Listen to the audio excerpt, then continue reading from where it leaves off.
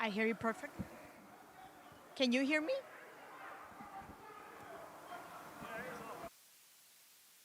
Oh, hello. It's on.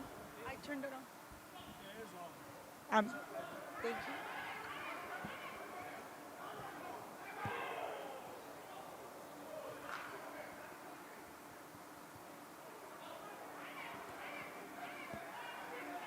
I'll just keep rehearsing.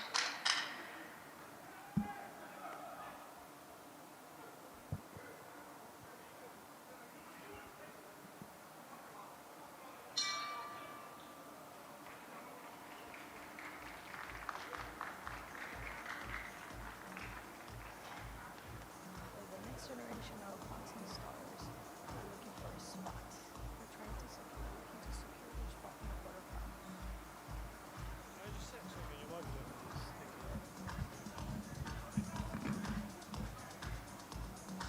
After 4 rounds, all three judges have the same 42-36. For the gold corner, Shabila.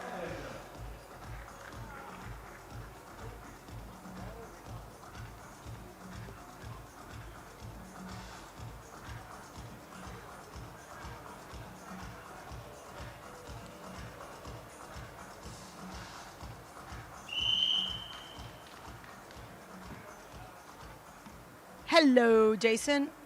Doing well, and I hear you perfectly. Good. Let me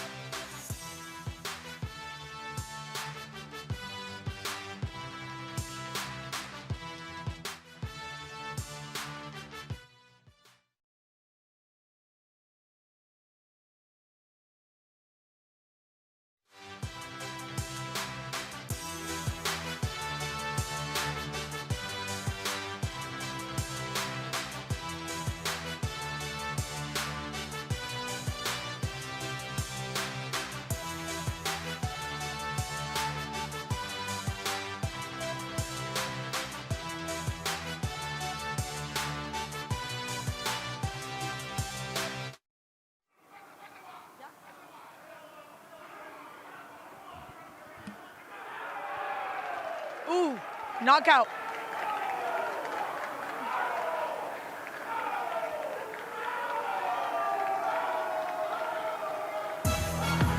Hello and welcome to Cool Arena. We're right here. That's a lot of talking. Thank you. Thank you. Because I didn't know if you were talking to me. Sorry.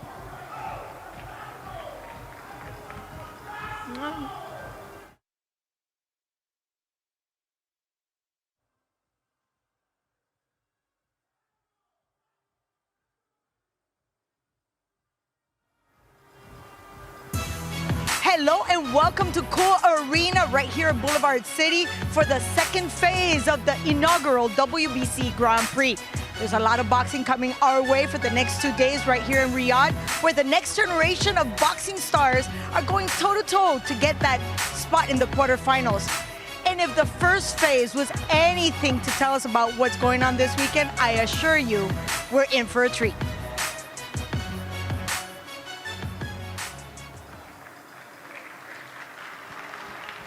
That was a nasty knockout.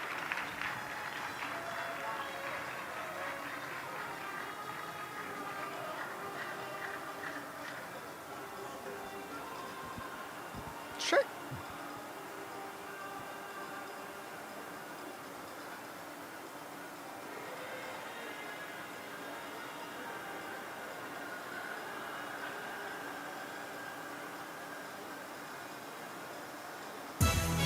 Hello and welcome to Cool Arena right here in Boulevard City, where we're ready for phase 2 of the inaugural WBC Grand Prix.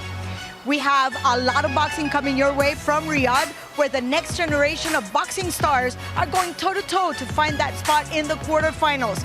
And if the first phase was anything like what we're gonna be having this evening, especially the la la la. You want to do it again? Yes.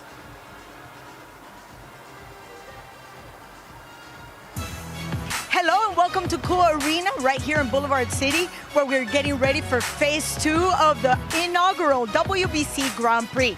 We have a lot of boxing coming your way for the next 2 days from Riyadh, where we have the next generation of boxing stars going toe-to-toe to, get that spot in the quarterfinals. And if that first phase was anything to go by, I assure you, we are in for a treat.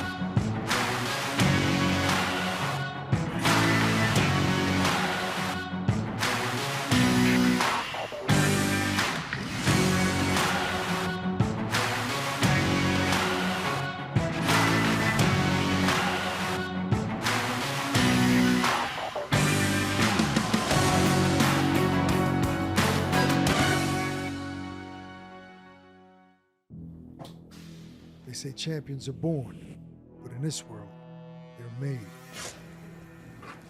This is the road to greatness. It's long, it's brutal, and only the strong survive. Every day, before the world wakes up, they grind. Every punch thrown, every mile ran. It's all for one purpose. No shortcuts, no excuses, just sacrifice. Because this game is about facing adversity. It all comes down to this. Doubt may creep in. He's in trouble. The Russian is bullying Canelo. The body might beg to quit. But the dream keeps them going. Who's gonna have more in the tank? What a shot! What's down in a heat? This is the proving ground. This is the WBC Grand Prix. Hello and welcome to Cool Arena right here in Boulevard City, where we're getting ready for phase 2 of the inaugural WBC Grand Prix. We have a lot of boxing coming your way for the next 2 days from Riyadh, where we have the next generation of boxing stars going toe-to-toe to, get that spot in the quarterfinals. And if that first phase was anything to go by, I assure you, we are in for a treat.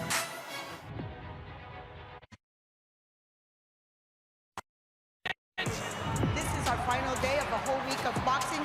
Absolutely flattens him with another right hand. This is a dream of my father. Now it's a reality.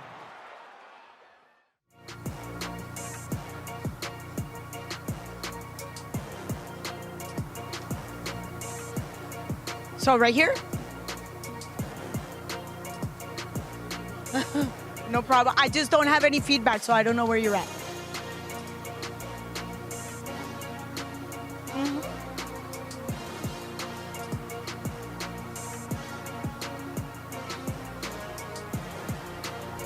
Yeah, okay.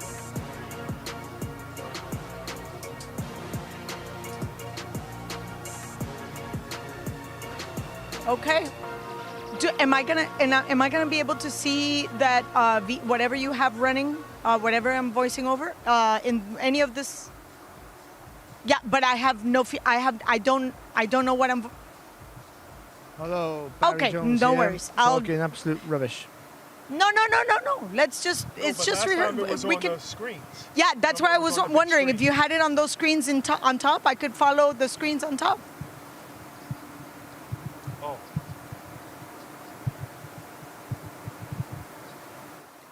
Dale. Yes. And I'll just keep it short. WBC Grand Prix takes center stage right here in Riyadh. 32 fights over the next 2 days. Today we focus on super lightweights and middleweights before the attention turns into featherweights and heavyweights tomorrow.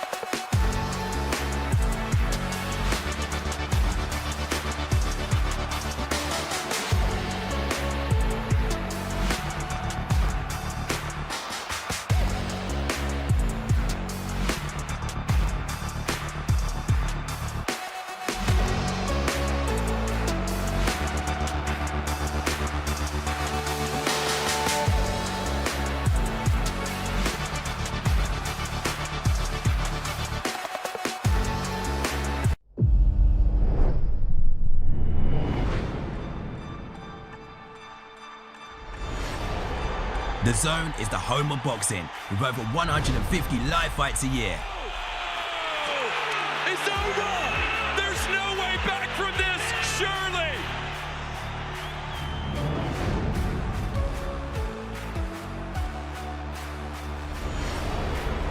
Ladies and gentlemen, let's get ready to rumble!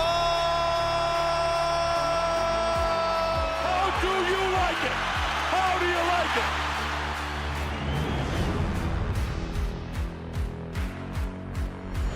That is unbelievable. These guys will be legends in their own country, but also in the international basketball world forever. That is what sport means. That is what the EuroLeague trophy means.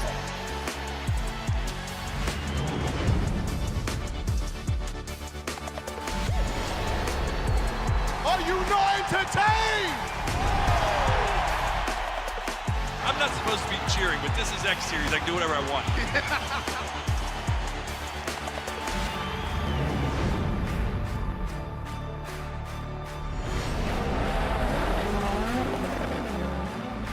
Everything is difficult in this life, so still you need to be on it.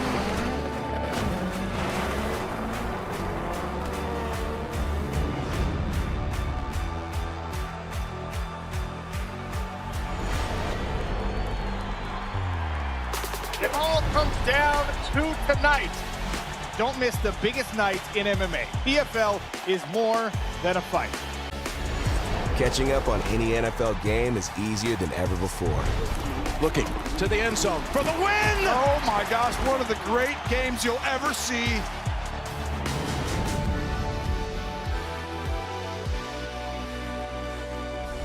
The competition is back, and the UEFA Women's Champions League looks set to be bigger and better than ever before. It's their time, a night to remember.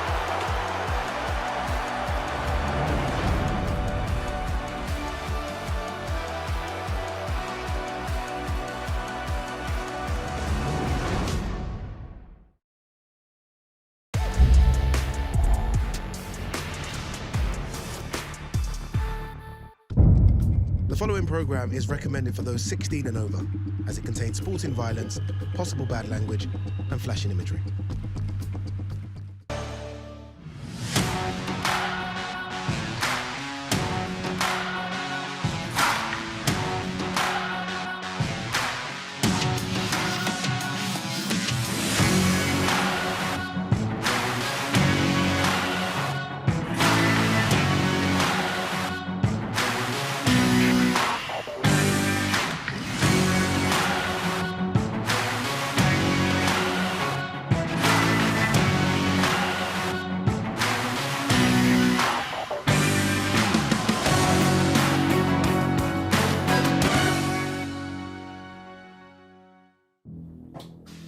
They say champions are born, but in this world, they're made. This is the road to greatness. It's long, it's brutal, and only the strong survive. Every day, before the world wakes up, they grind. Every punch thrown, every mile ran. It's all for one purpose. No shortcuts, no excuses, just sacrifice.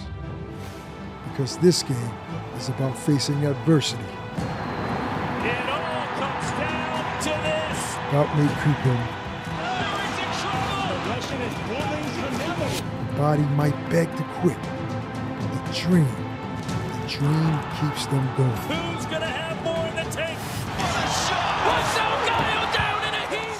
This is the proving ground. This is the WBC Grand Prix. Hello and welcome to Cool Arena right here in Boulevard City, where we're getting ready for phase 2 of the inaugural WBC Grand Prix.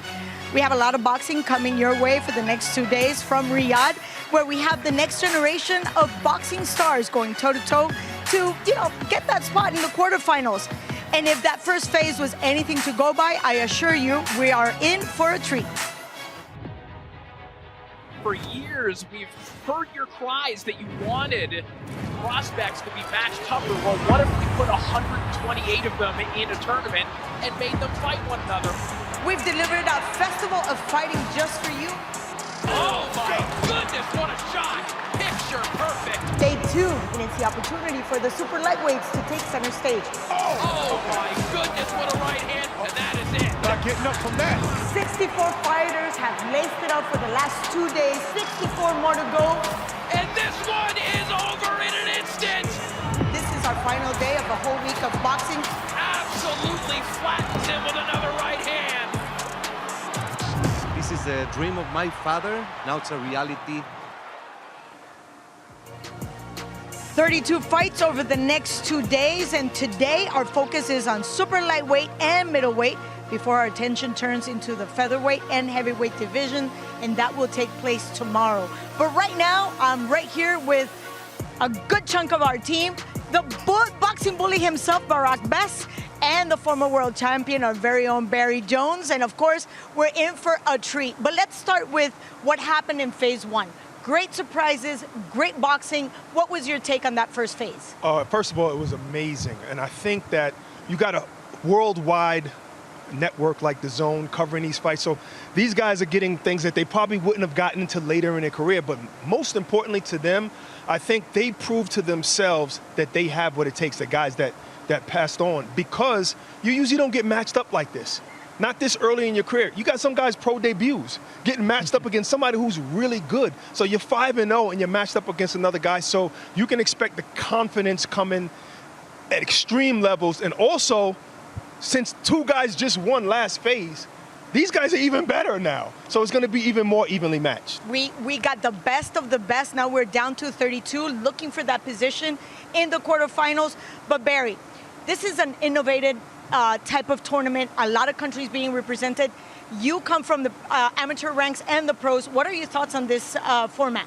I think it's fantastic because as an amateur, you're used to this sort of format in high competition. So, it almost gives you a comfort, if you will. And as Barack was saying, gone are the days where you could build up a massive record of undefeated record of boxing nobodies just to get a profile. Nowadays, people are matched hard and fast. So a tournament like this, where these fighters might box undefeated fighters anyway, but they would be at number 2 of the bill at 4 o'clock in the afternoon, on a top bill, but no one sees them. Now they're sharing the spotlight with all their peers, and with the opportunity to become number 1. I think it's a great idea. It accelerates your growth in the sport and your place. It gives you a title, gives you a good chunk of change as well if you get to win it. Let's not forget that. But it gives you the experience and the confidence. And that's important. The confidence to move on. So when you do fight for titles, you haven't just got an undefeated record. You've beaten good kids. You know you're good. And you go in with a different attitude then. Let's add something else. Tonight we have super featherweights and middleweights, but let's talk about the exposure. This is a worldwide type platform. This is not the place where you want to look bad. How much pressure does a fighter coming in a lot of times as a pro debut?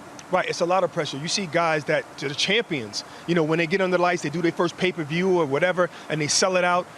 They get a little shaky, they get a little nervous, So this right here is a great proving ground early in your career. So the pressure is on. But once you get past the first phase, I think the pressure's gone. I think the biggest winner is obviously us and the audience because we're in for a treat. And we are on the second phase, but for those that missed the first phase, let me just give you a quick reminder of what this format is all about. The WBC Grand Prix is split into 4 separate weight divisions: featherweight, super lightweight, middleweight, and heavyweight.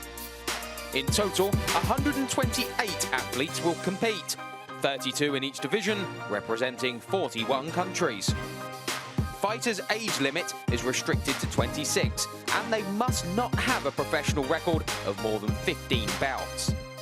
The competition is split across 5 events, hosted throughout 2025, culminating in the finals on December 20th. This is the second phase and will be held across 2 days with super lightweights and middleweights paired together on day 1, while day 2 sees the featherweights and heavyweights in action. There will be 16 fights taking place each day, 8 in each weight class, with the winners progressing to the quarterfinals. There are no draws, ensuring decisive outcomes in every bout. Every fight is set for 6 3-minute rounds. There will be open scoring at the end of round 2, 4 and 6 to enhance transparency. There will also be instant replay for accurate and fair officiating. The winner of each weight class will receive the Jose Sulaiman Trophy and the honour of being an inaugural WBC Grand Prix champion. We're all set for the first fight of phase 2. We begin with the super lightweight division. Let's head on to the ring and join Mr. MC, Mr. Thomas Streiber. Live worldwide on DAZN, let's first welcome to the ring, Wu Ju.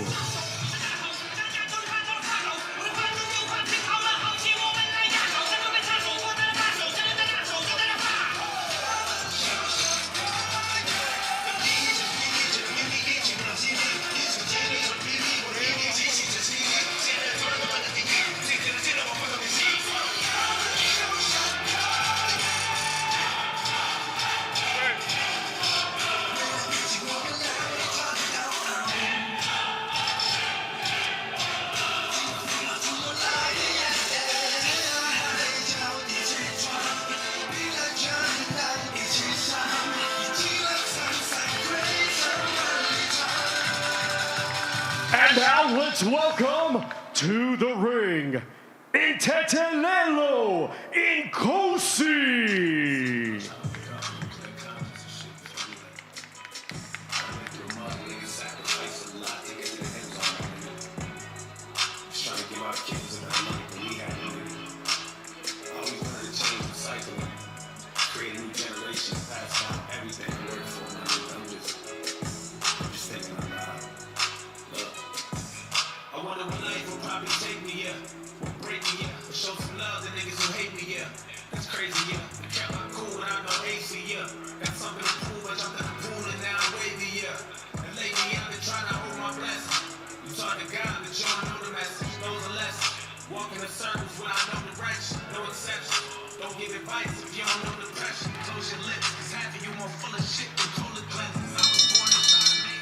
Ladies and gentlemen, welcome to the Riyadh season WBC Boxing Grand Prix from the Cool Arena Boulevard City in Riyadh, Kingdom of Saudi Arabia.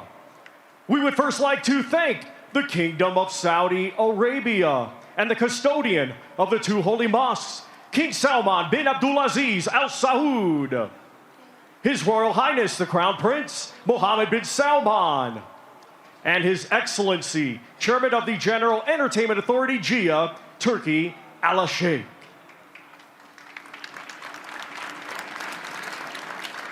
This great event is being brought to you by Riyadh Season and the General Entertainment Authority, GIA, with the World Boxing Council, President Mauricio Suleiman, OPI since '82, and Sella, along with their great sponsors, Ready to Fight, Arena Fitness Innovation, STC, Dr. Suleiman El Habib Medical Group, Saudi Airlines, Saudi Tourism Authority, The Ring, and Box Raw.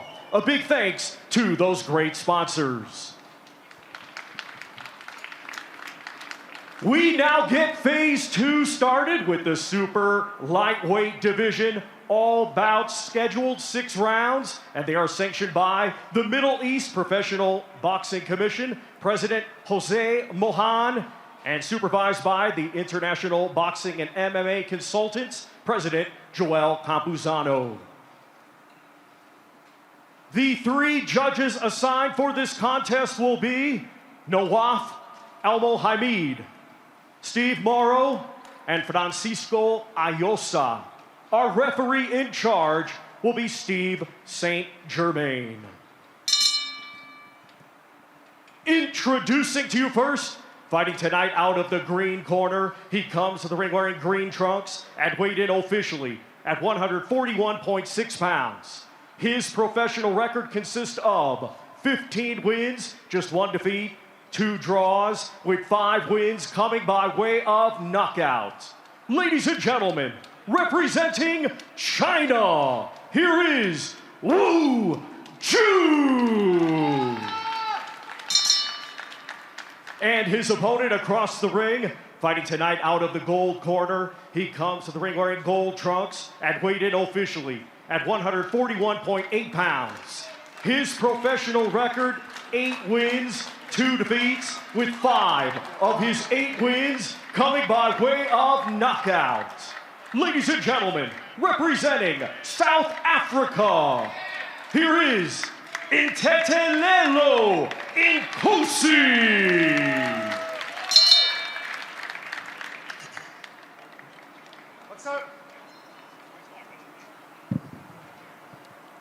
Consider that all good? All good. You both receive my instruction in the locker room. Protect yourself at all time.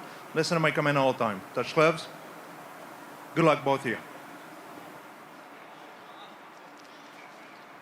So we are ready to get the action started. Hello, everyone. I am Corey Erdman alongside Barack the Boxing Bully and Barry Jones. Pleased to be calling the action for you all day long here today. Upwards of 9 hours of boxing coming your way, and we hope that you'll spend your day with us. And we are kicking that day off with Ntetalelo Nkosi taking on Wu Ju here in the first of 8 contests in the 140-pound bracket. Nkosi coming off one of the most impressive performances of the opening round, a third-round TKO victory over Marwan Matboli, and Wu Ju scoring a unanimous decision over Joaquin Garcia that, guys, has aged really well considering we just watched one of the prelims that was not aired, and Joaquin Garcia looked fantastic. Oh, amazing, amazing. So I love it when the opponent that you beat somebody good. You know, it just shows that your win was even better.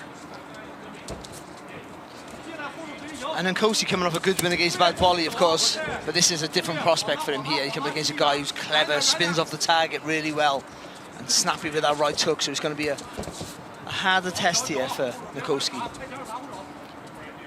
Wu Ju, one of the more experienced competitors in this tournament overall, with a record of 15-1-2, as he landed a nice left hand there a moment ago. He's a national youth amateur champion in China. Corey, I don't know if you noticed that before the fight started, the trainers just exchanged flags. That's something common, like maybe they do in the Olympics or something like that? Yeah, I mean, maybe that's new practice here. South Africa versus China in our opening contest. Nkosi, a part of arguably the best stable of South African fighters, led by Damian Durant from the legendary Durant legacy. And Damian Durant has effusive praise for Nkosi in particular, maybe even above and beyond many of his other fighters. He says that he is guaranteed to be a world champion, and that one day you're going to come up to me and say, yeah, you told me so. Well, maybe so. After that last performance, it was a third-round knockout. Incredible power, incredible patience is what I saw. And then once he got you hurt, he's jumping on you. Okay, just struggling a little bit here, just to find the target clean. A good right hand there from Nkosi, but for the most part, I think Ju's just doing well here, just spinning around. That left hand on the pipes working really well for him, and just a different look here for Nkosi. Just struggling there just to get that right hand into play. Right. He's finding it hard to get in proper distance, but Wu was just keeping him back, you know, keeping him at the end of his jab. Lovely balance as well, hasn't he, Ju? Oh, absolutely. Really good work. Matter of fact, the way he steps body there as well. The way he steps back reminds me of B-Ball. You know, the way he has that quick step back and jab while he's moving backwards. Oh, a combination there from Nkosi. He tries to steal the round at the end of the opening frame. That's where you don't want to be if you're Wu Ju, on the ropes.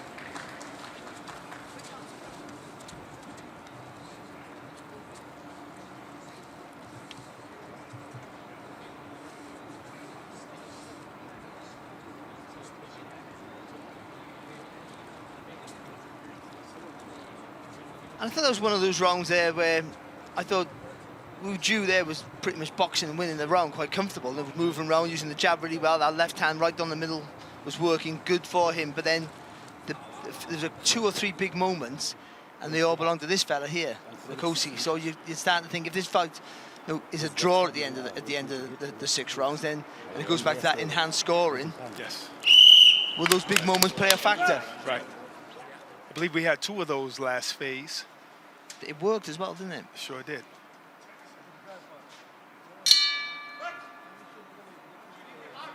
It's round 2 underway.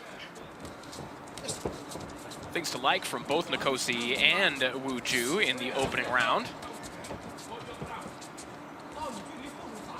His left hand again there from Ju, the pride of the Qingdao Combat Club.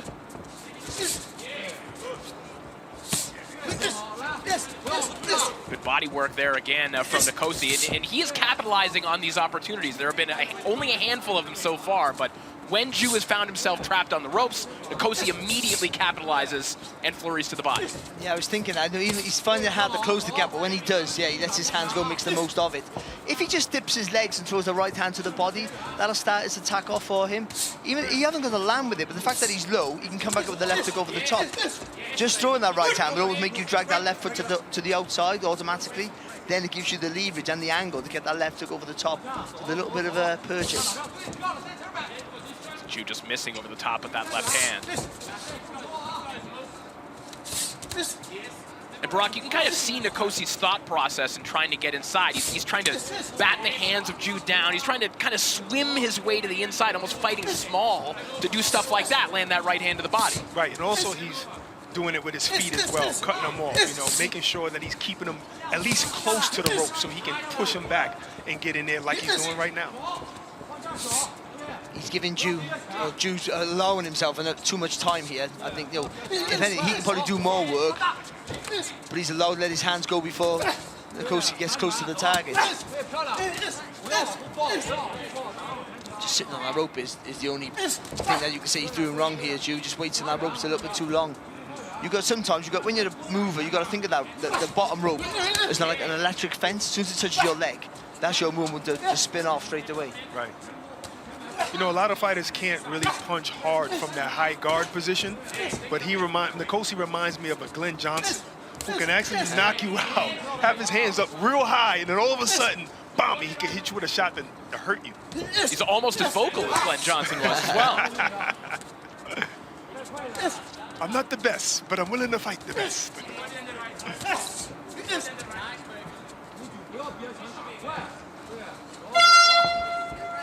30-second horn. If you weren't tuning in to phase 1 of the tournament, that is one of the WBC's innovations. That horn kind of meant to entice a little urgency in each and every round out of both fighters. Nice little check hook there from Ju. So we're now inside the final 10 seconds with combination from Ju as he spins off the ropes. Little adaptation there. That's the first Chinese representative. First time Ju actually got out of the corner quick enough not to get hit.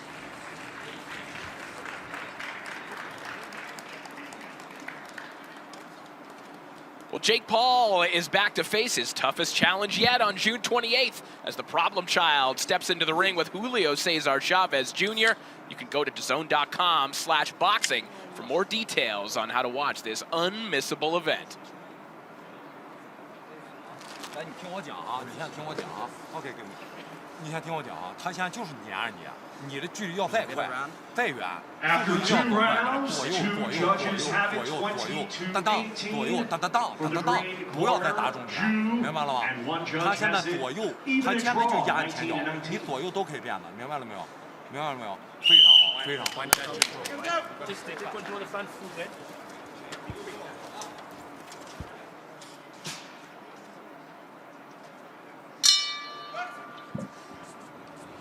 So round 3 underway.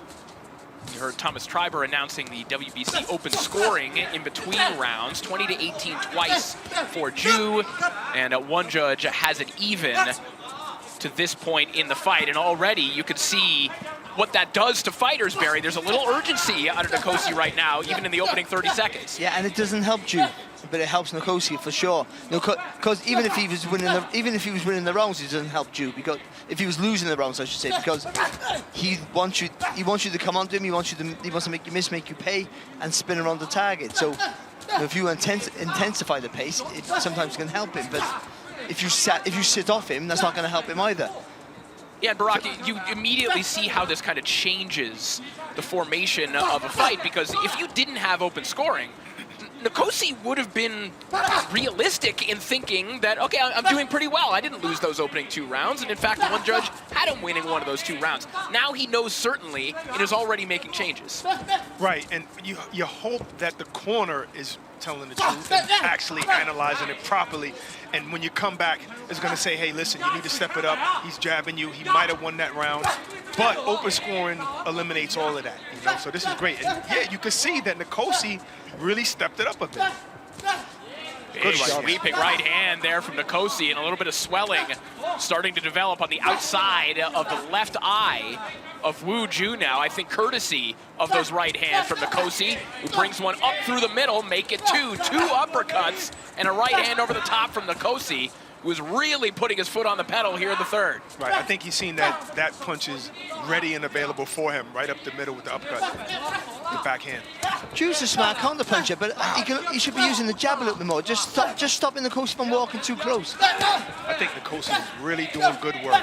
The body up top, really cutting off the ring, great. Oh, lovely work. Giving them angles. Good work by Nkosi. Barry, I think the one thing that Nkosi is seeing here is where Ju is carrying his backhand. He's countering really well, but usually to the body. But with that sweeping right hand coming over the top, it's mostly unprotected. Yeah, and as you mentioned it there, just again, another sweeping right hand from Nkosi. Well, and also because he leans back, which works for him, he doesn't bring the glove with his head, so he leans back, the glove stays on the chest, and that chin's massively exposed. Nkosi, that's it. If he dips low and goes high, Nkosi, whether it's a right hand to the body or jab to the body, throw that right hand over the top. This is only a 6-rounder, but the way Nkosi is working, his work rate, you can get tired by the 5th round working like this, or maybe even early. He has to be really conditioned to keep up this pace. Or you could tire someone out, which is his plan right now. Oh, what a right hand there from Nkosi, snapping the head back of Ju. He's hurt. And he felt that one, and the bell was his friend here in the 3rd round. Absolutely. Fireworks already.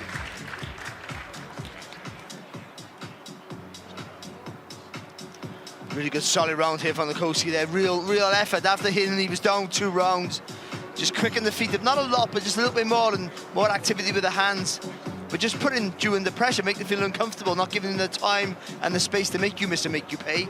And then the gaps appeared, and that right hand over the top was a real good weapon for him. 2 big shots there from Nkosi, and the one at the end of the round, that hurt Ju. And maybe if that was 30 seconds earlier, it would have been a different outcome. Well, speaking of the adjustments going on in Nkosi's corner, let's bring in Claudia Trejos, who was there a moment ago. Claudia, what are you hearing? Thank you, Corey. They're very satisfied with Nkosi's performance. They're concerned about the scoring, but they understand that he has to keep smothering Wu. Not only that, but if there's productivity right now in this 3rd round, he has to let his hands go even more. Thank you so much, Claudia.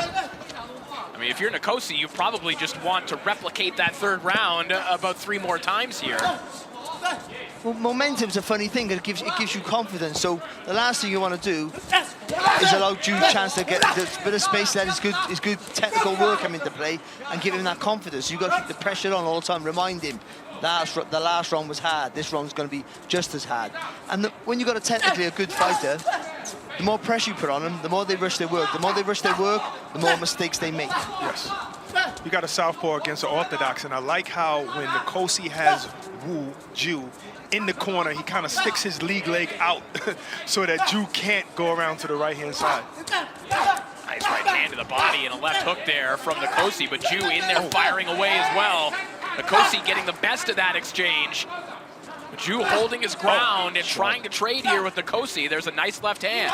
See, Nkosi's clever in what you give him credit for. He looks like he just comes forward with high energy and high output, in which he is. But he's realised very quickly what he did just then is block and counter. So he's moved forward. He knows that Ju, after he throws his punches, doesn't really move automatically straight away. So he's happy to take the shot and know there's a target to hit after. Nice left hand to the body there from Ju.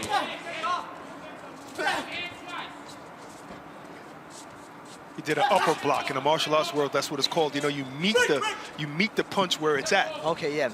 So stunt the power. Yes. Good shot. Instead of letting it come to your face and blocking it close to your face, you can still feel some of that impact sometimes. And they can go around the glove. It's a classic Bernard Hopkins trick, and Barry, you know who uses that a lot as well? He's got a fight coming out, Galal Yafai. Yes. Loves to just kind of use almost like a shield, pushing that lead hand up. Right. Final minute here of round 4. Considering the condition Ju was in at the end of round 3, this is a good bounce back round for him. He lands another good left hand to the body, but Nkosi just overwhelming him with this work rate right now. And even though you say he has to have a good engine, he's dictating the pace. So however hard it is, it's at his doing, and that makes it a lot easier because you're regulating your breathing for your attacks. Where when you're the reactive fighter, you'll have to change your breathing all the time, just try and cope with what's coming next. I think I think Ju really wanted to land some power shots to make Nkosi a little honest. It's just he's landing them. They're landing flush. It's just not stopping Nkosi. Good check hook by Wu Ju. Good left hand to the body again from Ju. There have been a lot of those landed in this fight, and you wonder the latter portions of this fight if they could potentially help serve to slow Nkosi down. We haven't seen evidence of that quite yet. That is a fun round of boxing. I love it when the referee is not necessary. This is great. Well, the FIFA Club World Cup is into its second round of matches, and there are 3 games available for you today live on DAZN. Benfica face Auckland, Flamengo take on Chelsea, and LAFC battle Tunisian side ES Tunis. You can catch that live right here on DAZN.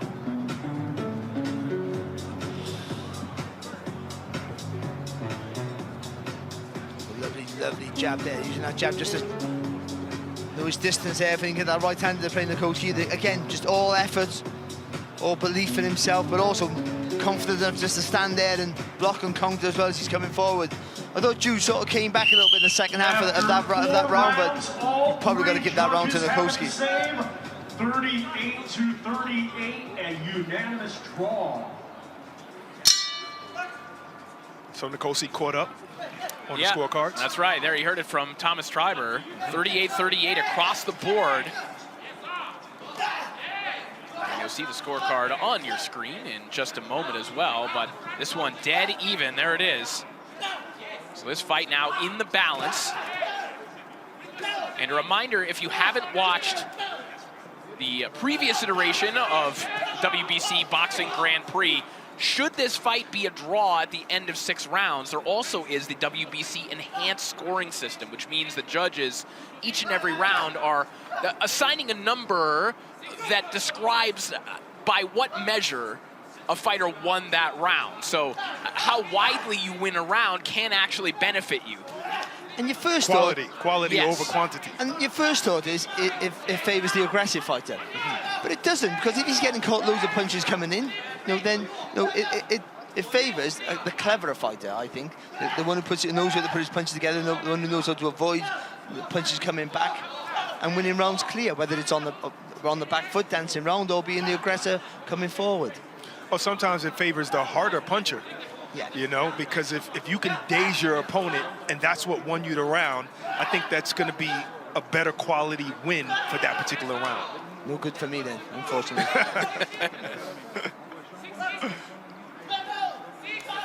Again, Ju's at the point now, he's got to start throwing in 2s and 3s rather than single shots, because being overwhelmed here. Even though he's landing some good work of his own and making the round close, just the whole impression is Nkosi is dominating, or certainly in charge of the action. I think that's a good shot, and that one has hurt Ju. Yes. Ju back against the ropes again, as he was 2 rounds ago. And Nkosi starting to pour it on here in the 5th. You know, if you look at the first 2 rounds, Wu Ju was using his legs very, very well, but I think that constant pressure and the body shots just slowed him down a little bit and kind of wore him down. And all that just leaning back, making you miss by an inch, becomes a problem now, because you're tired, you're more tired, you start making mistakes, your reaction's just a little millisecond slower. Well, you could tell, even with the legs and the feet of Ju right now, he is squared up. This is just all heart and effort from Ju at the moment. Oh, God. The tank is emptying in rapid fashion, as Nkosi just will not stop. Nkosi has a way of blocking and punching with the same hand in that same motion. Awesome. That's a good shot. Big sweeping right hand from Nkosi a moment ago. Final 10 seconds of the round, and this will be a welcome reprieve for Wu Ju, who just took a thrashing in the final 40 seconds of that round. And still fighting back hard. Just, you know, getting the worst of those combinations there. Again, just marauding Ju here. Nkosi, just non-stop pressure. But quality in his work as well, landing some lovely jabs and left hooks over the top, and certainly what's been his best weapon, that right hand on the middle. Always find the home, and just Ju just struggling for pace a little bit at times, but Nkosi, that constant, consistent pressure, probably his clearest around so far, when he needs it the most. 明白了吗？明白了，打完手就带起来，明白了吗？明白了吗，吴宇啊？最后一个回合你想赢，我拼了，明白了吗？ I don't know if I was in corner if I want 17 slaps on my shoulder. I don't know. What about like 2 slaps? You know, they're there. Maybe like a Tito Trinidad slap to the face. We used to get slapped in the face all the time as amateurs. Yeah? What are you doing? 6th and final round. Oh, goodness. And Ntetalelo Nkosi is picking up where he left off. He is all over Wu Ju here in the opening 20 seconds of the final round. And you'd have to think that Nkosi banked that last round and is ahead on all 3 scorecards. We don't know that, but based on how things have been scored so far and how dominant he was in that round, that is likely the case. But that also means that you could win this round and even things up. Go ahead. No, but again, we spoke about this earlier, the momentum thing. Yeah. And it's all in the favour of Nkosi because he's the pressure fighter anyway, and he's been able to dictate. Even the rounds he lost, he was dictating the pace. So Ju's got to show something that he hasn't shown for the last couple of rounds. Right, and the good thing about open scoring is if 2 of the judges gave Nkosi the 3rd and the 4th round, you just keep rinse and repeat. You know, you keep doing the same thing, and that's what he actually has the ability to keep doing it. He's doing the exact same thing he did last round, Nkosi. He just had a bounce through step there, Ju. He went 1-2, bounced out, came back with a lovely 1-2. I don't think he got the energy to keep that up, though, unfortunately. Yeah, that's the question. How much of that bounce can he continue to produce? Because he's just getting bounced against the ropes. And he's actually landing good shots, too. They're just not having the same effect as Nkosi's shots on him. Oh, lovely. Really clever footwork there from Nkosi. Really good work. Especially the pace he's fought at. They still come up with that. I think Wu Ju is a warrior. He's just getting a little bit overwhelmed by the pressure. Good stiff jabs there from Nkosi over top of the right hand of Ju, and then another quick combination on the inside. Final minute of this contest. Big sweeping left hook there from Nkosi. I think with Ju, he shows when he's hurt. Certainly when he's tired, he shows that. And that'll give you, as a fighter, a real burst of adrenaline. Shot. Yeah, it's a really good point, Barry. He's wearing his trauma on his sleeve, so to speak, both in terms of his fatigue and getting hurt by these shots from Nkosi as well. It's going to be tough for other fighters to beat Nkosi in this tournament. Wow. Final 30 seconds. Big shot and the mouthpiece of Wu Ju just went flying, and now he's taking these shots unprotected, and Nkosi won't stop punching, so there can't be a break in the action.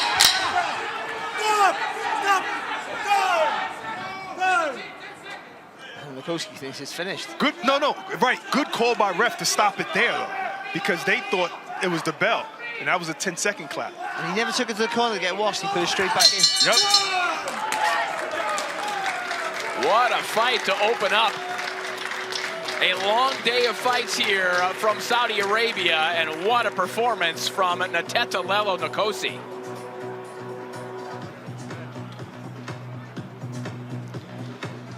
What he gave us for the second half of the fight really was just constant, consistent pressure. But the work as well, I think economically he lands with almost every shot he throws, Nkosi. It's not just raw aggression coming forward with no thought. He started that last round just swinging like a bit of a maniac, then settled down, picked his shots really well. And even if he had to take a load of shots, he has a good chin, which is a real plus for him against a good fighter in Ju, who really picks his shots well. But he just overwhelmed him. Pressure, work rate, strength, and a little bit of intelligence there from Nkosi for what I think is a really good win. Great finish as well, wasn't it? Fantastic finish. Beautiful finish. Actually by both fighters, but Nkosi just did a little bit more. But to be able to have that level and that speed, that work rate, And to place your punches properly the way he did is just amazing. He never neglected the body this entire fight. I mean, his work was really good. Even the blocking and countering, coming up and not retreating at all. Or, yes. No, he's just really thoughtful in his work. But ultimately, his engine and his work rate and his fitness got him through. We're going to be heading to Anaheim on June 28th as Jake Paul takes the next step in his pro boxing adventure. But the problem child faces his toughest test in the shape of former world champion Julio Cesar Chavez Jr. That's next Saturday. You can buy it now on DAZN.com/boxing. All right, it looks like we are ready to make this one official, so let's send it back up to our MC, Mr. Thomas Treiber. Ladies and gentlemen, after 6 rounds of boxing, we go to the judges' scorecards, and all 3 judges, Nawaf Al-Mohamid, Steve Morrow, and Francisco Ayosa are in agreement. They all scored the same, 58-56, for your winner by unanimous decision. Intetelelo Nkosi!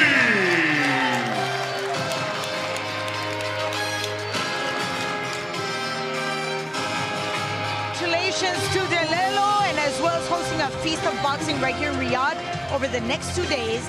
The Zone is also the home of this summer's FIFA Club World Cup.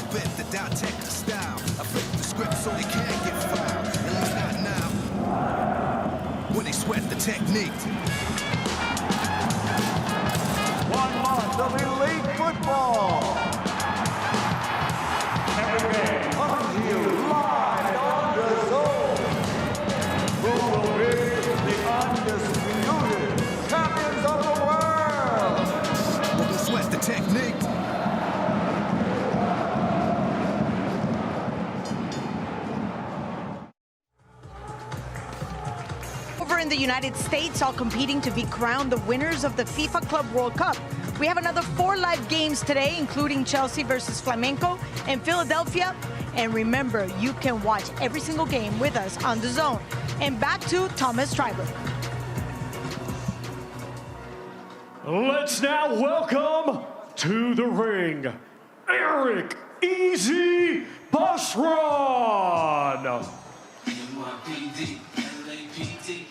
NYPD, and that's on that's who you get, huh? NYPD, LAPD, NYPD, that's your motherfucking foot, huh? NYPD, LAPD, NYPD, you a motherfucking snitch, huh? NYPD, LAPD, NYPD, niggas wanna shine like me, round like me, they don't walk around with a 9 like me, they don't want to do a 3 to 9 like me, and they ain't strong enough to take 9 like me. And now let's welcome to the ring, Danilo Lozison.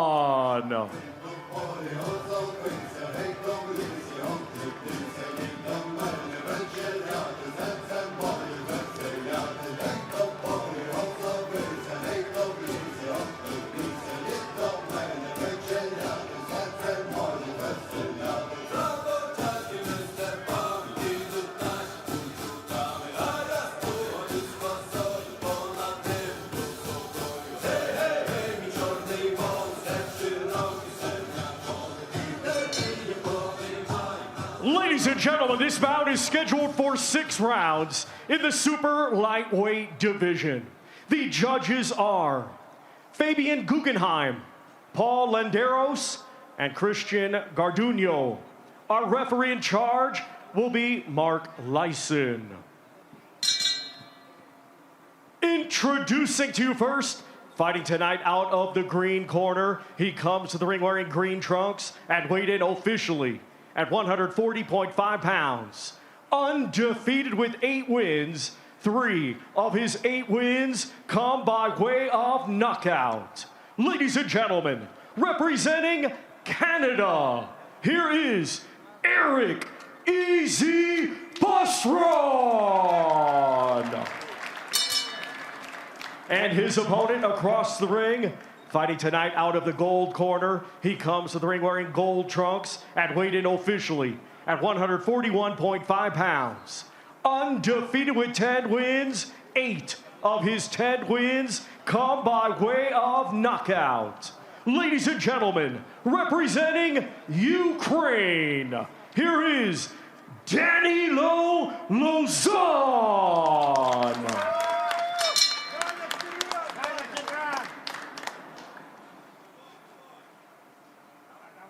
Okay, boxers, I've already spoken to you both. You know what I expect. Stay professional, obey my commands, and most of all, protect yourself at all times. Also, when you hear the buzzer, there'll be 30 seconds left in the round. Good luck to you both. So an excellent-looking matchup here between Danilo Lozison of Ukraine and Eric Boson of Canada. Lozison, the most recent European under-23 amateur champion, as he's bounced between the amateurs and the pros. Eric Boson, a 4-time Canadian national amateur champion, 8-0 in the pros. And Barry, as we saw in the opening round against Isaiah Johnson, with a style and an amount of movement that can make for a nightmare of a night for anyone in this bracket. Yeah, and he'll need that against Lozison as well, with that movement. Just a little safety first approach that he has, Boson. It works for him, but sometimes you've got to be a little bit busier when you get the opportunity to let your hands go. And for against someone like Lozison, who's technically very good, that movement might cause him a few problems, though.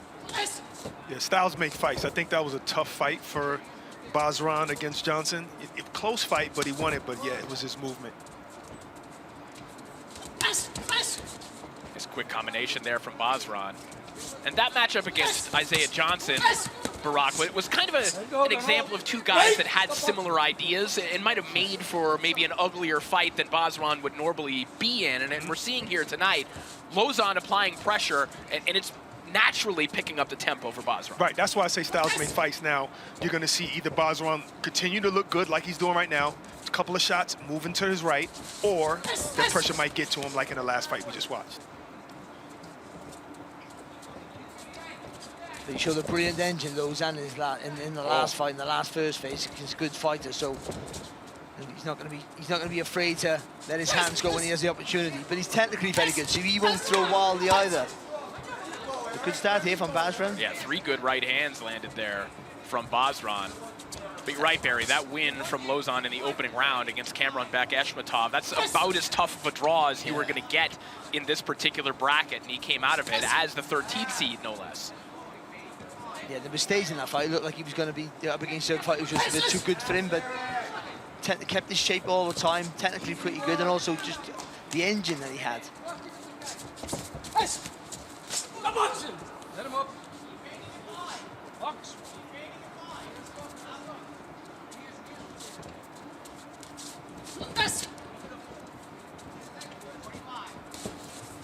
Can't sit in the ropes here, Boson. Not changing the direction. That's what's going to work for him. That's good. If he wins the fight, that's going to be it. Not being able to be walked down, but sometimes when they square up on the ropes and they stay there for a second, I always find that a bit dangerous. Here's the 32nd horn. We're not far from the Boson corner as well, who's giving him kind of time updates as the round is going on as well. Stop boxing. Stop boxing. 10 seconds of the opening round. An excellent start here for Eric Boson. Can he continue to fend off this pressure from Danilo Lozison for a full 6 rounds?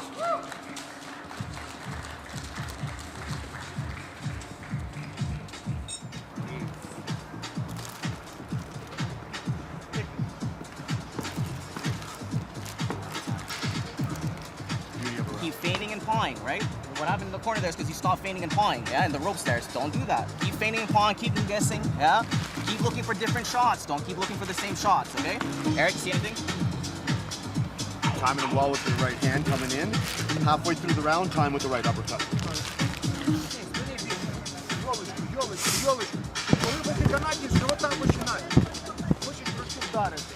надо влажно. Сип, так. І мало серій. Ну, помниш, був розговор, 2-3 серії за раунд. Мало.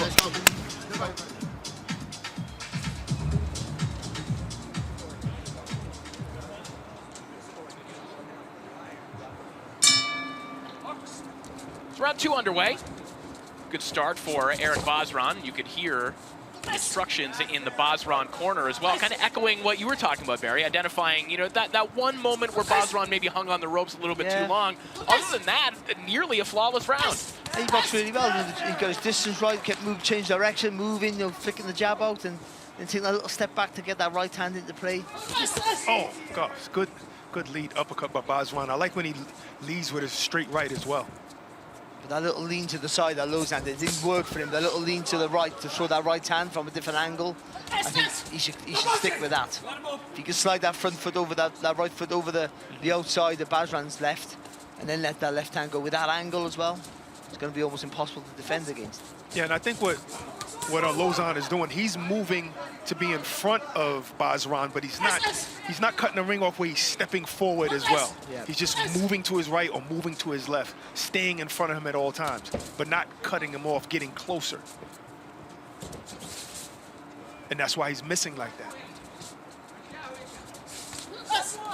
When you close the distance, especially a move, but you're going to feint and commit, or double jab your way in, you might miss with one or even two of those shots. But what it does, it allows your front foot to get close to land with a more significant punch, and also or just be a presence, put pressure on your opponent. A couple left hands snuck in here from Lozison here in this round. He tried the double jab last round, Lozison, and then he started feigning. He started fading and just coming in with his hands up high. And I think he had a little bit more success with the feints. Yeah. Because the way he's moved, because he's always on his toes, on the balls of his feet here. Oh, what a left hand from Daniel Lozison, and Bosron is in a heap. He was momentarily out there. Wow. 6, 7. Bosron's corner telling him to take his time. I think you're right, Barack. Oh, I think he was out and came back to life here. Yes. Big opportunity for Daniel Lozison. Smart holding right now. A pretty miraculous recovery here for Bosron, but this has changed the dynamic of the fight entirely. He's just got to rush his work now, Lozison, not get too close to smother his work. He's still got to punch with a bit of range. Shot again.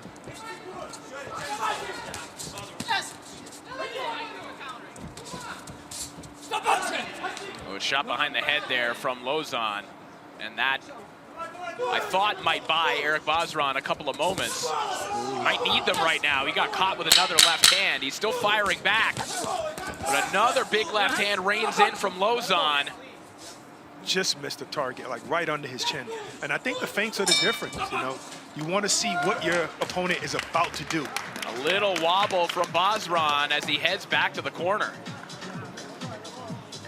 And what we said about stepping on the outside, leaning the head over, just letting that left hand go right down the middle. He sort of leaned into it as well, didn't he there, Bosron? You see that he dips to his right. Oh, he just walked right onto the shot pretty much. But sort of volunteered his chin. Shot. Nice neat punch. That's punching with your body, that is. Right after he closed the distance. Yeah. Beautiful. Wow. After 2 rounds, all 3 judges have the same 19 to 18. Be tight when you're throwing with them. The gold corner, Lozison.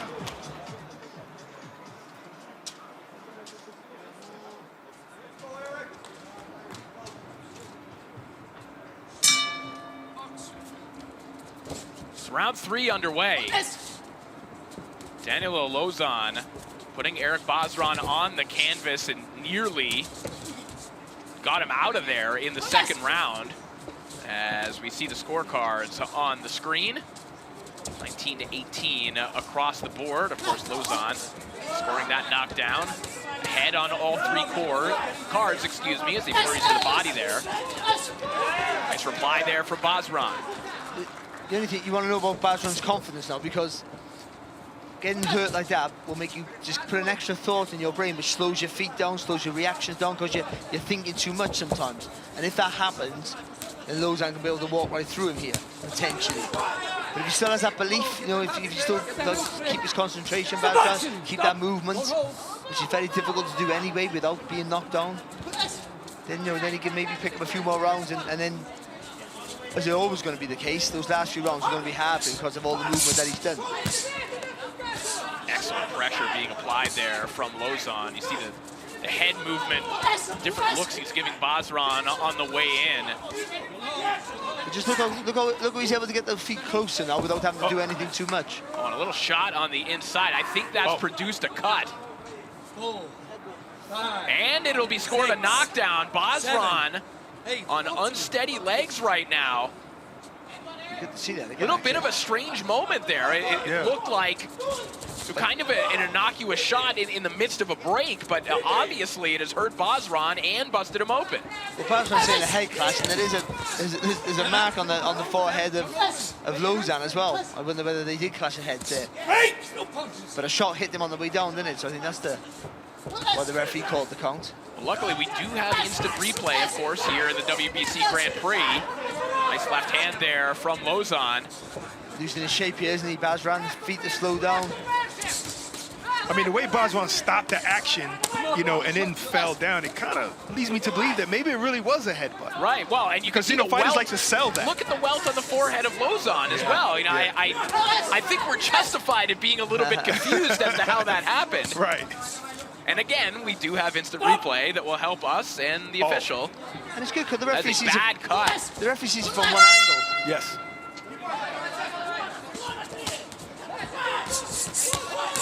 Hard shot there from Lozison, and down goes Basran for a third time. No headbutt there. 5, 6, 7. He's really hurt. 8. Basran unsteady, and that is it. Danilo Lozison, absolute destruction here in the second round. You know, we're not going to go to replay for that headbutt now, or supposed headbutt now, but what if it was ruled a headbutt? And what if Basran had a few more seconds to recover? Who knows? But in real time is hard. It's hard for the referee to see everything. Right, and since an actual knockout happened later on, I think that's the only question you could ask is, if Basran was given a little bit more time to recover, maybe would that last knockdown and knockout have happened? You can debate that, but you can't debate whether that was a knockout. Oh, no, that was a knockout. But also, I think whether it was a clash or a headbutt, that cut put a panic on Basran and he lost his shape. So that's the knockout from the opening round. Barry, you can take us through the next two. Yeah, and I think that after this knockdown right here, he never really recovered 100%. Even though he was throwing hard shots the next round, this knockdown right here really affected him. Well, it dents your confidence for sure, and he did slow his legs down. But this here, for me, there's the head clash. That's a beautiful, well called there. That's it. But no, after that, when he gets up from here, he's panicking about that cut, and he lost his shape completely, and that allowed him an easier target to hit for Lozison to get. Wasn't a hard headbutt neither, you know. And I thought he was selling it, but he could have been still a little druggy from the knockdown in the first round or second round. Possibly, but you know, I think he might be overreactive in here. But I thought he was. Wow. See, I don't see a real definite clean shot there. See, when he was first out, before he stumbled back to the corner, I thought he just panicked and looked for the floor. Right. That was my initial reaction. But maybe it was a shot around the sides he doesn't really see. Yeah, I think it's that right hook. Yeah. Still even not super clean. That's why I said I think that first shot really messed him up. Yeah, and, sure, and he just wasn't all the way there.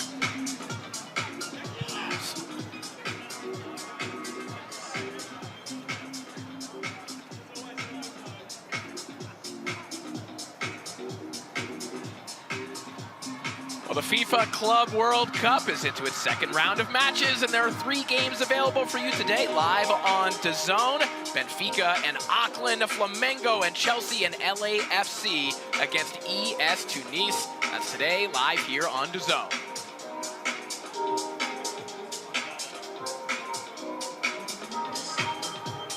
All right, looks like we are ready to make it official. Let's send it up to Thomas Stryker. Ladies and gentlemen, here is the official time. 2 minutes 50 seconds of round number 3. Our referee in charge, Mark Lozison, stops the contest. Therefore, your winner by way of technical knockout and still undefeated, Danilo Lozison.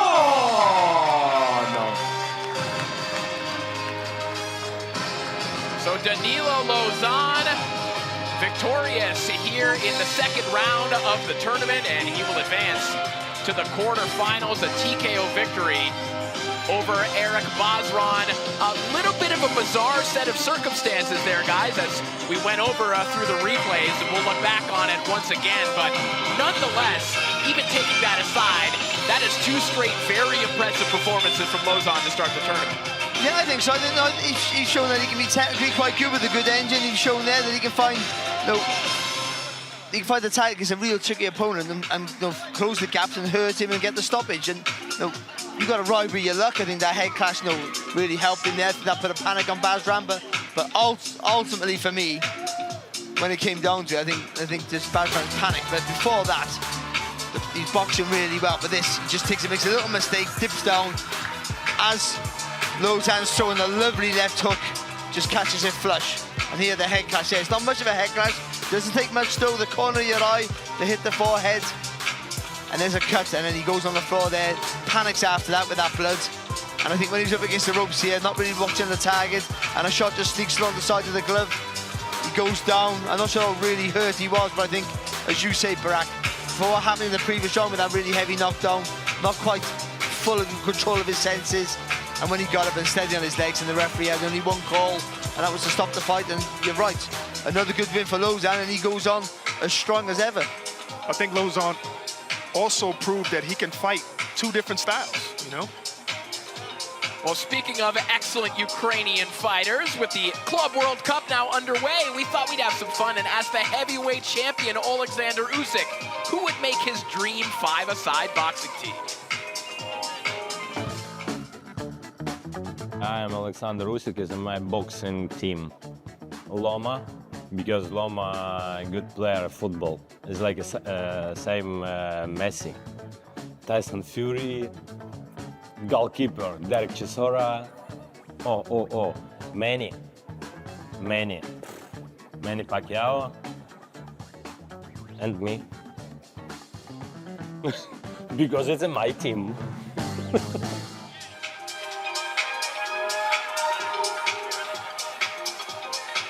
Well, thank you to the heavyweight champ for weighing in on that. We are ready to keep the action moving from here in Riyadh. And to do that, we'll hand it back to our MC, Thomas Stryker. Let's welcome to the ring, Alan Dutra.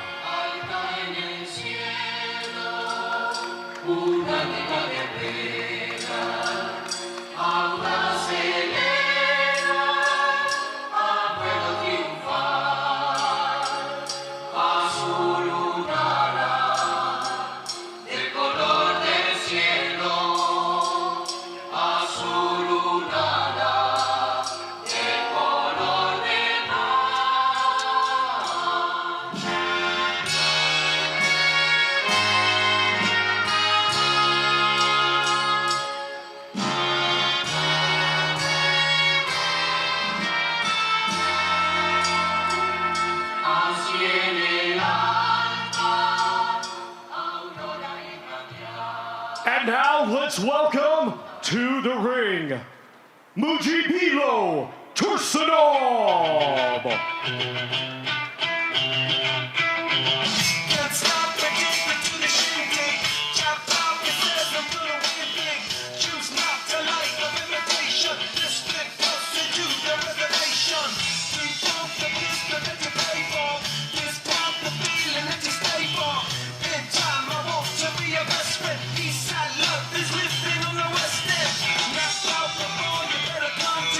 Don't die, you know that you're the song too. Go right,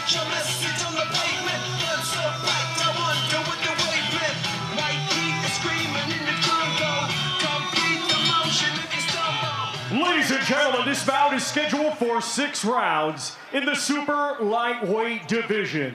The judges are Nawaf Al-Mohamid, Barry Lindenman, and Francisco Ayosa. Our referee in charge will be Ansi Perayoki. Introducing to you first, fighting tonight out of the green corner, he comes to the ring wearing green trunks and weighed in officially at 140.9 pounds. Undefeated with 15 wins, 9 of his 15 wins coming by way of knockout. Ladies and gentlemen, representing Argentina, here is Alan Dutra. And his opponent across the ring, fighting tonight out of the gold corner, he comes to the ring wearing gold trunks and weighed in officially at 140.8 pounds.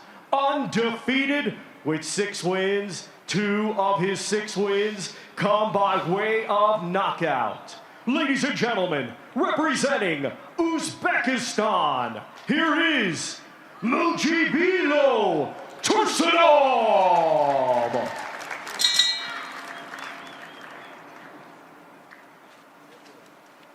Okay, gentlemen, I wait a good, clean fight. Follow the rules, obey my comments. This is the belt line, this is the belt line. No punches below this line and no rabbit punches. May the best man win. Tough gloves, good luck.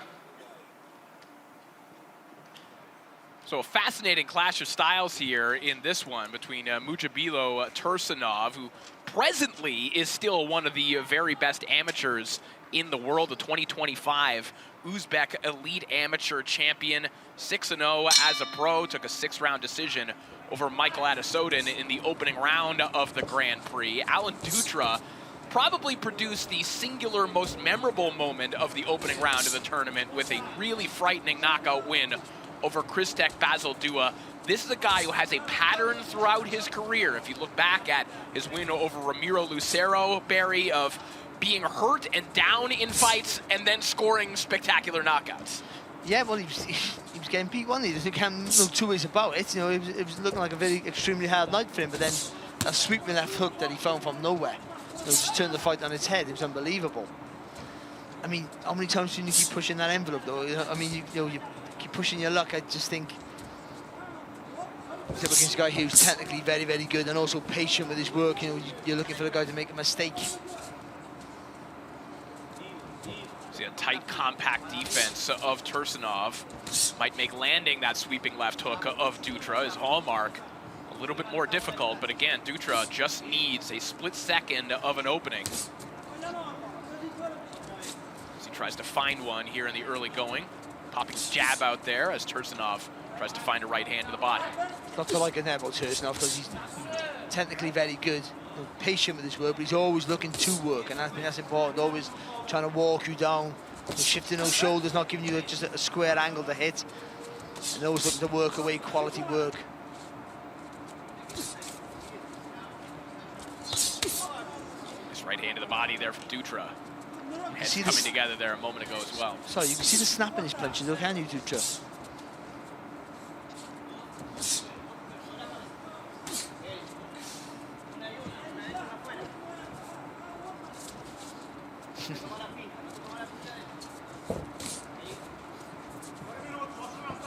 Tursunov just continues to creep forward here. We haven't seen, to this point yet, Barak, that kind of extravagant Uzbek footwork. He hasn't really needed it. He's just trying to kind of bull his way to the inside at this point. Right, and he's trying to get his distance right. He's catching him. He's just not getting him at the very, very end of his punch. So you just got to get a little bit closer to really connect flush. And of course, this is the second phase now.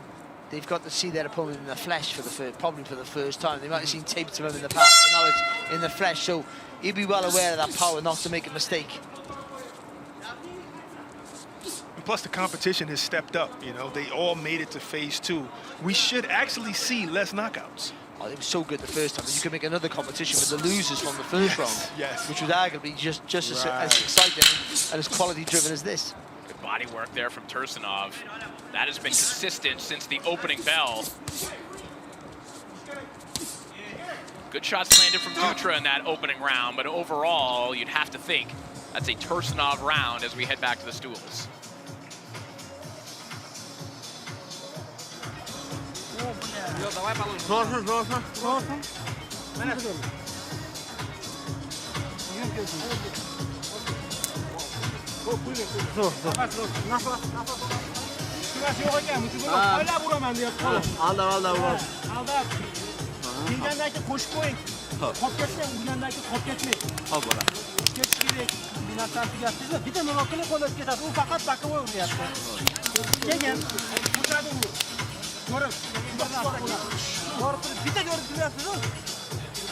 Tenemos que ir subiendo el nivel ahora, ¿está? Y trabajando un poquito más, no te quedes, ¿estamos?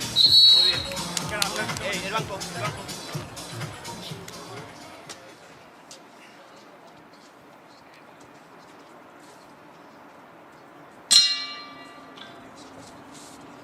It's round 2 underway. Good start for Mujibilo Tursunov, elite Uzbek amateur who also moonlights as a professional, as you're seeing right now. And it would be an interesting decision, Barry. You know, let's say Tursunov goes all the way in this tournament, gets the $200,000 plus that you get, and he gets the WBC silver title and the world ranking that comes with it.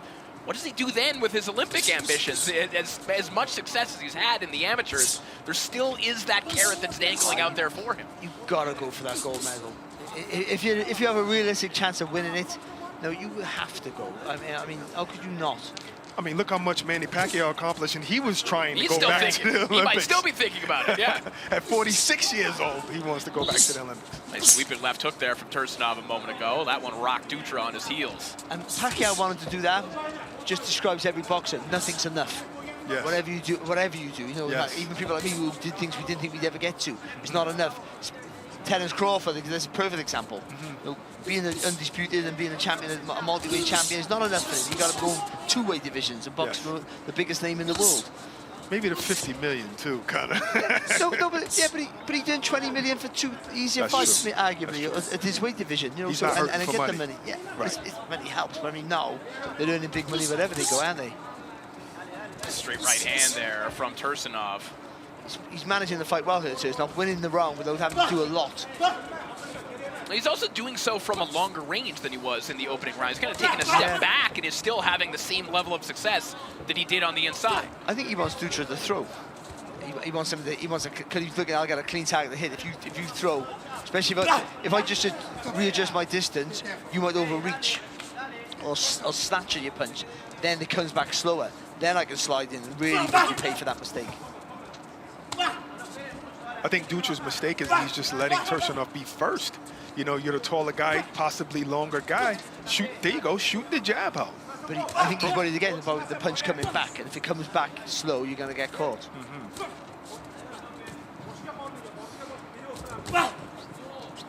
Stabbing jab to the body there from Tursunov. Dutra fighting for just the second time outside of Argentina. Lands a nice right hand to the body, and there's that left hook. Every once in a while, it sneaks in there, and you gotta worry about it every time he lets it go. He commits to his shots, man. Dutra doesn't throw many. When he does, Dutra was trying to sit down on the shots there.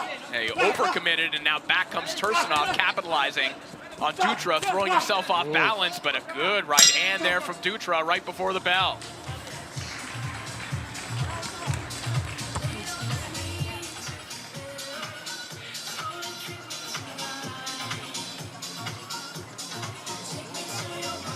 Well, it's destination New York City on July 12th when The Ring presents another blockbuster card as Edgar Berlanga versus Hamza Shiraz tops the bill with Shakur Stevenson and William Zepeda finally facing off in the chief support. It promises to be another memorable night of boxing from the Big Apple.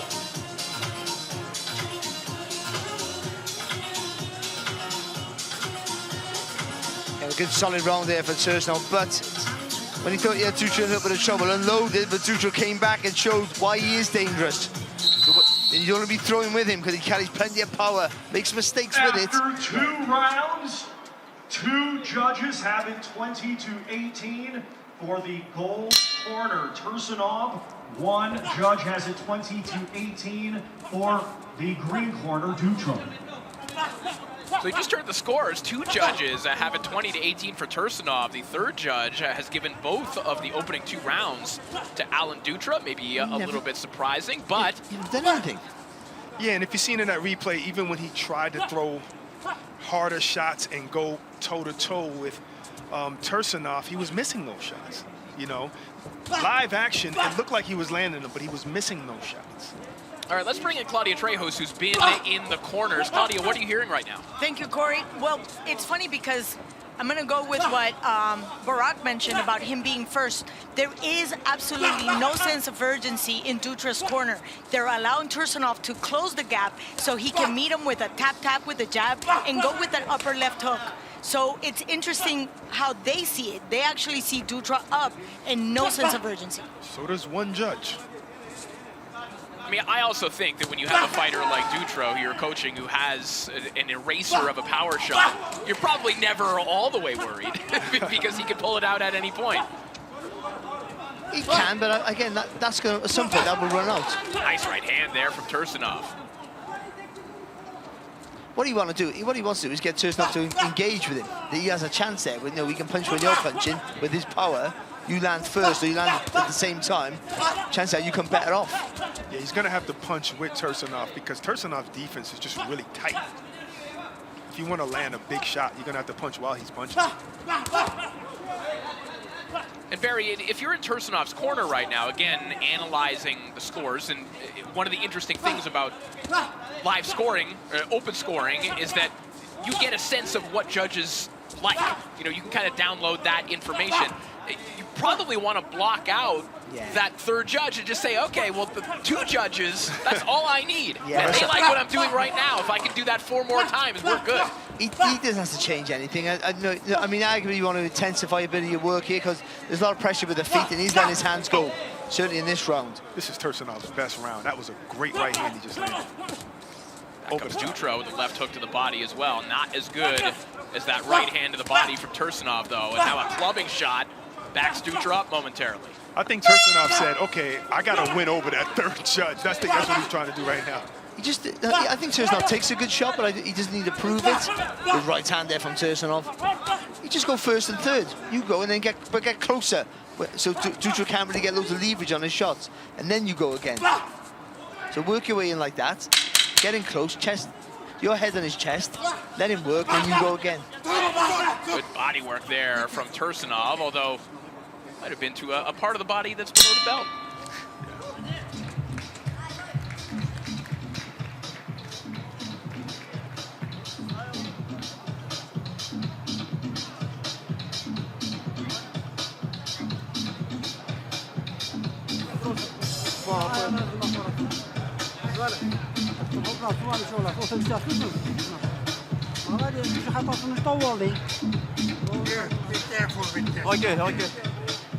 Good solid round here from Tursunov then. Just that constant pressure with the feet, working the body well. One was on the belt line there, but nice solid right hand.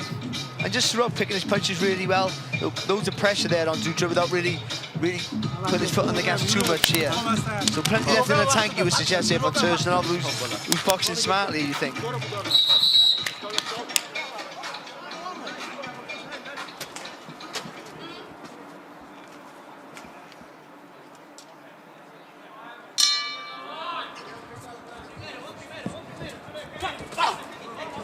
Round 4 now underway. Shabila Tursunov right back to the body of Alan Dutra with his first shot of the round. Good timing on that jab as well.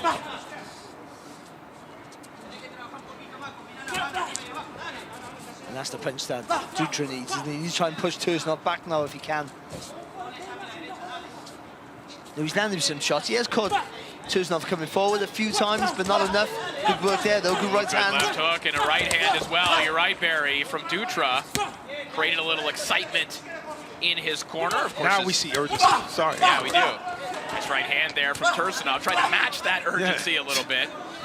Being first. I like it. That's what Dutra needs to do.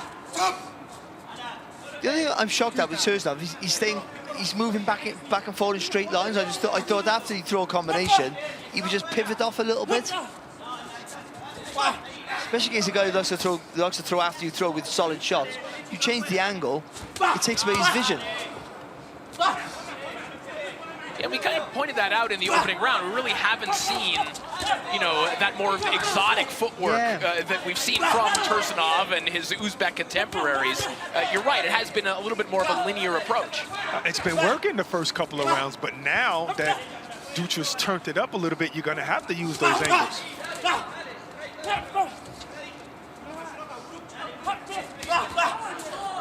Supply there from Tursunov, a nice 1-2.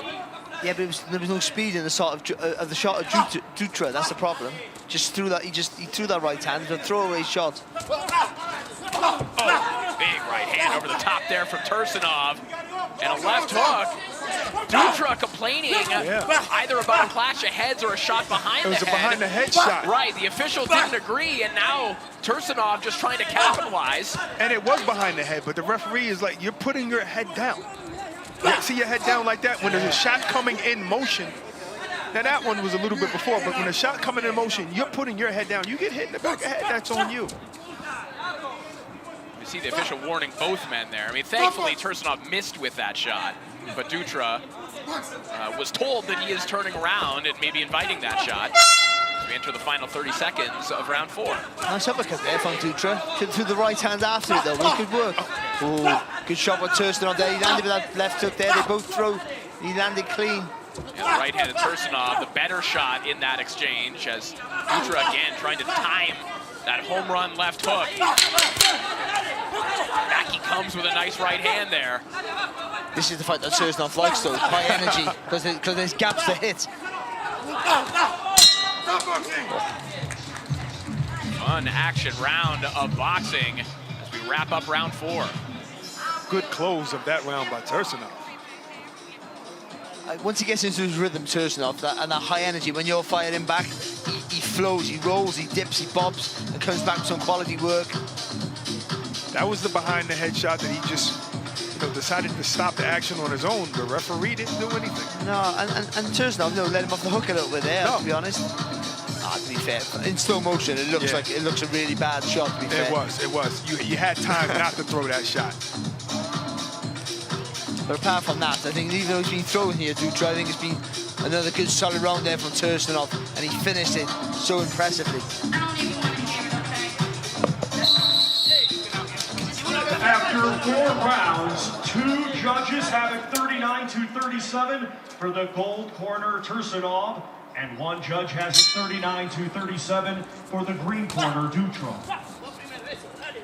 So you heard the scores once again, 39-37 twice for Tursunov, 39-37 according to the 3rd judge for Alan Dutra. So doing some quick boxing math here, that does mean that even on the scorecards, this could be a winnable fight for Alan Dutra based on the enhanced WBC scoring system. If he could win all of the remaining rounds, according to the 2 judges that don't presently favor him, and if he has a couple big rounds, he could still win this fight even without a knockdown or a knockout. I mean, what you got to hope is that Tursunov doesn't speak English. And he didn't, no, I'm not joking. Because if he changes his tact, he might make mistakes. But for Dutra, he's got to think, hang on a minute, I mean, if I can just intensify my work a little bit more here, I could nick this fight. Well, funny you say that. We just got word from Claudia Trejos and Alan Dutra in his corner. His father, Ruben Dutra, himself was a pro fighter as well, is telling him, hey, we're losing, you have to get to the inside and you have to hurt Tursunov. There you go. Because even the rounds that that particular judge thought he won, he couldn't have thought the quality of win in that particular round is better than what Tursunov is doing. Yeah. So if it came down to the enhanced scoring, I don't know.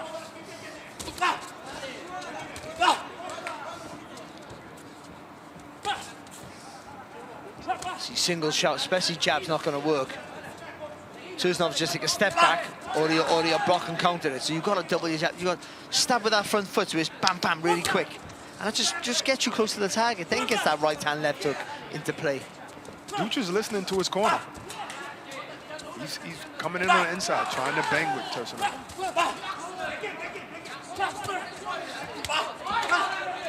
Trying to find that that uppercut is Dutra. He comes over the top with a nice right hand instead. And followed it up with a left hook.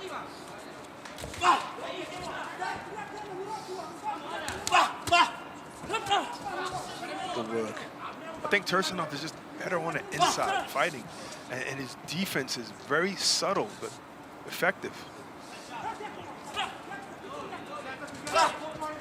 Good jab there from Dutra. Just caught Tursunov walking forward.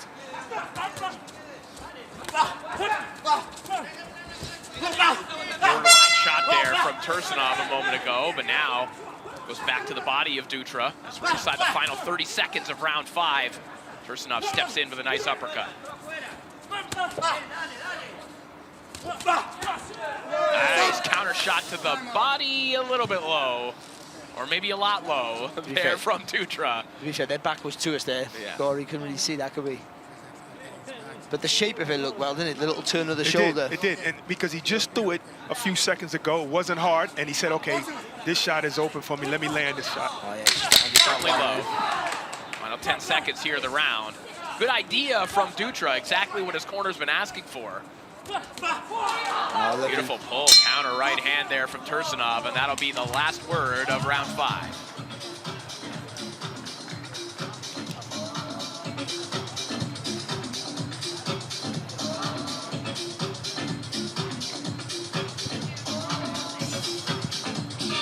Well, Jesse Bam Rodriguez returns to action on July 19th with the WBC World Super Flyweight champ.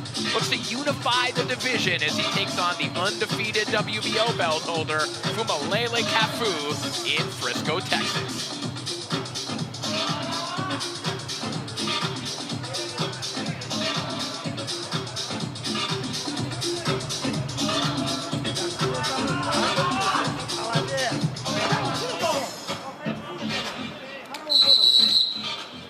Sixth and final round.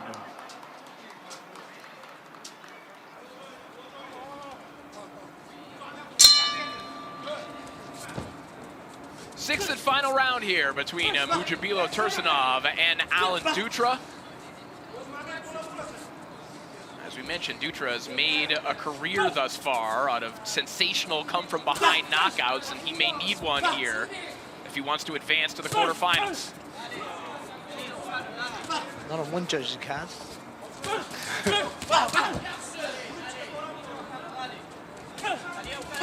Dutra, you can tell, aware of where he's at least on the other 2 scorecards. All-out pressure right now. I think he should have done this, though. Round 2, round 3, I think.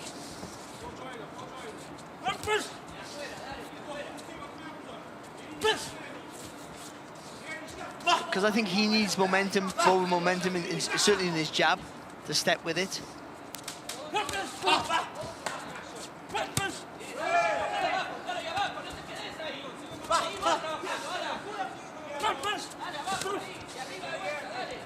Does it really well, Tursunov. He dips, then he rolls. He doesn't do one movement. He dips, then rolls, and gets on the outside of your right hand.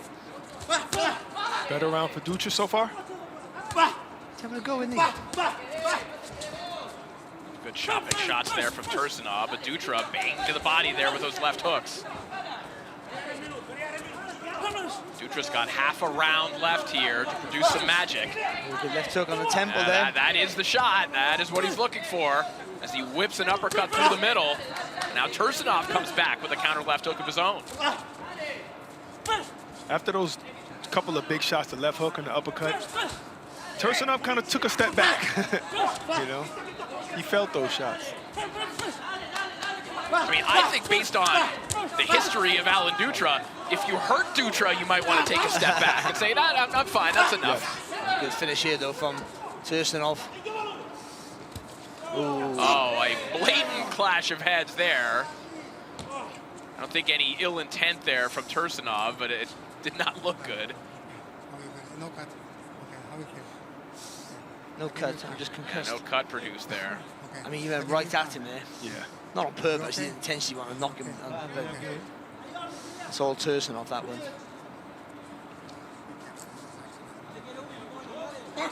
Yeah, Yeah, the visuals of that, Barry, did not look good. Tursunov kind of with his hands at his side and just sort of leading with his head. He was trying to just sort of dip to the inside.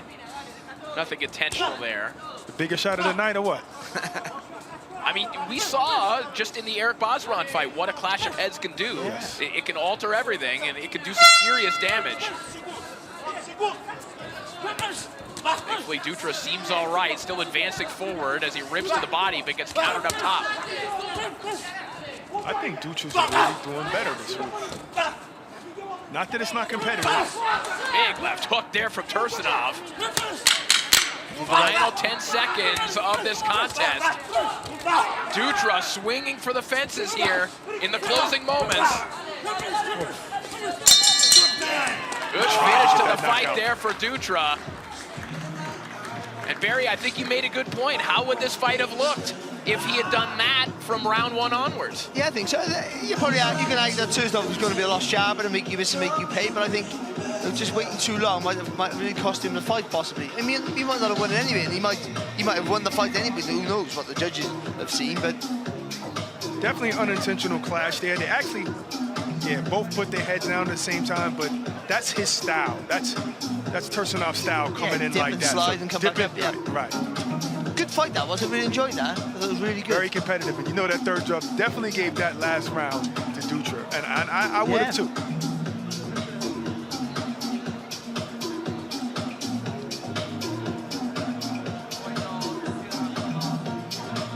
Well, the undisputed heavyweight championship is on the line at Wembley Stadium on July 19th as Alexander Usyk and Daniel Dubois meet for the second time. And on this occasion, all the belts are on the line in another history-making night live here on DAZN.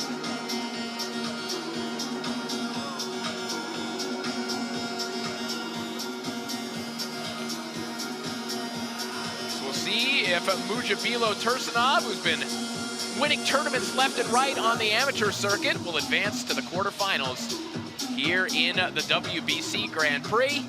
The scores are in the hands of Thomas Driver, so let's send it back up to the center of the ring. Ladies and gentlemen, after 6 rounds of boxing, we go to the judges' scorecards. Judge Nawaf Al-Mohamid scores it 57-57, even a draw.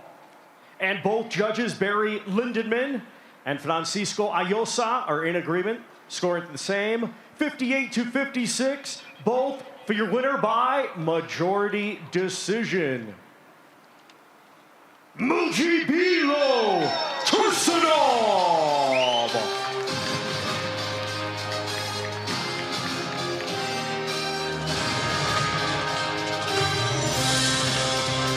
Fantastic win for the Uzbek. Tursunov moves on to the quarterfinals, and we're just 1 week away from the return of Jake Paul in what could be the biggest test yet, up against Julio Cesar Chavez Jr.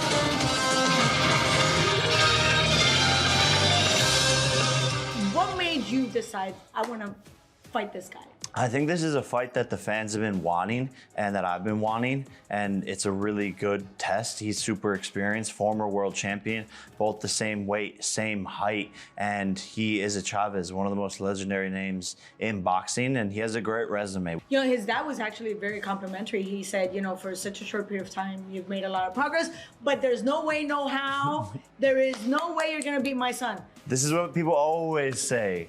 They always say it, and then after I win, they have some sort of excuse. Oh, he was this, he was that, oh, this happened, that happened. So it's the name of my career is criticizing me and then making excuses after I do the impossible or no way it's gonna happen.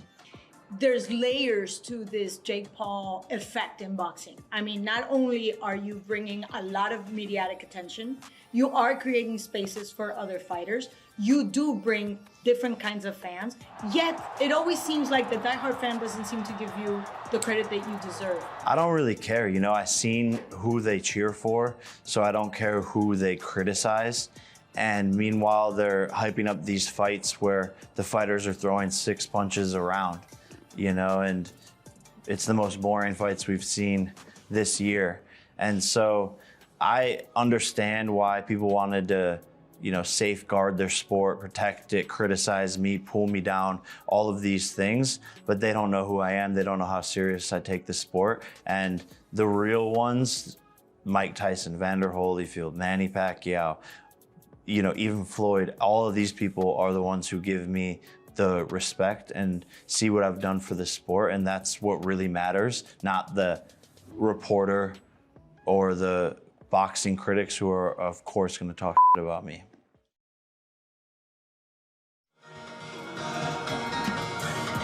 Jake Paul returns to the ring for the first time since taking on Mike Tyson last year.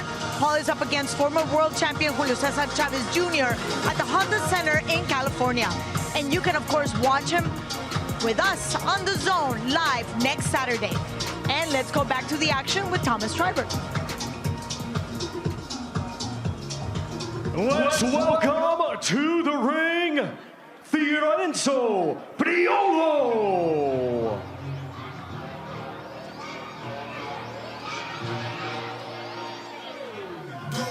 Fuggi in Italia, pistole e macchine, in Italia, Machiavelli e Foscolo, in Italia, i campioni del mondo sono in Italia. Benvenuto in Italia, una vacanza al mare, in Italia, meglio non farti operare, in Italia e non andare all'ospedale, in Italia, la bella vita, in Italia, le grandi serate in gala, in Italia, fai affari con la mala, in Italia, il vicino che ti spara, in Italia. Ci sono cose che nessuno ti dirà, ci sono cose che nessuno ti darà. And now let's welcome to the ring, Efe 110% Konuk.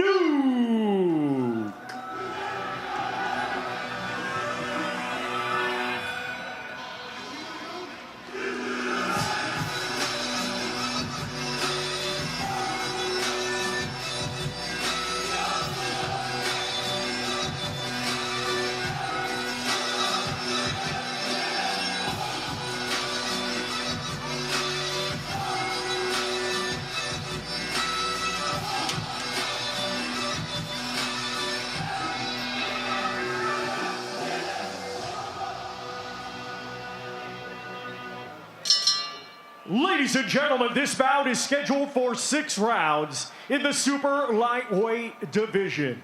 The judges are Fabian Guggenheim, Paul Landeros, and Christian Garduño. Our referee in charge will be Analia Maradona. Introducing to you first, fighting tonight out of the green corner, he comes to the ring wearing green trunks and weighed in officially at 141.7 pounds. Undefeated with 10 wins, 5 of his 10 wins come by way of knockout. Ladies and gentlemen, representing Italy, here is Fiorenzo Priolo. And his opponent across the ring, fighting tonight out of the gold corner, he comes to the ring wearing gold trunks and weighed in officially at 141.5 pounds. Undefeated with 13 wins, 1 draw, 7 of his 13 wins coming by way of knockout. Ladies and gentlemen, representing Turkey, here is Efe 110% Konuk.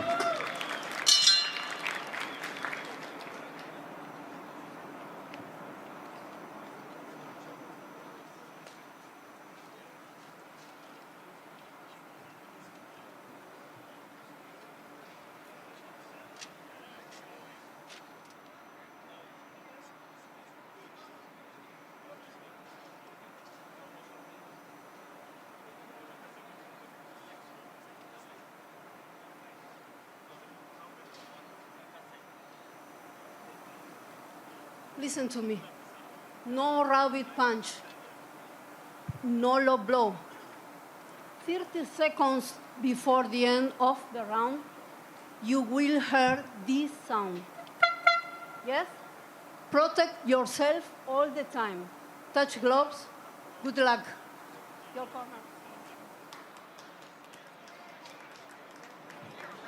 With our next contest here, F.A. Canuck and Fiorenzo Priolo. Priolo with one of the more surprising victories, perhaps, in the opening round. 6th round unanimous decision win over Nurzhan Serikbayev. F.A. Canuck picked up a decision win over Almo De Paz.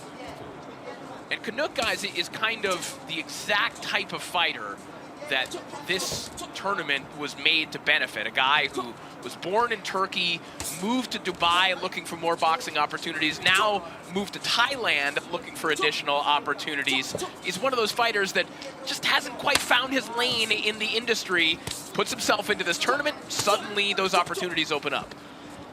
It's important because people just think if you've got the talent, you're going to make it. And if you've got the dedication, you're going to make it. And it's not. It's about being in the right place at the right time, people seeing you, where you're from, what weight you're at, all these things. You know, the sellable factor for you is more important in this modern era than anything else. You've got to have all those other bits as well. You've got to have the dedication, the work ethic, and the talent if you're born with it. But the luck as well. And tournaments like this can almost take that luck factor out of the question. You get the opportunity, you put yourself in the right place.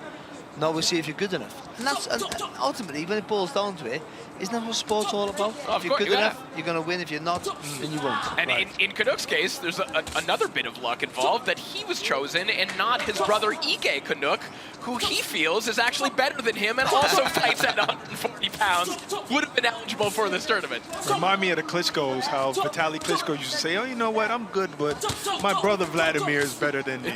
Yes. Somebody would argue that. I would kind of argue that as well. But Canuck just showed persistence, because it took 14 fights for him to get on a stage like this. Priolo, he was fantastic in the last phase. He was just absolute joy to watch. He really was.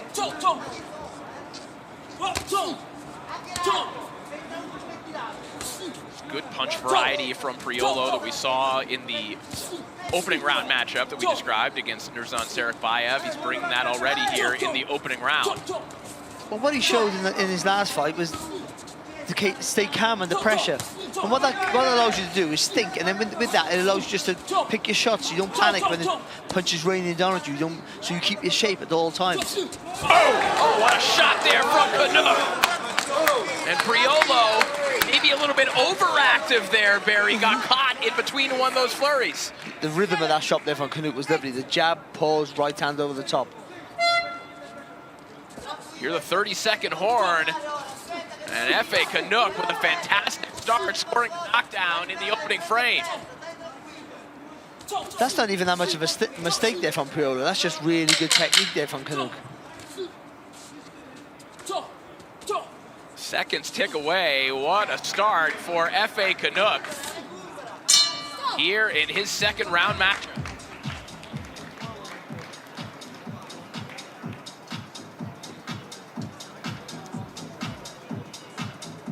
Just seeing that lovely little one. Look, that's a lovely right. Look at that little dip with the shoulder. Just a lovely, lovely rhythm. Lovely time and everything. Slip, counter. That's perfect, isn't it? See, with that, when you take that dip to the side as well, it almost hides the shot. So you come the left hand glove comes out. You go on the blind side of that left hand glove, but with the shoulder turn as well, you can't see the right hand start, so you can't see it finish. And it gives you the proper momentum, boom, to throw your right hip into that shot. Abbiamo tutto il tempo, non ti preoccupare, ce l'ha qui. Recupera bene, non è successo niente. Tieni sulle mani e non prendere colpi stupidi, tieni i denti stretti, Pio. Tieni i denti stretti.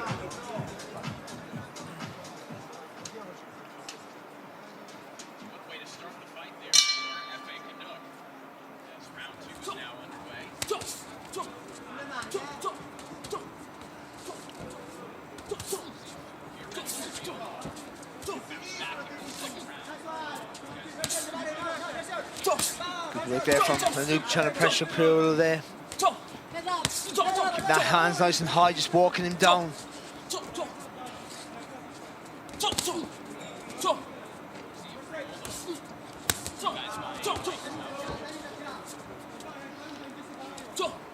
That's it from Polo, just a bit snappy with that jab, he needs to be here. Last thing you want to do is put a lazy jab with Canuck after that right hand that he threw. Right. That's why I think he's trying to double it up, because you don't want to get caught by that counter again. And he is trying to be first, but throwing that lazy jab will get you countered again. Yeah.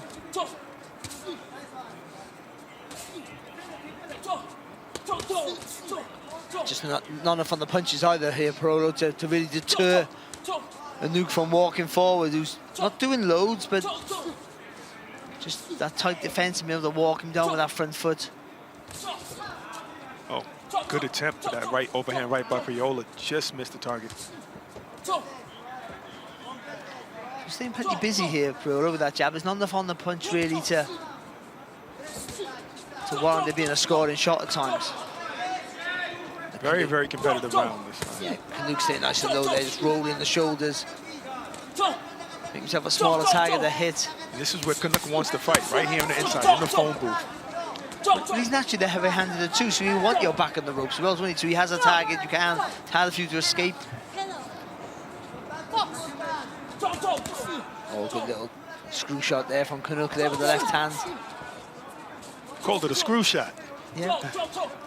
Sort of hook, come uppercut. Yes. Went through the middle. Nice.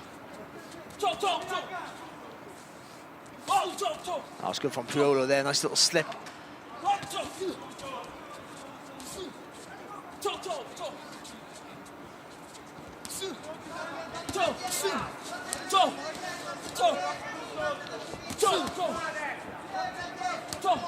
Can he himself throwing punches here, Polo, but it's the weight of the shot that worries me. Compared to the more purchase in the shots here of Canuck. If this fight continues like this, it's gonna have to come down to obviously the harder shots, but who's the most conditioned? Yeah, sure. Oh, good shot there.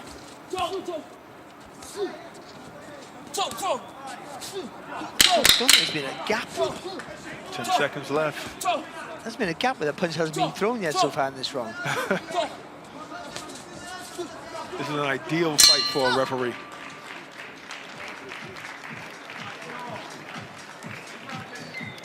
Both walking back to the corners there, feeling the pace, and rightly so. Canuck especially coming back, looking absolutely exhausted.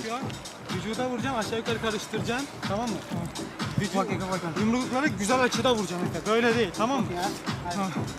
Sakin, yoruldun mu sen? Yorulma yok. Biz yorulmadık. Efe ne olursa olsun buraya kazanmaya geldik. Bak, ilk başta ilk tane yaptın, panikli değildin, yumruk aradın. Efe yat. She's a bit calmer there in the corner there, the Italian Polo. After 2 rounds, all 3 judges have the same 19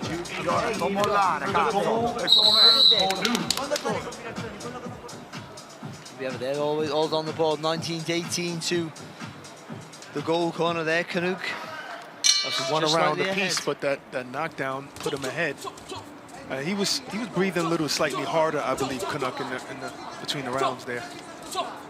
And we know certainly from the last stage, the engine of Polo was fantastic and keeps his shape all the time. I was saying that the last time I said that, he got knocked out. He got hit. Yeah. Just let people know, Corey Erdman hasn't been sacked. He's just some trouble with his headset. And I just been informed in my ear I'm getting paid double for this, which is fantastic. Oh, great.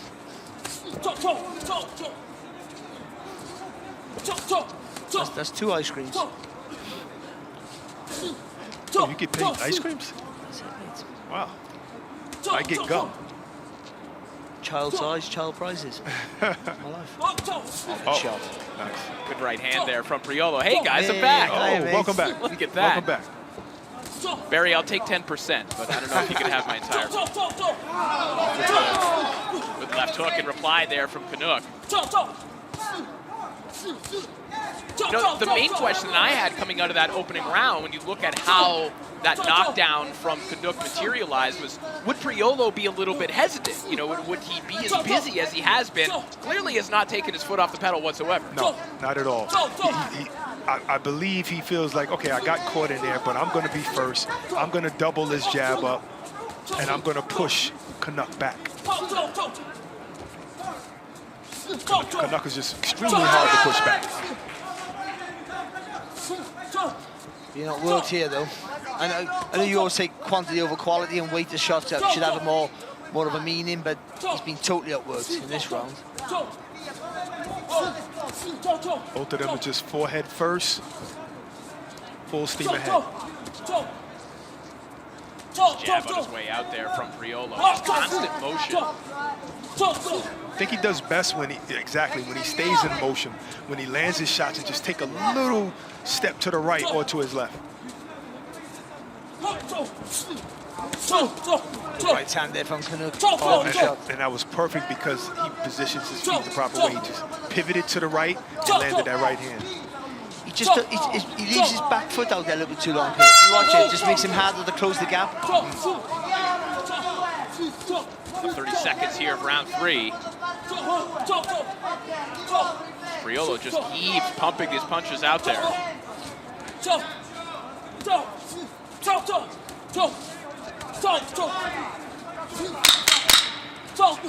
Yes. 10 seconds remaining in the round. And again, this is just overwhelming. It's very obvious volume coming here from Priolo. This is about 20 punches since Canuck has offered something back. Great fighters make adjustments, right, Barry? Yeah, apparently they do. I've never seen one. Well, DAZN heads to Birmingham on a Saturday as Olympic and Commonwealth gold medalist Galal Yafai looks to make a giant stride towards a first world title when he takes on Francisco Rodriguez Jr. in a final eliminator for the WBC flyweight strap. And let's send over to Claudia Trejos, who has an update for us. Claudia, what's going on? Corey, not much of an update. It's more like a corroboration of what the Cubs are saying, because Priolo's corner is very keen on what both Barry and Barack are saying. Keep the motion, get the flurries, but be like a ghost. Go in, throw your hands, make sure you establish the dominance of the ring, and then take 2 steps back. But exactly what Barack and Barry were saying. Sounds like we're working the corners, Barry. We're getting money everywhere. Are you looking for a third paycheck now? Oh, yeah, why not? Round 4 underway, and Fiorenzo Priolo right back to where he started. That's better. That goes better because there's a bit of weight in the shot without really overextending, without making too much more of an effort. Because the worry is how busy he is, and I want the puncher so I can say this, there's nothing on his shots, and so you can see why a judge could dismiss a lot of that work if he gets caught with a big shot after it. Like that right hand over the top from Canuck there a moment ago, not doing a little bit of body work as well. Sweeping right hand there from Canuck. Yeah, if you're gonna spin out to the left, you gotta put your hand up if you're Priolo.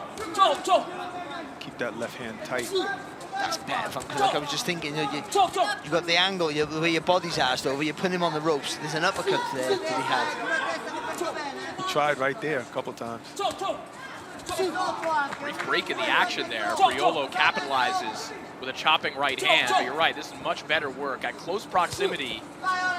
Much better space for Canuck. And Barry, even looking at how Canuck's defense has evolved a little bit, you look at his training in Thailand, that kind of Muay Thai influence, the guard trying to catching everything, that just works better in close quarters because you can catch and shoot. That's a lot harder to do from long range. It's almost impossible for him. And against a guy who's using just arm punches, there's not a lot of weight in the shot, you can afford to stay there and take the shots because you know you can throw because you know it's not a massive shot coming back. If you get caught with a shot that's just going to score, not going to really hurt you. So you can be a bit braver against a guy who's not a puncher. A little blood under the eye of Priolo. You know, Barack, it's similar to something you pointed out with Nkosi in our opening contest, is the ability, when he can get in that range, to catch a shot and throw at the same time. So he's doing it much better here in this round as he meets Priolo with a big right hand, but Priolo just keeps throwing. Right, and I think Priolo's given up that distance, you know. He's getting drawn into that fight, but, you know, you're giving Canuck these kind of big moments. Yeah, it looks just below the eye, doesn't it, that cut? And those pity pass that you was talking about, Barry, they work if you're using them and then moving. Yeah. Not staying there to get countered. and countered by harder shots. There's that right hand coming over the top, making 2 of them from Canuck. You have a good little spell here, though, Priolo. Priolo just giving judges a lot to look at right now in between those big moments of Canuck. What do you like better? Guess we'll get an update on that in just a few moments.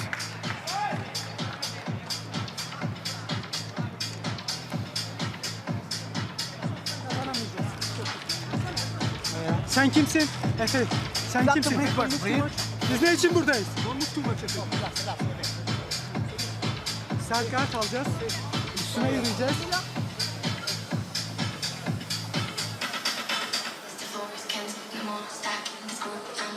Oh, I see the clash of heads there. Nice little uppercut through the middle there from Canuck. After 4 rounds. That's where that cut came from? Yeah, must be the clash of heads there, or the little cuffing hook, I think. 37, unanimous for the green corner, Priolo. This is the kind of pressure that can break down your opponent, you know. Keep pushing them up against the ropes, keeping them in the corner. The judges in favour of the work right there from the Italian Priolo. Yes.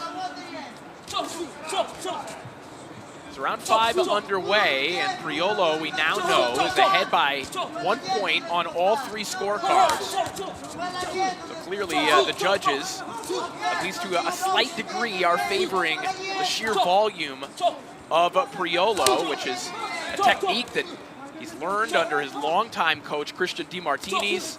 They run a gym together, they think alike, and he's talked about the fact that he just calls out something, I don't even think about it. I just keep throwing. I just obey.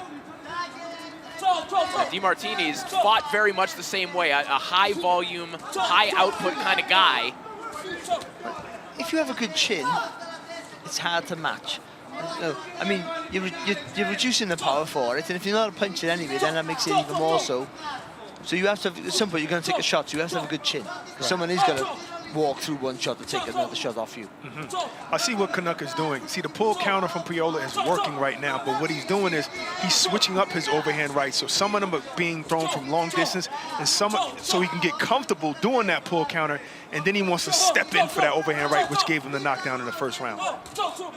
Nice little feint there from... See, he's throwing from long distance, and then he's going to... There you go. The next one is probably going to be a step in, and then the overhand right.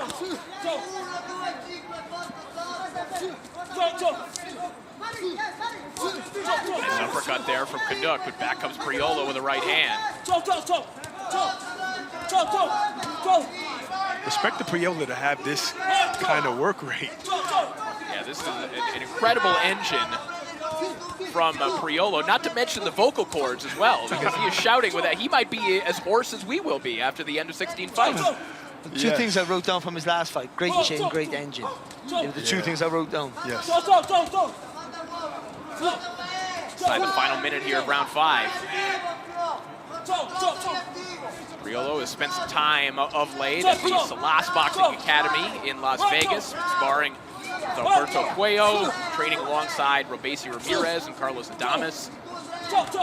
Some big names. And you can see, Barry, how in sparring, Priolo's going to give you good work. He's going to make you work for every second of every round. Yeah, non-stop. He's just non-stop, isn't he? If you've got problems with your engine, he's the guy to put you in the ring with. He's good with his distance as well. He's just slipping these punches by inches. Pivot there from Priolo. Stuck with it through a nice left hook. Seconds tick away here in round 5, a razor-thin fight. But the volume of Fiorenzo Priolo really starting to mount. One of the differences is the engine, I believe, Barry, like you said, because I remember when I said a couple of rounds ago, Canuck was breathing harder in the corner.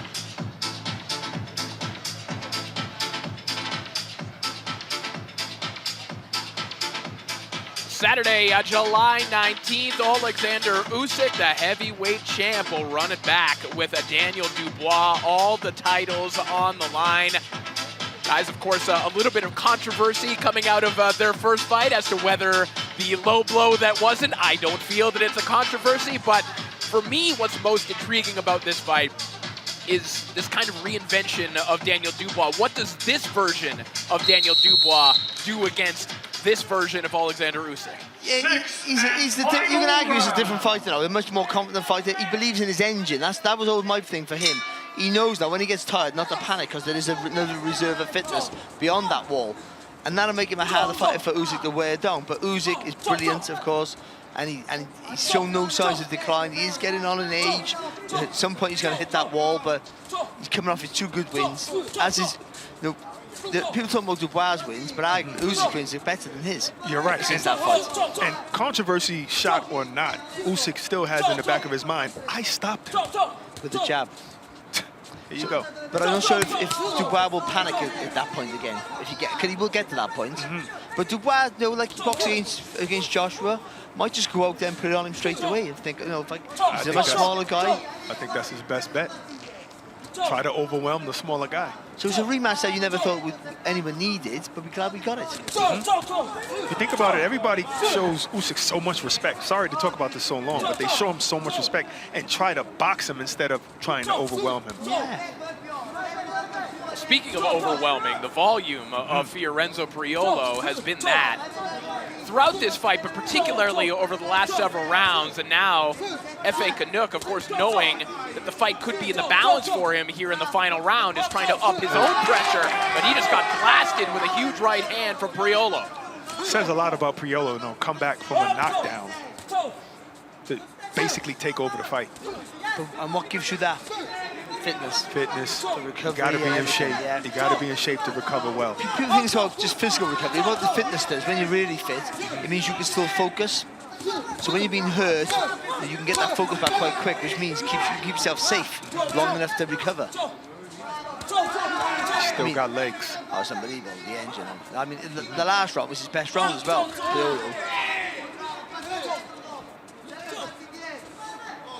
Again, the volume of Priolo, I mean, frankly, even as commentators, makes you forget about some of the work that Canuck is doing. Yeah. He landed 2 good right hands to the body, a nice overhand right, but since then, Priolo's thrown like 45 punches. Good left hook there from Priolo. Imagine if you could punch here, Priolo. Imagine if he had that proper weight in his shots. He wouldn't be as busy, would he? That's what would happen. He would need to be. Sometimes, we look at the punch stats, we look at CompuBox and counting landed punches. But with a guy like Priolo, you got to count the missed punches. He's really making you miss in there. Just by slight movement. Tough inside work here from F.A. Canuck. Finally getting to a distance where he feels he can get some work done.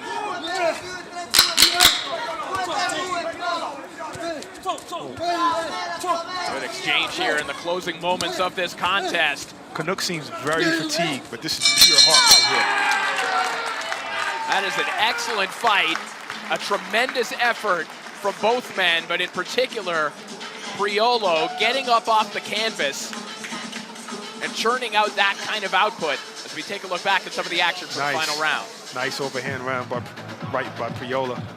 Really took over these last few rounds. Timed it very well, but was also concerned about that defense. And I think that, with the condition that he had, really turned this fight around. And it was a real solid effort, especially in that last one there from Canuck. He really made a go for it, but ultimately, the busier guy, the more active guy got the win, you would think.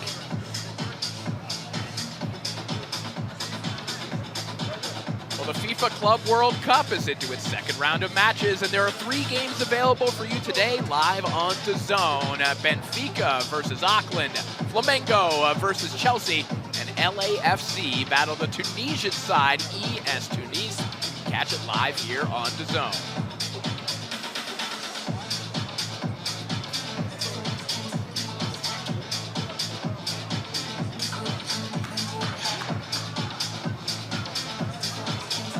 All right, where do you want us to go after this?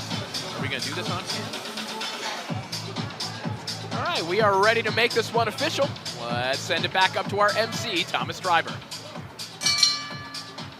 Ladies and gentlemen, after 6 rounds of boxing, we go to the judges' scorecards, and all 3 judges, Fabian Guggenheim, Paul Landeros and Christian Garduño are in agreement. They all scored the same. 58-55, all for your winner by unanimous decision. Fiorenzo Priolo!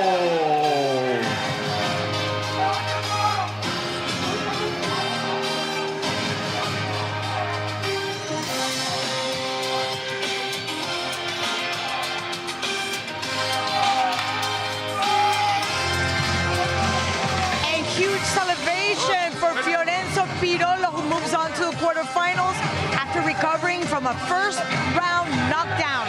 And here he is celebrating this new step in the WBC Grand Prix. We also have a big fight night to look forward to in New York next month, July 12th for Ring 3, and a big night for Hamza Shiraz. I was looking at your Wikipedia. Yeah. And your grandfather was a boxer. Yeah, yeah. Your uncle a boxer. Yeah. Your father was a cricket. Yeah. Yo, you born in London? Yeah. Your mother Indian? Yeah, correct. Who the hell are you? So listen, it's like you said, boxing was in the family. Boxing was in the family. I had to work a lot. Nothing was gifted to me. But at the same time, what you got to remember is, I understand no one in America understands where I'm from, but that's the past. I'm here in America now, where, like I said before, the future is where everything's at. No dream is big enough here. No dream is big enough in New York or wherever it is in America. And the people over here are so inspirational. So I almost don't care if they don't know where I'm from. I want them to come on my journey with me from when I've landed in America, from now. First fight at 168, going into New York, fighting Edgar Berlanga, that's a risk. Oh, yes. Do you know what I mean? My God, yes. And that's where great things happen. That's where great things happen, and that's where I want to be. Will you KO Berlanga, taking that risk after building your foundation? Yes, and I have no doubt I will. The Big Apple, the mecca of boxing, Hamza Shiraz steps up to super middleweight for the first time to take on Edgar Berlanga in the Louis Armstrong Stadium in Queens, New York. Shakur Stevenson also defends the WBC lightweight title against William Cepeda. It is set to be another huge ring event, live only on The Zone. Let's go back to the action and Thomas Trimer. Let's now welcome to the ring, Alan David Russian Krenz.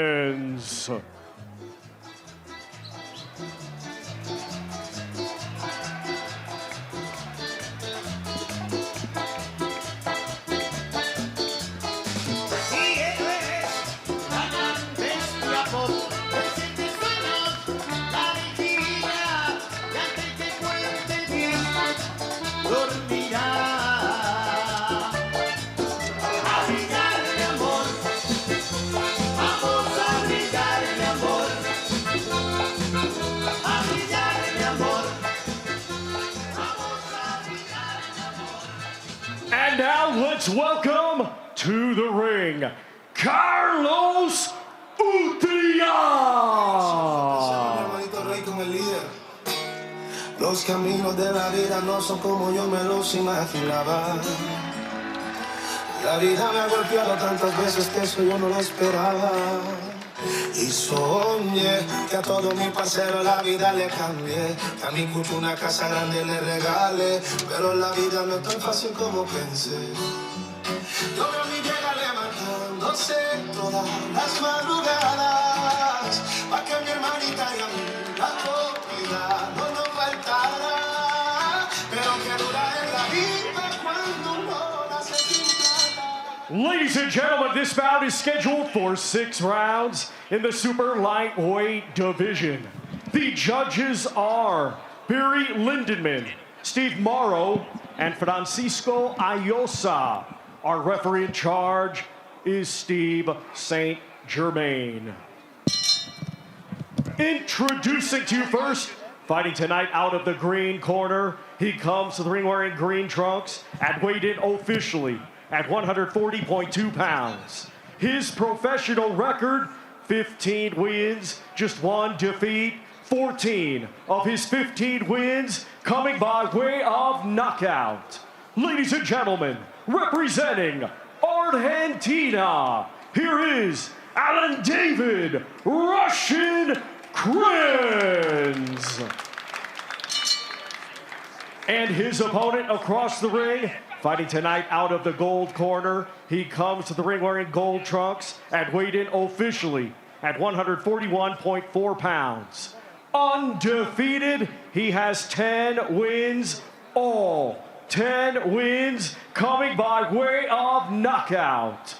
Ladies and gentlemen, representing Colombia, here is Carlos Utria.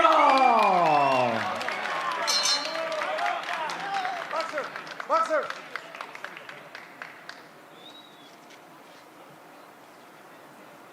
Boxer, both belt will be considered good. You both got my instruction in the locker room. Protect yourself at all time. Listen to my command all time. Touch gloves. Good luck, both of you. Well, this may be one of the fights to watch in the tournament. Carlos Utria and Alan David Krenz, two of the best pure punchers in the tournament. Utria with a devastating finish over Elian Guerrero in the opening round, scoring 3 knockdowns. Alan David Krenz had perhaps the best fight of the tournament thus far, an absolute war against Crisalino Beltran. And they are going at it here in the early going. Krenz trying to get to the body of Carlos Utria. And Barack, before the tournament, you talk about how unforgiving this bracket could be. Before the tournament, I was talking to a couple of talent scouts, guys who were in the business of trying to sign young fighters.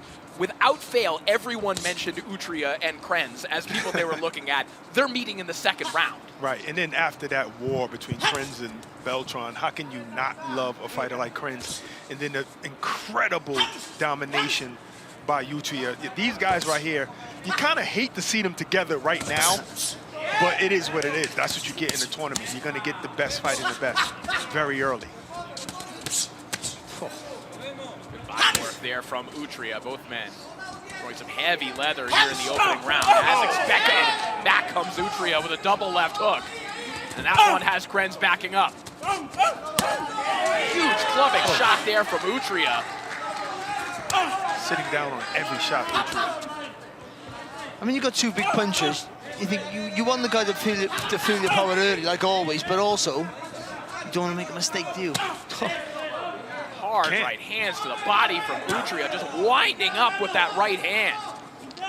This is why he has a 100% knockout rate.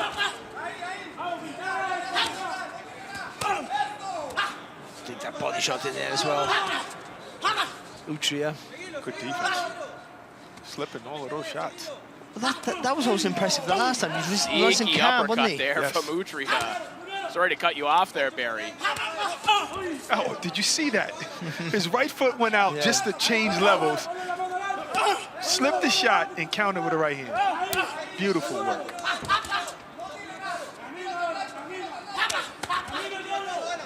That could be real discouraging as a fighter, you know, getting hit that hard, missing those shots. Took to the body there from Utria a moment ago. Krenz trying to flurry, but just catching glove at the moment. Ooh, good left hook there, wasn't it? Yeah, excellent left hook there from Utria. Oh, I know that body shot hurt Krenz, and Claudia just pointed out that the whole right side of Krenz is bloodshot red from those body shots from Utria.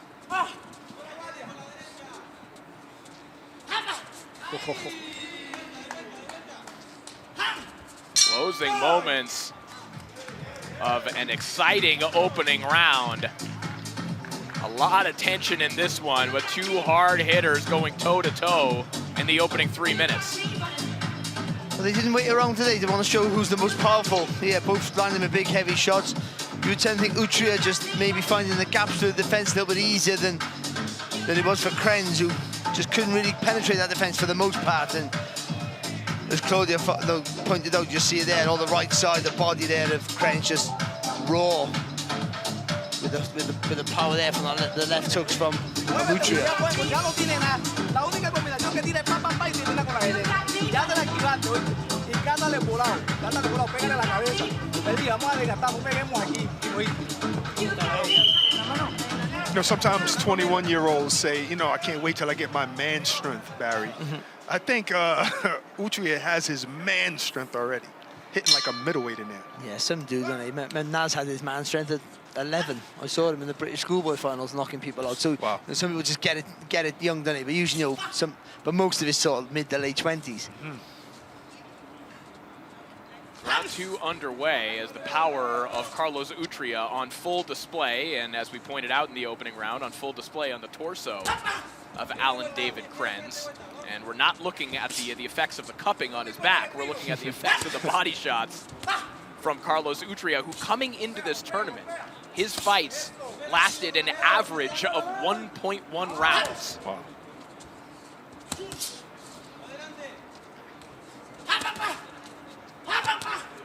Credit to the chin of Krenz. Oh, God.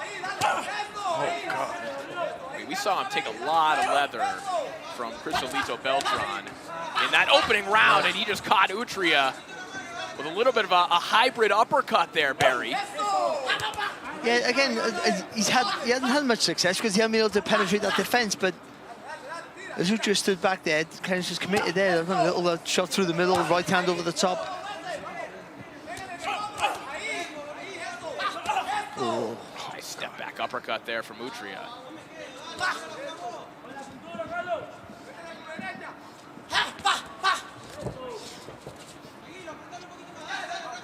Just can't get frustrated yet, Krenz.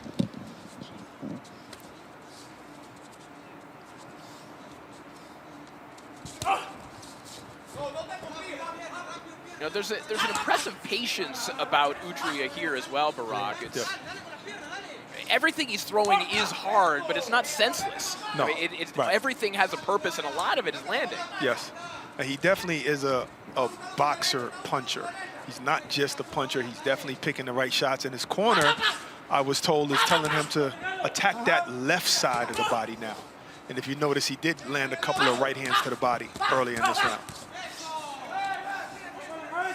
Part of a hitter as Utria is, the bulk of his knockouts, particularly back home in Colombia, have come courtesy of body shots. Krenz is not doing bad this round, though. You're right. I've quite been impressed that he hasn't lost his shape yet, Krenz, and hasn't been feeling sorry for himself. Really, right. You know, he's throwing the right shots. They're just not having the desired effect and not just breaking the defense yet. I thought he had a little bit of, you know, look of discouragement in the first round. Maybe the shots were hard, but how do you feel as a power puncher like Utria, and you're not visibly hurting your guy? Yeah, but you're landing, aren't you? So you got to, I can break him down, I can break him down. Good shot to the body there from good Utria. shot. Sneaky left hook right before the bell. After he slipped the right hand and landed a nice, short left hook to the body. Well, we've got an intriguing battle of Britain on July 5th as Jack Catterall moves up to welterweight for his ring return against the undefeated Harlem Eubank, live from Manchester's AO Arena and only live right here on DAZN. I'm happy for my guy Harlem, you know, finally getting that shot after all of these years. What do you think, Barry? Yeah, no, he's a really good fighter. I've covered a lot of his career, actually, and see how he's developed, you know, pretty much under the spotlight. It's been quite impressive. Yes. Good work there from Utria, moving back as Krenz is trying to push the pressure on. For Utria, gold corner, and one judge has an even age draw, 19-19.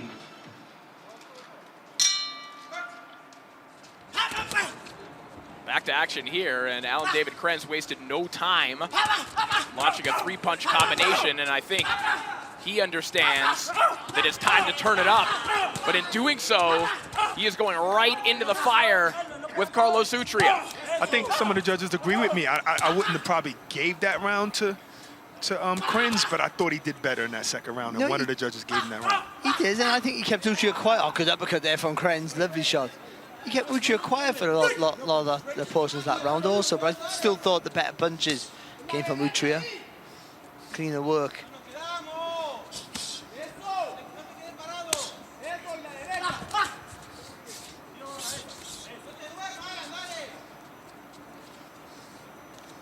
Utria has his mouth open, maybe throwing those hard shots.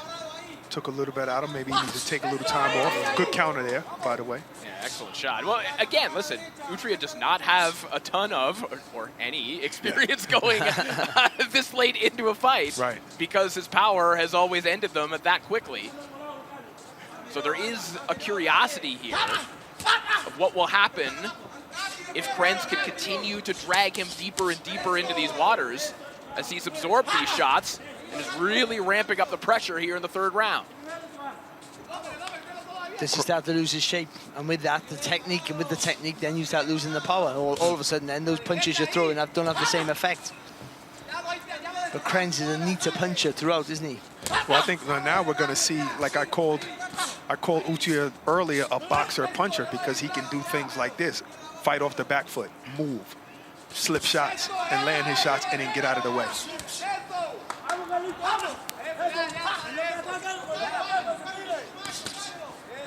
Good work. Sneaky body shot again there from Utria. Good movement as well off the target there from Utria. And then topped off with the uppercut. 2 of the last 3 of those uppercuts have landed from Utria. And this could be a trap that Utria is setting as well, Barry. You know, going on the back foot, appearing to be a little bit tired, but you know you might be the harder puncher, leading him in, allowing him to be the aggressor, and then catching him coming in. Well, unless there's a clash of heads that we've missed, Utria, probably courtesy of one of those right hands, has really busted up the face of Alan David Krenz, who, as we remember, was bloodied badly in his opening round contest as well. And oh, look at this. I'm not sure if the feet got tangled up there, but it's a lovely right hand. Good shot from Krenz. You're right. I think the feet came together at the same time. But what a response here from Utria, getting back to the boxing that you referenced, Barack. Yes. But prior to this fight, we were posing the question, how will the face of Krenz hold up after that bloodbath that he had in the opening round? Right, so the face might not be holding up that well, but his heart is. He was able to weather the storm of those 2 rounds, and now he's the aggressor and has the confidence in his corner.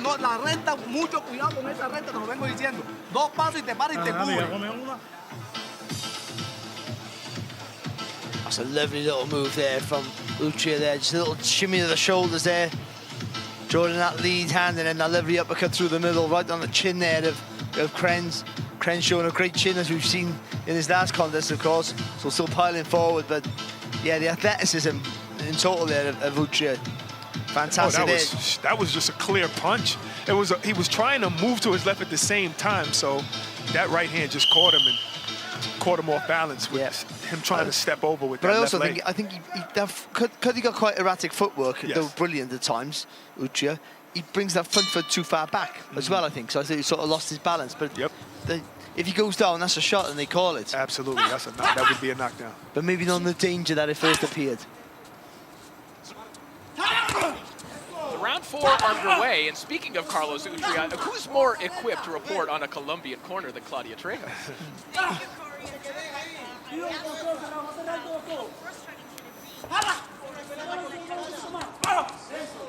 We'll get back to Claudia in just a moment. We've got a little technical issue.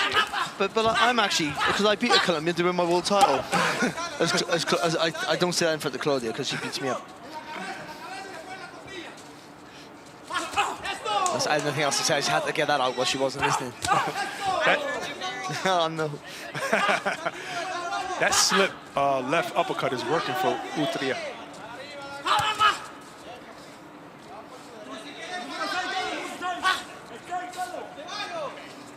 Krenz got to start changing the angles of his shots now. The little screw shots through the middle might help him. Just change the angle of that uppercut and the straight shots here. I think Utria should be able to just shell up with his gloves and block most of them. Yeah, the screw shot there from Utria that landed a moment ago.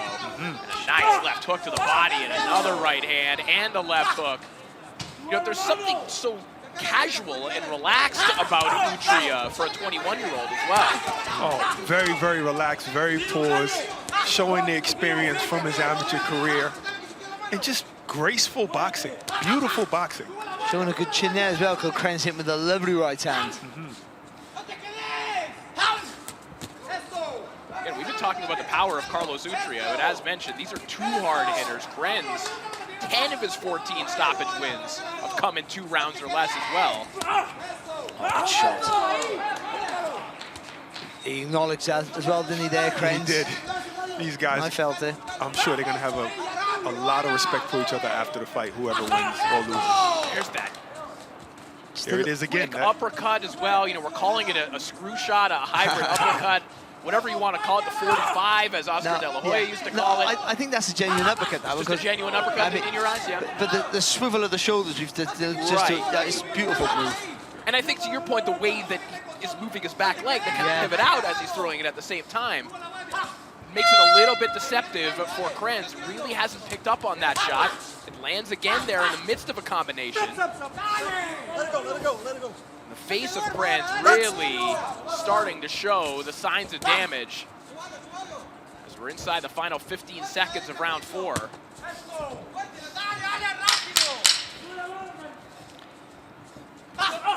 See, Krenz hasn't got the quick enough feet to close the gap enough to put Utria under the pressure he needs.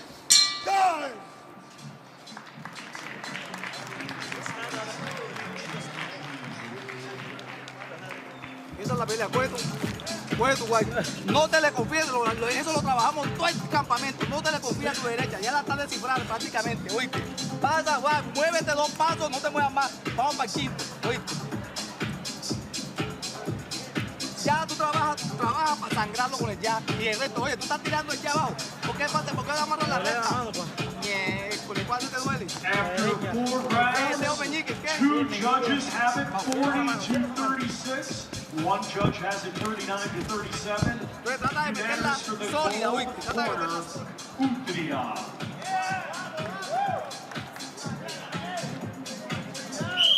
Just so fluent and relaxed when he lets his punches go, Utria.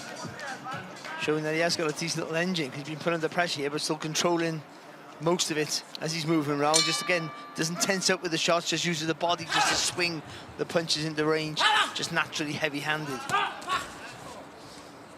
So even though the tides changed, not necessarily the tides changed, but the aggressor changed, so Utria made the adjustment necessary by fighting on the back foot, and he's still winning the fight on 2 of the judges' scorecards, you can see there.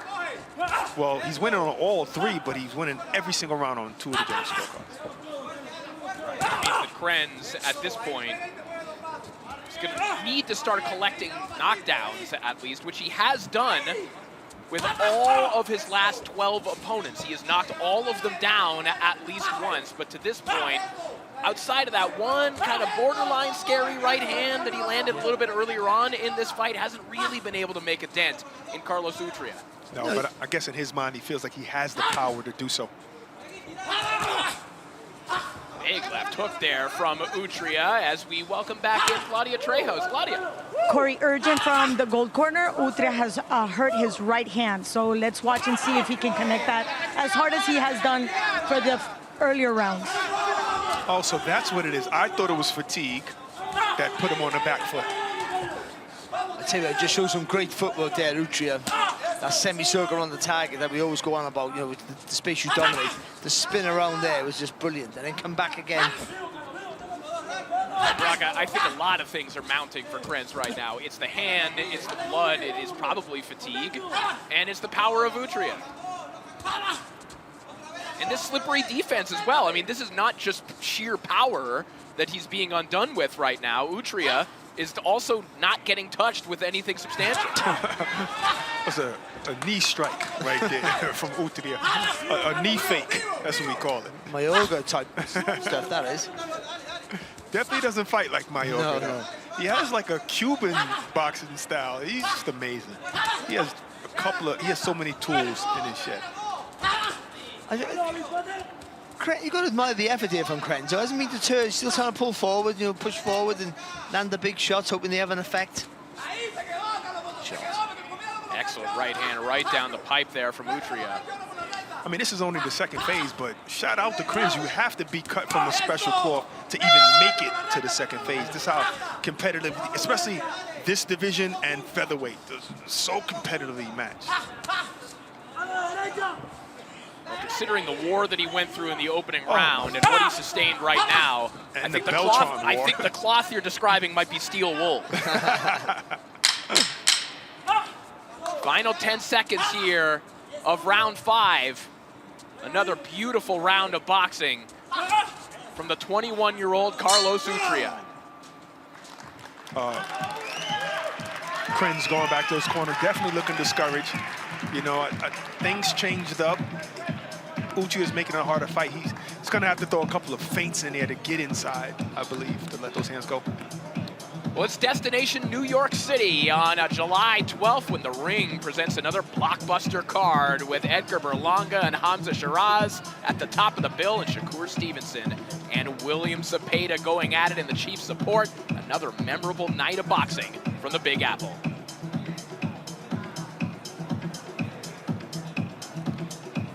Again, just the fluency in his work, just not having to load up to throw the shots, just a natural rhythm that gives him that power as well. Just be able to punch going forward, be able to punch in reverse as well as he leans back with that left hook we just saw. I know Crane's having a real solid effort, just a little bit more predictable than 6th and final round. Just not making mistakes now and he's won the fight. 6th and final round here between Carlos Utria and Alan David Krenz. We touted this as one of the fights to watch here in the tournament, and it has been a fun one to watch, but it has been relatively one-sided here on the side of Carlos Utria. And this again demonstrates the utility of this kind of tournament in terms of unearthing talent and giving a platform to talent. I mean, you look at Carlos Utria in this fight and you wonder how in the world was this guy not signed? Well, first of all, how do you sell him? And that's where they look at it. I mean, he's a sellable product, but they still look at it like that. Bums on seats, TV. I think he's TV friendly for sure. But and it's just from the wrong part of the world, wrong part of the country, whatever it is. All those play a factor. And also what they're looking at for at that time, by the way. Nice right hand again from Utria, right down the middle, and you can see the blood on the face of Krenz flying across the ring after that one.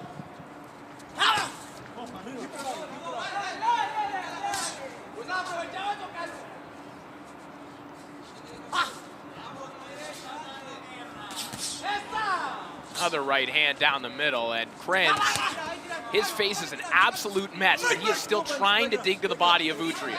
But his defense has gone from a 5 to a 0. It wasn't the best, but it's non-existent now. He's just putting his hands up. It's like a gesture, really.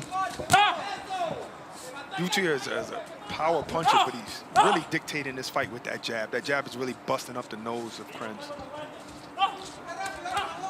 Some of the footwork he's done. Like, there you go. Really good, really clever. Yeah. I tell you, he's a Cuban fighter. He's so graceful in there.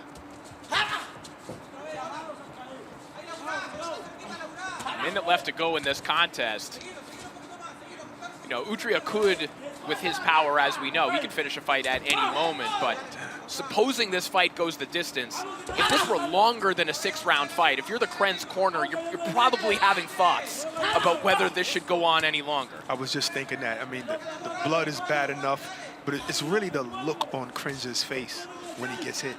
Tough as nails, though. He's not backing down. Just despondent. You know, you've done things that work for you and they don't work, and then when you can't adjust, you can feel lost. Yes.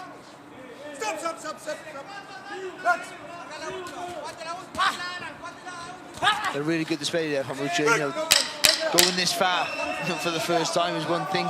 Doing it with grace and keeping his composure has been fantastic. For a young man, he's showing he has a big future. What a performance from Carlos Utria as he climbs the ropes in celebration. The blood you see on his body, it is entirely from his opponent. A beautiful mix of power, precision, and defense tonight from Carlos Utria.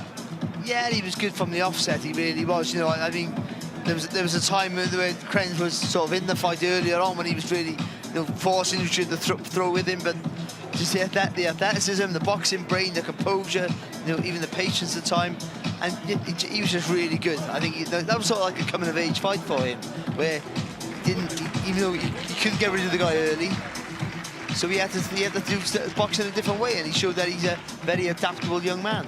And I love the way he jumped on the ropes there, because that's like, I've just boxed so well. I don't know the result, but I've just boxed really well, and I'm proud of myself. In the opponent's corner, mind you.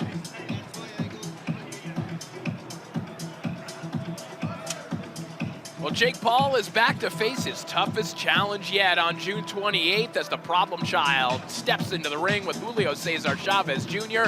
You can go to DAZN.com/boxing for more details on how to watch this one. That's next Saturday, live on DAZN.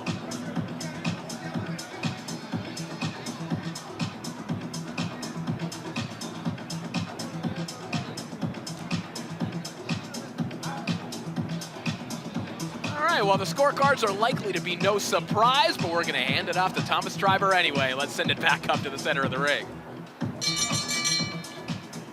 Ladies and gentlemen, after 6 rounds of boxing, we go to the judges' scorecards.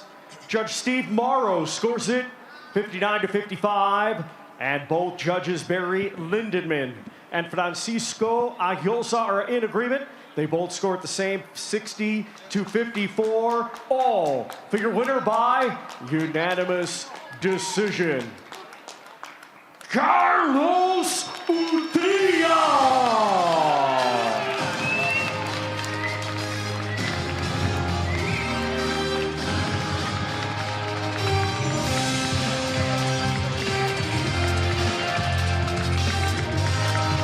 Congratulations on an amazing win. This is a great moment for Carlos Utria that comes from Soplaviento, Colombia.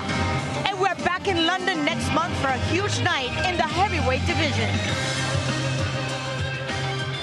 Live only on DAZN. Usyk versus Dubois 2, July 19th. He silenced Britain's best. Usyk, the brick breaker, fighting for greatness, for the flag, for legacy. But now, the dynamite is ready to explode. Dubois, reborn, sharper, stronger, a weight of a nation on his shoulders. July 19th, Wembley roars beneath the lights. Who will become undisputed heavyweight champion of the world? Usyk versus Dubois 2, live only on DAZN. Buy now at DAZN.com/boxing.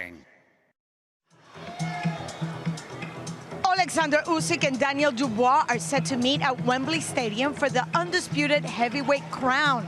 Can Dubois avenge his controversial defeat to Usyk back in August 2023?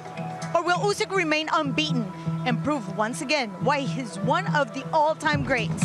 It's live on DAZN, July 19th.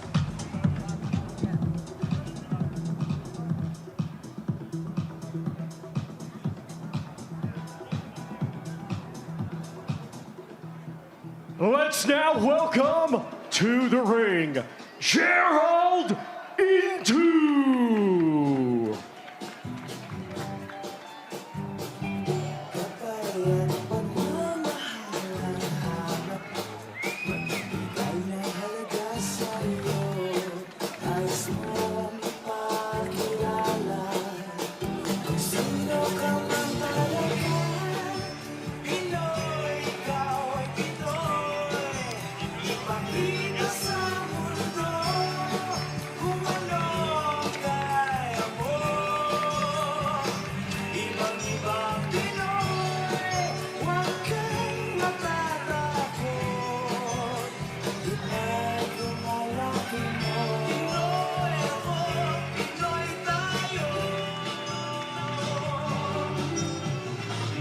And now let's welcome to the ring, Sanatali Tultayev.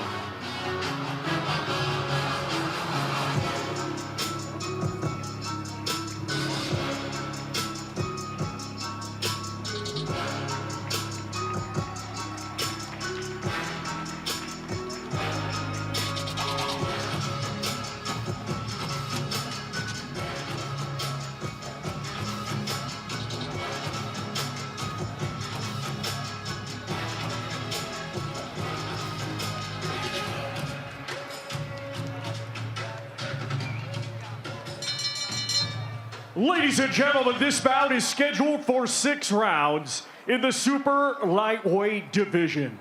The judges are Fabian Guggenheim, Paul Landeros, and Christian Garduño. Our referee in charge will be Mark Lyson. Introducing to you first, fighting tonight out of the green corner. He comes to the ring wearing green trunks and weighed in officially at 140.5 pounds. Undefeated with 12 wins, 9 of his 12 wins come by way of knockout. Ladies and gentlemen, representing the Philippines, here is Gerald Into. And his opponent across the ring, fighting tonight out of the gold corner. He comes to the ring wearing gold trunks and weighed in officially at 141.2 pounds. Undefeated with 3 wins, 2 of his 3 wins come by way of knockout. Ladies and gentlemen, representing Kazakhstan, here is Sanatali Toltayev.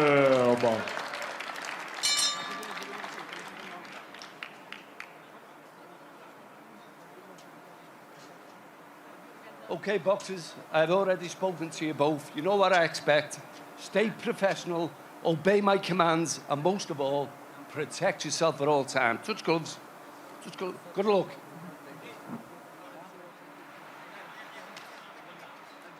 So an excellent matchup here between Sanatali Toltayev of Kazakhstan and Gerald Into, the #1 seed in the bracket coming into the tournament. Into coming off a 6-round unanimous decision win over Ahmad Jones.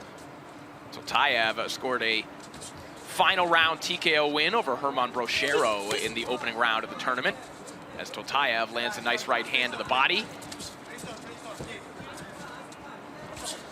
Toltayev, of course, has a twin brother, Samatali Toltayev, who is also an undefeated pro, also a spectacular amateur, and they are frequently confused. As you saw on the LED screen as he walked to the ring, he was listed as his brother and not himself. I mean, the difference is 1 letter. Is 1 letter. So I get that. It's like Jamel and Jamal. Yes. You know, there's so many times they make that mistake. They just did the other day. Or George Foreman and George Foreman and George Foreman and George Foreman and George Foreman. Rest in peace, Big George. Absolutely. You know, Into had a great win over Ahmad Jones, but he also was cut in that fight. So I want to know, I'm interested to see how that cut's going to hold up.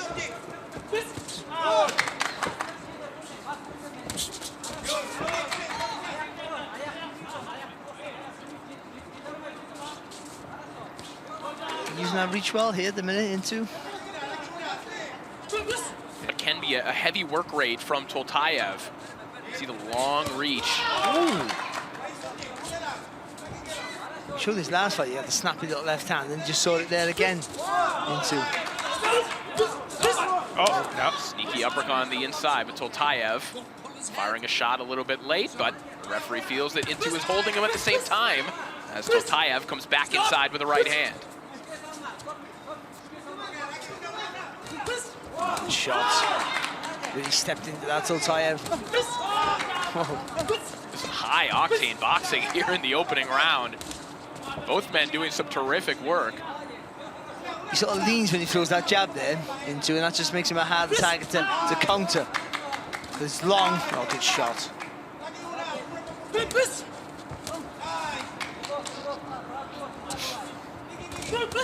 Into landing that jab, Barry, thus far here in the opening round, stepping in and stepping out. Yeah. Nice right hand over the top, though, from Toltayev.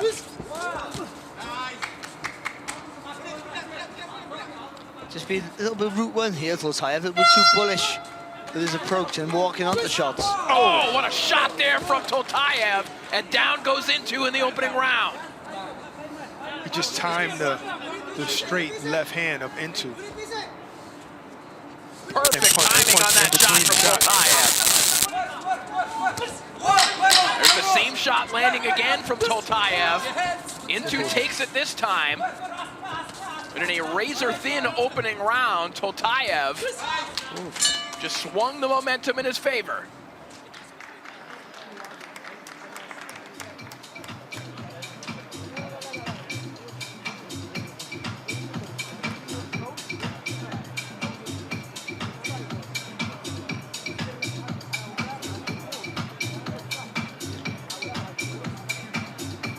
Lovely little time left hook that is, isn't it? There, just sort of half feinted with a jab, half feinted with the right hand, and then when Nkosi came forward there with his own left, got caught with a cracking left hook. So he gets it, but he's not steady on his legs, and I think he did well there to see the end of that round there.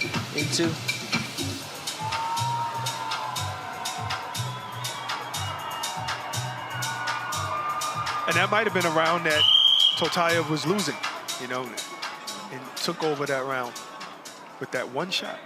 Yeah, I thought Nkosi was boxing well with the jab, the long right hand, but the left hand, sorry, but certainly the southpaw jab was really working for him. It's round 2 underway. Tremendous start for Sanatali Toltayev. He looks for that same shot there, that sweeping left hook that had Nkosi on the floor in the opening round.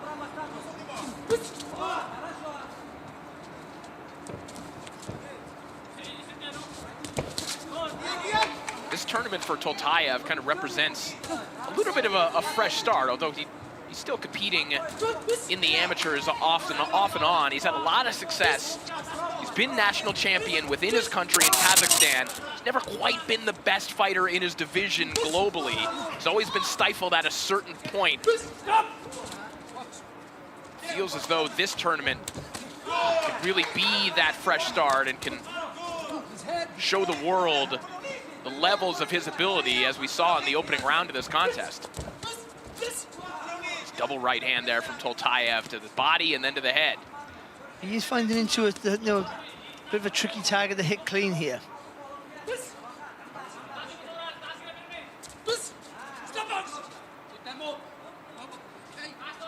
Right hand from Toltayev, straying low.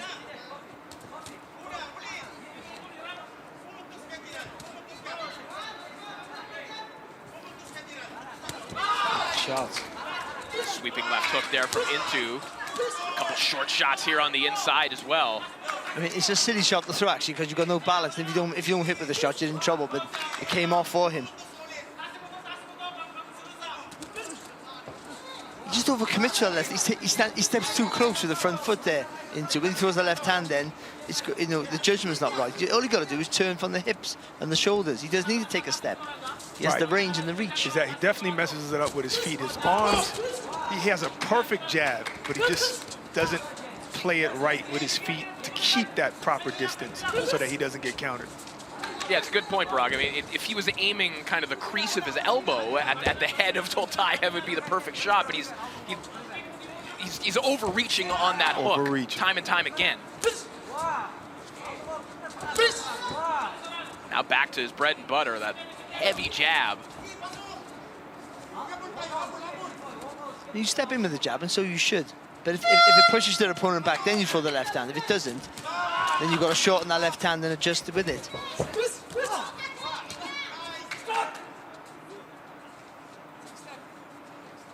Final 20 seconds here of round 2. Good bounce back round for Nkosi, considering the condition he was in the opening round.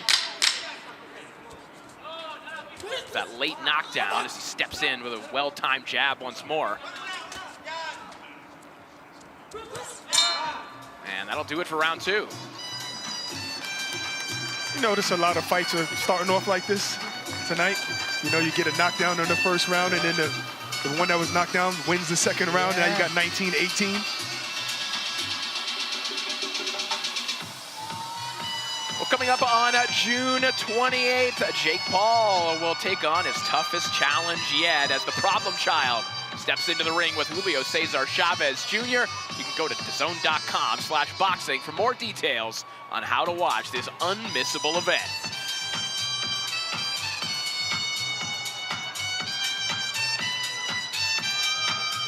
Yeah, really good round here. So that right hook that came off just clipped Toltayev's chin. Toltayev then just trying to fire back, but for the most part, a long reach to taking everything for Nkosi in that round. And 2 judges have it 19-18, all unanimous for the gold corner, Toltayev.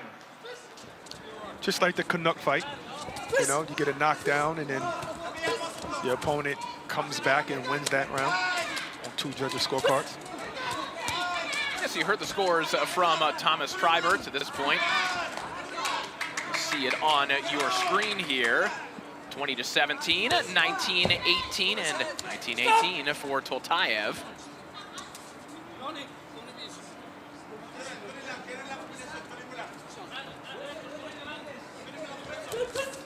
And those 19-18 scorecards, obviously, that would suggest that Intu was given that last round by those two judges. So nice boost of confidence for Intu. And as you said, that landed a nice little 1-2 there as well, Intu. Boxing really well here.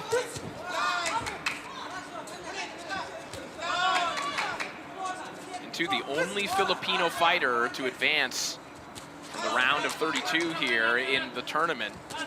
His countrymen, Brix Piala, Crisolito Beltran, who we referenced in the last fight, were both bounced in the opening round.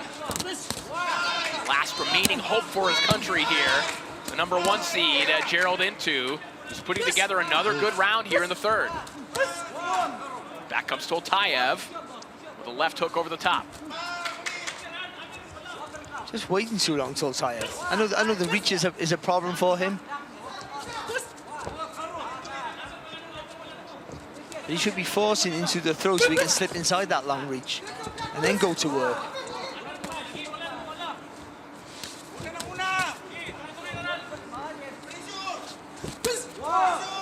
Good slip counter by Toltayev.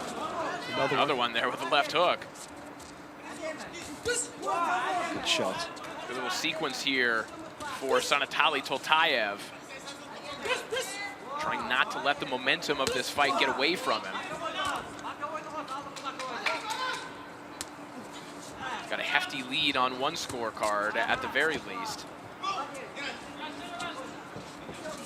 If you're wondering, by the way, about the seeding, the #1 seed we've attributed to Gerald Intu coming into this tournament, it's because coming into the tournament, he was ranked number 24 by the WBC. Of course, we always talk about the world rankings as ending at 15. They extend far beyond that, and because of that ranking, as Toltayev will be admonished there, because of that ranking, Intu was given as the #1 seed in this tournament.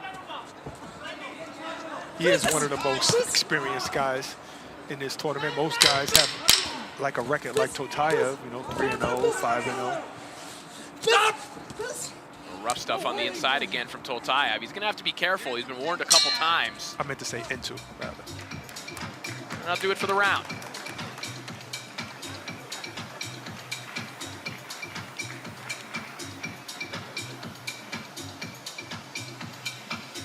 Some around the two halves there. I thought Intu boxed really well in the first half of the round, but then Toltayev got his act together there to close the round, landed some good quality work and made it a close one.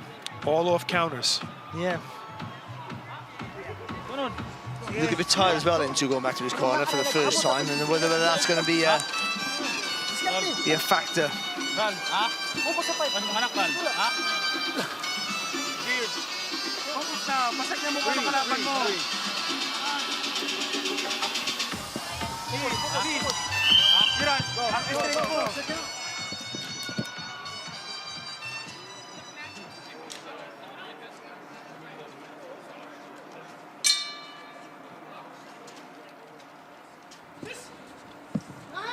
It's round 4 underway. Gerald Intu back to action with a left hand down the middle.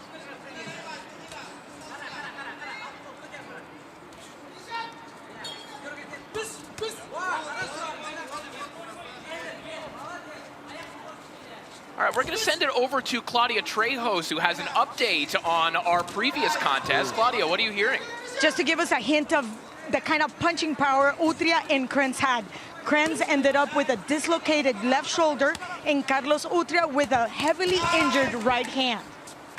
Thank you so much, Claudia. So, obviously, we wish for a speedy recovery for both fighters. For Krenz, obviously, to continue with his career, and for Utria to continue in this tournament. A broken hand is something to worry about for a guy that probably looked like one of the tournament favorites coming out of that fight.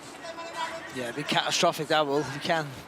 Just to pull out, though, you can't use it to full effect in the next round. Oh, man.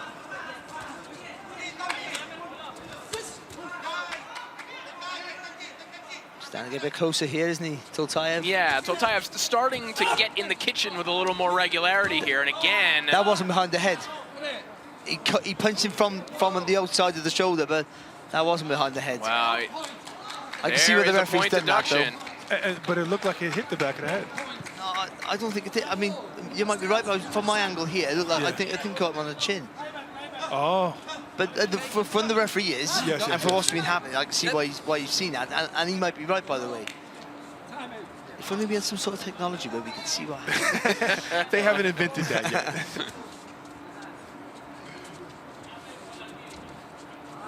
I watched an amateur tournament on the weekend, and not to see replays freaked me out. You're watching it live, you also can't see a replay. Right. We're spoiled, aren't we? Yes. Good shot there from Toltayev. Into just missed with a home run shot of his own. Toltayev getting there first, and now picking up the pace, forcing Into back against the ropes. Lovely uppercut there from Toltayev on that right hand as well. Well, that was a game of milliseconds. Whoever got there first in that exchange was going to hurt their opponent, and it was Toltayev who got to his mark before Into. Oh, Toltayev's kind of letting him off the hook right now, getting him out of the corner, allowing him to get out of the corner. He's looking for that clean shot. I know they look for that one big punch to finish it off, but sometimes just throwing shots and it'll come. Sometimes you got to force it rather than just wait for it to happen. Just seems like he's more comfortable slipping a shot than throwing a punch. More comfortable countering rather than just throwing combinations. Body language of Into right now looking a lot more ragged than it was in the early rounds here, and certainly more so than Sanatali Toltayev. See the face of Into starting to mark and swell as we will come to the end of the round.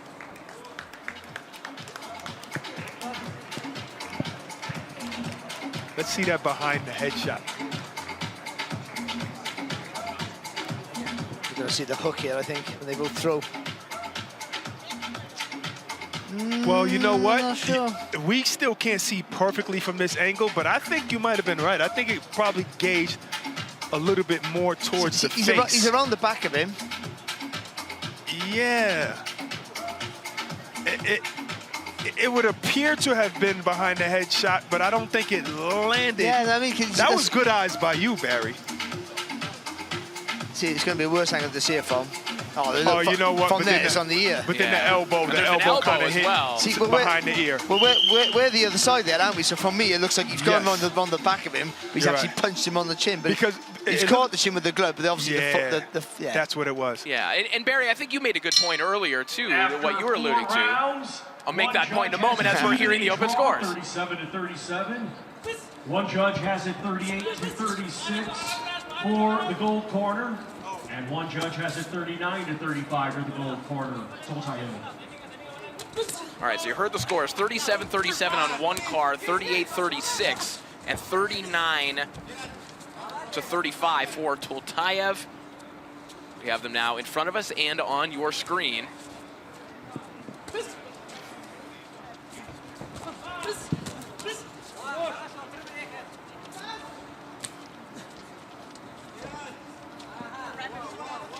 That's better from Toltayev. Just trying to disguise it a little bit more. That's when he really does the damage. When he's not just brute strength. Just sometimes he disguises the shots a little faint. From Into though. All right, so we did just receive confirmation as well that the instant replay that is available here at the WBC Grand Prix, they can review point deductions like that and make recommendations, but after reviewing the replay there, it was determined that the official had made the right call. And going back to the point I was making earlier, Barry, and you were alluding to it, I think the referee was also seeing that there was kind of a general aura of kind of unruliness from Toltayev. There were a couple fouls, and I think that just looking at the way that Inter reacted, it was the right call ultimately, but I think that's what he was reacting off of also. I think so, yeah. Well, Mark Lozison, the referee, has warned them a few times, and he was in the perfect position to see that it did land on the ear, on the back of the head. Especially when your opponent turns his back like that, there's no real shot for you with that left hand. you'd have to land in the back of the head. Right. So it only made sense for him to take that point away because you weren't even trying to land a legal shot in his eyes. Big left hook there from Toltayev. Just threw away the right hand, got full leverage on that left hook. Credit to Intu for taking that one and moving forward. He's a beautiful counterpuncher. Intu trying to be too clever though. He was leaning over, trying to sort of give it the look to try and throw a screw shot or something, but waited too long and just give him a tag of the hit. Intu got a cool 1-2 down the line. Big long shots like he was at the start of the contest. Use your length, use your reach. Bring the punches back as fast as they go out.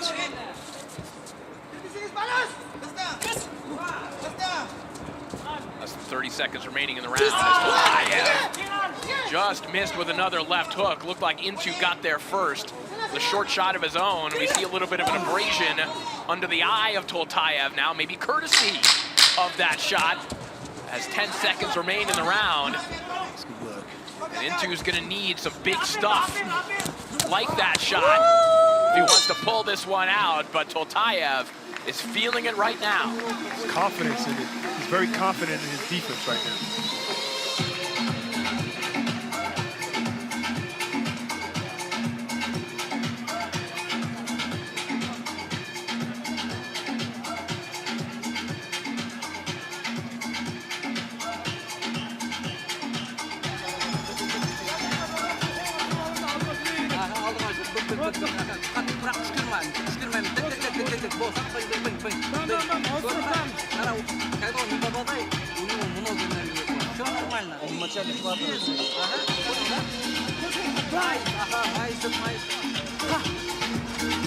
Patay kung patay, ubusin na lahat. Ha?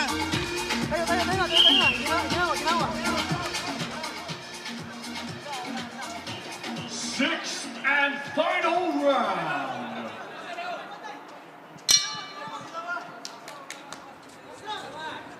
Sixth and final round here between Sanatali Toltayev and Gerald Intu. Fight that despite some messiness and a point deduction. Seems firmly in the grasp of Toltayev, unless Intu could produce something colossal here in the final round. When you get tired, you start to lose your shape. You know, punches come back a bit slow, a little bit lower. Just it's only little things at a time. But when you got someone like Toltayev who's technically very good and strong, it makes it a lot easier. Going down the stretch, then it makes it easier for him, and it's been that in the last couple of rounds. There's still a little bit of a jeopardy with him to the way he commits to a shot, but apart from that, he's been an easier target to hit the last couple of rounds.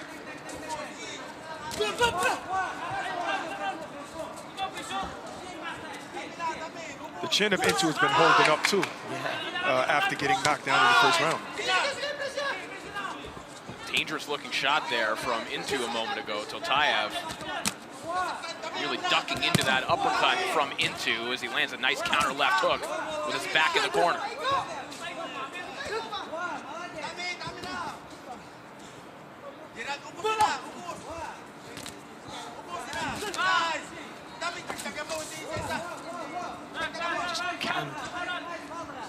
Just can't get his hand on it, can he? Intu, he had Toltayev where he wanted him pretty much, and just can't get the success.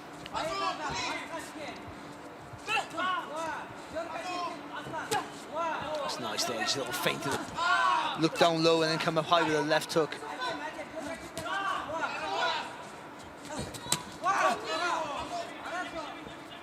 Switch of positions there from Toltayev. And the counter came with the left hand instead of the right hand. It was beautiful overhand. And turned it all the way over, too. Gennady Golovkin style. Right. Final minute of this contest. Toltayev going back to the body with a nice right hand.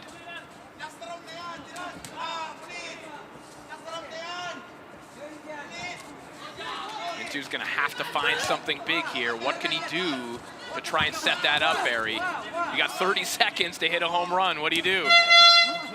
I mean, nothing you can do though. You take that silly risk, you get knocked out. You're not going to do that, are you? You know, he's had a good go. He's just falling a bit short. That's all. Right, but if he can't go to the body, you're missing up top a lot. But go to the body. The body's there. He's slipping you from moving his head up top, but the body's there.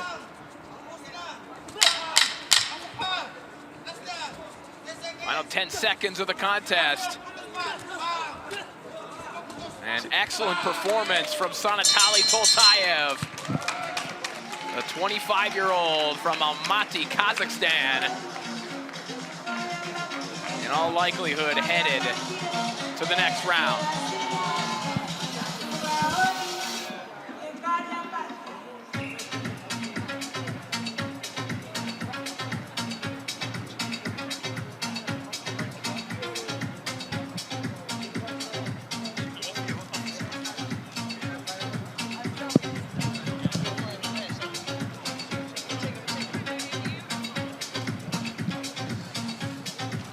Bam Rodriguez gets back to action on July 19th when the WBC World Super Flyweight Champ looks to unify the division as he faces undefeated WBO belt holder Fumalele Kafu in Frisco, Texas.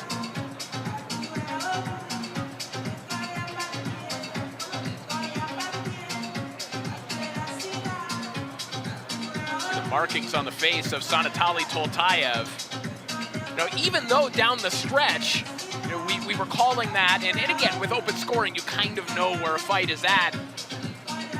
That was not a fight that Toltayev could cruise his way through. No, I just wrote down on my notes now for the next round. He dominated in the end. Yes. But in those first early rounds, it was uncomfortable for him. It was tricky, it was awkward. Still competitive, even though one-sided. Kind of like the rest of the fights tonight. Competitive, but one-sided. Does that even make sense? Makes perfect sense to me, and let's let the scorecards illustrate it as we send it back up to Thomas Driver.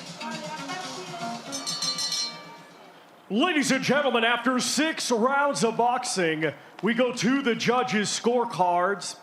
Judge Fabian Guggenheim scores it 58-54, and both judges, Paul Landeros and Christian Garduño, scored the same, 57-55, all for your winner by unanimous decision.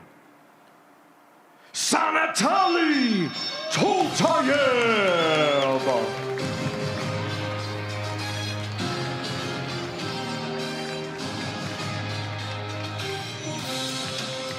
Sanatali Toltayev from Kazakhstan takes the win in massive fashion and now takes a step forward to quarterfinals. And in the meantime, if you just joined us, this is the second phase of the WBC Grand Prix. For those of you, this is a new concept. And here's a quick reminder of how this tournament works. The WBC Grand Prix is split into 4 separate weight divisions: featherweight, super lightweight, middleweight, and heavyweight. In total, 128 athletes will compete, 32 in each division, representing 41 countries. Fighters' age limit is restricted to 26, and they must not have a professional record of more than 15 bouts. The competition is split across 5 events, hosted throughout 2025, culminating in the finals on December 20th. This is the second phase and will be held across 2 days with super lightweights and middleweights paired together on day 1, while day 2 sees the featherweights and heavyweights in action. There will be 16 fights taking place each day, 8 in each weight class, with the winners progressing to the quarterfinals. There are no draws, ensuring decisive outcomes in every bout. Every fight is set for 6 3-minute rounds. There will be open scoring at the end of round 2, 4, and 6 to enhance transparency. There will also be instant replay for accurate and fair officiating. The winner of each weight class will receive the Jose Sulaiman Trophy and the honour of being an inaugural WBC Grand Prix champion.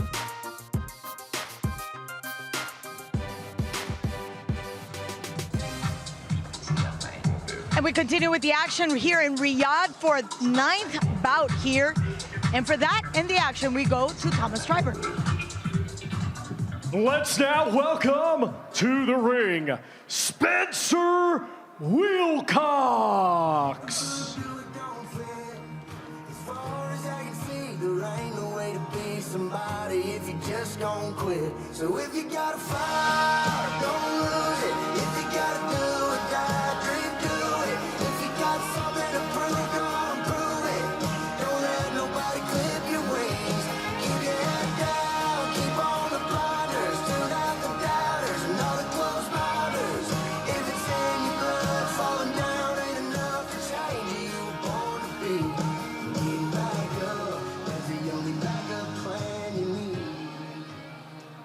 And now let's welcome to the ring, Bartolomé Shabila.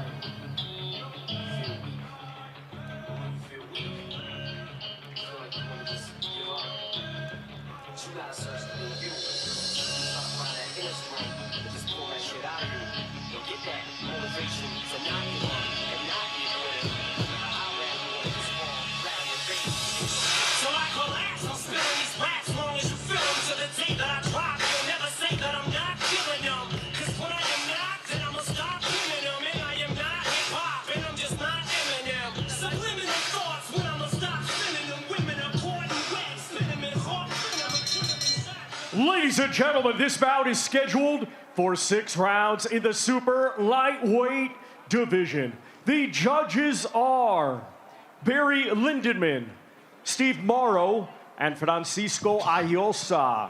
Our referee in charge will be Ansi Parayoki.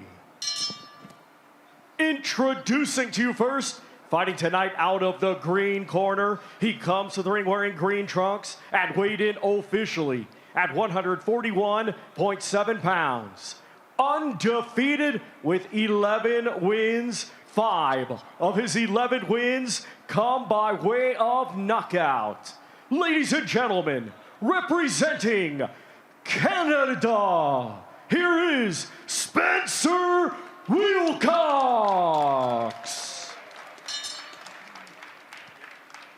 And his opponent across the ring, fighting tonight out of the gold corner. He comes to the ring wearing gold trunks and weighed in officially at 141.7 pounds. His professional record, 9 wins, just 1 defeat. 3 of his 9 wins coming by way of knockout. Ladies and gentlemen, representing Poland, here is Bartolomé Shabila.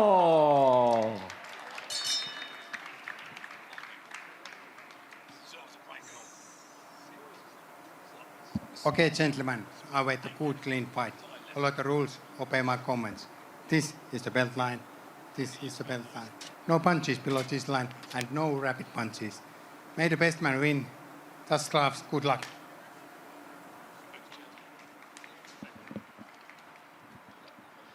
Time now for our 7th contest of the day in the super lightweight division. A big opportunity for Bartolomé Shabila, stepping in as an alternate tonight to face Spencer Wilcox. You might remember Shabila dropping a 6-round decision to the teenage sensation Aaron Barahas in the opening round. He was given a second crack, and tonight he'll take on Spencer Wilcox, who was very impressive in his opening round matchup against Samuel Quay. This is why you always got to stay ready to step in.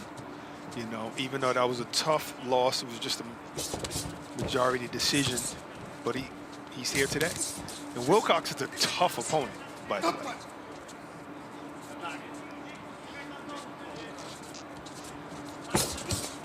He was lots of like one there, but Wilcox nice and sharp, compacted, real good solid left-hand jab as well. Seeing someone like Shabila, he could be very, very important to get that left hand into place very early.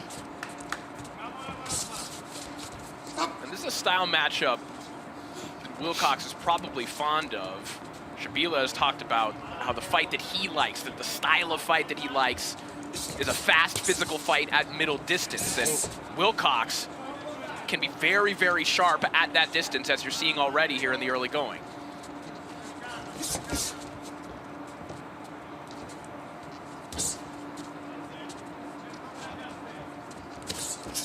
See, he accelerates into his work, Shabila, and that's what you need to do. But he's just a little bit predictable with it. You sort of know when he's gonna start. And someone like Wilcox, who does that little half a step out, step back in, that might just suit him.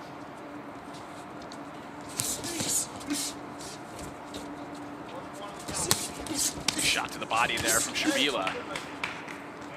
You already see a little redness on the left side of the forehead of Shabila. Yeah, looks like some swelling developing on the cheek underneath that eye as well. Good right hand off in the corner there though from Wilcox, and then escaping onto his left. both seem to have pretty fast hands. I just see that right now Wilcox has the fast feet as well. If I was Wilcox, I would be a little bit like, you know, chest like over my front foot, but a lot of weight on my back foot to lean back, but sort of feinting. You want Shabila to attack you because he commits the attack. But with that, if you can make him fall short, you got 3 punches for free. Yeah, and we're hearing that from Wilcox's corner right now. They're basically telling him, don't overcommit. Essentially saying, just let him come to you. He's going to do this work for you. But you can't just sit there because he will steal a space. Then when he attacks, he's in range. You've got to sort of like feint him so he throws like that. Yeah. Just missed over the top of that right-handed Wilcox. And a right hand to the body will seal it for the opening round. Wilcox has a nice counter uppercut like Totayev was doing in his fight. It's there for him if he sees it. Decent first round. I want a little bit busier with the lead hand. You're countering him with the right. I need to see the uppercut. Uppercut. He just said it. You're looking for the counter right. All right, Barahas. Yep, counter uppercut. You got one right. Well done, you. Lewy na dół, lewy hak. Będzie czas na mocną akcję, okej?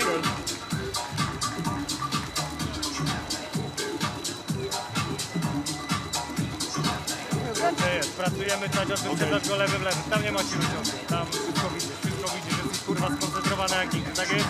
Koncentracja.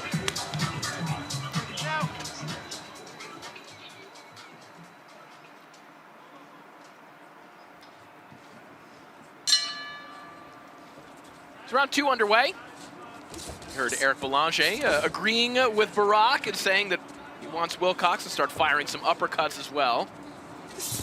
Wilcox, a multi-time Canadian national amateur champion who got seen for this tournament in part because of his friendship with Lennox Lewis, who's still very active in the Canadian boxing community, always lending mentorship when he can.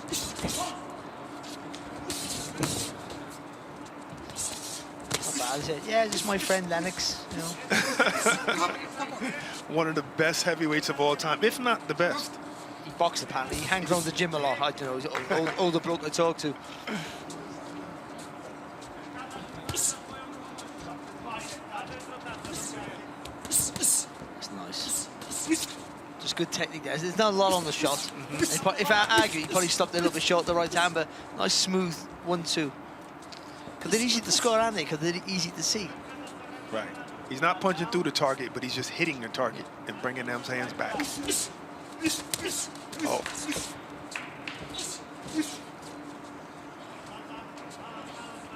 What you don't want to do is punch with Shabila, though. No. No, that's exactly what he's looking for, and he said as much. You know, the type of fight that he likes is that kind of fight, and hoping that he can win the firefight. And it's made for very good television. Basically, all of Shabila's fights have been on national television back home in Poland on Polsat. But Shabila just has the body type for those inside fights, you know? And his technique is really, really good on the inside. Beautiful counter right hand there from Wilcox. Wilcox, of course, comes from a fighting family. His brothers, Stephen, Brad, and Jesse, all professionals, all successful ones as well. We've really seen the elevation in Wilcox's game since he's been able to train in Las Vegas with his trainer, Eric Boulanger, at the Split T gym. I guess you never run out of sparring partners when you have 3 brothers that box. No. Well, they've talked about the fact that that's just how they play and how they played growing up. It's just let's fight a little bit. Right. Some people play house.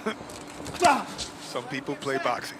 I would say some people play boxing, but we've got BoxRaw as a sponsor, and I know they've got T-shirts that say that you can't play boxing. I don't want to upset any of the sponsors. Only at home right. you play.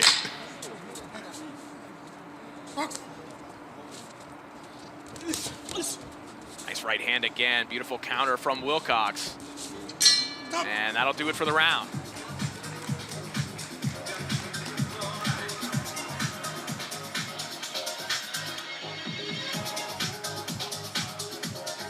the Undisputed Heavyweight Championship is on the line at Wembley Stadium on July 19th as Alexander Usyk and Daniel Dubois meet for the second time. And on this occasion, all the belts are on the line. It's another history-making night live here on DAZN.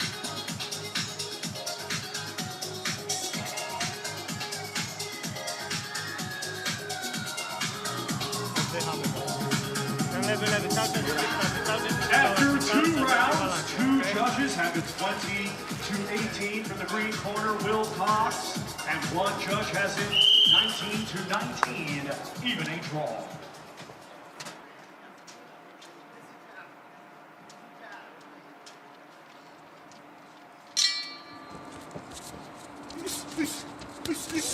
Round 3 underway, and perhaps a little bit of a confidence boost there for Bartolomé Shabila, hearing that 1 judge has this fight even. The other 2 judges have it 20-18 in favor of Spencer Wilcox, as you see now on your screen.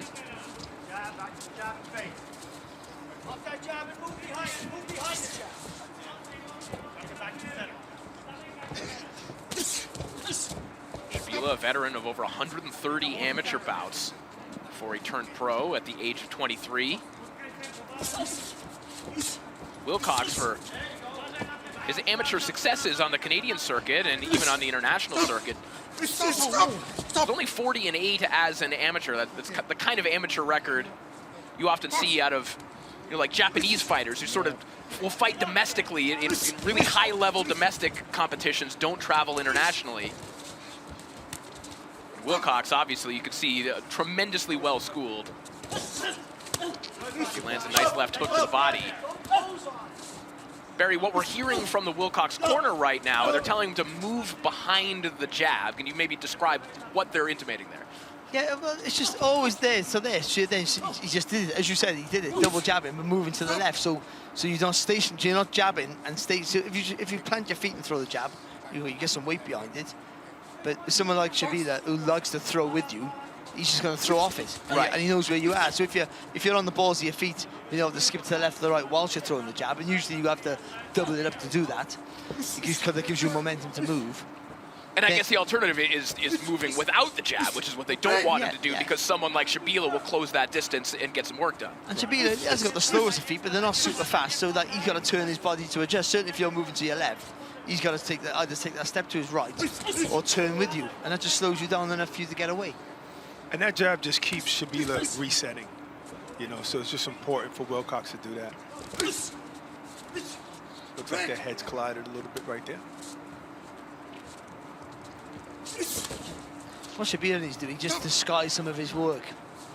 He's just, again, like I said in the last one, just a little bit too predictable to see what's coming. You might not be able to do anything off it, but you can brace for it and defend against it. And he's not coming in with the jab enough. Every once in a while he'll throw a jab, but he really likes to just come in with his footwork and head movement rather than throwing the jab to blind Wilcox when he comes in.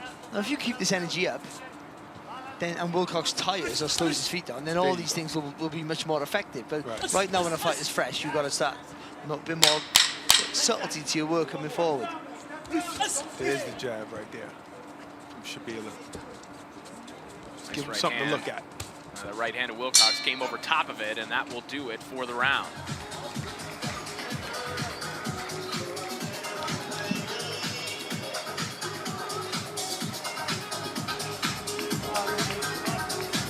Na kartach punktowych mamy 2 rundy do tyłu. Musimy trafiać mocniej i celniej. Nie dajemy się łapać na te paciaki, okej? Jesteśmy w balansie cały czas. Raz w przód, raz w tył, raz w przód, raz w tył. Musimy go wciągnąć trochę. Rzucamy troszkę ofensywy. It's good for both there. Good. Shabila committing to an attack there, landing a nice jab and a lovely little lean back right-hand counter there from Wilcox. A really good shot. And then skipping away out of trouble. That's the way you do it. The game of inches. It is. Oddychamy, dajemy się Especially when you're my size. Tak jest. Let's go, champ.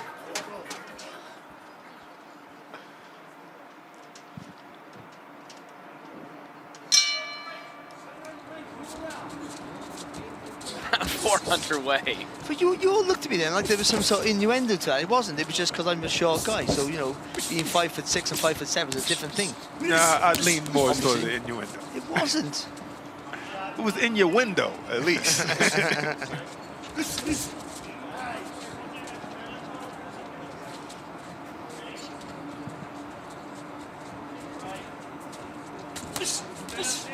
There's that right hand from Wilcox again. And Barack, you pointed this out in the last round. You know, the jab of Wilcox forcing Shabila to reset. And because of that need to reset for Shabila, his attacks have become predictable enough that the Wilcox corner is telling him, go now. That they can almost see when he's about to attempt something. Right, they're timing him as well. Because he's the kind of fighter that needs to plant his foot, except when he's lunging in. You know, he can lunge in now with the jab or the left hook, but he likes to plant his foot to throw his left hooks and right hooks. What I always got to do, Shabila, is just, you know, jab to the body, jab to the head. And, you know, or the other way around, I would go. Head, body, get you close. Don't matter if you land. And then you got to throw that right hand over the top. You just might drop the hands enough to give you a gap to hit.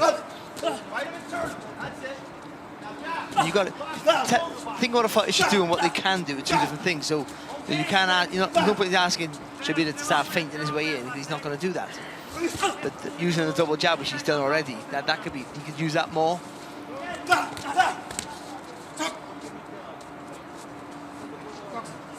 The difficulty for Shabila, though, thus far, Barry, is that Wilcox has stayed so composed that he's not making the types of mistakes that would allow Shabila, just with sheer effort, to start capitalizing on something. Wilcox hasn't really given him those lanes.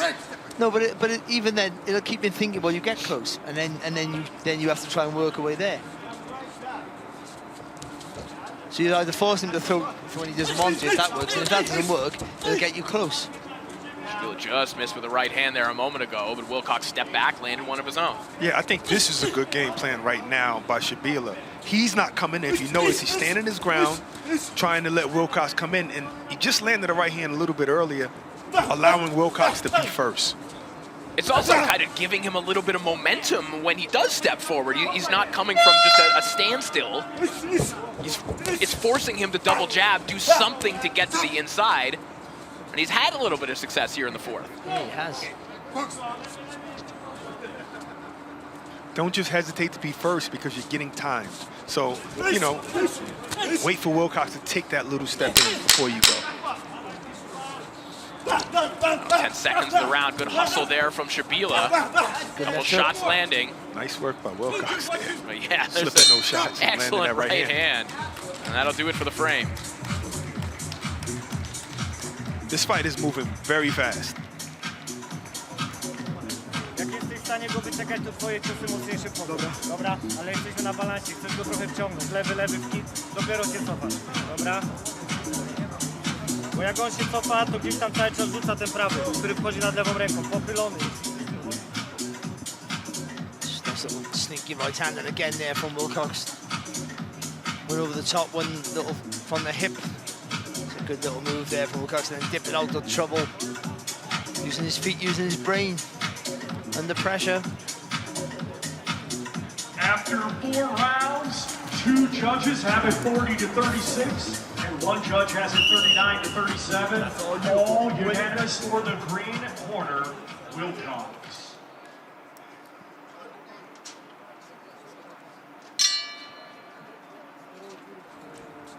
So round 5 now underway. And the open scoring has illuminated the reality here for Bartolomé Shabila. The scores right now 40-36 twice for Spencer Wilcox and 39-37, which would mean that on the scorecards, without some knockdowns, this is an unwinnable fight for Shabila. So something is going to be necessary for Shabila, and something in a big way.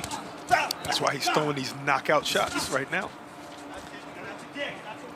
And for his sort of style, I know you don't want to walk on the shots, and it's easy to say you just got to walk into him because we're not the ones taking the punches. But I mean, for his sort of style and the way he wants to fight, he can sort of go for it now, can he? I mean, if the shot's not hurting you coming forward, right? I mean, for him, I think he has to really get. No, you got to get into the range where he can swing. Well, and I say swing, I literally mean swing. No, I got you, but whether the shots hurt you or not, if that's the only way you can win, you might as well just go all out anyway. Yeah, but if you feel it when you're coming forward, you as much as you're telling yourself to do it, your body's saying no, no, no, no. Of course, but, of course. But I mean, you can, to try and win a fight, you think, oh, I'm getting caught here. You bring, oh, I've got to be smart, I've got to be smarter. When it's a point where you can't win the fight, and they're not hurting you, then you got to go, I have to take one to give one now. Right.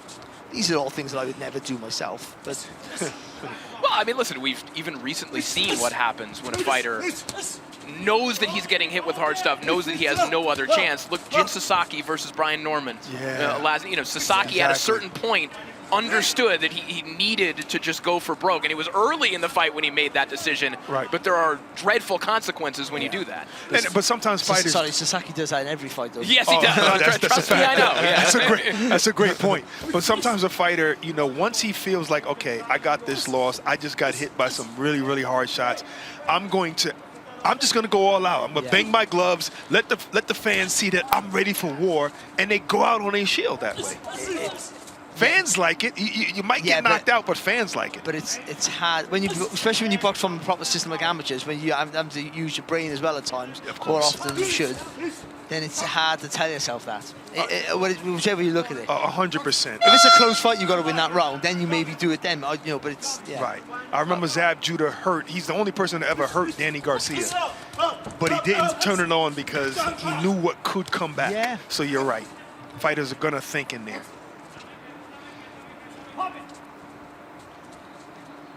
About 10 seconds here of round 5.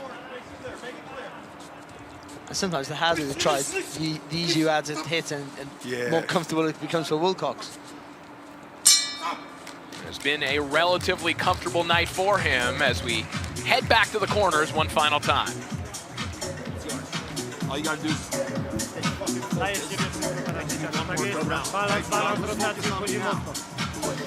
Na drugie tempo raz i dopiero, żeby te ciosy czysto wchodziły, ok? Polujemy na ten lewy na wątrobę, dobra? Dajesz siebie wszystko. 100%, 110, 120. Ok.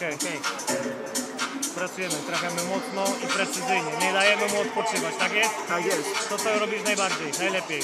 Nie dajesz mu odpoczywać, presja, zabijemy go. Dawaj. Przenośnie.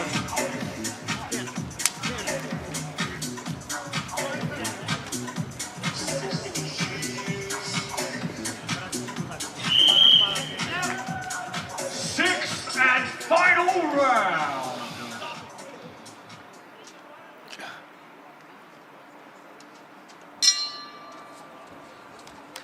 Sixth and final round.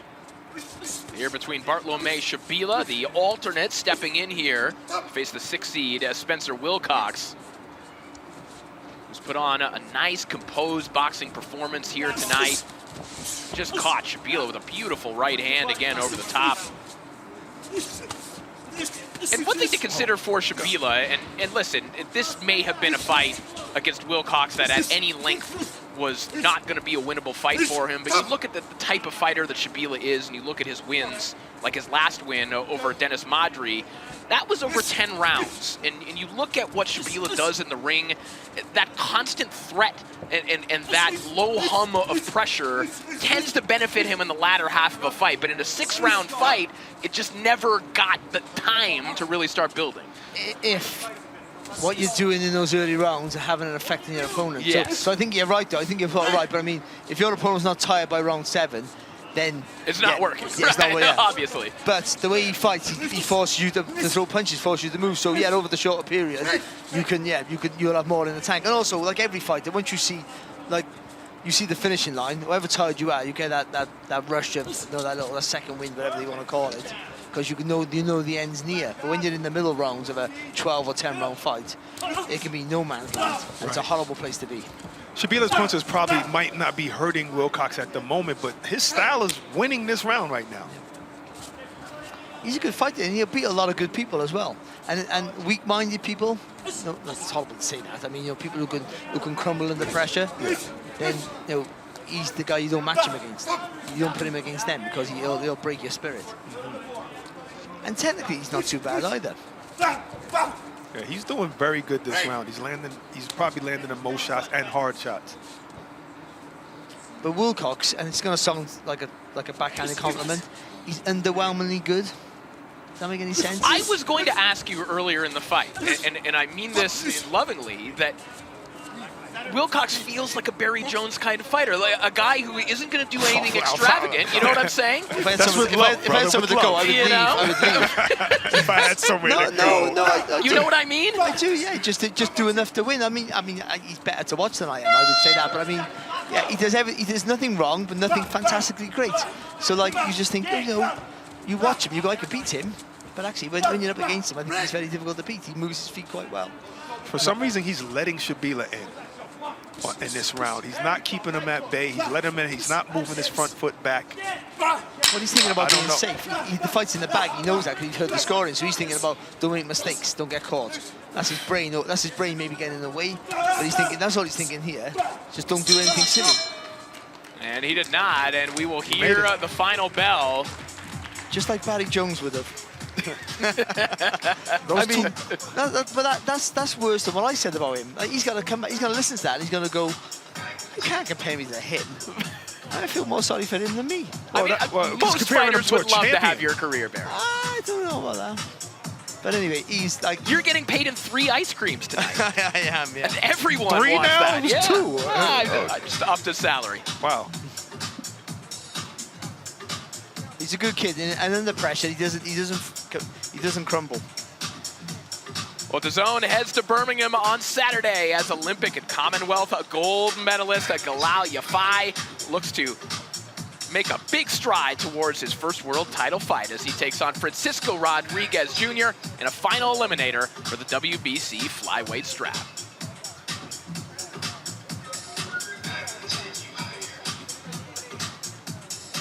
So a very solid performance from Spencer Wilcox here tonight, the pride of Hamilton, Ontario, Canada. Looking to improve to 12-0 and advance to the quarterfinals.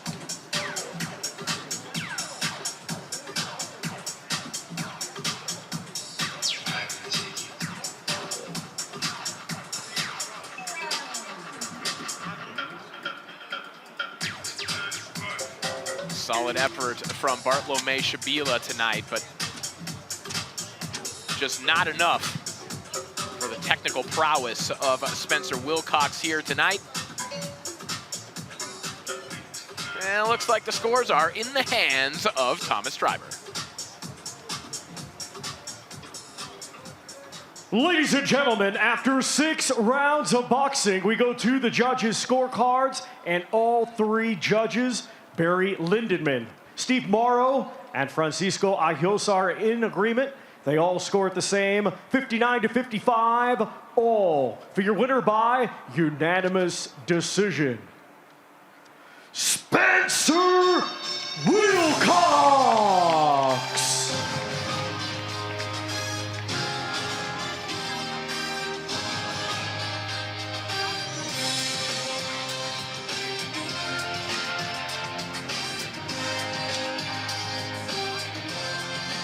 Right here on the zone, just over 2 weeks until Jack Catterall and the unbeaten Harlem Eubank meet in Manchester.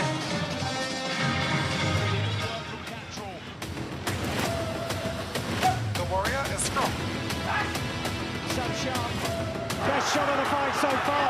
His wisdom, an amalgamation of precedent. This is the kind of action that we wanted.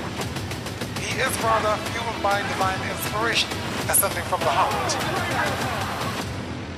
For his true assignment is to deliver evidence of superior behavior. It's the Battle of Britain as Jack Catterall moves up to welterweight for his ring return against undefeated Harlem Eubank. That's live from Manchester's AO Arena on July 5th, only on the zone. And we continue with more action right here in Riyadh, and for that we move on to Thomas Stryber.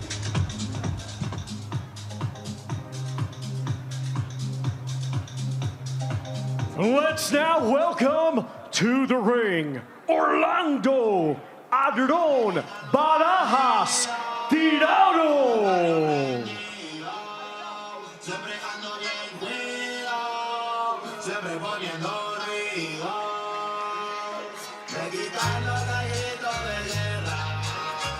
Lo defiendo mi tierra. No me dejo de nadie, yo cuido a los míos, mi raza de aferra. Soy mexicano, esa es mi bandera, yo la levanto por donde quiera. Verde, blanco, rojo hasta que muera, el barrio prendido ya se va afuera. And now let's welcome to the ring, Misael Cabrera Urias. Blanco y negro, blanco y blanco y poco me pueden contar. Y no se trata de si soy bueno o malo para empezar. Con la gente que es corriente el terreno nunca sembrar. Que aprendí que no te ayudan pero te van a atrasar. Son de muy pocos amigos conocidos un regal. Creo que en boca de muchos son los de vaya a girar. Nunca no quiere nada de los camaradas que yo pensé que iban a estar. Yo creo que nadie esperaba que el sol me pegara y que en la sombrita iba a quedar. Ladies and gentlemen, this bout is scheduled for 6 rounds in the super lightweight division. The judges are Nawaf El-Mohamed, Fabian Guggenheim, and Christian Garduño. Our referee in charge will be Analia Maradona. Introducing to you first, fighting tonight out of the green corner. He comes to the ring wearing green trunks and weighed in officially at 140.6 pounds.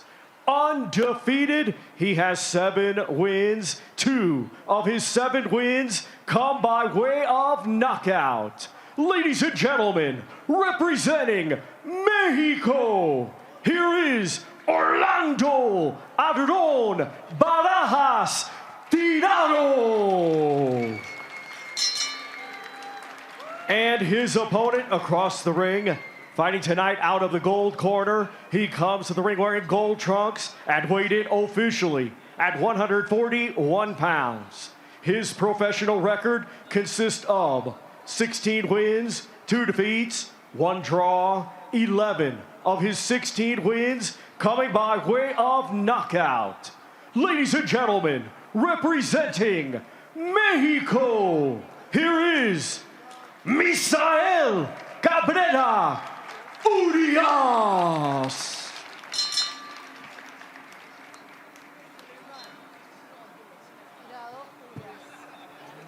Caballeros, les recuerdo no aplicar golpes en la nuca, en la espalda, ni golpes bajos. Faltando 30 segundos, escucharán este sonido. Tienen que seguir peleando. Se saludan, choquen guantes, suerte a los dos y a sus rincones. So an all-Mexican battle to wrap up our day of action in the 140-pound division. Misael Cabrera, one of the most experienced fighters in the bracket, taking on the 17-year-old Aaron Barahas, who you might remember if you watched the opening round, was handpicked by Mauricio Suleiman to enter the tournament. He entered as the 32 seed and scored a win over the man we just saw in the previous fight, Bartolomé Shabila, to advance here to the second round. That was a really good fight. And what you saw in that fight is a 17-year-old look confident no matter what. And a guy that just put immense pressure, you know, on Wilcox. He was calm, collective, patient, and he won that fight.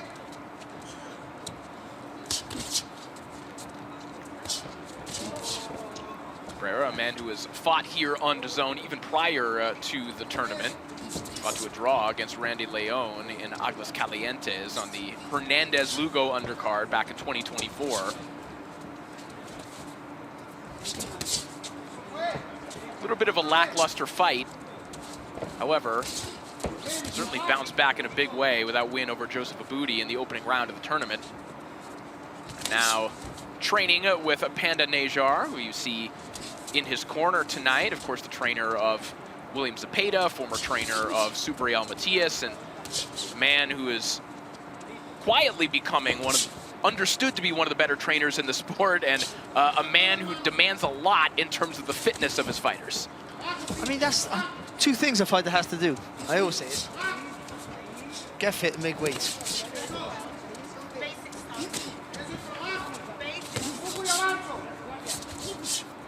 But those two things are very difficult to do, of course. Work to the body here from Barahas. Nice counter left hook there from Cabrera. Mexican national amateur champion. Kind of two different generations of stellar Mexican amateurs here. The 25-year-old Cabrera and the 17-year-old Barahas, who somehow, before turning pro, racked up over 200 amateur fights by the age of 16. I don't know what. He didn't have time to go to school. Oh, good left hand by Cabrera. Yeah, that one momentarily buckled Barahas. Momentarily switches stances to get out of danger. Now back to his flow as he puts a couple shots together, mostly caught on the arms and gloves of Cabrera. Let's get lower, Barahas. You gotta get as low as he's been in the shorter fight, you gotta get even lower than that. Ooh. Oh. Another good left hand by Cabrera on the inside. Oh, good right hands. I think Cabrera thinks he has him hurt. He was caught square-footed there, but it was a solid right hand. And those couple of punches, those last 3 punches that had an effect on Barahas might have won him that round. And there is Mauricio Suleiman, the WBC president, who, as we mentioned, handpicked Aaron Barahas to be in this tournament. Oh, hold on. He's texting me right now. Hold on. He's texting me. I was hoping he was tweeting nice things about us, but we're going to get answers on that front because we hear that he's going to be chatting with Claudia Trejos a little bit later on. Yes, he always does. He always has very wise words to share with us. And like you mentioned, he did pick Barahas, handpicked him because of his attributes. Let's not forget, 140 pounds. That is a division filled with Mexican talent. That's why this is important. We have Mexico versus Mexico. The most important factor from my standpoint is youth and Panda. Panda is perhaps the most important factor for somebody like Urias. It's round 2 underway. And that Panda camp that you referenced, Claudia, obviously in Jicapilco in Mexico at super high altitude. A really grueling road work and mountain running schedule that goes on there. And you can see Cabrera now picking up the pace, maybe leaning in to some of that fitness. And when you look at Cabrera, we got to remember, Panda uses the Cuban-style boxing that there's really no divisions. He has everybody sparring everybody. So that gives you not only stamina, but the ability to withstand not only speed, but power. Right hand over the top there from Cabrera. Back comes Barahas, trying to stand in there and bang with Cabrera, but the heft of these shots of Cabrera is becoming more and more apparent. Well, it looks like 2 different weight classes, and I don't mean the next weight class. I mean like literally 3 weight classes difference. The size on Cabrera compared to Barahas. But they both made weight. Yeah, that's right. It just always turns out sometimes. You did say that's the most important factor. Show up and make weight. That's all you have to do. I mean, all the other stuff, you know, is important, but that's the 2 things. Be fit. That's why you always be fit. Above everything else, be fit. But what was mentioning Barack a few fights ago, it was growing into the man body when we were talking about young men that look like they've already developed. And that's the case of Cabrera. Even though he is 25 years old, the young man at 17 doesn't look that much smaller. It's just the fact that there's a slight difference in stature. Yeah, and I see that Barahas is just a lot more aggressive than his fight with Shabila. It could be the styles, or it could be that his camp is saying, his corner is saying, listen, we can't win by majority decisions anymore. We gotta make it a clear victory.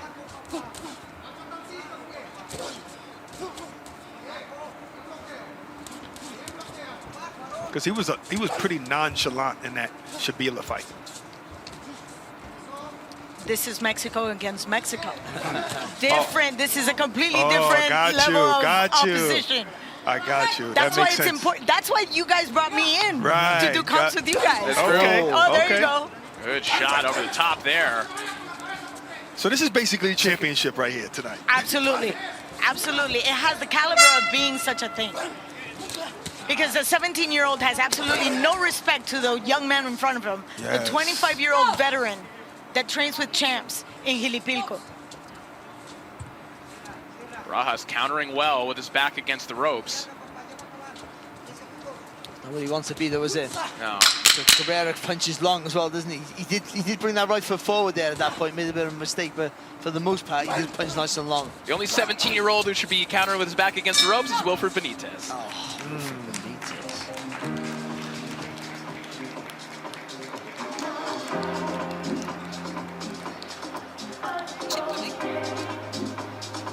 The Zone heads to Birmingham on Saturday as the Olympic and Commonwealth gold medalist Galal Yafai takes another step towards a first world title opportunity as he takes on Francisco Rodriguez Jr. in a final eliminator for the WBC flyweight strap. Barry, an excellent looking fight, and what a test there against Francisco Rodriguez Jr. has really been a stalwart of those lower weight classes for many, many years. And boxes at a pace that's hard to live with as well, and takes a good shot. So a lot of jeopardy there for Yafai, but he's shown a bit of a special quality, Yafai. This fight so far already, as you expected, two Mexicans, has really lit up. Two judges have it 20-18 for the gold corner, Urias, and one judge has it even a draw, 19-19. So if you overheard the scores there, 20-18 on two scorecards and dead even on the other, the 20-18 scorecards in favor of Misael Cabrera. And that's right. He's won the first two rounds, hasn't he? I think. I agree with you. Yeah. Just based on ring generalship, he's definitely commanded not only the aggression, but also the timing, the rhythm of the fight. Yeah, he's just landed with the better shots throughout. I think, Barahas has landed some good punches of his own, but not the same effect or frequency, I don't think. Yeah, this is a much different looking version of Misael Cabrera than we saw against Randy Leon about a year ago, both in terms of pace, in terms of confidence, and we talked about the new camp that he's in. He spent time with Alfredo Caballero, of course, that Gallo Estrada and Miguel Berchelt camp for a little while, now with Panda Najar, but sometimes, Barry, it's just it's the betterment of facilities. Where he was training before in the 410 gym, it was basically a ring with ropes. The ring was just gym mats on the ground, and now you're in an elite training facility. It stands to reason that you would have big improvements in your game. Of course, but it's whatever suits you. I mean, that's ultimately horses for courses, they say. And if you like to live in the dirt and do it that way, some people they need that. Some people need all the high-tech stuff, and whatever works for you, you've got to find what's right. Same with trainers. Brilliant trainers all around the world. If it's not suited to your style or your temperament, more importantly, then it doesn't work. I remember being in the gym with Danny Jacobs and the Chin Checkers when they were like teenagers in the projects in the basement, Coney Island. And that was a tiny, tiny gym with a ring. Sometimes there is no ring. It's just chairs denoting the corners. I never saw that. Wow. I've seen that. My first 5 fights, I never sparred in a ring. Wow. Literally, just jumpers round and call it a true story. Oh, okay. Wow. What I like about this young man, Barahas, is his will. I mean, let's look at the grand scheme of things. This is a global platform for a young man at 17, and he understands the competition he has right in front of him, and yet he doesn't get dissuaded. Claudia, I'm in awe of this young man right now, seriously, because maturity doesn't rest in the mind of a teenager. Nope. And you see a lot of maturity in this kid right here. He's not getting flustered. He's getting hit by some hard shots. He's not getting flustered. He's sticking to his game plan. He's good at what he does. Oh, yes. There you go. Nice counter uppercut beautiful there counter. from Barahas. And look at the switch. He changes angles so quickly. Very skillful boxer. Yes.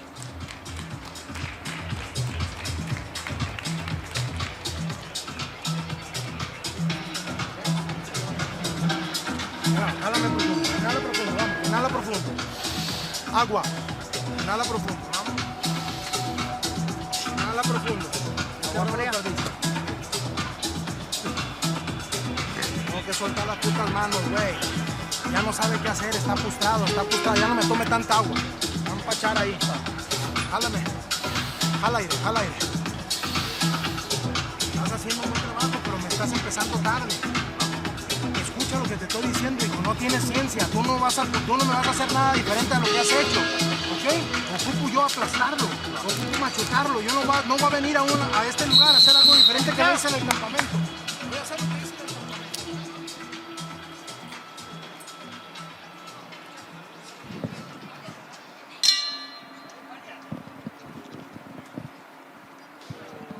Back to action here. Fun fight between Misael Cabrera and Aaron Barahas. Claudia, what were you overhearing in the corners? Jacob Najar being very precise with Cabrera, saying, listen, you did the work, you came here to win, stop playing. You have to finish this. Very precise. And by finish this, do we think he means go for the knockout? Do we think, yes. Yeah, okay. Yes. The thing is, he's landing with the shots, and he has enough time, I think, to set up a shot as well. I think they all saw that he was able to at least stun Barahas in the first round, so maybe that's why they call him for that. But this is no easy task. Right hand, the left hook to the body, and a little extra zip on it.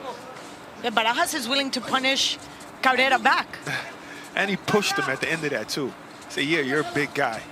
I know I'm not afraid. Sorry. I know Barahas is a natural counter puncher, but I think he has to try and slide inside those long arms now. I mean, sitting back here, I think Cabrera's not. No, he throws that right hand and brings that right foot forward at times, but for the most part, he's behind the jab with the left hook, and he's punching long. And if you can't get inside there, you've got to come second best, and that's what's happening at the minute for me. Couple sneaky left hands there from Barahas.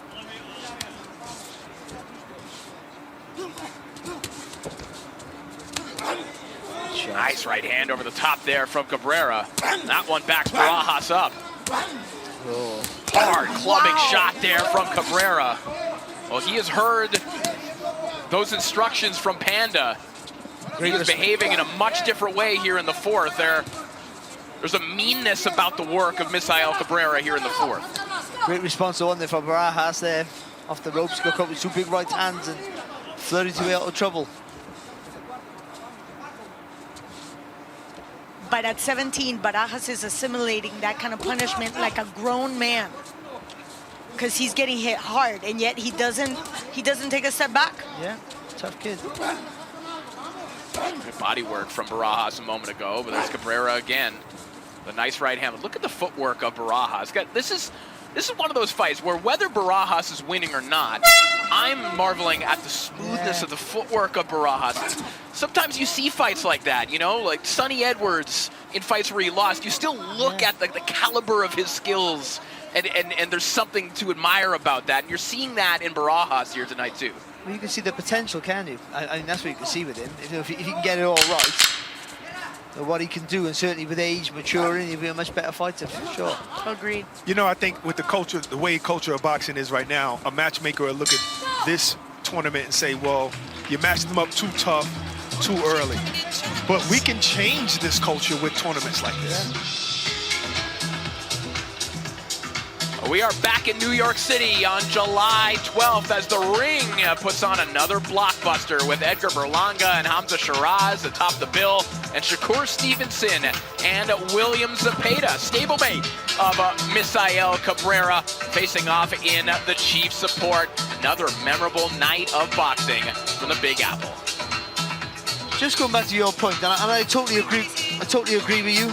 But for matching people, no, you haven't got to be matched too easy over throughout your career. And for a spectator, you like fights like this, are good to watch.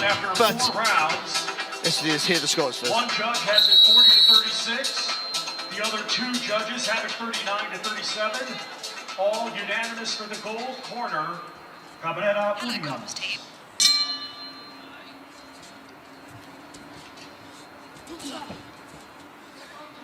What were you saying, Barry? But with that, and it's been a spectator sport, better for the public to watch fights that are competitive throughout.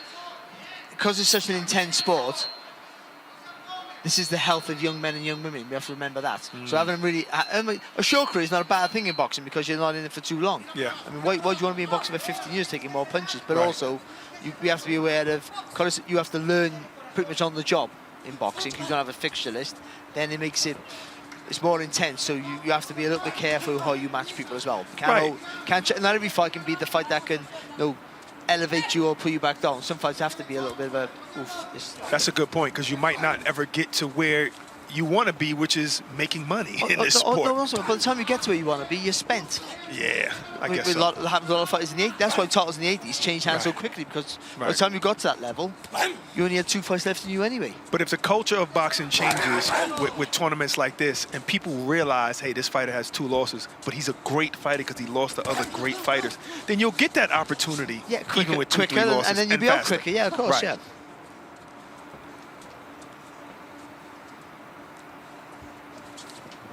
All right, let's send it back over to Claudia Trejos. Claudia, what are you hearing? Well, I just had a chat with the corner for Barahas, and they understand that he's in the cards, he's losing, but he's doing a great fight. He just wants to stay behind the jab, use the uppercut, but moreover, stay in constant movement and let his hands go. They are aware that this is an uphill battle. He's only 17, but they're very, very satisfied with today's performance. Irrelevant of the result. No, and listen, if there is a boxing culture that is receptive to fighters taking losses and coming back, it is the Mexican boxing culture. Exactly. You think of someone like Orlando Salido or Jorge Arce or any number of fighters who have taken losses and have come back and are still stars, are still fighting in main events, and have had success later on in their careers. 2 countries, Mexico, Japan. Yep. Yes. Almost is also relevant of what your record is. If you can fight, you can fight. This kid has a bright future. Yeah, the coach is very excited with what he's seeing. He understands that Cabrera is just much bigger. Yeah. And he's a grown man. Yeah. And a tough opponent. But he says, I needed to measure his capacity. Yeah. And Cabrera's been good as well. Let's not forget, we have to give him his due here, because he's boxed composed. He hasn't rushed into his work quite often. Early, the first few rounds, he brought that right foot forward. He hasn't really made that mistake since. And he hasn't allowed Barahas into the fight. For the most part, anyway. Barahas switched southpaw. Switch back to orthodox. And that'll do it for round 5. 1 to go in the final contest of the second round of 140-pound action.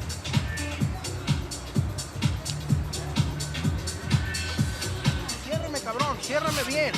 Ciérrame bien, Misael, asegura su pinche viaje, asegura sus fondos, asegura su feria, ¿ok? Vamos, que nadie se lo va a dar, nadie se lo va a regalar. En México no se gana este dinero, ¿ok? En México aquí no se gana este dinero, tiene que venir aquí para ganar dinero. ¿Quieres seguir viviendo bien? Vamos a pelear, cabrón, no me ande viendo. En México le van a pagar en pinche boletos y en pesos, ¿eh? Vamos, cabrón, no me bajes la mano, no me bajes la mano. Vivo. No. Sigue inteligente ese pinche morrito, es vivo, ¿ok? Mírame.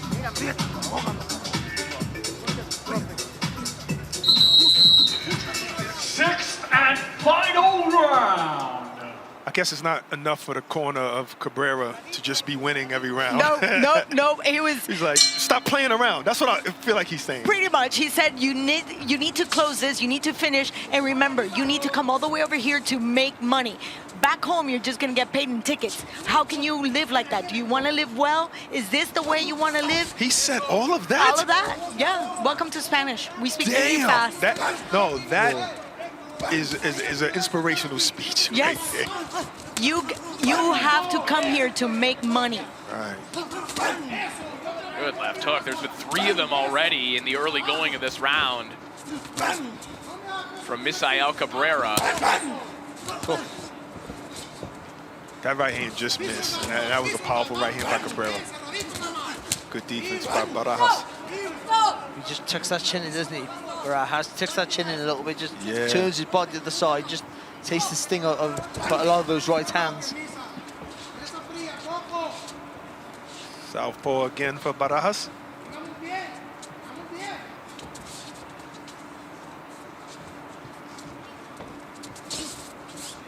See, and even, I just think changing southpaw, the way he sets his body up, that's just taking a little bit of the, not confidence from Cabrera, but the willingness to go for it, as the corner are asking for, because he knows he's being set up for something.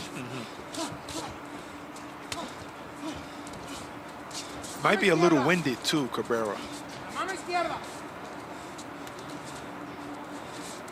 Yeah, we speculated that should not be the case given the training camp that he's in. And he's used to going past he's used 6 to going rounds beyond so this. many times. Right. I mean, Cabrera, again, one of the more experienced fighters in the bracket, technically had too many fights for the parameters of the tournament where fighters were supposed to be capped at 15 pro fights, but an exception made for Cabrera to enter the tournament.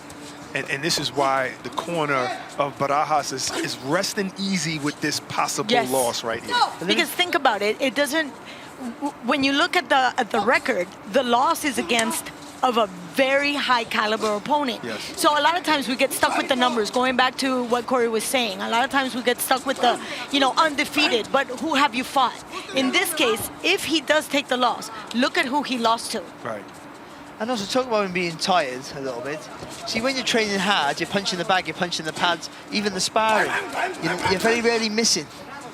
Missing punches is such an exhausting exercise. I know more about that than most. I mean, it's very difficult. It's really hard. I was so fit. No, but it tires you out. Even if you're dictating the pace, it tires you out. Yeah. And then this particular pace is a hard pace to fight at. I think we're watching perhaps the best quality at 140 pounds right now. This could have been easily a final. I agree. High level. Well, that will do it for the contest. And we will assume that Misael Cabrera will advance to the second round, continuing what is kind of a storybook tale that he's on. A man who earlier in his career suffered a back injury that was considered career-threatening. They didn't know if he was going to be able to walk properly again. And here he is in this tournament, and in all likelihood picking up another victory and advancing to the quarterfinals. It's good right hand by Cabrera. That right hand hit the target, but he was also concerned about incoming fire. So aware of defense at all times. I think Barahas could go back to the drawing board, hold his head high because of the competition that he fought and the way he fought, but don't ever get comfortable with losing. We've got an intriguing Battle of Britain on July 5th as Jack Catterall moves up to welterweight for his ring return against the undefeated Harlem Eubank, live from Manchester's AO Arena and only here on DAZN.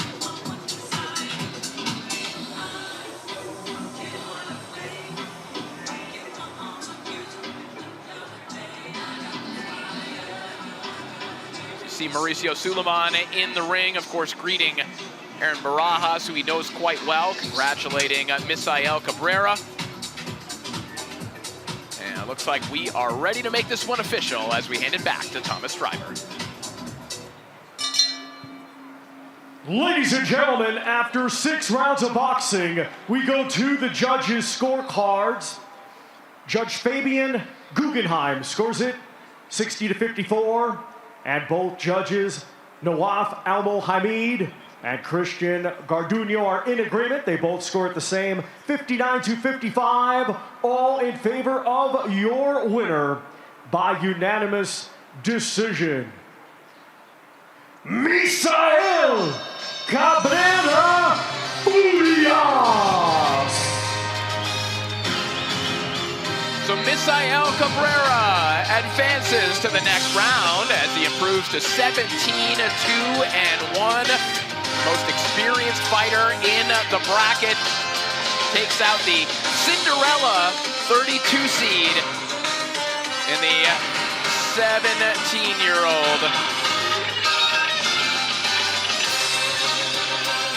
And we welcome you ringside here in Saudi Arabia. That will do it for the 140-pound portion of today's broadcast. We've had a lot of terrific performances, but guys, I think that we would all agree the best performance thus far came from Carlos Utria. Of course, the Colombian puncher dominating Alan David Krenz in their contest, but some stories coming out of that. Of course, the injuries to Krenz, the dislocated shoulder, The facial lacerations, obviously you saw those, but Carlos Utria also sustaining a broken hand. So as good as that performance is, there are now some questions as to what's going to happen with him come August in the next round.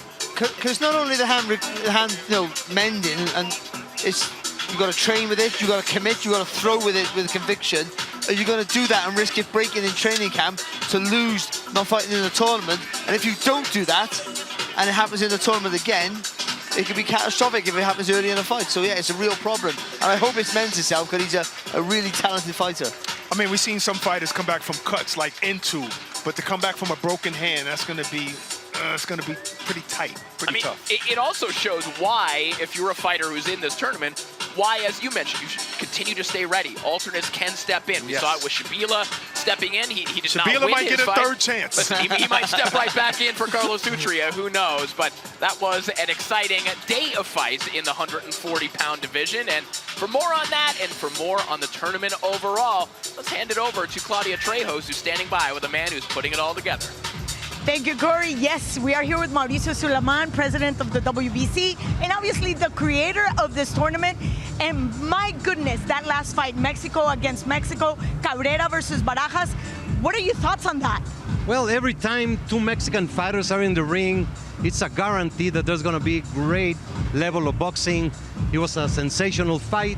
Very young kid, 17-year-old, against a potential finalist in this great tournament, and I'm so excited. I did say it. That had a taste of final, that last fight. But moving right along, we have the middleweights coming up. What can we expect? Well, I'm thrilled. The level of boxing that we are watching in the Riyadh season, WBC Boxing Grand Prix, it's unbelievable. I feel so proud. It has been a lot of work from so many people. The Zone has done the unbelievable production. All the kids feel like world champions. They go home and they go like heroes, and it's just something very special. So middleweights, we expect bombs coming, very hard, very good matches. That's usually a combination at 160. You have boxers and punchers. Talking about punchers, obviously we follow up tomorrow with the heavyweights. That has always been a division, the marquee division. How are we looking at that? I believe there will be many knockouts. From what we saw in phase one and what we saw at the weigh-in yesterday, there's bad blood, and they really, everything is on the line. The loser go home. Yes. The winner advances for the August, then October, and then December, the grand final. The winners are getting a lot of money. There's ratings. There's fighting for the Silver Championship, fighting in a Riyadh season card. So it's a great at stake. So they're putting everything on the line. You mentioned losers, and earlier in the broadcast, the gentleman and I were speaking about the level of competition. Even the losers look so good. They've already been in other people's eyes, like promoters and stuff. Is that what this event was looking forward to? That's what it is all about. It's like a scouting for like a draft in the NFL. Yes. Promoters can look at all these kids. They already have offers to go and fight on undercards in Turkey, in other places. So I'm very, very happy. I'm convinced that the support from His Excellency Turki Al-Sheikh was fundamental to make this dream happen, and the product is just amazing. And I was just going to ask you. This is the Jose Sulaiman trophy for the winners, and we're just very happy. We're honored, and just the level is at the highest. We're so excited, and with that in sight, we're going to go back to the ring because Tom Triber is ready to start the action with the middleweights. We now get phase two and the middleweight division started. Let's first welcome to the ring, Carlos Sinistera Palasios.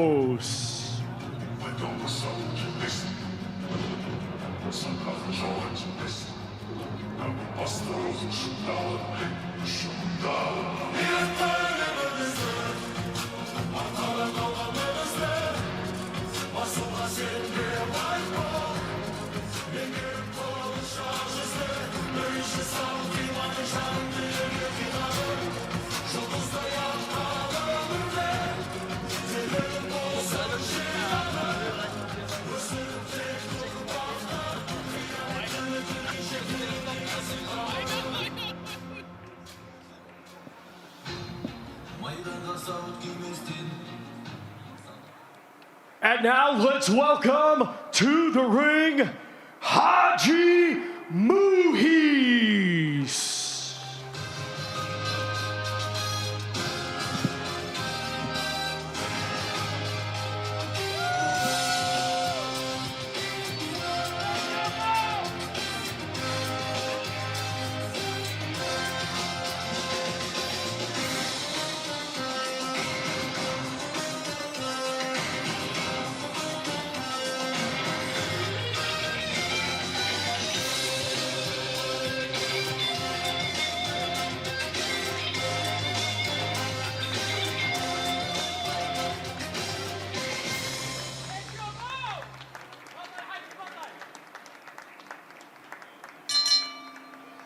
Ladies and gentlemen, once again, we welcome you to the Riyadh season WBC Boxing Grand Prix here at the Cool Arena, Boulevard City in Riyadh, Kingdom of Saudi Arabia. Well, we would first like to thank the Kingdom of Saudi Arabia and the custodian of the two holy mosques, King Salman bin Abdulaziz Al Saud, His Royal Highness, the Crown Prince Mohammed bin Salman, and His Excellency, Chairman of the General Entertainment Authority, GIA, Turkey, Al-Sheikh. This great event is being brought to you by Riyadh Season and the General Entertainment Authority, GIA, with the World Boxing Council President Mauricio Suleiman, OPI since '82, and Sella, along with their great sponsors. Ready to Fight, Arena Fitness Innovation, STC, Dr. Suleiman El Habib Medical Group, Saudi Airlines, Saudi Tourism Authority, The Ring, and Box Raw. A big thanks to those great sponsors. We continue now with 6 rounds scheduled in the middleweight division. The judges are Barry Lindenman, Steve Morrow, and Francisco Ayosa. Our referee in charge will be Mark Lyson. Introducing to you first, fighting tonight out of the green corner. He comes to the ring wearing green trunks and weighed in officially at 162.2 pounds. His professional record, 11 wins, just 1 defeat. 9 of his 11 wins coming by way of knockout. Ladies and gentlemen, representing Colombia, here is Carlos Sinistera Palasios. And his opponent across the ring, fighting tonight out of the gold corner. He comes to the ring wearing gold trunks and weighed in officially at 161.6 pounds. Undefeated with 7 wins. He has 2 draws with 1 win coming by way of knockout. Ladies and gentlemen, representing Finland, here is Haji Muis.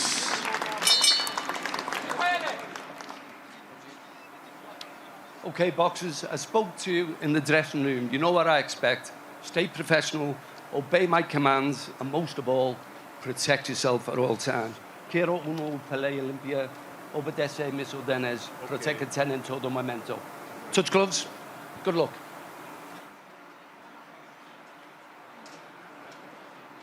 So we are ready to kick off the action in the middleweight bracket as this man, Carlos Sinistera, coming off a 6-round unanimous decision win over Dakong Wong, takes on the sentimental favorite, Haji Muis of Finland, who stepped in on short notice to take out Jeremy Alvarez in the opening round after getting dropped in the first round, rallied back to score a knockdown of his own in the final round, and then gave a really incredible emotional interview with Claudia Trejos afterwards that has a lot of people rooting for Haji Muis tonight. And he's not hard to want to win, to root for, because coming in late notice and really taking on the mantle like that of nothing to lose. And even though he got dropped in the first round, I thought he boxed well in the first 3 rounds, regardless of that. But then had to dog it out in the last 3 as well, and so he showed a different side of his game. I saw him previously he was very lucky to get a draw against a fellow called Kakande, who ended up knocking out a real good prospect called Dan Toward, so a good kid. That could be a knockdown, I mean. I mean, he loses his footing, but if the glove... Yeah, I mean... It's one of those soft knockdowns, but I mean... Right, I mean, of course we have the benefit of... replay. Instant replay, were that to happen. I'd love to see that. I mean, I'm glad it's not, by the way. Yes.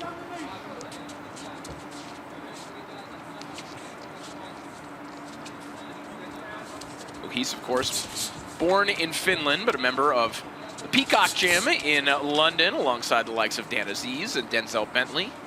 His trainer, Martin Bowers.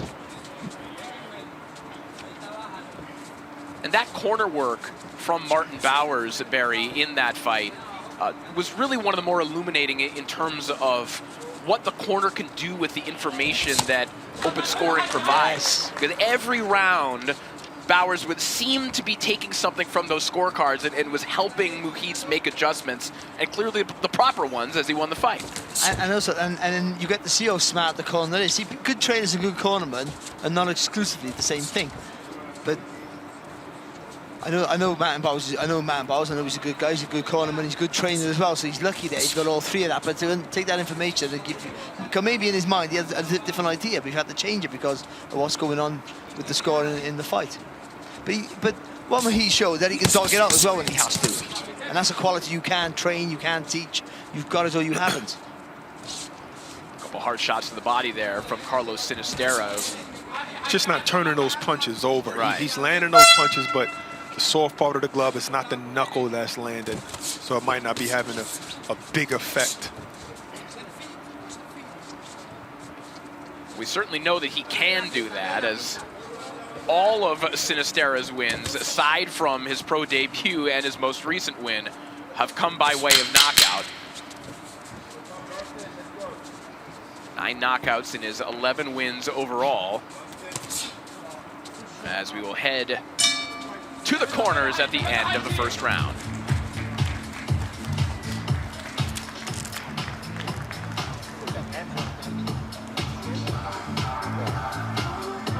Come on, babe. Can I open this one? I got you. I got it. Don't back yourself into the corners, yeah? You're doing very well, but we've got to keep that centre. We can't let him get comfortable. We can't let him get comfortable. We go round and take that centre. Listen to Dan and listen to me, yeah? Come on, es muy peligrosa para la parte de atrás. Necesito que me muevas un poquito más la cintura, que me le junte un poquito más y no me le camines más, no me le camines, ciérralo para que se me desespere y cometa errores, ¿ok? Y cuando él venga más cerradito, no siempre lo cruces, déjalo que entre y te quedas aquí con bien abajo, ¿listo?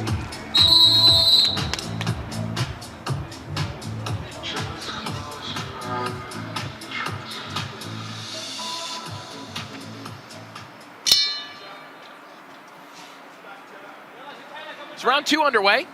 Our opening contest of the middleweight draw here tonight between Haji Muis and Carlos Sinistera.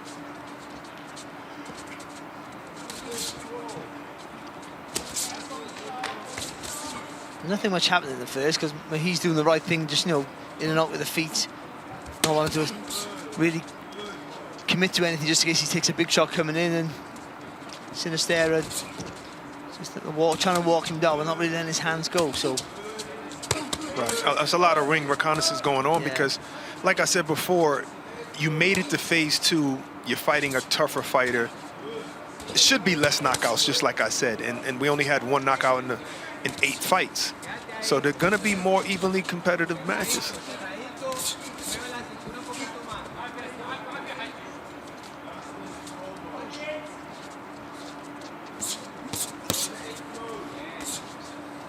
All right, with more on Haji Muis and perhaps what's going on in his corner as well, let's send it over to Claudia Trejos. Thank you, Corey. They want Muis to keep his distance, stay behind that jab. Do not let Sinistera close the gap. He's dangerous in the short distance. Thank you so much, Claudia. Muis doing some good work to the body of his own when he has been at short range, like that. Nice little uppercut right along the belt line of Carlos Sinistera. Just from that southpaw stance, when you throw that body shot, just got to be careful leaning over to your left because you're leaning right onto what could be a right hand there. So you've got to try and slide that foot on the outside, and with that then you can turn the body and still get the body shot in, but also you're almost unhittable from that position. Yeah, you got the foot there. You could have thrown that right hook there from that position.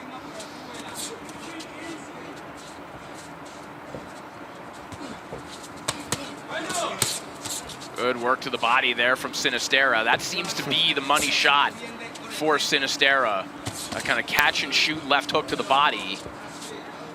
You could hear the snap in the punch, can you? Sinistera with just one loss on his ledger, but that was against a really good prospect in Suleiman Mohammadi, the French prospect, in a bid for the WBC Youth World title. And in effect, this tournament is kind of replacing the WBC Youth title overall. It still exists, right, but it's kind of the same thing. It's fighters under a certain age who are matched up against other prospects. So Sinistera has been in this position before, even before entering the tournament. I don't know, 10 seconds here of round 2. It's a little bit scrappy, but I think that suits Muis a little bit.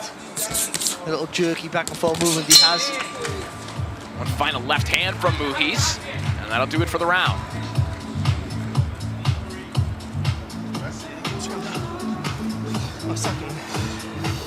Evan? Yeah, good. It's good concentration, but again, don't let people walk us into them corners. Your movement wins this fight, remember? You walk backwards, you go round. Got it? So, man, heads up. Right, you really got to concentrate now, yeah? Keep with it. And that lead hand's got to come a little bit more. Yeah, you're waiting just a little bit long. Necesito que te relajes más. 2 rounds. La derecha de él, la de atrás de él, la de atrás de él, cúbretela bien, la de acá, cúbretela bien, mueve más la cintura, llavea más, no te tires y cuando estés allí, aprieta corto y más volumen para que te veas más superior. 19-19, even a draw.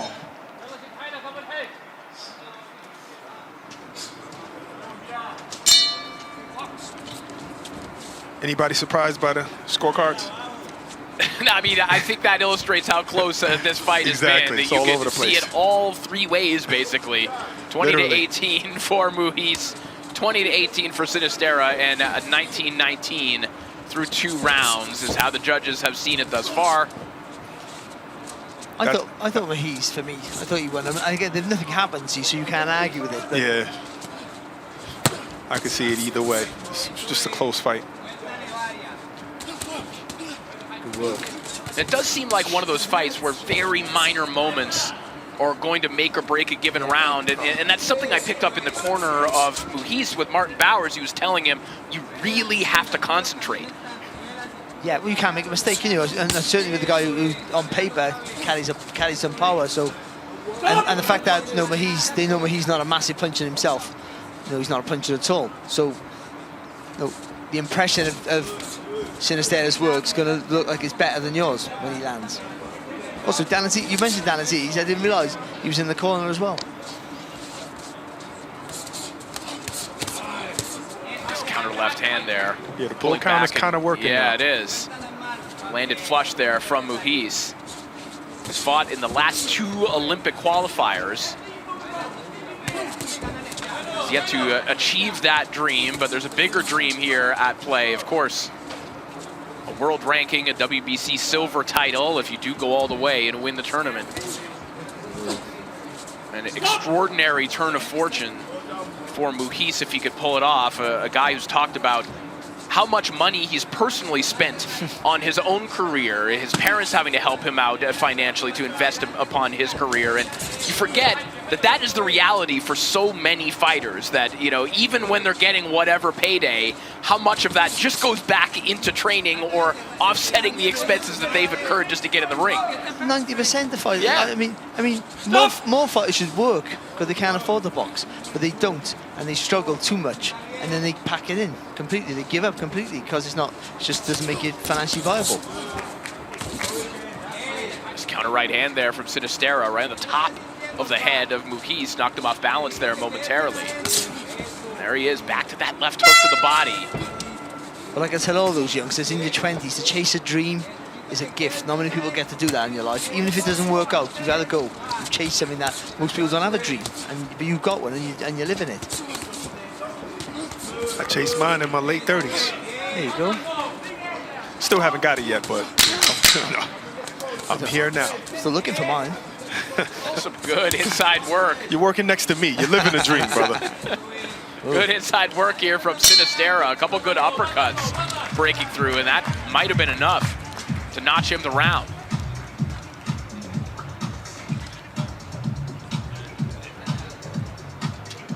It's the Battle of Britain on July 5th as Jack Catterall moves up to 147 in his ring return as he takes on the undefeated Harlem Eubank, live from the AO Arena in Manchester, live only here on DAZN. Pero necesito que entre y quede bien posicionado porque la adentro no sabe, huevón. Muévele más la cintura, que no sepa que vas para adentro. ¿Sabes cómo más? You know what, Bruce? The lead hand jab, easy. He's standing in front of me, cool. Easy.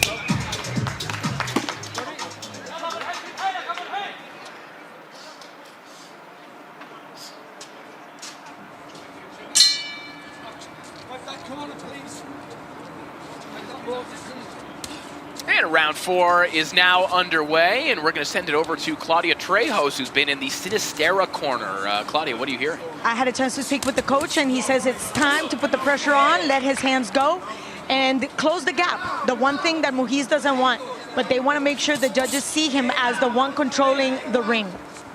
Thank you so much, Claudia. I mean, if you extend this round back to the final 30 seconds of round 3, Sinistera is having a lot of success on the inside with those short uppercuts. And it's a valid point as well about, the impression.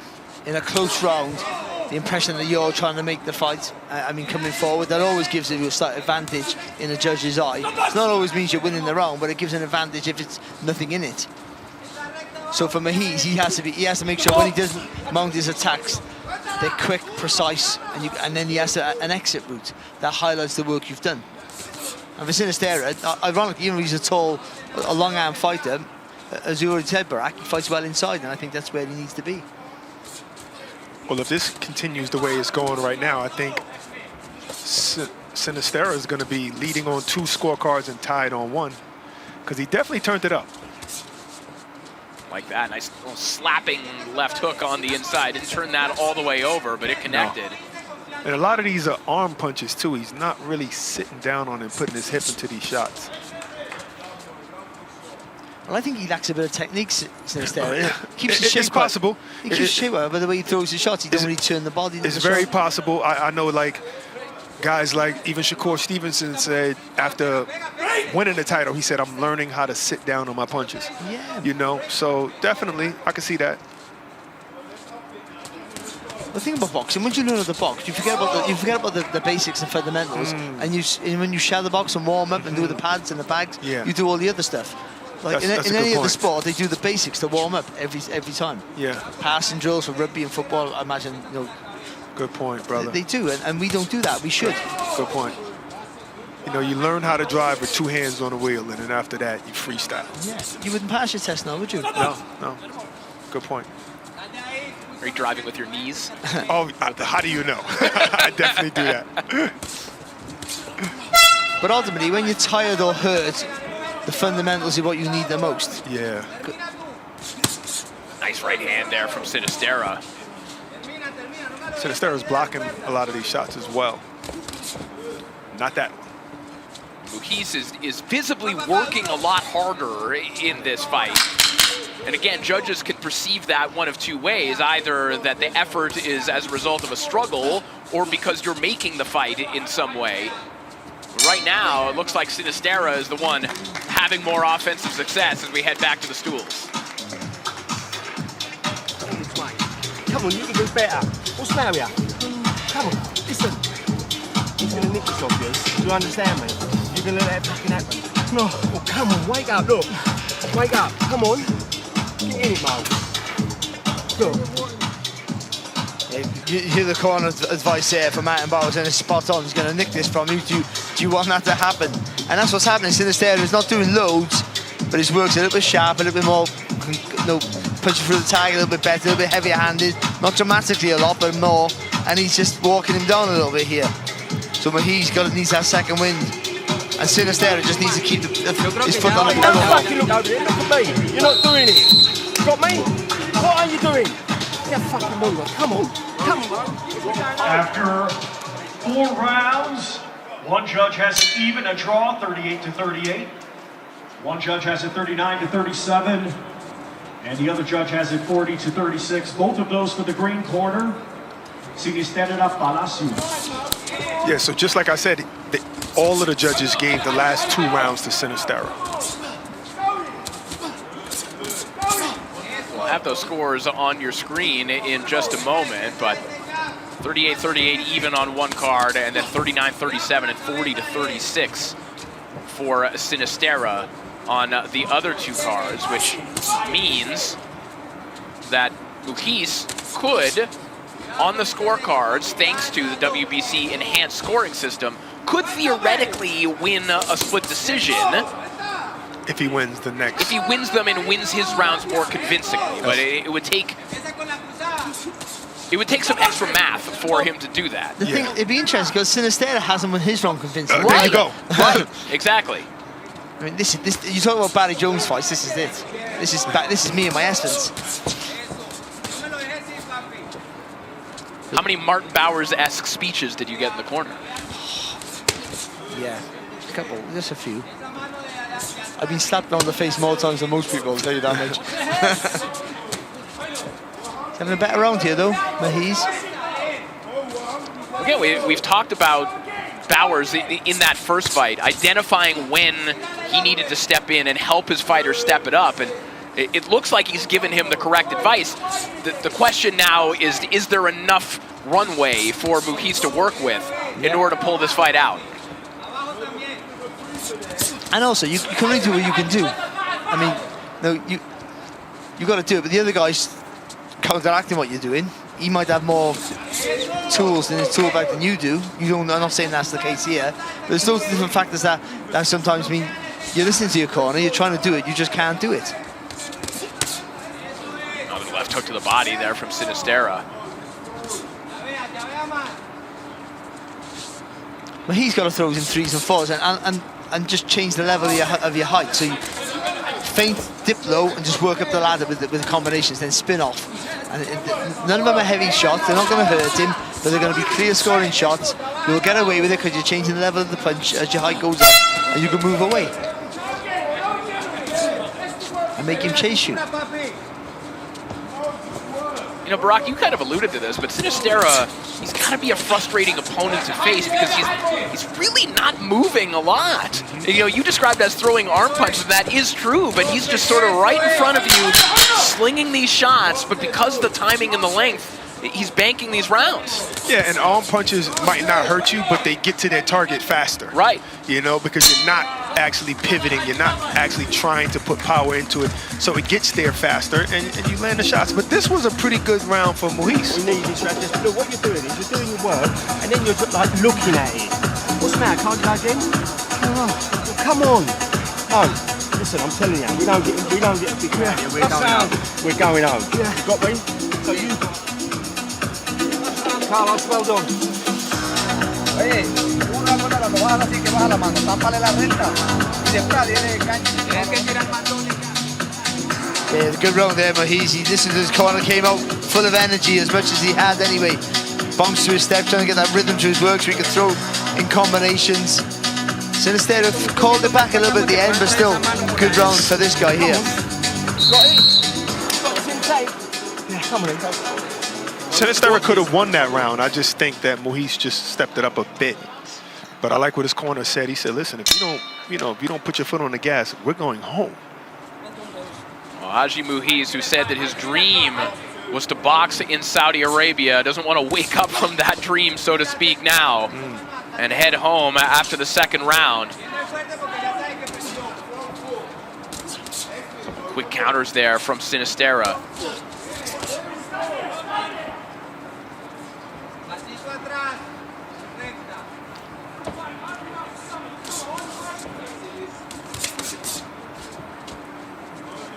You just dip the legs there. That's all you got to do. Dip the legs and attack from that position.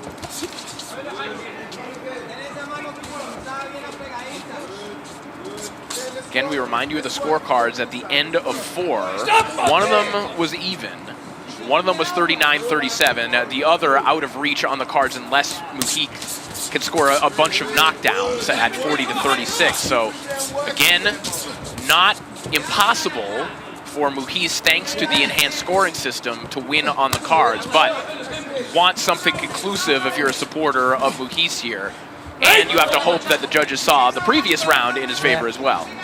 I think he won the round, to be honest. But again, it wasn't conclusive, was it? That's for sure. But either way, whatever happened there, he's got to win this round. And Sinistera has just got to be safe here. Double left hook there from Sinistera. Downstairs and then whipped it up top. And again, just catching Muis coming out there as well. Sinistera's good work.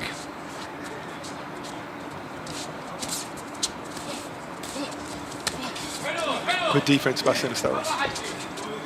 Yeah, Sinistera all night long, just not overextending himself. Nice left hand over the top, though, from Muis.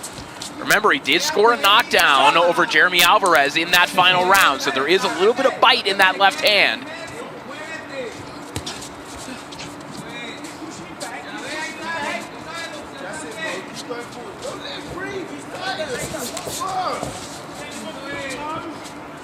Final 45 seconds of the contest. Nice little 1-2 there from Sinistera.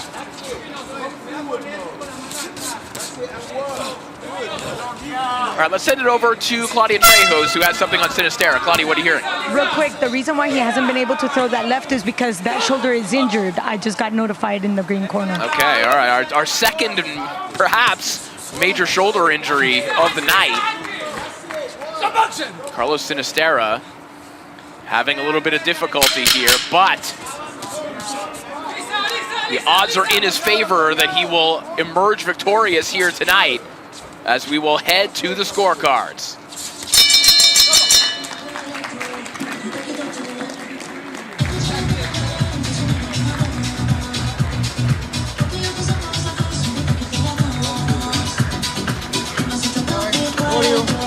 How do you feel? Español.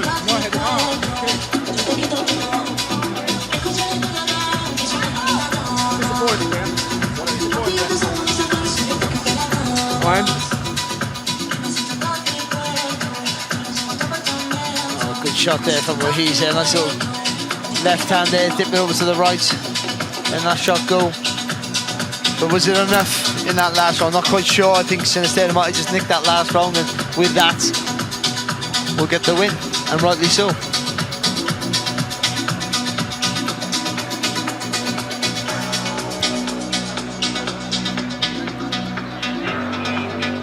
Well, Jake Paul is back to face his toughest challenge yet on June 28th as the problem child steps into the ring with Julio Cesar Chavez Jr. Go to DAZN.com/boxing for more details on how to watch this unmissable event.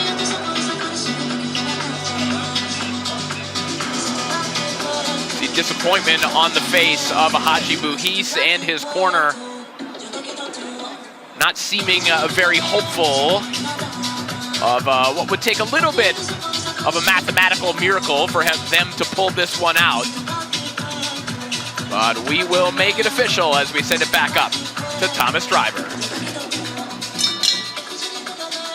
Ladies and gentlemen, after 6 rounds of boxing, we go to the judges' scorecards. Judge Barry Lindenman scores it 58-56. Judge Steve Morrow scores it 59-55. And Judge Francisco Agiosa scores it 60-54, all in favor of your winner by unanimous decision. Carlos Sinistera Palasios. So Carlos Sinistera victorious with the decision victory over Haji Muis. Guys, Sinistera kept his composure, did exactly what he needed to do in this contest. Yeah, he did. I think he boxed quite well, didn't he? He kept his shape all the time when he was bouncing back and forth on his feet. Could have done a bit more work. I thought that he's capable of doing that, but when he gets close, he's effective. He's heavy-handed without being a crazy knockout artist. And a good solid performance and a good win. At the end of the day, you got to be happy for your boxer to win, but just doing enough, you got to say moving forward, we got to do more. Yeah, and now there is also the question of what is the extent of that shoulder injury?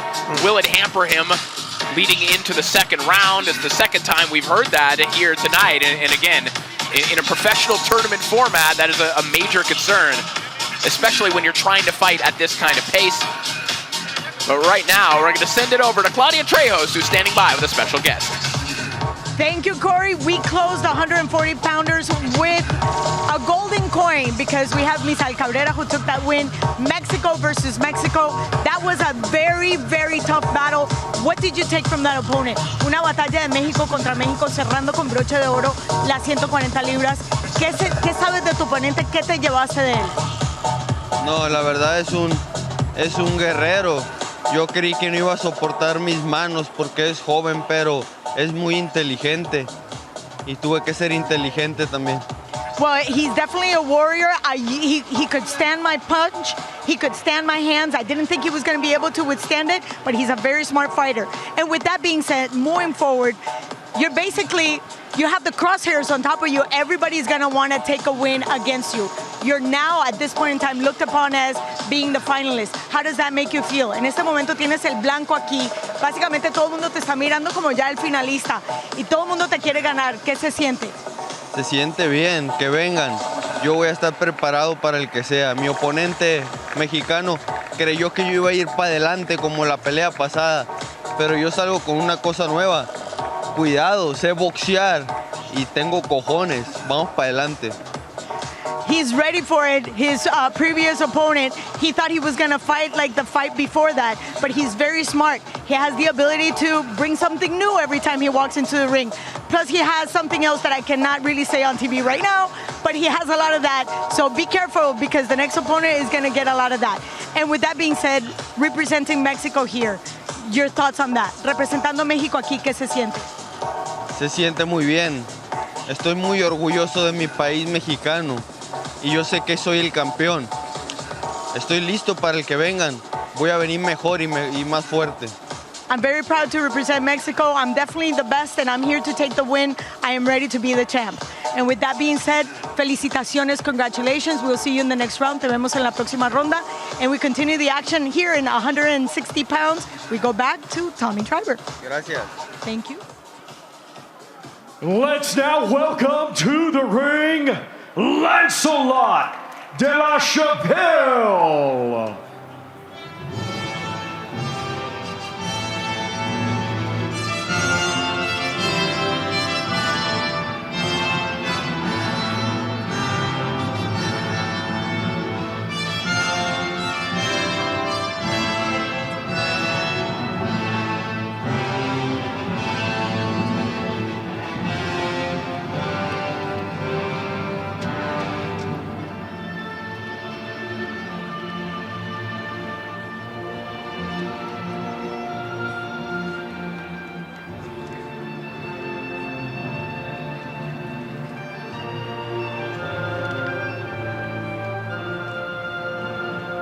And now let's welcome to the ring, Isaac Torres Busnegos.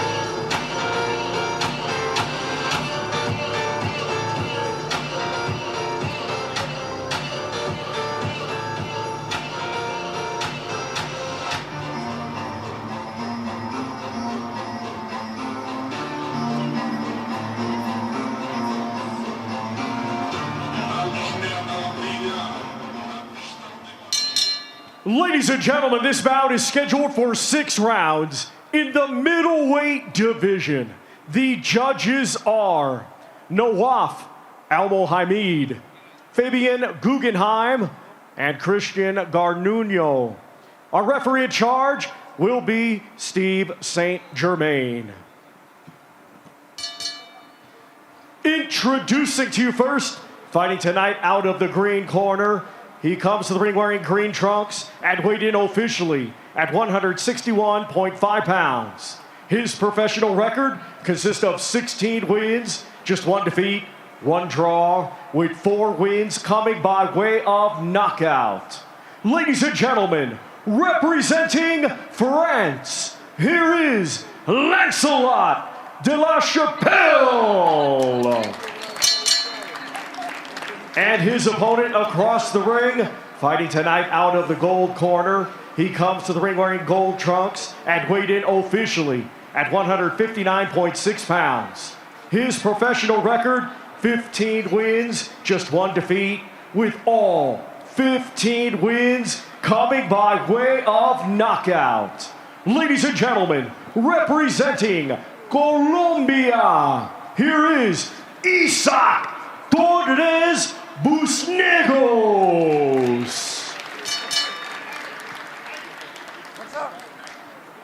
Boxer. Trunk is a little high here, so I'll accept the full belt.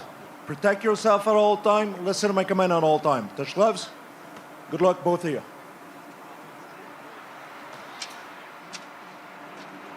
So we are ready for our next contest. Isaac Torres, a hard hitter from Colombia. All of his wins coming by way of knockout.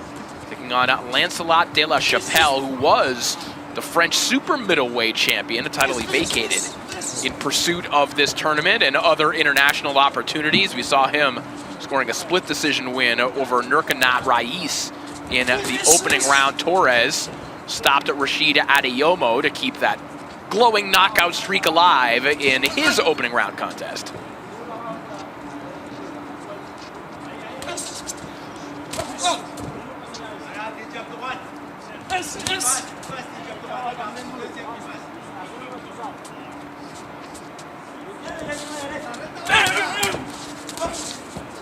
De la Chappelle, another one of the fighters in this tournament who have kind of been going back and forth between the amateurs and the pros. He fought in the most recent Olympic qualifiers, He fell in the European qualifying stage. And for De La Chappelle, part of it is, of course, his Olympic ambitions. Part of it is the realities of fighting on the French domestic circuit is that if you get on the national team, you get a stipend as well. There are some big financial boosts to making the national team that might not come with just winning domestic level title fights at home in France. Yeah, it's a huge incentive, isn't it? I mean, they don't call it amateur boxing anymore because you can't. You know, some of them are getting better paid than professional fighters. And we have the same luxury and problem in the UK, I would say, in equal measure. In Torres' case, as you see blood already on the face of De La Chappelle, he'd kind of maxed out what he could do in his weight class at middleweight back home in Colombia. He was kind of beating up on the previous generation of fighters from his region, names like Greatest Prescott and a 44-year-old Diomedes Miranda, who was 21-6 at the time. Wow. So Torres now fighting fighters around his own age and fighters who could challenge him, but to this point, no one has been able to stand up to his power. He's a smooth puncher as well, isn't he? Nice and loose when he lets that hands go, so you can imagine there's a bit of speed attached to it. Makes it harder to read. Very hard puncher, already busted up the nose of Lancelot. Inside the final 30 seconds here, the opening round. As Torres just whips that right hand around, you can see blood on the cheek of De La Chappelle and really splattering across his chest, pouring out of the nose already. Keeps his shape quite well, De La Chappelle, but he just lifts his chin up when he lets his hands go, and that's a worry. Closing moments of the opening round. Terrific start for Isaac Torres.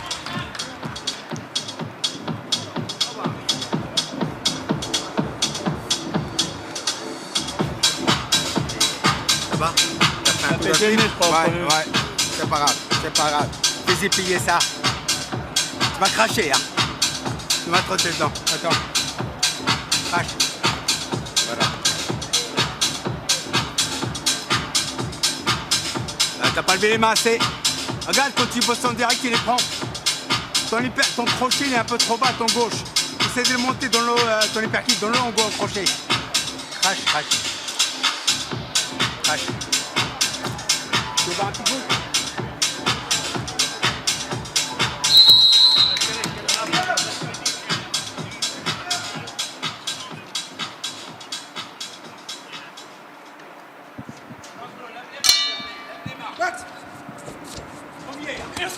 It's round 2 underway. Torres comes out firing here in the second round. I was going to say that De La Chappelle's corner had that nose tidied up, but I think a couple right hands from Torres might have erased that work already. And open that faucet up again. Yeah, that was a good left hand there from the southpaw stance, De La Chappelle. I think that's sort of the right tactic from Torres. No, I think there'll be the punch output, which should be great. I think that don't allow De La Chappelle chance to throw that left hand right on the line. But he just rushed it a little bit there. Maybe a little bit too over-eager. These some really big middleweights. Yeah.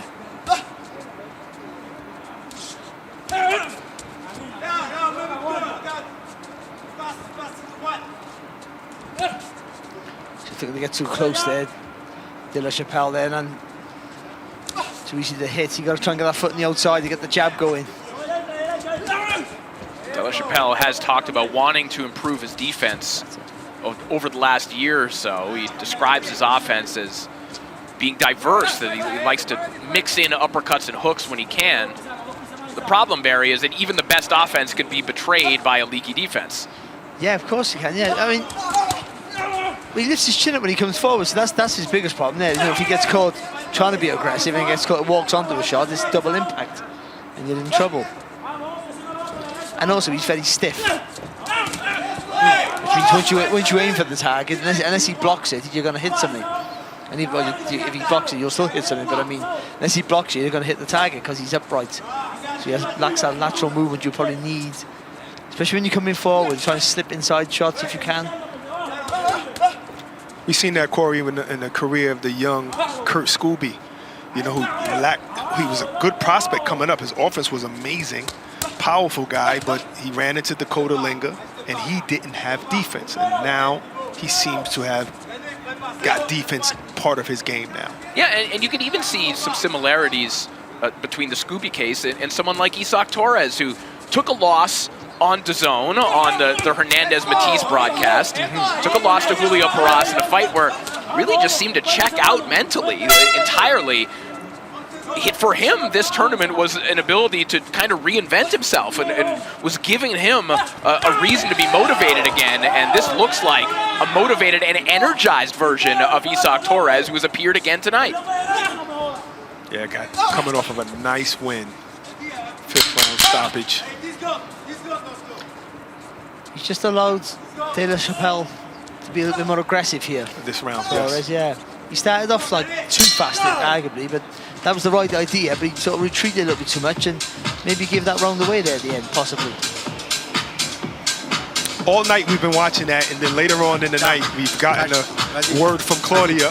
There's an injury.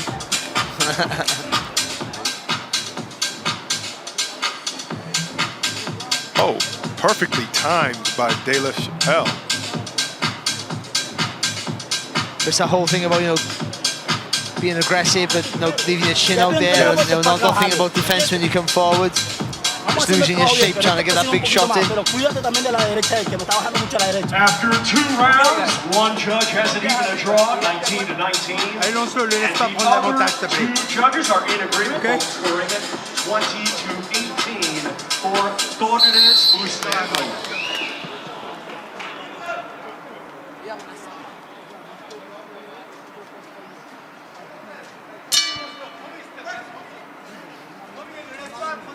It's round 3 underway, and you were right, Barry, at least in the eyes of one judge. It appears that Torres did allow De La Chapelle back into that round, enough for him to win it. One judge has this fight even right now, but the other two have it scored for Isaac Torres, 20-18. Lovely 1-2 there from De La Chapelle. Really well timed. De La Chapelle starting to carry his hands a little bit higher now, starting to maybe simplify his offense a little bit. See, getting your foot on the outside when you've got southpaw and orthodox, it's not, you don't have to, but it helps. And in this case for De La Chapelle, it's hidden. The fact he's not doing it means he can't throw the jab. It's taking his jab away. And he's trying to walk. You see him edging too close, and then it's Torres who's throwing first. Right, when you're on the inside of the foot, then it takes away your power hand from the best angle. If you're on the outside of the foot, then your power hand is straight down the pipe and you got the most momentum on it. But a lot of fighters, they feel like on the inside, they get closer. It's closer to the target. Yeah, you can, yeah. And that's why they do you that. don't have to do it, but I mean, no, just for the basic rule, though, the fact that you throw your jab over their jab, which means, if you put your foot in the inside, you throw the jab, it can be counted quicker. Yes. Because they can throw on the outside. If you throw from the outside, they got to take a step to counter your jab with their lead hand. It's not always about the backhand, the power hand that we think it is. It's about that as well for me. And also, you're punching down the middle. They squared up to your shot. Yes, exactly. Slip there from De La Chapelle as we'll tidy up the corner there. They could have wiped that up while the action was still going. They can't come in the ring, can they? Here's the knockdown. Ooh. I mean, we are in an ice rink in Saudi Arabia, and that is what it looks like. Well, last time you guys were like, oh, that's a knockdown. I was like, that's a slip. Remember that? Oh, no, yeah. I didn't, but I'm glad you reminded us.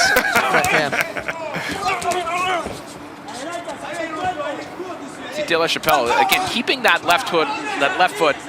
right foot inside the left foot of Isaac Torres still. Barry, obviously, I hear what you're saying. That said, because of Torres' activity dipping a little bit in this round, De La Chapelle is having success by just throwing first. But he's throwing the jab now, but earlier on, De La Chapelle was creeping forward and getting too close.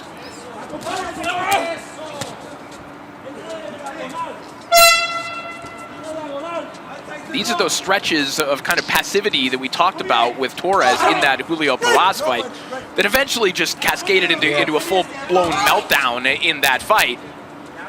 We'll see if Torres can get back to his ways of the first 2 rounds here. There he is, back on that right hand. Sidebar, I'm looking at Sinistera right now. He has ice on his right shoulder, so I think it was called out his left shoulder, and I was like, that's funny, because he kept throwing his left hand. You know, so I guess it's his right shoulder that has the injury.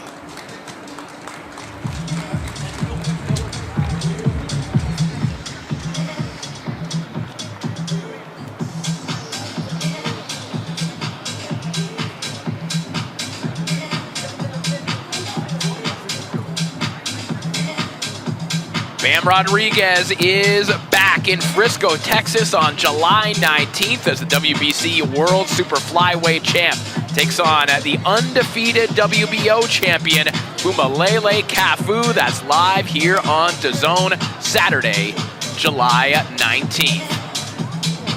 And Barry is already pumping his fist. Rather than watch that, I got to go and sit in Wembley Stadium, of all places, Wembley Stadium, watching 2 big fellas fighting out. Dutra music or something like that. I don't know. I don't know. It sounds familiar. I mean, please send your condolences to Barry Jones on social media. Whatever. If you're ringside of either one of those, you're not a loser. That's all I know. 100%. I know it's not in Phoenix, but I've been telling people Phoenix is the Belfast of America. By that, because for me, Belfast is one of the best boxing cities in the world. It's for watching fights, and Belfast, Phoenix for me, to watch a fight. Right hand here from De La Chapelle. Torres. He had to stop that. Turning his back, and yeah, those shots were behind the head. There seemed to be a shot at first that caused that. Yes. I mean, that was a bit of a confusing sequence. Torres is reacting as if he's hurt, and he is holding on. He definitely is. What's the referee saying? I do not know what is happening here. Well, he's called break, but I don't know why he's called break. I mean, listen, Why? he was holding, but I mean, not long enough, I don't think. No, all I saw was punches. I don't understand. Torres is still hurt. De La Chappelle back just doing the same thing he was doing before. It's a bunch of 1-2s, and some of them are sneaking in. That's all you got to do, just rain those straight punches down the line now. Nothing coming back from Torres whatsoever. You got to take a point here, haven't you? Oh, come on. Come on. I mean, I don't know who's in more imminent danger, Torres getting stopped or De La Chappelle having a point deducted. No, but Torres is all over the place right now. Let it go. Let it go. Stop. He's spent here, Torres.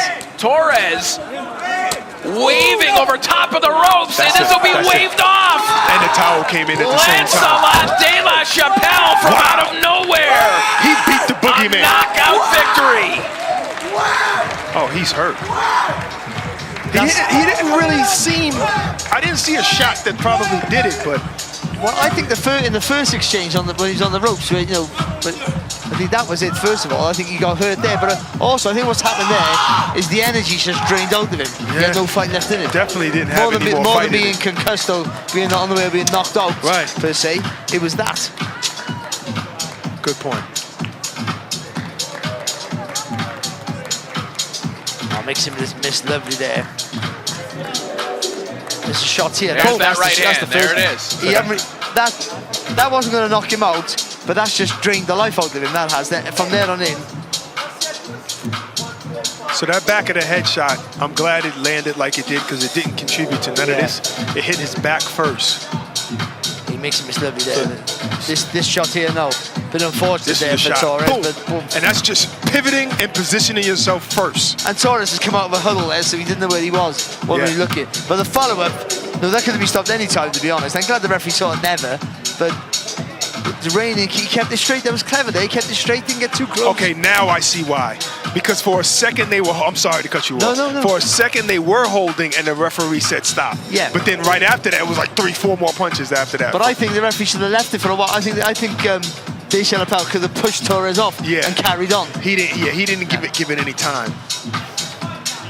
Good win though, great win for him. Yeah, great win.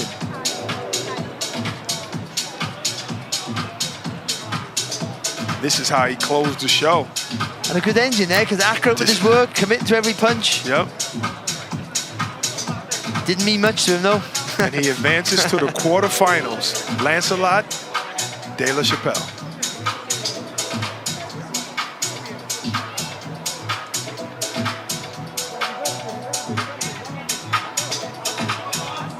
You got a guy who has 100% knockout ratio, just got stopped by a guy who has about... With 4 knockouts. A 40%, not even. Yeah. 25% knockout rate. But he's tough. He punches correct, and he's fit. Well, the FIFA Club World Cup is into its second round of matches, and there are 3 games available for you today live on DAZN as Benfica takes on Auckland, Flamengo takes on Chelsea, and LAFC battle the Tunisian side, ES Tunis.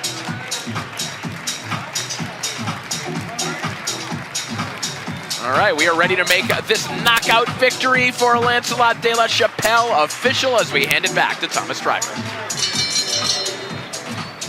Ladies and gentlemen, here is the official time. 1 minute 45 seconds of round number 4. Our referee in charge, Steve St. Germain, stops the contest. Therefore, your winner by way of technical knockout, Lancelot De La Chappelle!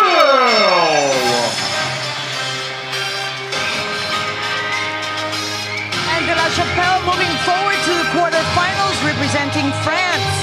But guess who's back in the ring? We're just a week away from the return of Jake Paul in the ring, and I had a chance to speak to Mr. Jake Paul.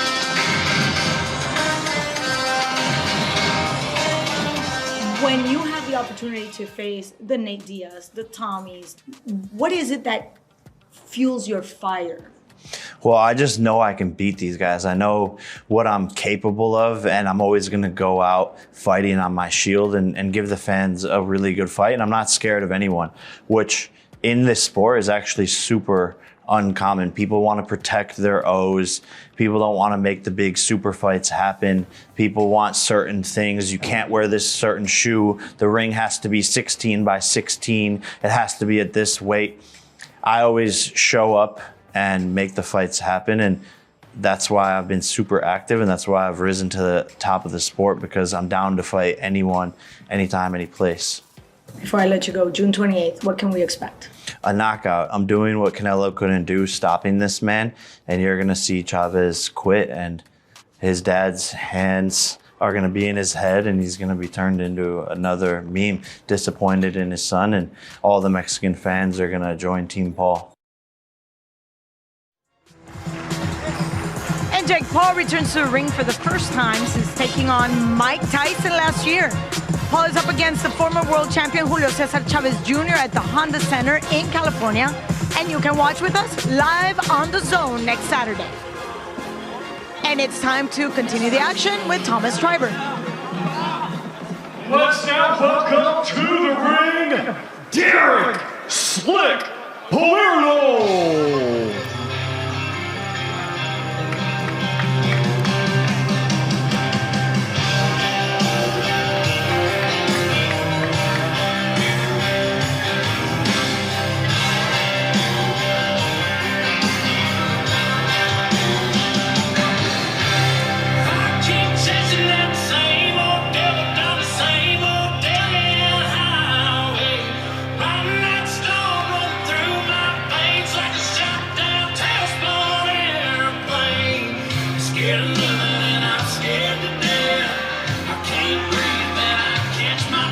And now let's welcome to the ring, Paul Ryan.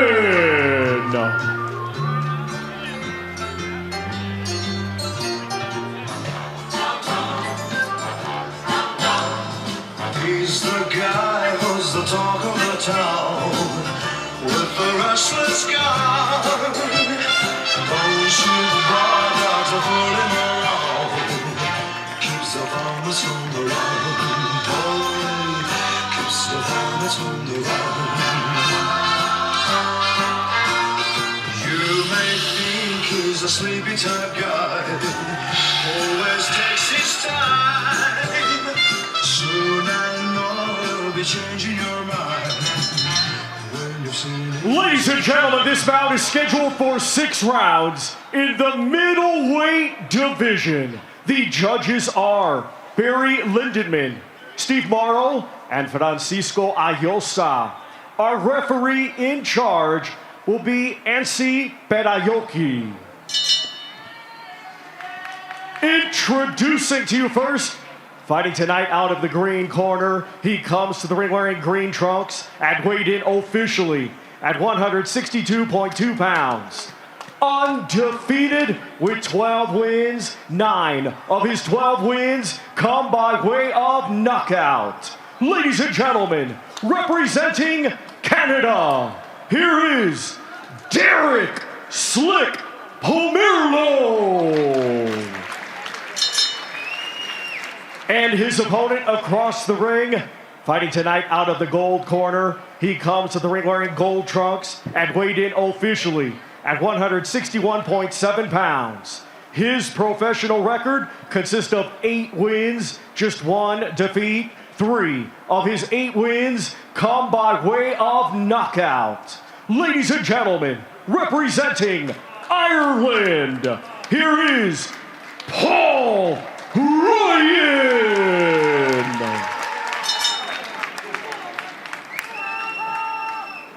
Okay, gentlemen, I wait a good clean fight. Follow the rules, obey my comments. This is the belt line, this is the belt line. No punches below this line, and no rapid punches. May the best man win. Just loves good luck. 2 fantastic ring walks and 2 of the most impressive fighters from the opening round of the tournament in Paul Ryan and Derek Pomerlo. And guys, I think Paul Ryan put it best in an interview earlier this week. He said for the purists of the sport, they're going to sit back and appreciate a high-level boxing match in this one. This is the fight I've been waiting for all night. These two southpaws, both very, very skillful. It's going to be a high-level chess match. It will be, but I got a feeling it's going to kick off a little bit as well. Because it's going to be so nip and tuck potentially that they're both, you know, they'll get to a point where they'll go, there'll be a panic, oh, we've got to do something here. This is too tight. Ryan opened up his tournament with a decision win over Anas El Abid, scoring 3 knockdowns in the process. Pomerleau appointed Liparit Ustian, the 2-time Ukrainian national silver medalist. Nice left hand, and that one wobbles Pomerleau and will be scored a knockdown. I think he kind of caught himself. His knees buckled, but he caught himself and it just ran into the ropes, but he wasn't going to go down. But that's okay. What a start for Paul Ryan. Again, in a 6-round fight, that is a lot of ground to make up, even in the early going. But it's getting the balance of trying to make it up without panicking and making silly mistakes and rushing your work and walking on potentially to another bigger shot. Because that wasn't a heavy shot, but that was just good technique there from Ryan. He punches correct, he turns the shoulders into every shot. Yep. Having good balance and having speed. If your opponent doesn't see that shot coming and they're not properly balanced, they're going to get dropped. And Ryan doesn't have the most power, but it's kind of like what Hitchens did to Kambosos the other night. Eventually, those shots have a toll on you, you know?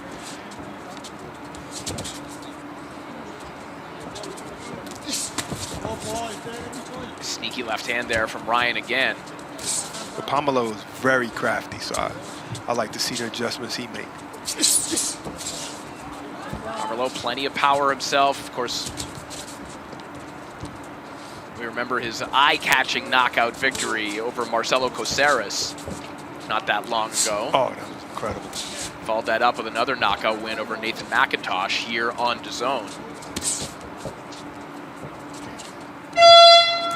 Ryan, a little bit of a dark horse heading into this tournament, despite his amateur exploits, which included a bronze medal at the World Games. But of course, he's bouncing back still from his first loss a couple of fights ago, a shocking first-round TKO loss at the hands of Fabricio Rubino, who was just 3-3 at the time. Pomerleau has to do some more feints because I noticed that Paul Ryan is going for every feint, you know, but he's so fast, you gotta feint your way in there.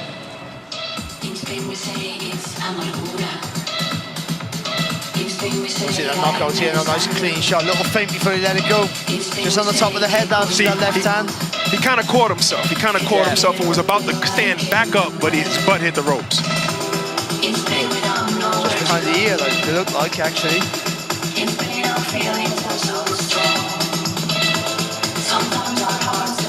That's the thing fighting someone like Ryan, because Ryan keeps his shape really well. Sometimes bending low and dipping, and well, Pomerleau does quite well actually. Won't work. Everything's got to be sharp, and every move's got to be sharp for Pomerleau.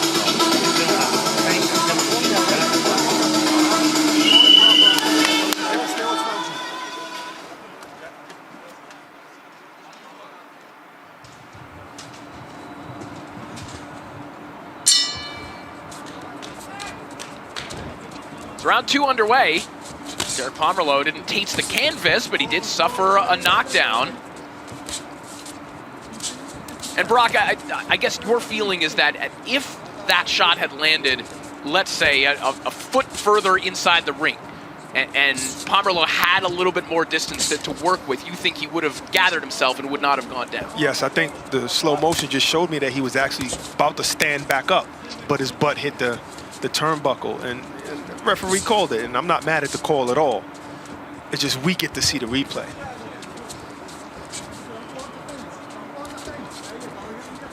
Well, that's an excellent start for Paul Ryan here in this one. Says that winning this tournament would give him the opportunity to change his life, but also to go all in on boxing. Right now, he works from 5 a.m. until 3:30 and then is able to train then afterwards. Just something that Pomerleau did for a good chunk of his career as well, supplementing his amateur stipend with his salary at the Labatt beer plant in Montreal. The what? The Labatt beer plant. Oh, beer. I think ear for a second. Ear plant. It's crazy. Oh, good shot there from Pomerleau. Nice from Pomerleau. They just went low there and threw up with that jab. And first bit of success he's had for a while, actually. It's an interesting look here for Pomerleau as well, Barry, because we're used to him kind of being able to cruise on the back foot and walk people into shots. Tonight, it looks like Ryan is insisting upon fighting off the back foot, and Pomerleau is going to have to be slippery while moving forward. And Ryan's doing what Barack was saying Pomerleau should do. He's feinting before he's throwing. Pomerleau's doing it right now, but there you go. You got to throw something after the feint.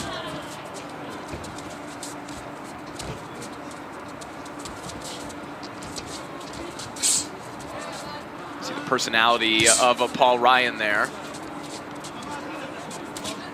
Yeah, imitating Billy Joe Saunders. Yeah. Well, Billy Joe Saunders was imitating Floyd Mayweather. Actually, he did that against the Canadian, David Lemieux. I was there. Yes, he did. Yes. He beat him up.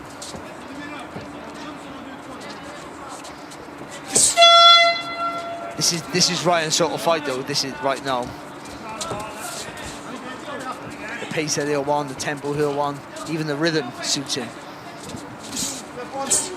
Oh, jab snuck in there, barely touched him. And in a round like this, jabs that are barely touching your opponent might be the ones that win the round. Right, that right hook got in there. And then, see, I told you it's the feints. I'm sure his corner said, no, you need to feint this guy. He's too fast, he's too twitchy.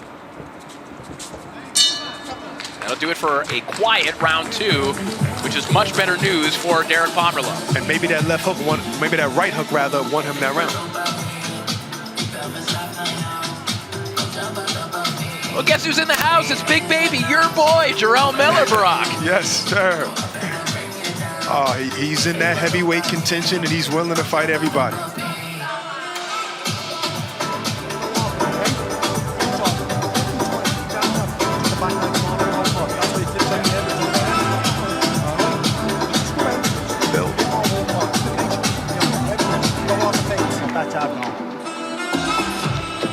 After 2 rounds, all 3 judges in agreement. They all have it. 20-17 for the gold corner, Ryan.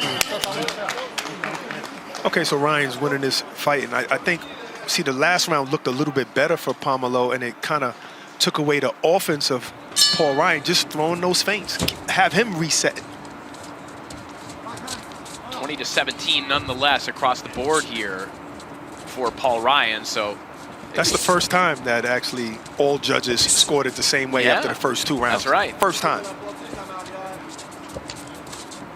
And that means, I guess, Barack, that, you know, in the eyes of the judges, Pomerleau did better in that round, but better doesn't necessarily mean that you won the round. That's a good point, yeah, absolutely. And sometimes, you know, as we're scoring fights and as we're calling fights, you can sometimes fall into that trap if you're grading on the curve that the fighter who lost the previous round has set for themselves. I'm right? definitely guilty of that. Now, I understand there's a difference between calling and actually looking at the fight so you can score it. But also, that's the Mayweather syndrome, when the fighters would get credit for just doing better. Yes, right. Because they almost landed with the shot. Or they land one good shot. Yeah. They're like, oh, okay. Well, you finally land something.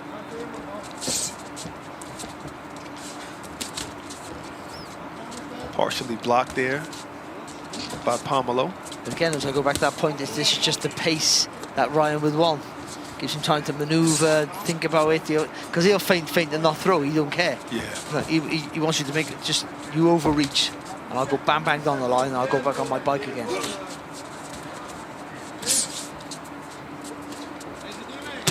Good shot to the body there from Pomerleau. He's starting to creep forward with a little more intent now. Again, hearing those scores, 20-17, that has to sound alarm bells in the Pomerleau corner. And this speaks to the depth of talent in this tournament as well, because you think about the narrative around Pomerleau before this tournament existed. The win over Marcelo Coceres, he's calling out Patrice Volny. Oh my goodness, shot. what a left hand! There it is. Paul Ryan, It's over. they have waved it off. Derek Pomerleau the fire in an instant. Unbelievable. He's still coming back to his senses. Wow. One counter left hand. But he saw it and he ignited his trade. He got him his credit there. He didn't take the shot and lose his shape. Every shot he hit Ryan with was right on the button. This was the fight I was waiting for. It wasn't the fight we expected, though. Brilliant results. Yes. Well, I was about to talk about how deep the tournament was, that someone was giving a real scare to a guy like Pomerleau, who was talking about fighting legit contenders already before entering the tournament. But that is why Pomerleau is one of the tournament favorites. Take a look at this. Oh, right, that's a lovely shot. Not much, he didn't do much wrong there, Ryan. Just a lovely hooping hook. But look at this now, the follow-up. Bam, bam, bam. The referee does the right thing there. He had to. He didn't go on the floor and all that rubbish. He couldn't defend himself. His arms were down the whole time. The whole time, his hands were down. Even the shot that didn't hit him clean, he had to take the forearm. That's a finishing shot right there. I mean, he didn't have to drop that right hand, and that was the issue. Ryan dropped that right hand. Right after this, the hand is down. It could have been up. It could have been up. But it's almost like he's showing the left hand to turn turn his body into the shot sort of thing. So it's like a little mistake. In slow motion, it looks like an obvious mistake, but it's a little mistake in real time. But Pomerleau's just throwing that hook over the top. But once he caught me that, the acceleration in his work was fantastic. Brilliant result.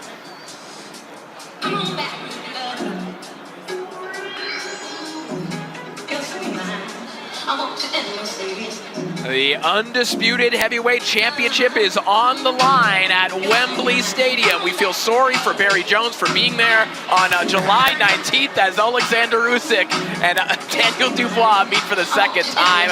On this occasion, all the belts are on the line in another history-making night on DAZN. We're so sorry, Barry. I can't wait. I absolutely can't wait. The atmosphere will be... Dubois, I think he's nicked all of Joshua's fans, who's going to be packed. Absolutely incredible night after an incredible knockout there from Derek Pomerleau that we're going to make official as we send it back up to Thomas Driver. Ladies and gentlemen, here is the official time. 1 minute 59 seconds of round number 3. Our referee in charge, Ansi Parayoki, stops the contest. Therefore, your winner by way of technical knockout, Derek Slick Pomerleau.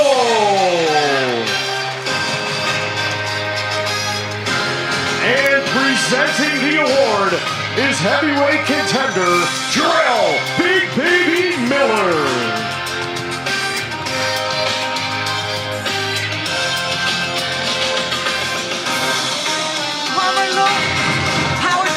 With in the quarterfinals for the middleweights, but also Shakur Stevenson defends the WBC lightweight title against William Cepeda, and Hamza Shiraz steps up to super middleweight for the first time to take on Edgar Berlanga. It's all live on July 12th from inside the Louis Armstrong Stadium in Queens, New York.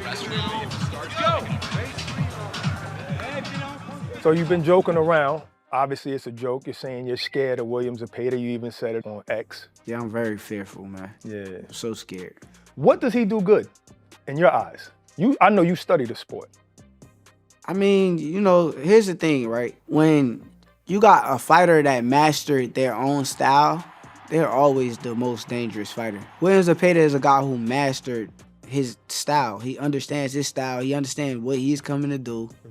But with July 12th, they don't know what I'm coming to do. I got different things to my game. I can boxing moves. I can stand there in the pocket and make you miss. I can do 100 different things to him to where he don't know what's happening July 12th. So it's going to be an amazing fight. Well, you had a great performance against Josh Padley. And on X, it seems like you're trying to say you're going to hurt somebody. Like, you really going to hurt Cepeda. Is that what you're going in there to do? It's very possible. Like, it's possible. These people think I can't crack. These people think, oh, all you do is run. That's the wrong logic of me. I'm a fighter at the end of the day. We get in there and I gotta fight. I'm gonna fight. And I'm not coming in there to lose. I'm not into that. And William Cepeda is not a guy that's gonna allow you to just move all around the ring and not cut out the ring. He's not a guy that's not gonna allow you to engage in the fight. So I'm not here to lose. I'm here to win, bro. I'm Obviously. here. Where do you think you should rank right now, according to your accomplishments and what you've done already, on that pound-for-pound list? What number? I mean, I know I ain't at the top of the list as far as accomplishments and, opponents that have been in front of me. But I do think for me to be a 3-division champ at 27 years old is just outstanding. It's not a normal thing for you to go win a belt at 26, 30, unified, become Ring Magazine champion, go up to 35, win a title off the rip. It's just not a normal thing to be done in the first several years of your career. That's something that people do their entire careers.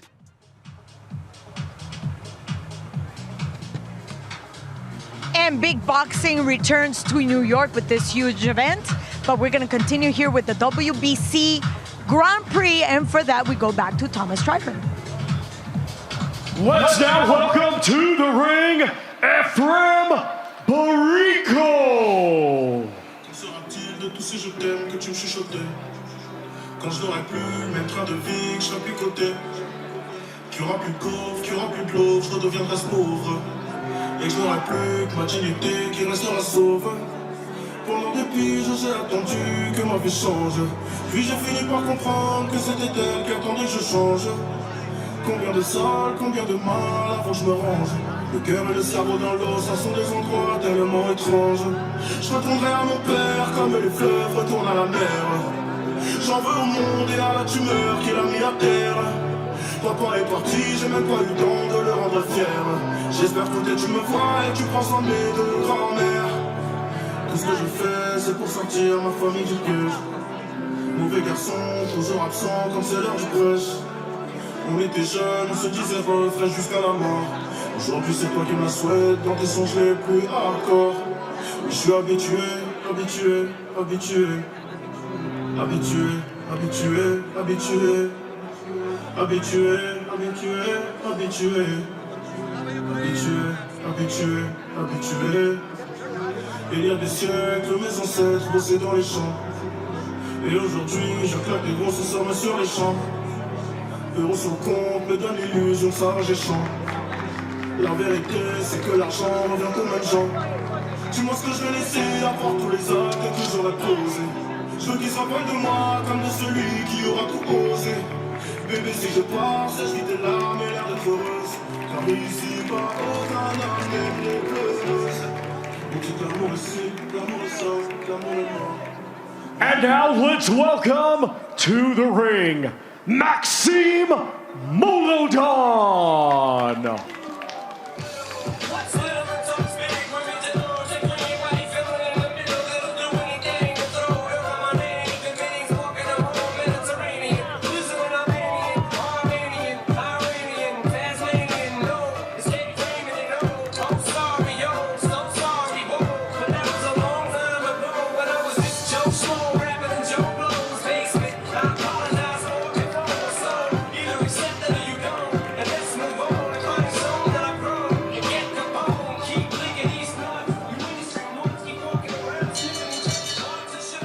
Ladies and gentlemen, this bout is scheduled for 6 rounds in the middleweight division.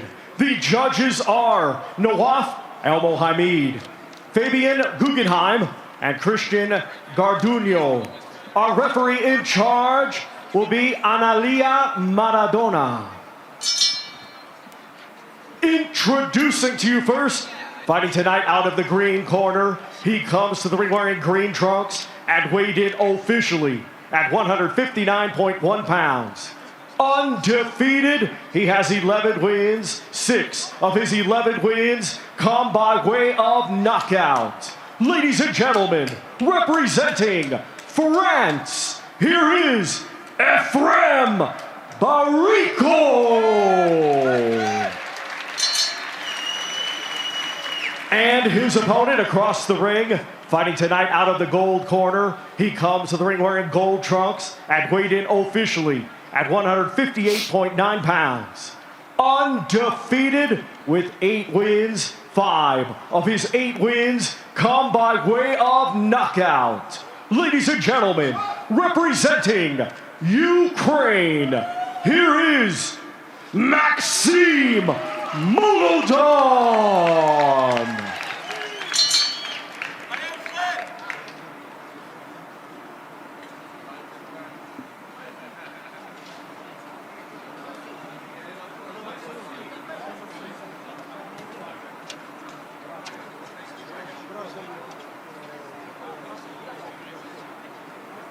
Listen to me.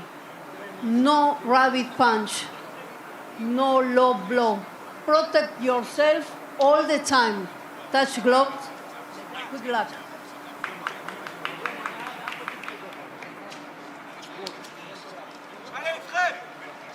So we are ready for fight number 12 of the day as this man, Efrem Bariko, takes on Maxim Molodon. A little bit of a switch in the bracket, as originally Bariko was set to face Muhammad Isa. We'll see a little bit later on, but Bariko now instead taking on Maxim Molodon, the former Ukrainian national amateur champion. Bariko scored a 6-round split decision win over another decorated amateur in Sukrabjan Kayamov last time out, and some of our viewers may remember Bariko as a little bit of a sentimental favorite because there was a period of time when Bariko was self-trained in his own garage, was kind of learning by watching YouTube videos. Now, of course, has a more formal professional camp, but really a man who had to battle through some incredible circumstance to get to this level. It's got to be the only sport you can just do it yourself. I mean, I don't know anything like it. Just to train your own gym, train yourself and learn from watching videos, and then all of a sudden be a professional fighter on a massive platform. Absolutely, because it doesn't always take skill. You know, you can actually have power, you can have heart, you can have all the other things except technique and skill, and make it to a certain level sometimes. But at that level, skills pay the bills.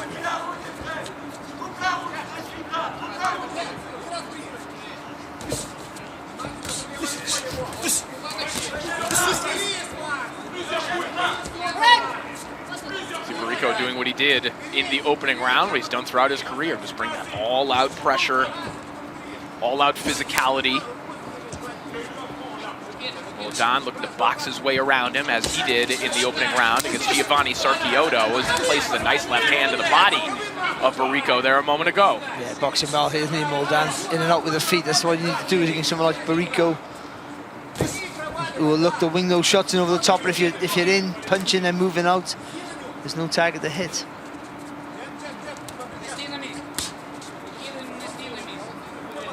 Bariko has already put some red marks on Molodon's chest because, you know, he's the taller fighter, longer, it's harder to get to it, so sometimes you got to aim for that area just to make contact. Yep. Stepped in like with a nice sweeping right hook prior to that. Now he finds that shot to the body.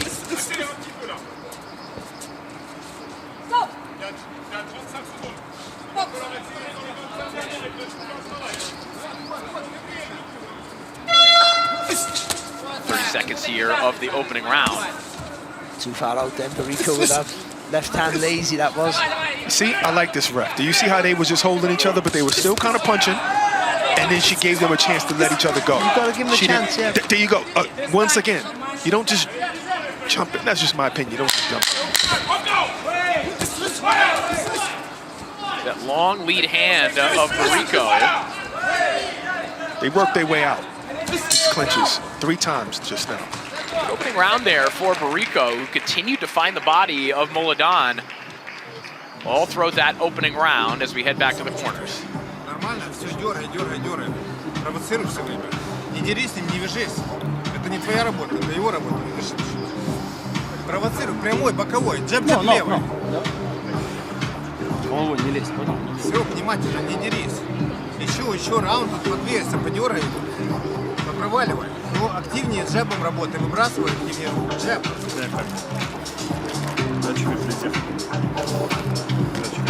Comment tu te sens? Ça va. Ok. Après, faut que je cadre, s'il te plaît. Il faut que tu te calmes. C'est la seule chose à faire. Le lâche pas. Ok. T'es droit, t'es pas bien. Cherche pas de jeu. Ok. Allez, on se calme.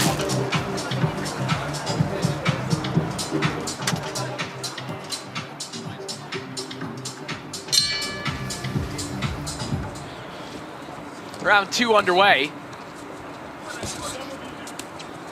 Interesting clash of styles, interesting clash of backgrounds here between Barrico and Maxim Moladan, who still is quite active in the amateur circuit as well. We've mentioned that a number of times throughout the tournament. A lot of fighters that you'll see in this tournament are still in amateur tournaments. Can catch him clean. That one did. The left-handed, you saw the knee of Moladan buckle there momentarily.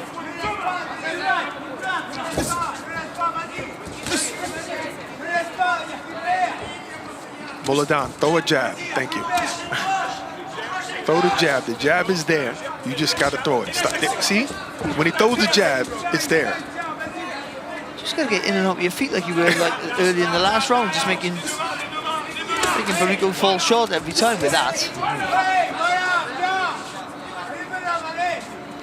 You know, it's the early stages, but this is very reminiscent, as Barrico lands a nice right hook there a moment ago, of what happened in his opening round bout against Sukrajab Kayamov, another, again, decorated amateur. You would think when you look at their resumes, well, of course this decorated amateur will figure something out against this style, but there's something about the pace, the length, the intensity of Efrem Barrico that seems to unnerve fighters like this. Yeah, and it's the strength, isn't it?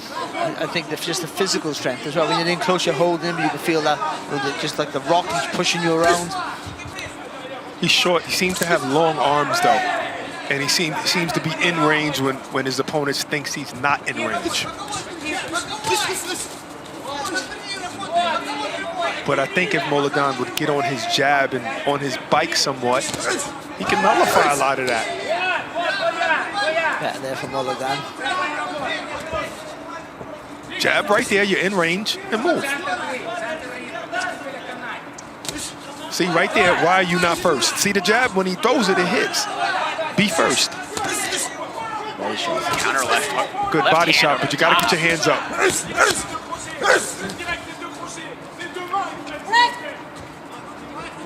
Moladan landing a couple of shots there, but Barrico with a reply immediately.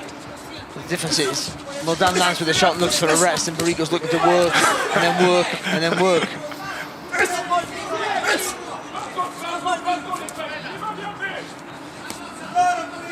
Out of 15 seconds here of round 2. Efrem Barrico might have thought he was facing Muhammad Isa here tonight, but his plan wasn't going to change a whole lot. And that's a tough fight. Muhammad Isa as well. That's a tough fight. That guy, I know we didn't give an award to best performance, but I would have gave it to Muhammad Isa in phase 1.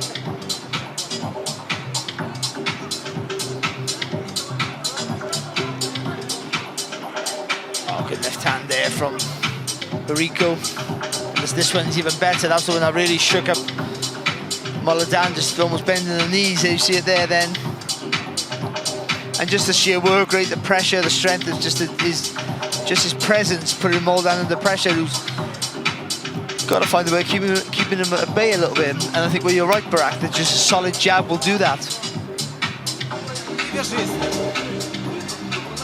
When he throws it, it lands. You know, and it does what it should do. Stops the incoming, of Barrico. After 2 rounds, one judge has it even, a draw 19-19. One judge has it 20-19, and one judge has it 20-18. Both of those for the green corner, Barrico. All right, so 2 judges to this point scored the fight in favor of Efrem Barrico as he reins in with another left hand over the top. One judge has it even, as you see it on your screen. So Barrico ahead at this point. We saw in between rounds a cut on the outside of the right eye of Maxim Moladan, and that has been an issue for him dating back to his exclusive amateur days. In fact, in 2020, Moladan thought about retiring from the sport of boxing because he continued to get cut in amateur tournaments. And he said that he went back to the gym to work on his defense to try and prevent it, but it continues to be an issue. I don't know if he's changed it, Barry, but at one point, his box rec photo was him with a bandage over his eye. That is how frequent these cuts have been for Molodan. Wow. And there's a jab from Barrico right on that cut, and it is leaking once again. He just can't keep him off, can he? That's the problem he's got here.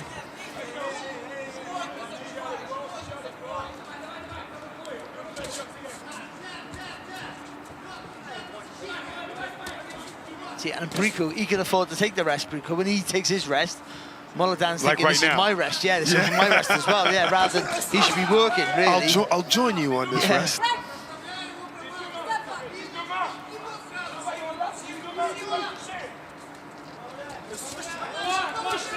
Yeah, this is when you, as Molodan, you go back to the body again. You see him with his mouth open, Barrico. You see him taking a rest. Hit him in that body. Tire him out even more.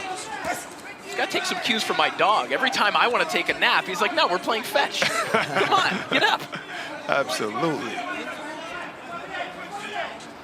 But as long as these rest periods are going to correspond, it's not going to work out in the favor of Maxim Molodan. That's better work. A left hand comes over the top, but back comes Barrico. Again, a body shot of his own. Just continues to muscle Molodan on the inside. It's good there from Barrico, solid. See, he doesn't get despondent when he doesn't land clean with the shot. He just carries on. Nice left hand from Molodan. That excited his corner. That's the most lively they've been thus far. It's a little bit of a Ukrainian contingent gathered around the corner and in the vicinity of Maxim Molodan in the front row. I like this right here. I like this what Molodan is doing. You know, you might do your little 1-2 and you smother him. You know, Klitschko style. It ain't the prettiest, but it can get you through the round.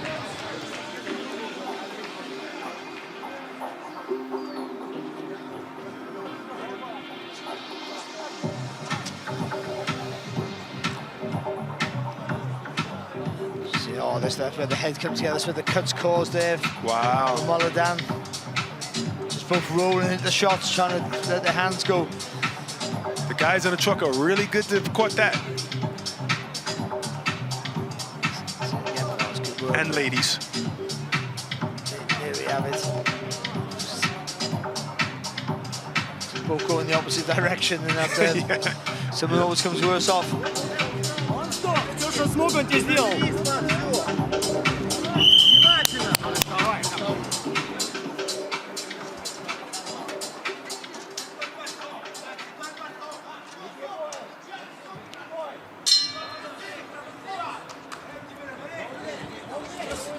Back to action here. Round 4 underway. Maxim Molodan and Efrem Barrico. A little bit of a bounce back from Molodan in the home stretch of round 3. See if he can carry some of that momentum here into the 4th.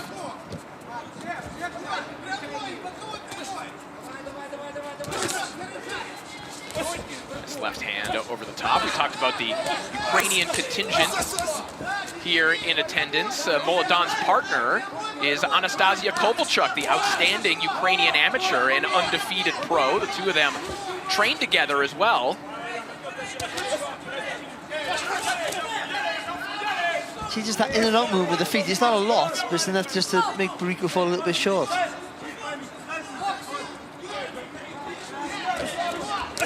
Oh, you're right. You're right. They're going to miss that. They're going to miss a bit in here. He's really changing things right now, Molodan.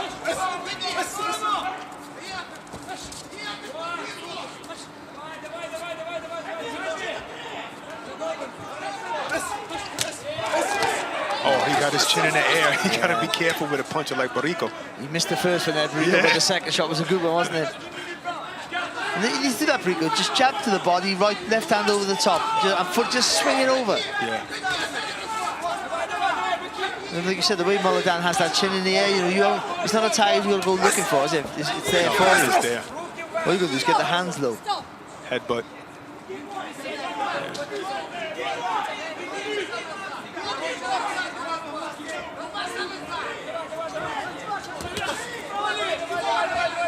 Closing in on the final minute here of round 4.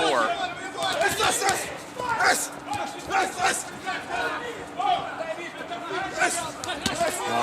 left hand there from Moladan, and he ricochets off the ropes to land another one. Slapping left hands. And Perico, no accuracy in his work.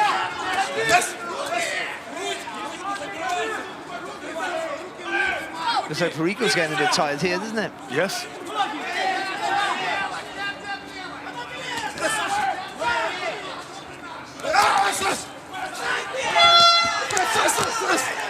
Great work. Great work. See, I think he turned him lovely because Perico missed the shot. Yeah. Got in the right position. I think he just got too close there, Moladan. Yeah. It's not. He doesn't have any pep on any of these shots, but it can win him these rounds. Yeah. The work could be a little bit ragged, Punch and but grab. if it's landing and the judges appreciate it, this might have him back into the fight. One more left hand there from Moladan as we head back to the corners.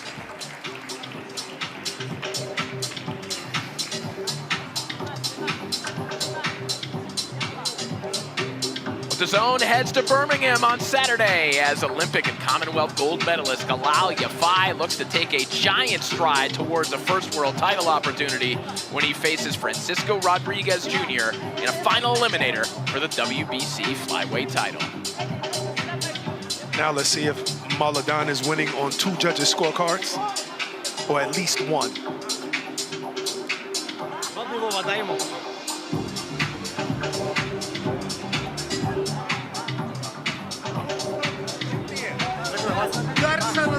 After 4 rounds, one judge has it 40-36, one judge has it 39-38, and one judge has it 39-37. Oh, wow. None. Fighter winning in the green corner, Barico. Okay, I can understand that. I can understand giving Barico the 3rd round. It's just that Moladan did better, but I think that last round was very evident a Moladan round. Yeah. So we have the scores in our hands now, 39-37, 39-38, and 40-36, all in favor of Ephraim Barico. And I think perhaps, Barak, you know, even if you thought that was a Moladan round, and certainly that is what you guys are expressing, I think that even as he's doing the work, the body language, it looks like he's under duress. He looks distressed in getting that work off, and I think that can sway judges sometimes too. Right. I think it's kind of like Katie Taylor versus Amanda Serrano. You know, once that cut came, she was a different fighter, you know, and she was fighting on the back foot a little bit and just throwing punches, but they were just pity-pats and then getting out of the way. So I can understand. Loving shot there from Barico. Moladan complaining that it might have been behind the head.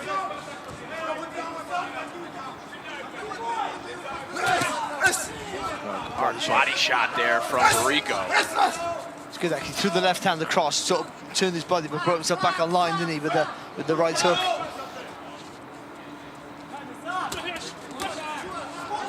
That's it, just move then, that's it. Then move, take 2 steps, go again.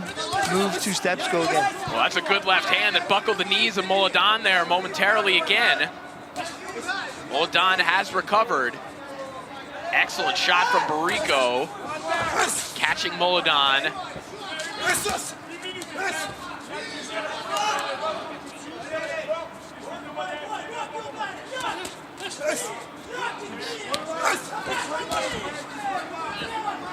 Left hand from Moladan there a moment ago. Just a bit more pop in the shots he needs, didn't he, Moladan? Or a bit more speed in him at least. Boxing well here though.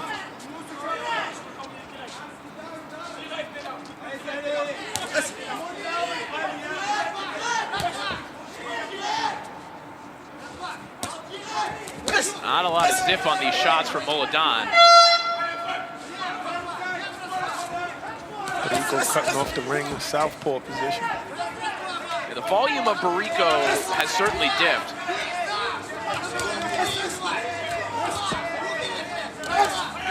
shot. That's an excellent left hand again. I mean, the most eye-catching shots of this round have come from Barrico. And again, Barry, I think the issue for Moladan, it is one of body language. Oh boy. Oh my God. What a shot there, right at the bell. That left hand snuck in there. I gotta say, Barrico's recovered really quickly. Yes. But he moved on to that shot. He did dip his legs, 100% dip his legs. And he smiled at the end to say, damn, I was doing well and got caught at the end.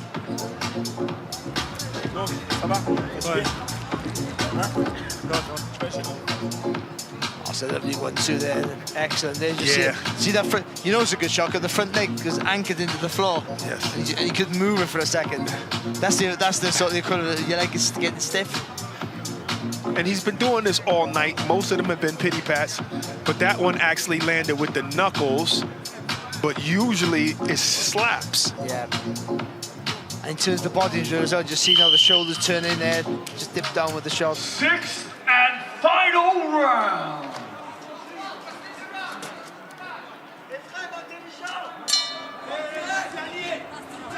So we'll see if Maxim Moladan can recreate that moment here in the 6th and final round. To finish the point that I was trying to make, Barry, I think the issue for Moladan in terms of the scoring this fight, in terms of ring generalship, when you look at how Moladan has looked, the body language for a lot of this fight, in the judge's mind, you're probably asking yourself, is he doing what he wants to be doing right now? Or is he being forced to do a lot of these things that Barrico wants to do? Yeah, and that's understandable. Ultimately, it shouldn't matter.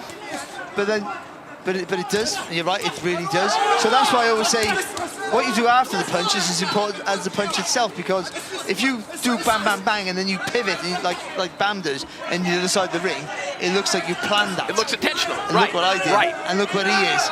But if you do that and then take a rest and go, it looks like you're fighting just to survive. Right. Yeah, of course. If Moladan can win this round like he possibly won the last round, he can at least make it a split draw. But then probably when we go to the enhanced scoring, done for him. Yeah, more than likely Barrico won. You might think you can get a stoppage.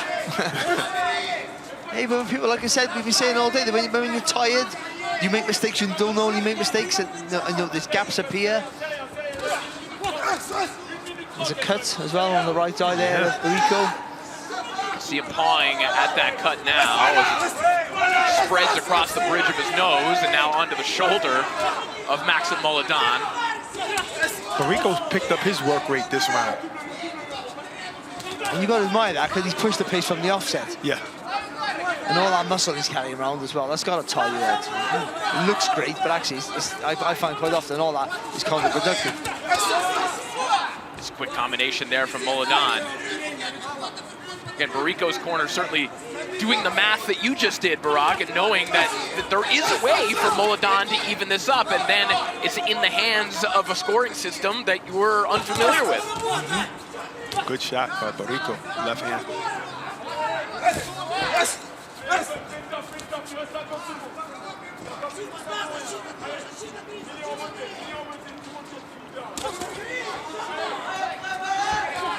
Good jab. Final 30 seconds of the contest. Another left hand there from Moladan. Moladan certainly emptying the tank here. Throwing with whatever he's got left, as is Barrico.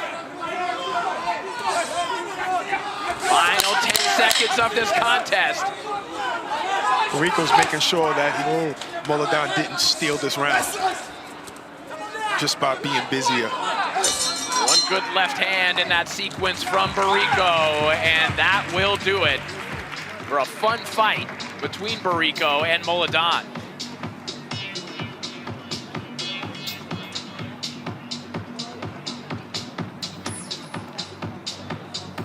What do you Both think, men Corey? completely spent at the end of this one. Oh, absolutely. I mean, Barrico was so tired that Moladan was able to push him into the ropes. And if he had a little bit more in him, he could have stole around by doing flurries once you're doing that. But I think Barrico really dug deep and took that last round, or at least made it very, very competitive. He probably took that last round. It's close though, wasn't it? Yep.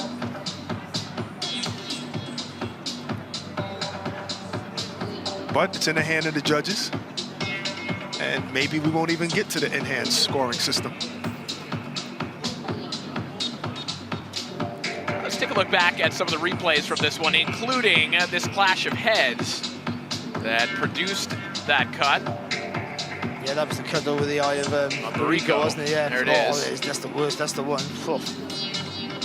I think at that point, though, they're both so tired and swinging that it has no effect on either one. The hard scrap that was. Just see at this stage of a fight, you haven't let your hands go like that, trying to win a round that might or might not win you the fight, but still going for it. Admirable stuff.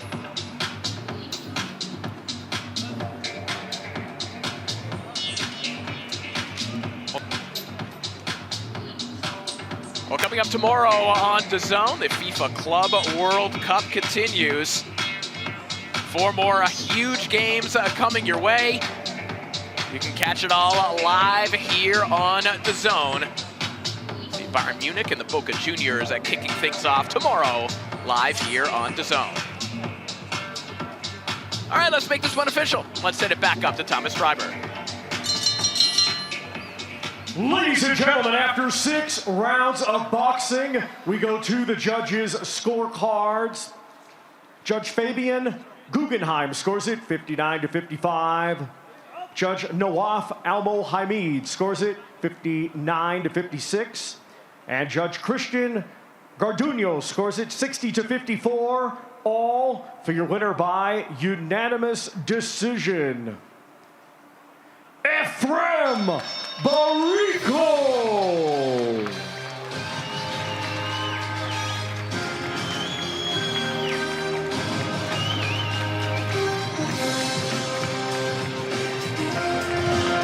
Ephraim Barrico takes the next spot in the quarterfinals in 160 pounds.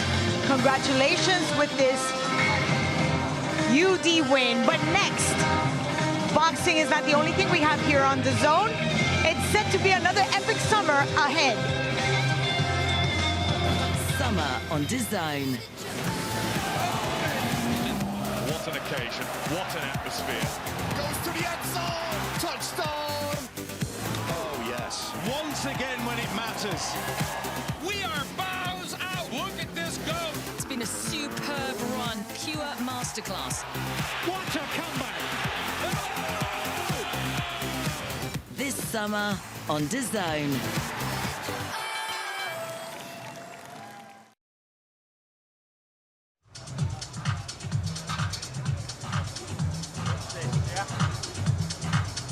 And we're carrying on with all the action right here in the 160 pounds. And we go with our MC, Thomas Schreiber. Let's now welcome to the ring, Saulo Morales.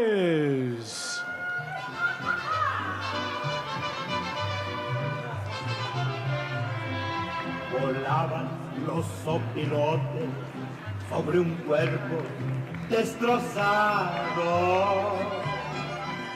Tenía la ropa rasgada, el rostro desfigurado, pero una cruz en su pecho decía Jesús Maldonado. Entre Santana y Guamanta cayó el tigre de Tlaxcala. And now let's welcome Petro Frolov.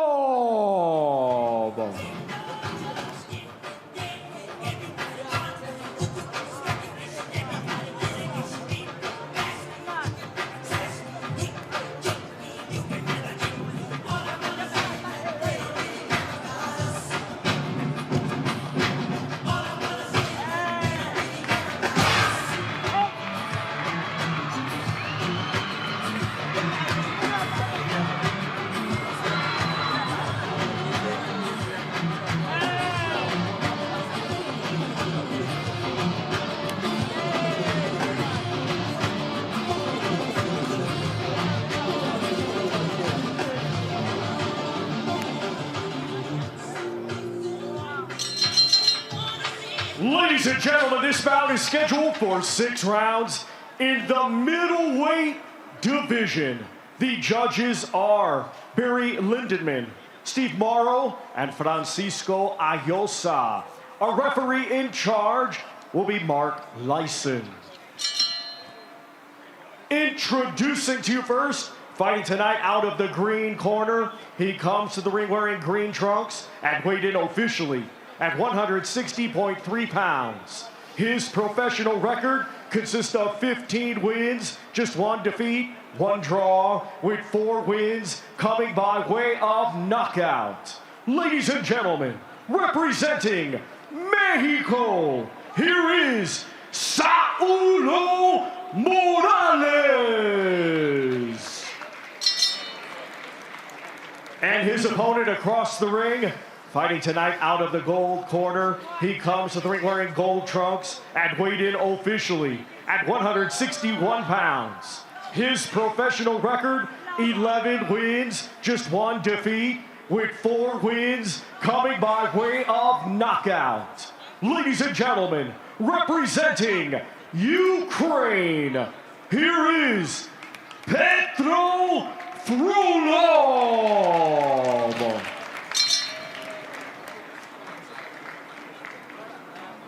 Okay, boxers, I've already spoken to you both. You know what I expect. Stay professional, obey my commands, and most of all, protect yourself at all times. Quiero uno pelea limpia, obedece mis órdenes, protégete en todo momento. Touch gloves. Good luck, boys.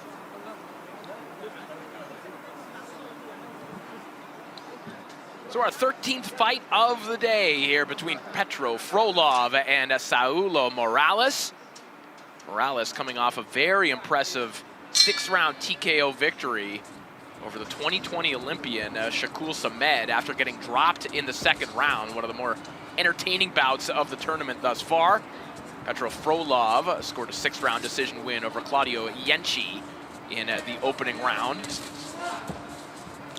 I kind of thought that Morales win over Samed was a premature stoppage. I mean, it did turn and he was getting the best of Samed. Samed kind of gassed out, but I don't think it should have ended like that in the 6th round. And he was up to that point. He was getting well beat as well. It's not forget that. But yeah, he wins a win. Oh, and that is a knockdown already.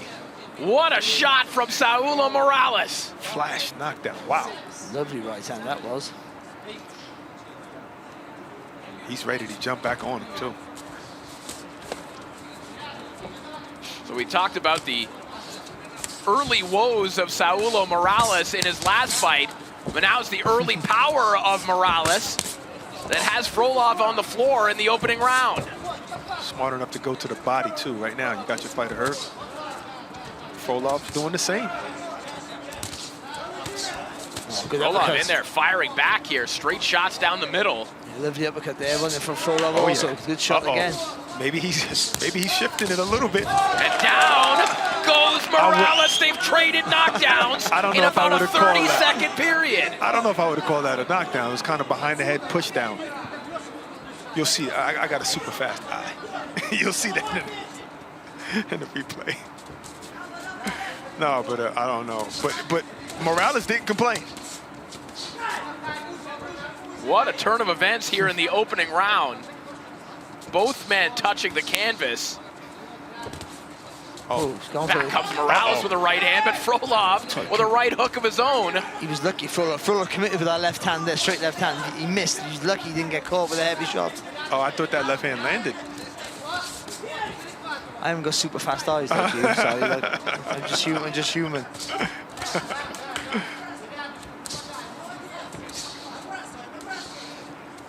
Frolov trying to simplify things here a little bit. Good work. Straight shots down the middle, now coming over the top of that left hand. These guys are both comfortable working at that distance that just causes fireworks. There's that cuffing shot from Frolov again, the same type of shot that floored Morales. Well, leading up to this fight, you say Frolov was the better boxer than what we saw from the last contest, and the power would be with Morales, but which it still is. There's jeopardy for both here, isn't it? Yes. Both men showing vulnerability and power in the opening round.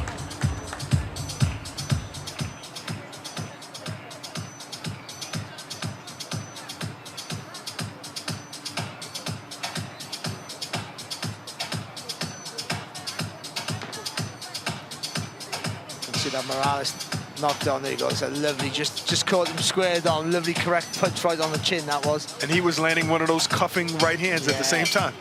I think both knockdowns, no one seriously hurt there. They just both be knocked down with good. There you go. See that one right there? That's why I wouldn't even. I'd reverse that. Yeah. You know, because the glove didn't hit. It was the wrist, and he pushed him down. It's like when Roy Jones hit Kawasaki with the forearm. I'm not going to answer that. That's a true story. I was there. But I'm not going to answer that. It's Roy Jones we're talking about. Well, it's irrelevant. It was about. What are you on about? You can't treat Roy Jones I love any Roy better. Jones, man. Well, I love Roy Jones, but I mean, they're just saying They're co-workers now. You can't turn them against them. I'm not even digging him out. He hit him with the forearm, haven't he? And Joe went down. And you've got to call it. I'm just kidding. You've got to call it. I definitely agree with you, but I wouldn't say that publicly. I just see if Roy Jones follows you, on some sort of social media stuff. I had a friend unfollow me recently. Very high top boxer. Back to action here after a wild opening round.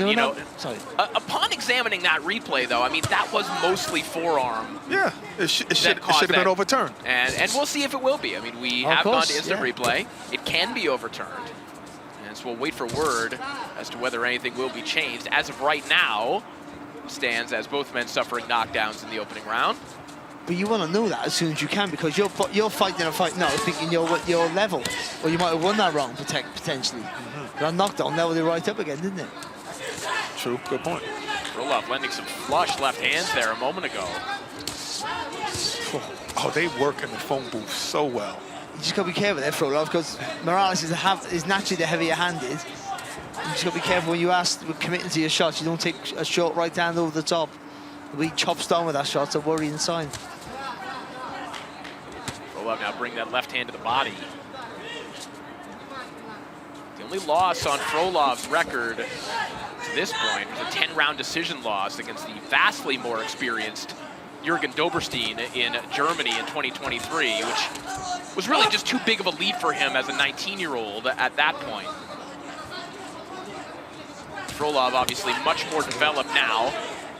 Spent time living and training in both Turkey and where he lives and trains in Milan. Boxing well here, isn't he, Frolov? Controlling that space. And Morales just got to be careful. He's not waiting for that big punch for too long. It's better. Just a different look when Morales throws his shots. There's so much power coming behind his shots.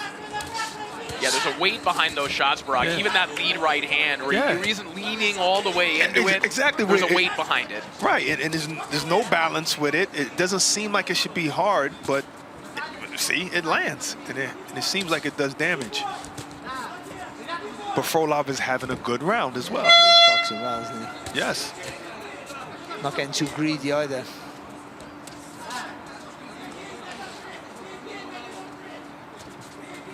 20 seconds here of round two. Petro Frolov, a part of a fighting brother tandem, along with his brother Alexander, who's also an undefeated pro in the light heavyweight division. The seconds now tick away here in the round. A more controlled round, but one last sweeping right hook there from Petro Frolov. And then he looked over to see if that right hand had an effect on him. See, I think he took a right hand as well at the end of that round. Oh, really? Yeah, a little bit, yeah. He won a good round, though. He won it well, I thought. Very good work by Polo. Ты предлагаешь, он бьет это с места бросается. Просто предлагай быть готов на удар. Все работает на ногах. Сейчас, они не сбивают дыхание водой. Побей ему ноги, побей ноги. It's a battle of Britain on July 5th as Jack Catterall moves up to welterweight for his ring return against the undefeated Harlem Eubank, live from Manchester's AO Arena. That's only here on DAZN.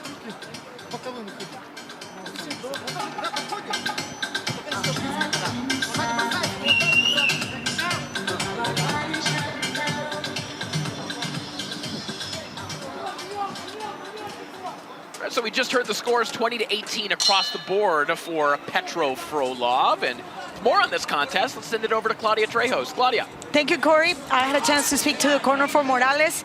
They're definitely not happy with that knockdown. They want to contest it, and they want to make sure that Saulo keeps the fight in short distance, throw his hands, look for the chin. They already proved that Frolov has a weak chin, so they want to capitalize on that. Bit harsh, isn't it? Oh, and nearly a double knockdown there. Both men with their knees buckling, but it is Morales who goes down. What? I kind of saw a head hit Morales. I saw his head hit Morales, and Morales went down. Well, two controversial knockdowns now. But suffered Frolov, by Saulo Morales. I don't know why Frolov went down, though. Maybe he got stunned. Again, going back to what Morales' corner says, he's got a weak chin. Wow, this is a fight. This is a fight. Knockdowns and bizarre circumstances abound in this fight. I love it. As both men trade shots to the body. You know, Barry, sometimes you see fights like this where they fall into a pattern where weird stuff just keeps happening. And all that stuff, you shouldn't do this, shouldn't do that, don't commit, and you think, let's just go for it. Nice right hand there from Morales. See, Frolov doesn't need to get involved with him. He's boxing quite well, just good moving in and out. I can't wait to see a replay of what exactly happened there. Looked like Frolov was about an inch from touching the canvas himself. Right. But from what? Right, and then look, I thought his head hit the chin of Morales, but, you know, we'll see. The corner saying he's got a weak chin. He got caught with a good shot in the first round. Yeah, and then he wasn't really that hurt. It was a flash knockdown, bounce right back up. The weight put him down, didn't it? The weight put him down. And also, Morales is a big puncher. But there you go. So I wouldn't agree with the weak chin. Just got caught with a good shot. And also in that most recent circumstance for both men, might have been that their chin got touched with someone's head, which can wobble anyone. That's a fact. So we're getting word that we think that knockdown was indeed a clash of heads. Really? Okay. But we'll wait till the end of the round and maybe take a closer look at it. And we'll wait to see if that first knockdown has been reviewed as well. The heads nearly come together again. Unless we get a knockout right now and then we don't even go to replay. Right. It's the first time I'm hoping not for a knockout right now.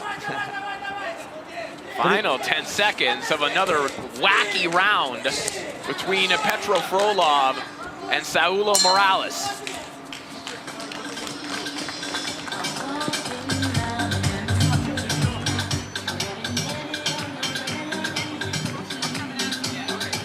Get to see it now, hopefully. You can.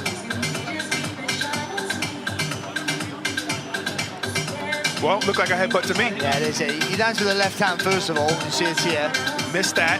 But landed, but that wasn't making him go down. And you can see why they both almost went down. You see right in front of him. He did well for him, actually, to keep his feet. So he catches him with the forearm again. Boy, look at how... Oh, he never went down. Wow. His knee never touched, huh? Wow. Yeah, that was a headbutt.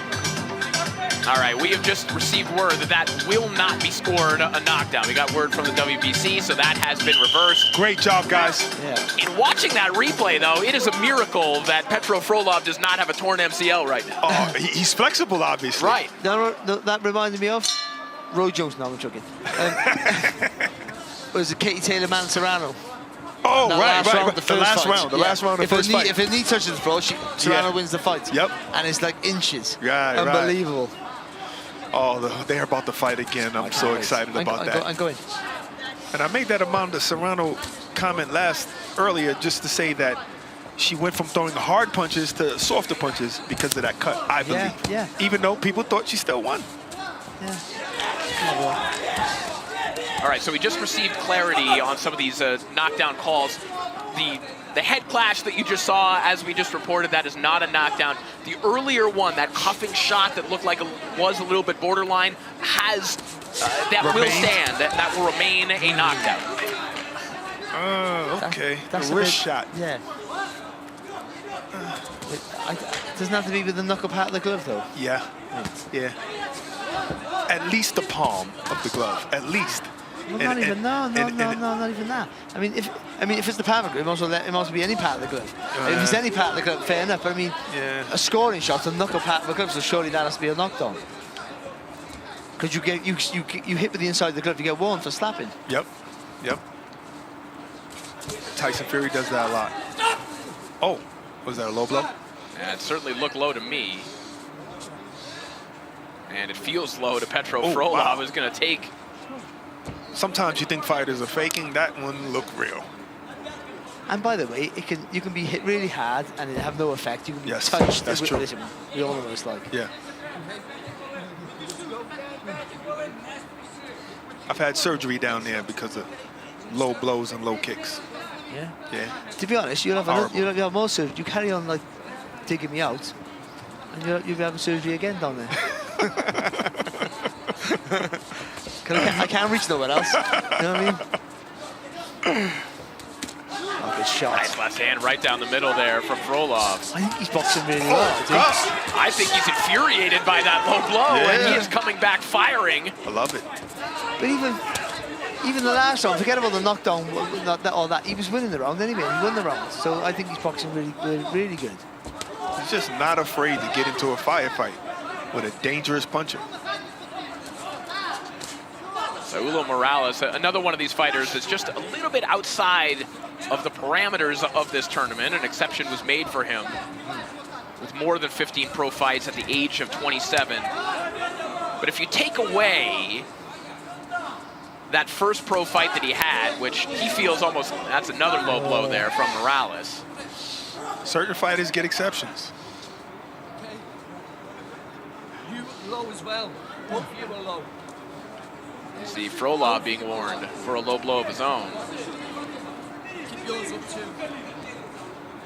To continue that story about Morales, his pro debut, he was knocked out by Paul Robinson in Canada, but as he's told the story, when he arrived, the fight was supposed to be at super middleweight, and he was fighting a cruiserweight. Oh my God. And then he left the sport for a couple of years, obviously a little bit discouraged. Yes. But since coming back, has put together a terrific run that he hopes is not thwarted here tonight by Petro Frolov, but he just got blasted with a sweeping left hand, but back comes Morales with a left hand of his own. That's why, I'm sorry, no, I'm just saying that's why you have to have a good corner that's concerned about your safety, to not put you in there with a guy that's, you know, way overweight. He is not with that manager anymore, I'm happy to report. Good. Frolov's boxing well. We've got to be careful here because he's taking some unnecessary risks, I think. Like the way he swings the shot in there against an obvious puncher. Get himself into trouble here. He's boxing well. He's winning the fight, I think, quite convincingly. Picking his shots well. Barahas is a little bit slower than him, so he can match. He can beat him for speed, beat him for technique. That's one of the low blows. Beat him for accuracy for sure. But he can't beat him for power. Oh, you know, maybe that was a little retaliation because the left hand from Frolov kind of strayed low as the referee spotted that and warned both fighters. Oh, that was at that point. That's right. Right. Okay. After 4 rounds, all 3 judges in agreement, scoring at 40-36. Unanimous for the gold corner, Frolov.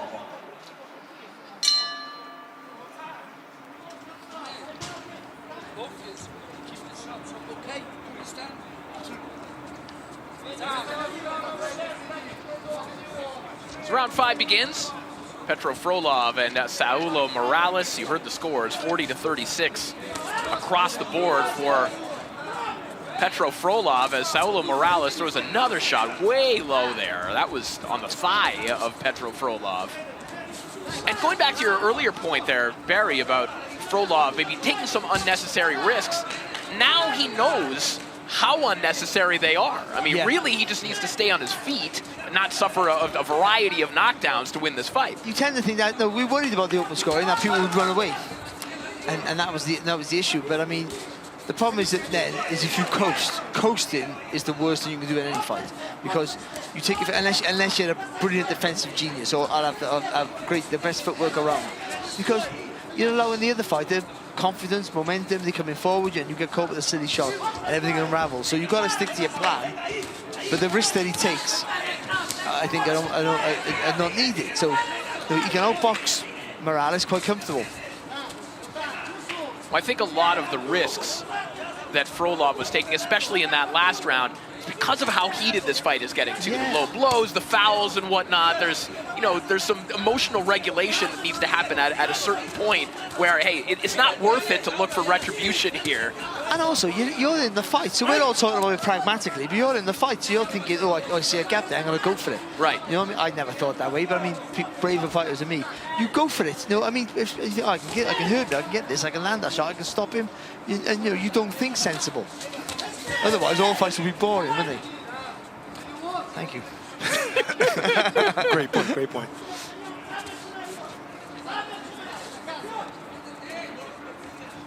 Closing in on the final minute here of round 5. Nice left hand to the body there from Frolov. Just as Honey the other week, boxing brilliant. Makes one mistake because he commits to a shot maybe he didn't have to, didn't do much wrong, but then look what happened, everything unravels.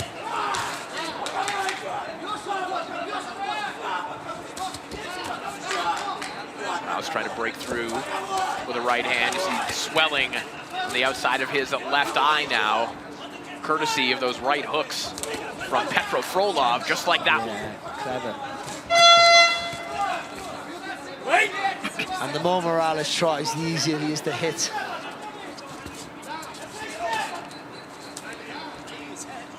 He's lost his snap and his punches, hasn't he, as well? The form and the snap of Morales seems to have deteriorated. But in his mind, that's all he has left. You know, he's lost every round according to the open scoring. He needs a knockout, or at least a couple of knockdowns.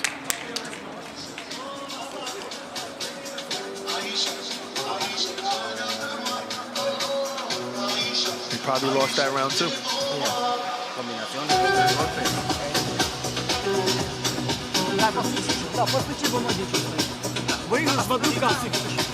Скажи мне, что все хорошо. Не видит?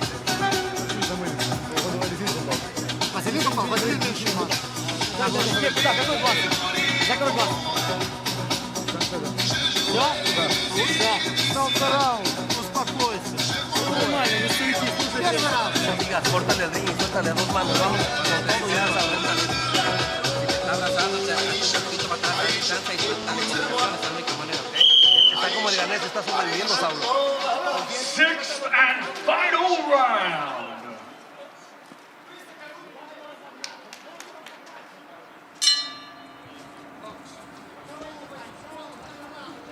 Sixth and a final round here between Petro Frolov and Saulo Morales in an incident-filled fight that was really wild and wacky for a period of time and now has kind of cooled off as Petro Frolov has really assumed control of this one quite comfortably. Yeah, it's been a good watch, I think. You've had, like you said, you've had a little bit of madness involved and a few little controversial moments and some really good boxing here from Frolov as well, so I think it's been good. I mean, and it's not over yet, of course. Oh. That's what Morales needs, a good flurry. You got to encourage Frolov to engage with him. I think that's where he's going to get the opening. I think his corner's probably telling him, you just won 5 rounds. You better not mix it up in there with this guy. But also, you can't allow him just to walk up on you either. So you still got to let your hands go. In moments like that, probably not a bad idea for Frolov either. If you can tie up and kill another 5 seconds.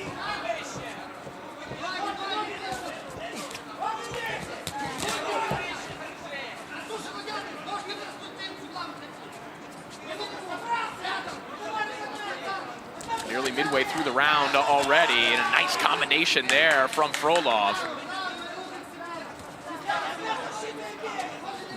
Just a little bit more intelligence in his work, isn't there? Uh-oh. Body shot. Nice from Morales, right hand.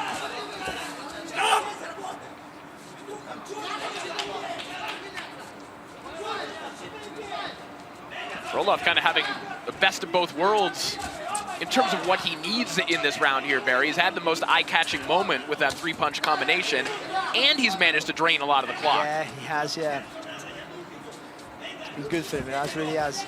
And again, when people get tired, sometimes quite often that technique just rises to the surface, doesn't it? Going back again, do the basics. When you're tired or hurt, the basics get you through.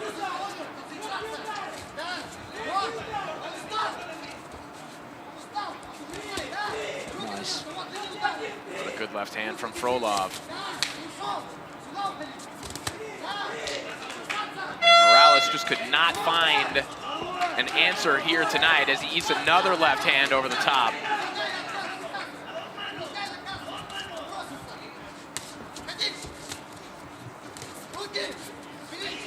Even there, Morales gets to the place where he wants to be, and Frolov did land one shot. Just swims underneath all of it. Pushing his punches, that's why he's knackered now, he is. Big left hand over the top there from Frolov. And that will put a stamp on a terrific performance from Petro Frolov. He battled through the weirdness of the opening few rounds and turned in a nice performance to send him to the quarterfinals.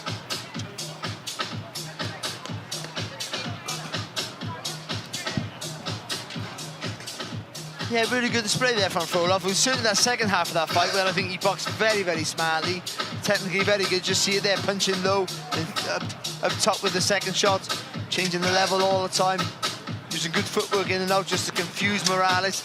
Just take this thing out the punches, tire him out, and skate home to what turned out to be there, in my opinion. Never comfortable, but quite a wide decision. Well, it will every round, wouldn't it? So clearly a wide decision and a good win. And he moves on, he's good to watch. Smart fighters make adjustments. He made adjustments because the first couple of rounds were more competitive than obviously it had to be.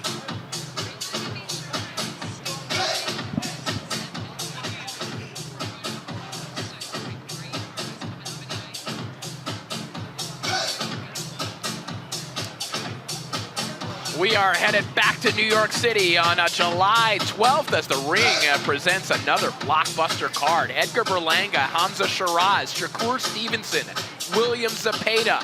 A tremendous night of action. It promises to be another memorable night of boxing from the Big Apple.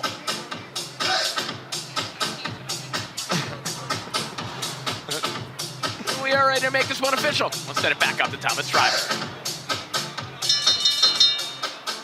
Ladies and gentlemen, after 6 rounds of boxing, we go to the judges' scorecards.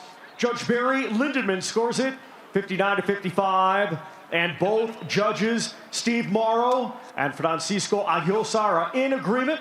They both score it the same, 60-54, all in favor of your winner by unanimous decision.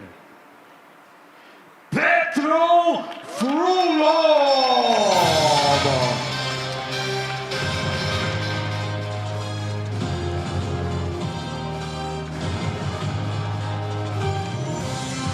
And we are back in London next month for a huge night in the heavyweight division, and it's a fight that certainly got the boxing world talking. Daniel Dubois had a big opportunity. The chance to rock the world. Alexander Usyk, he's a master. He has the heart bigger than this room. It was the feints that really seemed to unsettle Daniel Dubois. Then, against all the odds, it happened.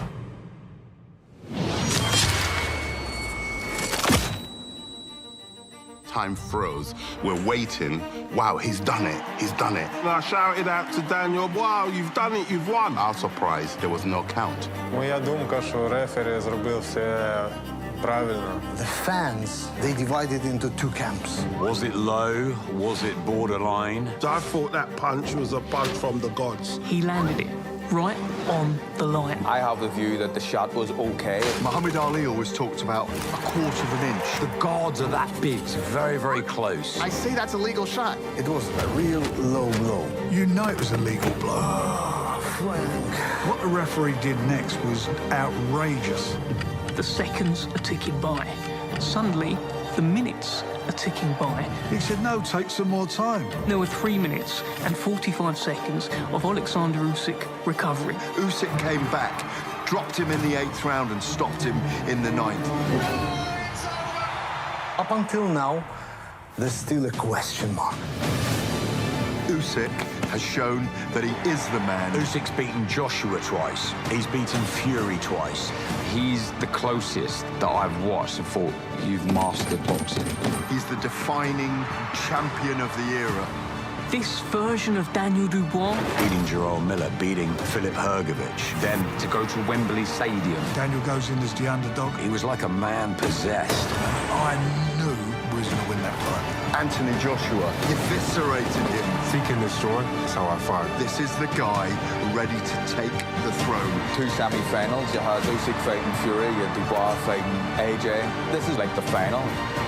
This rematch against Usyk is completely different. Taking place At Wembley Stadium, 90+ thousand people. all the belts on the line. in front of a global audience, live on DAZN. Now we have a chance to see who is the best. It's going to be something special. Do not blink.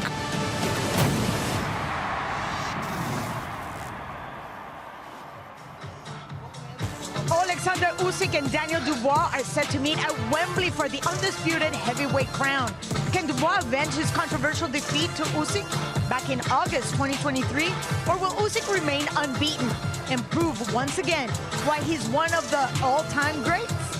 Well, this is all live on DAZN, July 19th. And let's keep things rolling right here in Riyadh. Let's go to Thomas Tribal. Let's now welcome to the ring, Cyril Johnson.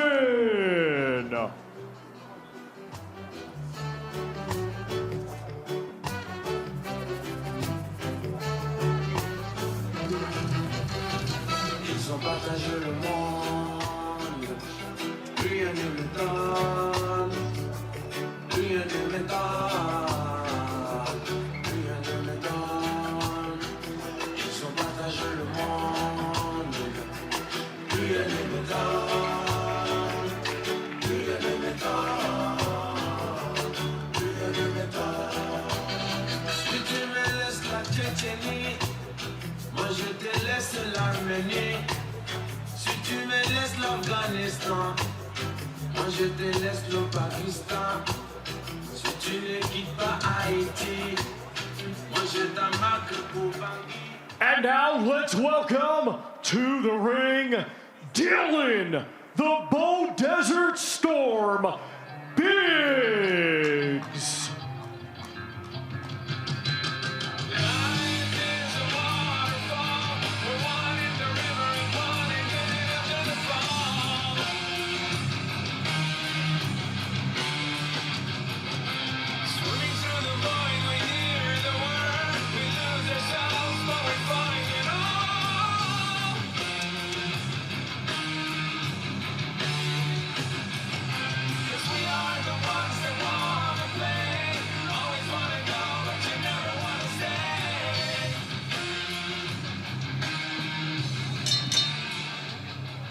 Ladies and gentlemen, this bout is scheduled for 6 rounds in the middleweight division. The judges are Nawaf Al-Mohamid, Fabian Guggenheim, and Christian Garduño. Our referee in charge will be Steve St. Germain. Introducing to you first, fighting tonight out of the green corner, he comes to the ring wearing green trunks and weighed in officially at 160.7 pounds. Undefeated with 10 wins, 3 of his 10 wins come by way of knockout. Ladies and gentlemen, representing France, here is Cyril Johnson. And his opponent across the ring, fighting tonight out of the gold corner, he comes to the ring wearing gold trunks and weighed in officially at 161.9 pounds. His professional record, 14 wins, just 1 defeat, 9 of his 14 wins coming by way of knockout. Ladies and gentlemen, representing Australia, here is Dylan, the Bow Desert Storm Biggs.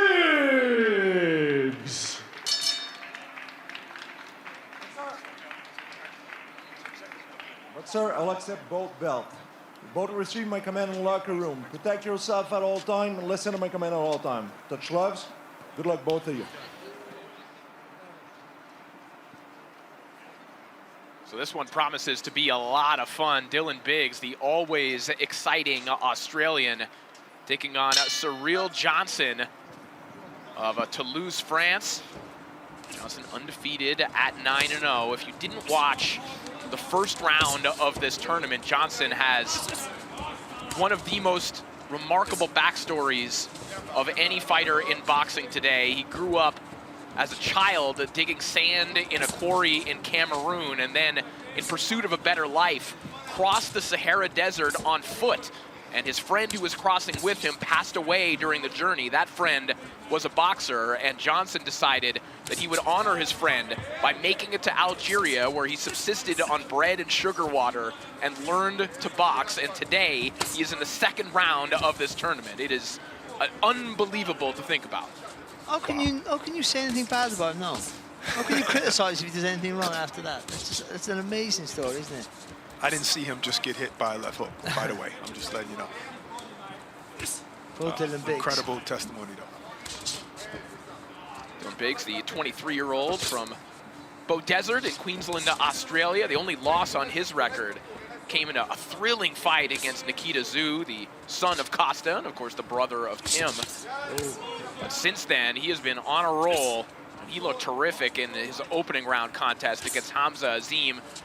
To me, Barack looked like the most physically imposing middleweight in this bracket. Oh yeah, 100%. Physically imposing, got the power, got the ring IQ probably.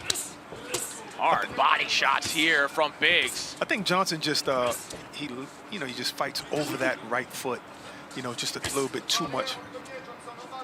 But also, he does, and it's wrong. But what he does wrong sort of works for him because he throws punches from that angle, and they hard to defend against, so he can loop around the high guard. Which for Biggs, because Biggs is a well-structured fighter, the hands always held, always tucked in nice and tight, makes him a hard target to hit clean. Yeah, you're putting yourself in range when you might not be in the best balanced position to throw a shot. Look, you're in range of all of those shots, but you're not throwing anything. Johnson just getting cracked by left hooks here in the opening round from Dylan Biggs to the head and to the body. Not all of them, to your point, landing clean, especially up top. To the body, they certainly have been.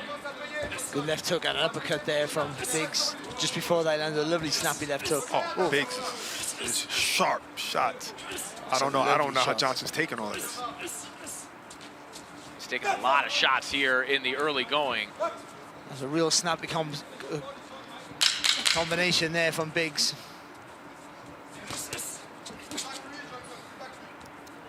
Fantastic opening round here for the Bow Desert Storm, Dylan Biggs.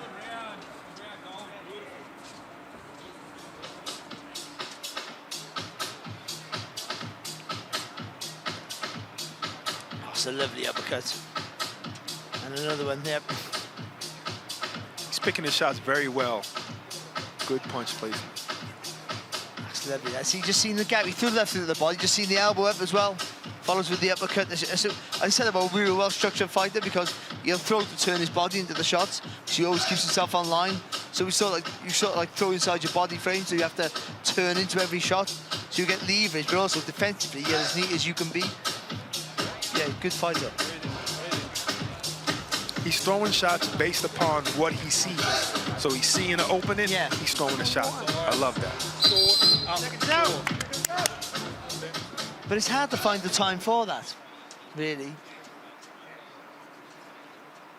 In live action, yes. Especially real time. Especially when you're young, only 23, the exuberance of youth means you rush your work quite often. Right. You see a gap and go, oh, there it is. Looks like Johnson's picking up the rate. That's always the thing you should do, though. When you're up against someone who's technically better than you, which Biggs clearly is, then you smother their work, you make them rush their own work, so they lose their shape if you can do that. And that's usually by upping the work rate and being physical. Good stop. Good switch by Johnson to put on the pressure this way in the phone booth. Nice uppercut to the body there from Biggs. That's lovely from Biggs there. Just sat there watching what was going on there. See again inside the body, inside the shoulders. He has to turn the body into it. Just a bit more torque in the punch. Proper technique. But what he could do though is throw 2 or 3 jabs before Johnson walks in on him. I don't think Johnson's defense is just to walk through the shot. Put your hands high, but it's not a high guard. His hands are high, but it's not blocking anything. I mean, I also think Dylan Biggs enjoys this kind of fight. Yeah. and if he's going to have an opponent who's going to agree to go forehead to forehead with him, he's going to take that invitation. But he is physical. He's big and strong, and he's big. You know, he's so, like, you can understand that he's not intimidated by someone who tries to make it a close quarter affair. Shot. Straight right hand there from Biggs a moment ago. So his trainer, Justin O'Leary, in his corner. That's the man that he's trained with since he was 10 years old in the gym beneath Justin O'Leary's house. See the tilt on his head there? He's looking at the feet. So he's selling him different shots there. I just saw it. He's looking at the feet and jabbing up upstairs. Yes.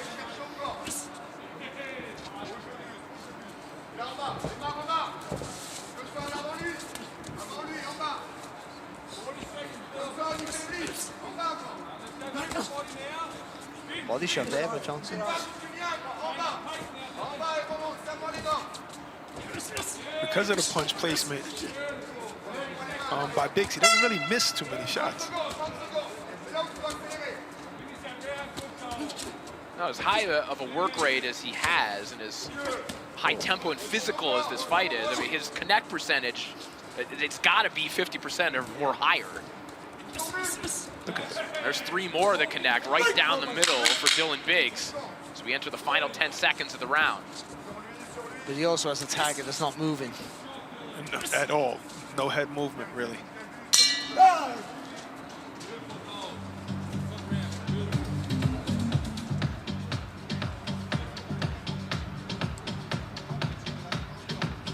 Well, the problem child, Jake Paul, is back as he takes on his toughest challenge yet on June 28th, as he takes on a former middleweight title holder, Julio Cesar Chavez Jr.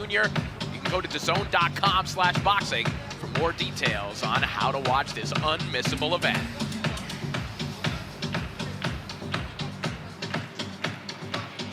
You see the good placement of the shot there from Biggs. Took it up nice and tight. Johnson not really moving the head or body or feet, actually. And you know he's throwing shots, there's always a gap to appear there, and Biggs making the most of it, picking his shots really well. His uppercuts and his body shots are really good. Will they take the toll? Time will tell. All 3 judges have it the same, 20-18. Unanimous for the gold corner, Biggs. You heard the scores. Dylan Biggs up unanimously at this point, as you would understand. There you see it on your screen, 20-18 across the board. But credit to Cyril Johnson, who is in here and making this a very entertaining fight. Ooh, good left hook there from Johnson.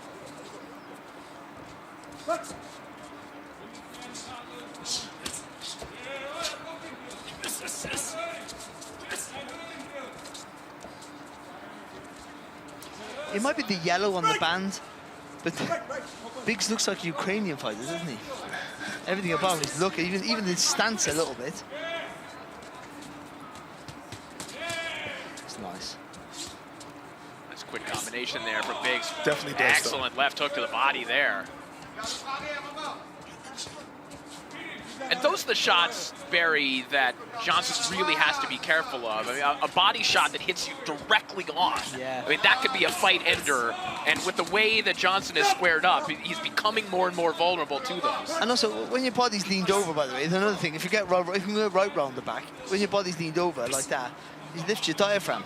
Right. So then you get the right shot. But it's a whipping shot, does that, not a heavy shot. And Big sort of digs his shots in. The worry is that Johnson is the way he cuffs his gloves on his head. Though you're defensively sound in theory, I'm not quite sure about that. You don't see the punches coming. Sort of hides your view a little bit. Johnson's pretty squared up too. He's not. Yeah. Sorry to cut you. No, you're right. No, you're right though. His legs are in line, but his body's squared, isn't it? Exactly. Nice left hook there from Biggs. Again, and it's a blind shot because Johnson can't see it.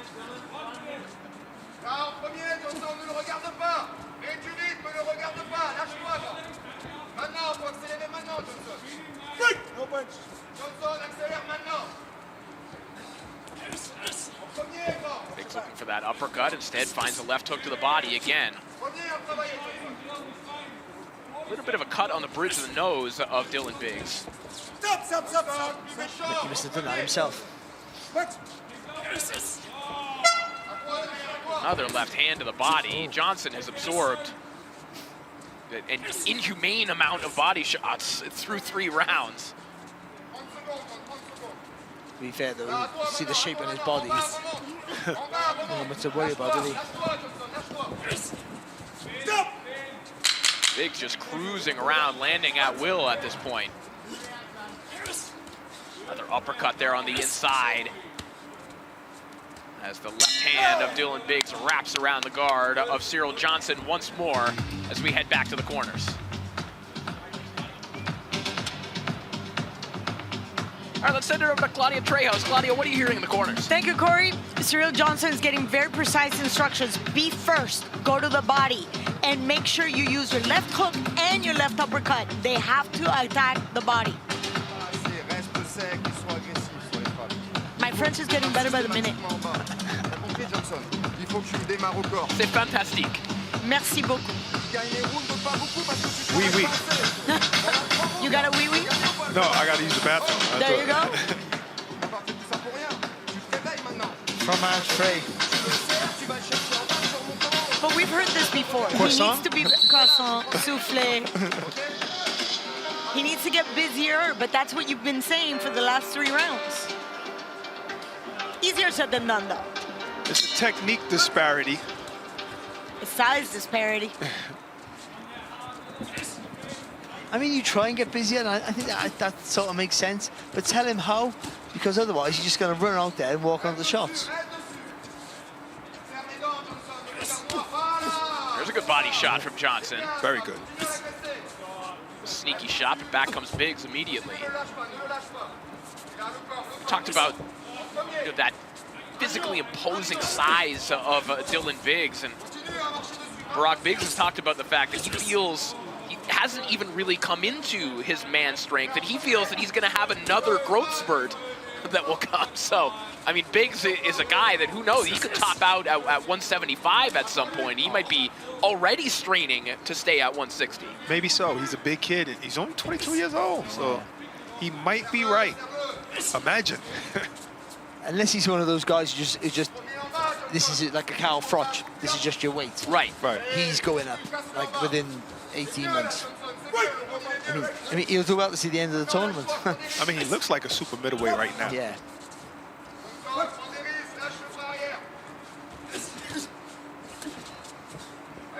Biggs finally misses with an uppercut there. He has not missed many of those thus far. No, been really accurate, hasn't he? Even though he does have a target right in front of him, so he's not moving, but it's still, you still got to land the shot.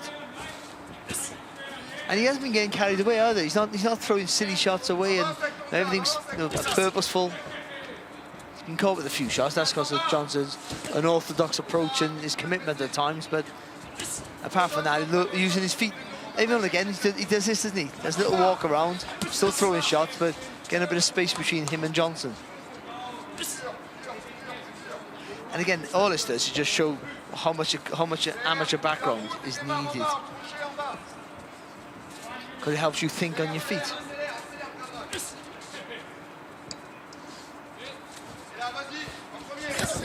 Nice right hand to the body. Johnson comes back with a shot of his own. They are few and far between at this point. Brock, you pointed out, just the technique disparity, and you saw in those last 30 seconds or so, when Biggs wants to, he can kind of casually walk around and box, but he wants this kind of physical fight. He seems to enjoy this kind of fight, as now he steps on the gas again to back up Johnson. He's taking advantage of his superior footwork, hand speed, punch placement, just overall, just a better technical fighter. Keeping Johnson out of range and keeping resetting. Hot shot right hand from Biggs. Scoop shot to the body as we head back to the corners.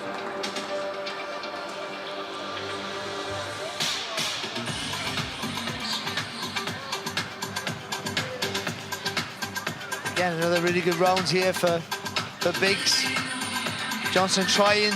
The problem Johnson's having, he slowed his feet down because rushing to get to the tag, it's not working. He's being out-fought and being out-boxed from distance, so he's walking him down, but without any urgency, and this is why.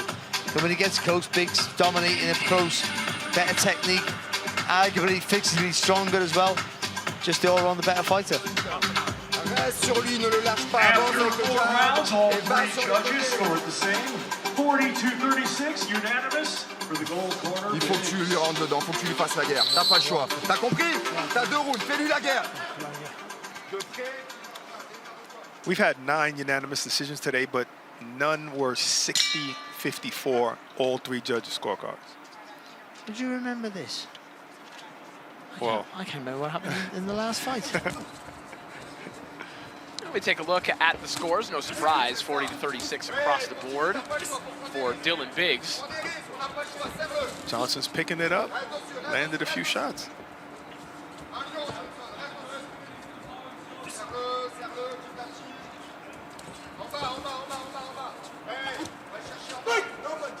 Johnson's mind is got a good poker face. Nothing, but in his mind, you should go, just keep still. For the love of God, keep still. I mean, the problem is that even when Biggs has kept still, he wins those exchanges dramatically on the inside as well, like that. But I think Biggs, and perhaps quite sensibly, given that we are in a tournament, is deciding to take a somewhat more measured approach here. Yeah, he won the fight after 2 rounds. He sort of knew that, didn't he? He knew what he had to do, and what Johnson could do. That more importantly. Oh, it's lovely.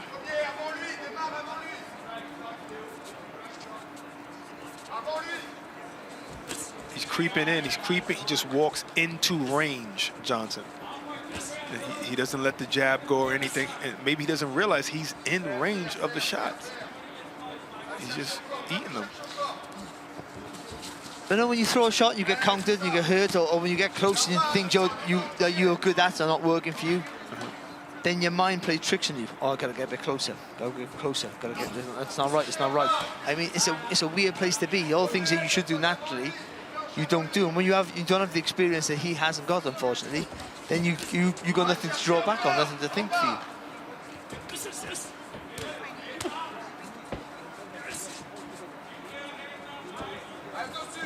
Dylan Biggs starting to show off some of his defensive moves here.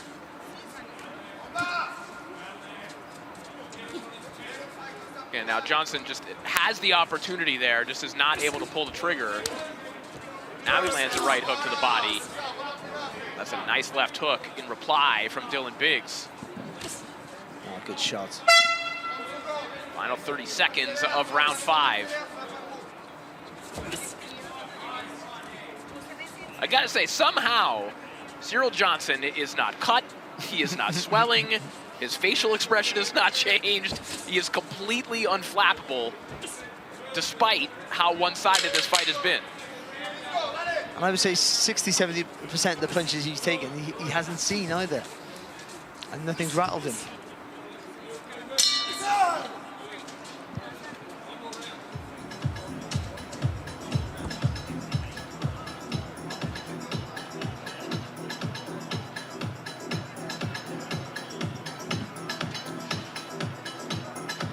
Again, it's getting pretty repetitive now, where Johnson's walking him down, but with no real urgency to his work, and that's just allowing in the last few rounds Biggs just to move around, pick his shots really well from different angles as well. Left hooks over the top. A bit of work here from Johnson, a little bit of success, but then back to normality here then for Biggs, walking around, picking his shots and controlling everything here. T'es trop timide là, prends des risques. Avance avec ton jab et je te le dis, démarre au corps. Avant lui, ok? Avant lui. 6th and final round.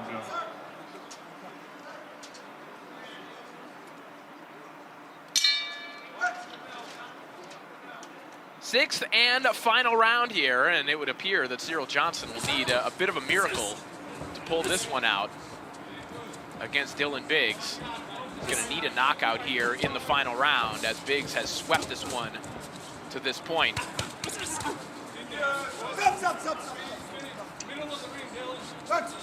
Biggs, as we alluded to, probably at this point already thinking to the next round and how to ensure he is as healthy as possible for that round. You don't want to get cut. And for Biggs as well, a guy who's had hand problems, had surgery on his hand in December of 2023. You don't want to head into August with any kind of nagging injuries.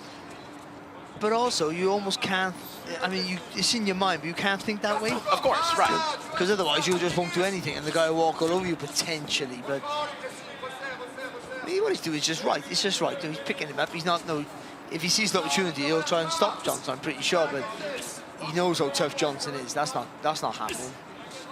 He's boxing really well. Do what you should do. Use all of that ring. Pick your punches. Don't take a shot back if you can help it.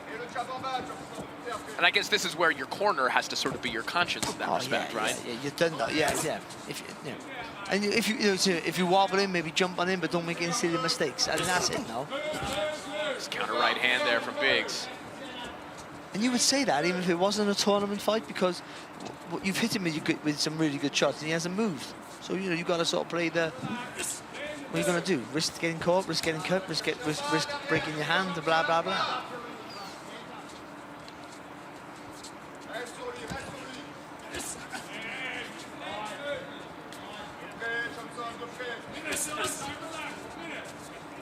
Closing in on the final minute of this contest. Dylan Biggs in complete cruise control.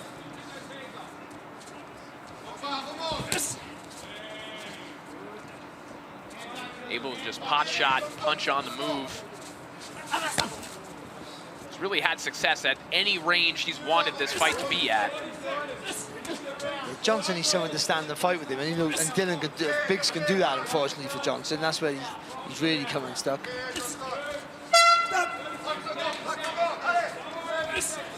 30 seconds remaining in the contest. As Dylan Biggs gets set to stamp his ticket to the quarterfinals of the WBC Boxing Grand Prix.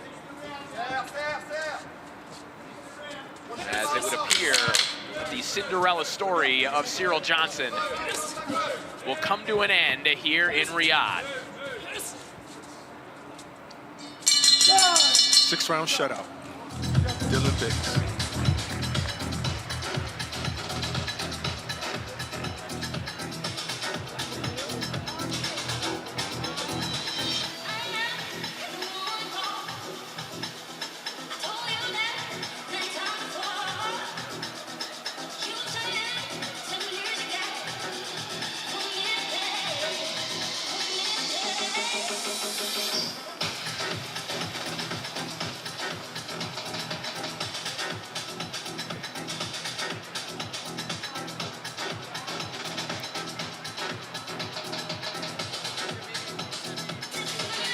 Rodriguez returns to action on July 19th when the WBC World Super Flyweight Champion looks to unify the division as he takes on Afumalele Kafu, the undefeated WBO belt holder, in Frisco, Texas, live here on DAZN.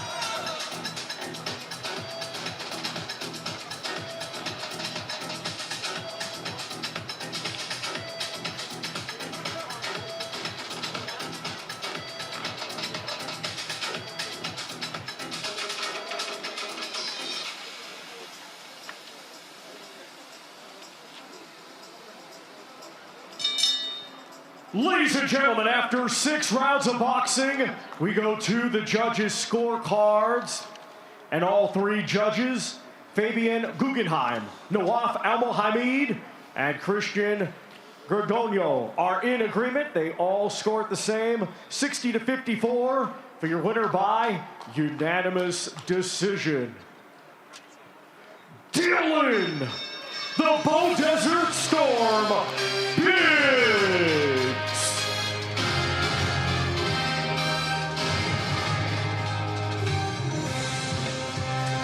The Bow Desert Storm taking this Storm to the quarterfinals in 160 pounds of the WBC Grand Prix. In the meantime, the Zone is the home of boxing and home of the best fights the sport has to offer. This summer, though, we're also home of the best players in the world of football, thanks to the FIFA Club World Cup.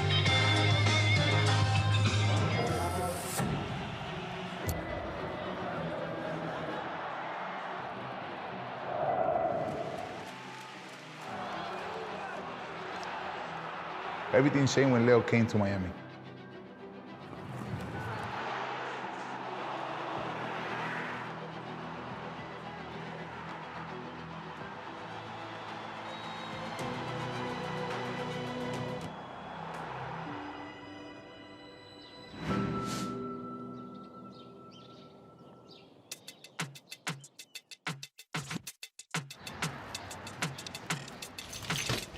Leo Messi, Inter, FIFA Club World Cup, beautiful.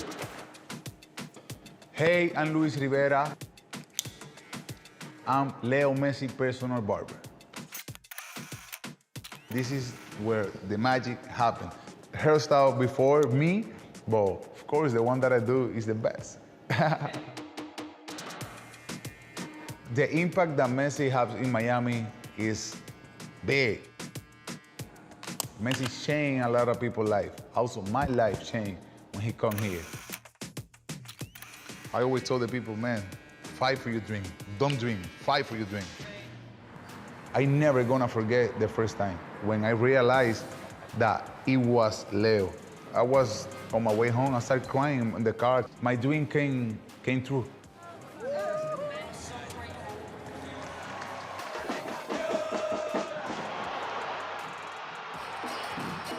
The young generation that start playing football in Miami want to be in the Inter in Miami in the future.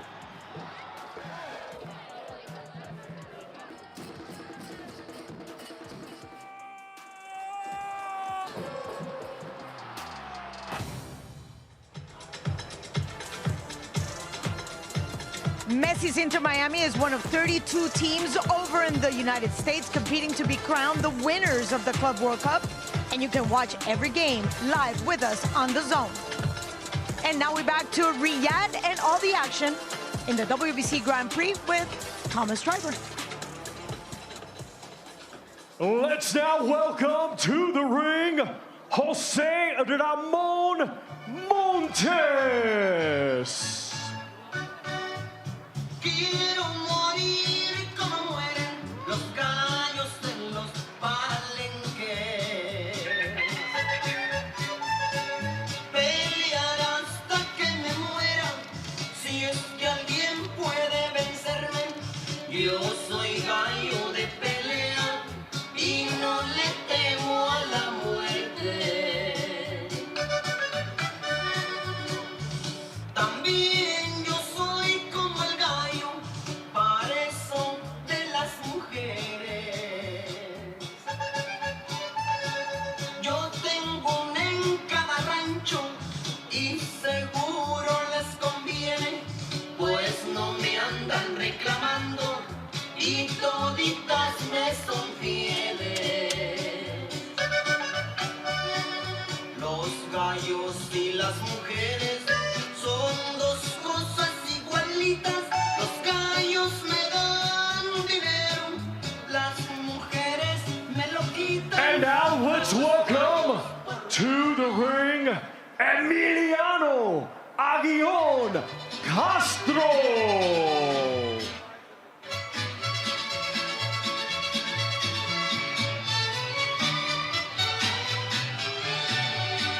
Ya Ya se cuenta por ahí que soy gallo de Saldillo, porque ya hasta le he ganado al famoso gallo giro. Otros dicen por ahí que soy gallo afamado, porque ya hasta le he ganado al gallito colorado. Soy del monte, soy del rancho. Ladies and gentlemen, this bout is scheduled for 6 rounds in the middleweight division. The judges are Barry Lindenman, Steve Morrow, and Francisco Ayosa. Our referee in charge will be Ansi Parayoki. Introducing to you first, fighting tonight out of the green corner, he comes to the ring wearing green trunks and weighed in officially at 161.5 pounds.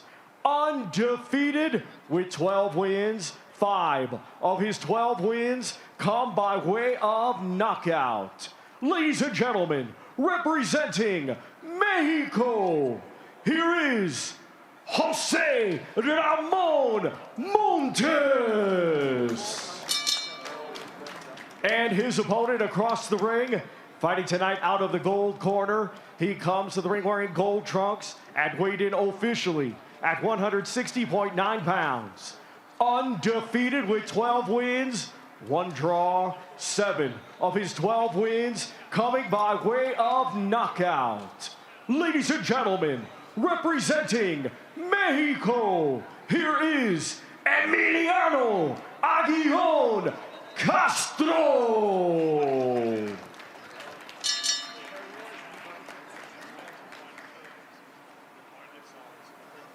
Okay, gentlemen, wait a good clean fight. Follow the rules, obey my comments. This is the belt line. This is the belt line. No punches below this line and no rapid punches. Touch gloves, may the best man win.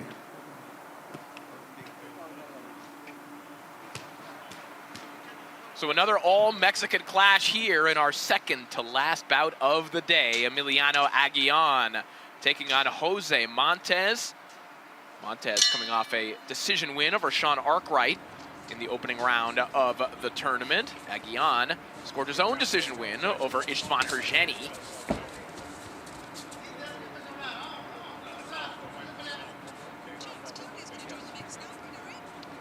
And we're going to welcome in Claudia Trejos, who is very eager to see another all-Mexican clash and has decided to join us here at the desk. Yes, I get the honor to spend this time right here with you guys. The truth is, Mauricio said it best. When you have two Mexicans in the ring, we're all looking forward to a massive clash. And here we also have the youth and the experience going toe-to-toe. The 20-year-old Aguillon and the 28-year-old Jose Montes. Again, another one of these fighters that's a little bit outside of the parameters of the tournament, but an exception being made for Montes. Aguillon really burst onto the scene with a shocking upset win over then top prospect Aaron Silva a couple years ago on a Miguel Berchelt undercard. So see a brief clash of heads.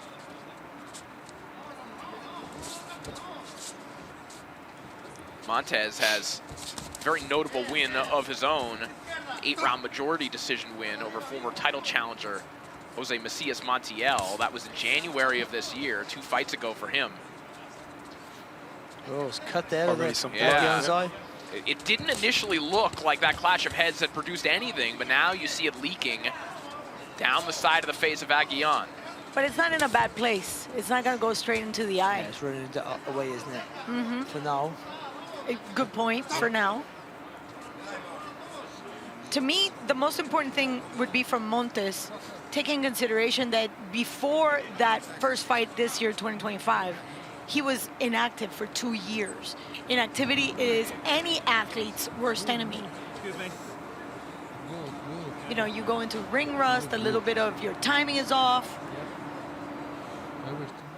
Let's take a look back at this clash of heads as the doctor is taking a look at Aguillon. Right there. Oh, so slight. Still you can see his face as well, can you? Yep. The grimace on his face there. Referee's got it right without the replay. Back to action here. Support for Aguilar now. He's only 20, not to panic with that cut. Because you feel the pump, see?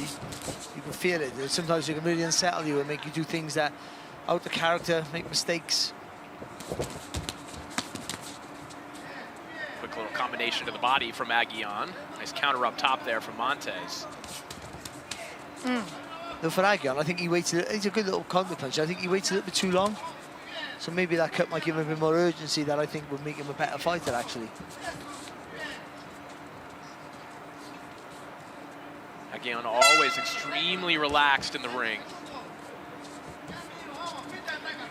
Let's think about this. Let's put this in perspective. He's 20 years old and he's already a 4-year vet in the sweet science. So no wonder he's very relaxed. Spending time sparring with Virgil Ortiz will make you pretty calm in any situation as well. He snuck a great uppercut in there, right hand. I just think he invites. I remember in the last fight, he invites too much trouble to himself. He can be a little bit proactive at times and still be relaxed with it. Is there such a thing as being way too relaxed and just waiting too long and allowing the round to just leave your hands? I think that's the problem for a lot of fighters, actually, yeah.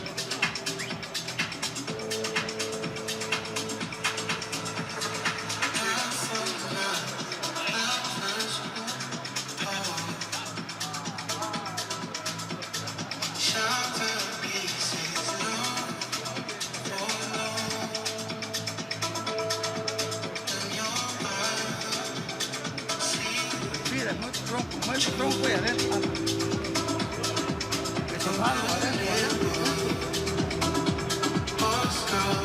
Sube tu guardia, sube tu guardia. Tu guardia arriba, Vamos. Those were the instructions for Montes. Keep your hands up, keep your guard up. And this is the gentleman that's actually bringing the aggression to Castro.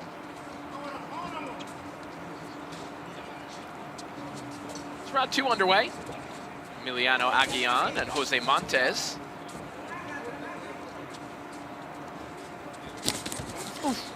Montes again looking for that uppercut through the middle. It was Aguilar who landed the best uppercut in the opening round.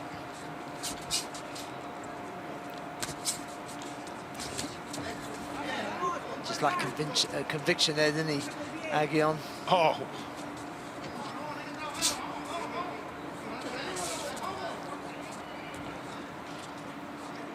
Very relaxed pace here thus far.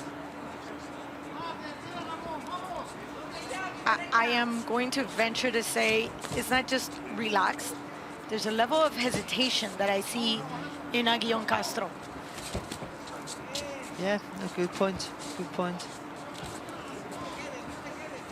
But he obviously likes fighters to come onto him and then you know, make him miss, make him pay, and throwing combinations that way, like he did in the first round of this competition. Yeah, but he likes to be a counter puncher. Yeah, and he lets his hands go with conviction, doesn't he? You know, he feels comfortable that way. But Montes, you know, stalking him down, but waiting for him to throw first. Which is clever.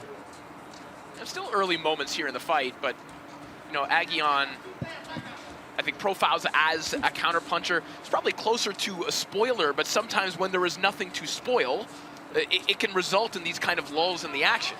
Let me tell you something now, mate. There's always something to spoil.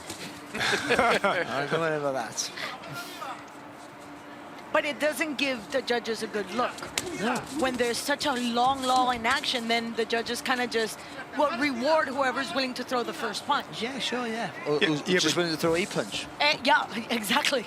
Right, but you don't want to get taken out of what you do best, because when you look at Teofimo Lopez, he's probably the best counterpuncher in the game.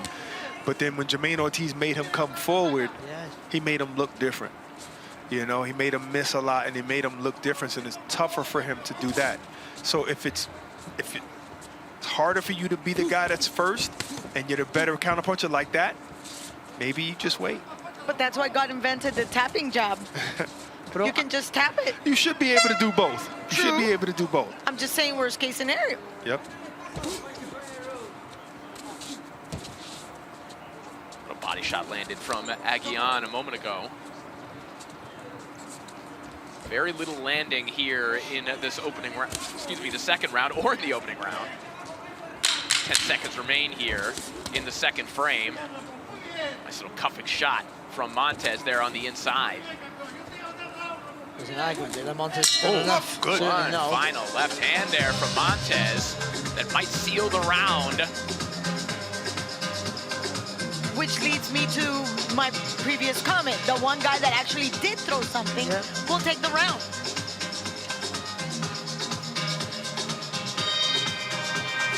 A reminder that the undisputed heavyweight title is on the line at Wembley Stadium as Alexander Usyk and Daniel Dubois go at it for a second time.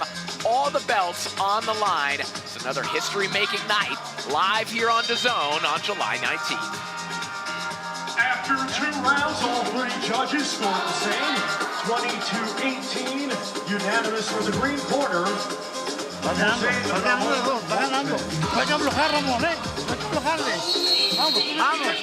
That's Castro's corner telling them, we're losing. You better, like, speed it up.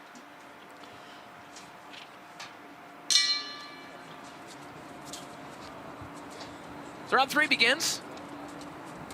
The all-Mexican clash between Emiliano Aguillon and Jose Montez, who we now know is ahead on all 3 scorecards. The oldest competitor in the tournament at 28 years old. You know, we've talked about some of the jobs that some of the fighters hold outside of boxing. Montez might have the most agonizing one because he is a professional baker, which means that he has to wake up to run at 3 a.m., then get to the bakery, but it also means, and he's talked about this, means he can't actually eat the stuff that he bakes. So he has to give all of it away and only eat the healthy food so he can continue to make 160. Well, it's time to make the donuts. Nice left hook there from Aguillon. Well, he heard Claudio, and he's stepping it up. Yeah, he heard me. His corner was very adamant about him just getting into the action quicker, not necessarily waiting to be the counterpuncher.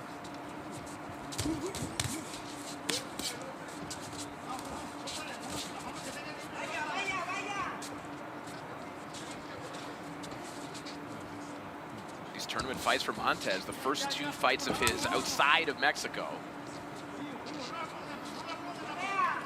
I bet you think like this fight's not in Mexico. They'd be screaming at them, wouldn't they? Oh, might be throwing a couple of things. I was just gonna say, I wish it was limited to screaming. You know, there's something to be said about, you know, fighting in your patio. I mean, the fans, the local fans are, oof, passionate. I'm gonna use the word passionate. I will say unforgiving, you know, to this type of action, I would say. Oh, yeah. Back home as Montez brings a left hand down the middle. He needed that, Montez, as well, because it was even if nothing much is happening, I think. Well, now it is. Aguillon was having a bit of the better of the early part of this round. But somehow Montez seems to close very tightly that combination when they go into those flurries. Is Montez the one that takes the best part of it? Well, sweeping shot landed there from Aguillon. Yeah, I think the first like 2 minutes of this round, he was doing better, not by much. Last minute a little bit closer, but maybe that shot done enough there to get the nod for this round for him.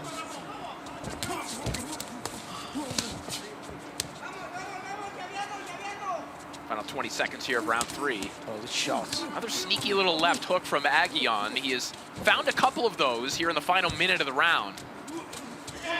Now back comes Montez, a little bit of hustle, and a left hand of his own over the top. I think Montez is trying to steal the last 30 seconds of this That's round. exactly what he did.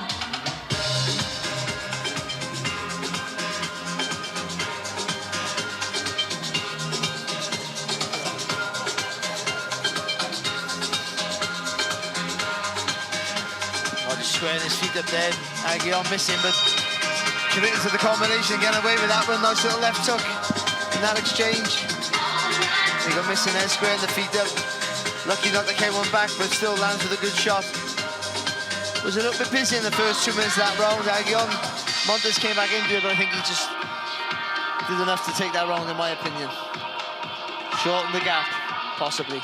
Aguion is trying to be first now, but he's telegraphing when he's coming in.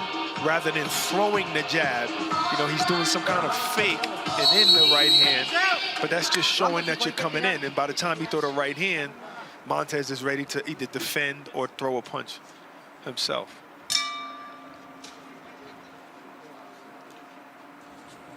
Round 4 underway. The ref is really going to let that Vaseline just sit on the nose of Aguion like that, huh? It's a big chunk of Vaseline. It's a lot of Vaseline. No broken nose tonight.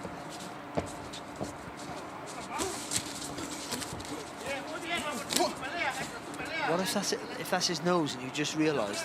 Oh no, very sorry, Aguion. Yeah, too late. I didn't know you had that kind of ugly nose. You've done it, I'll let it go. Let it go. Well, you knocked that piece of nose off. He knows you didn't mean it. I see what you did there. I see what you did there. Good shot. I had the opportunity to listen into Castro's corner, and they're actually enticing him to start the action. He has to move his head, keep constant movement, but moreover, take advantage of the fact that he's a southpaw, and he hasn't been using that. That competition of the position of the front leg, he's losing it on a regular basis. There's a nice right hand right down the middle from Aguion. And, you know, at the pace that this fight is at, the foot placement game for Aguion can be quite simple. I mean, it should Montes is not really providing a whole lot of movement, and he's right in front of him. Well, as Claudia said that, he got the foot on the outside Right. to the right hand and scored with the shots, yeah. And again, it's not imperative you do it, but quite often it's an advantage. As Barak said, some fighters like to get inside and, you know, think they get the body quicker, but more often than not, it helps you establish that jab.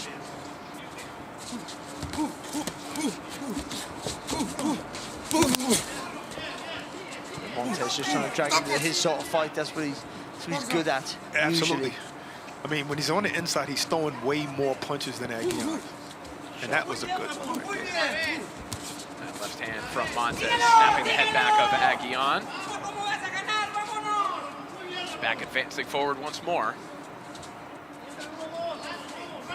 There's still a lot of hesitation on Aguion. And even in the corner, as I spoke to the coach, it's like pulling teeth. Yeah. Well, the thing is, if your natural inclination is to sit back, be a counter puncher, it is hard to change your style. And you only do that by doing it in the gym. So if he doesn't train that way, he's not going to do it now. No, in a fight where he has to think. If he has to think and use his own brain's telling him, sit back and wait, sit back and wait. But good fighters know when to switch their brain off and go for it, of course. I'll do it for round 4, and we'll get an update on the scorecards in just a few moments. We'll see if perhaps that will entice Aguion and Montes to pick up the pace as we take a look back at some of the replays. Oh, nice little left hand there from Montes, then turning around the body there. If he didn't give it the success there, that was a chance to let his hands go. Aguion's escaping a little bit. But again, it's all down to Aguion. When he waits too long, he has to pay the price.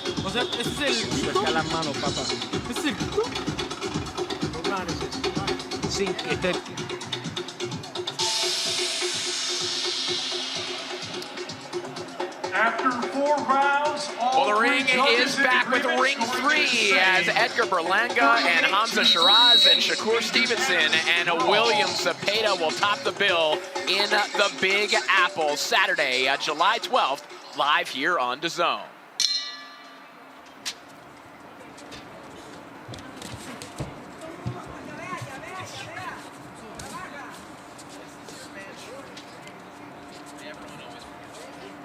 And we take a look at the scorecards. Dead even after 4. 38-38 across the board, so an opportunity for either man to wrestle control. And this is a result of Aguion listening to his corner. doesn't look like he's winning by much, you know, those rounds, but nonetheless, the judges gave it to him. That hair of difference has given us a draw, but I want you guys to look at the physical, the corporal language on Aguillon. There's zero urgency, zero like desire to, okay, make this fight mine. You can also His body argue, language is just not there. No, I agree with you. If you can argue, like Montez is not busting in the gut either to get the job done. Well, no, and these scores obviously mean that Aguillon has won the last couple of rounds. You know, Right, at least in terms of. Listen, very little is happening on either side. He is being first, though. He is being first, and maybe his shots look a little cleaner when they do land. And then Montez was landing the shots like inside here, where he's throwing a bunch of punches. Yeah, I didn't. But think... last round was kind of close. Yeah, though. I it could have actually went to Montez. I thought Montez won the last round. I saw Montez take the last one. Just because there was more aggression, assertive aggression. Again, there's that hesitation on Aguillon, and his body language is just, there's no urgency. I mean, ring generalship, non-existent. There's a nice right hand from Aguillon. But he should go again there, shouldn't he? I don't mean with a combination, but A at least follow-up. another shot. Yeah, something. Yes, at least one. The left hand down the middle there from Montez. Again, Montez's win that we described over Jose Macias Montiel, it might be the best singular win that anyone in this tournament has. You got to remember that Montiel was a fight removed from facing Carlos Adames for the interim title when he scored that win. Well, we already know that almost doesn't count. And styles make fights. True. So you got a guy who he's not pressing, just like Barry said, and you're waiting for him to counter, and then he forces you to be first, but that's not your expertise. See, and then when he does throw a combination, it looks a little chaotic. His combinations are not well structured, and he leaves himself open, but Montez doesn't capitalize on that either. There's some good moments here from Montez in the final 30 seconds or so, but to Claudia's point, a lot of this work looks a little bit untidy. It's very unclear who's doing the best work. You don't envy the judges in filling out the scorecards. I don't know how they scored that last round. Certainly because, you know, like you want to finish strong, because that's what you remember last. But it's hard to remember. It's hard to remember anything in these rounds because nothing really, no significance is happening. There's nothing that stands out of either fighter. That's right. La pegada está.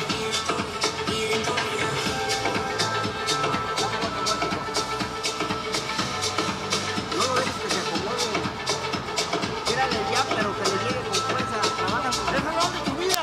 Vamos a sacar todo. Tu vida entera aquí, vamos.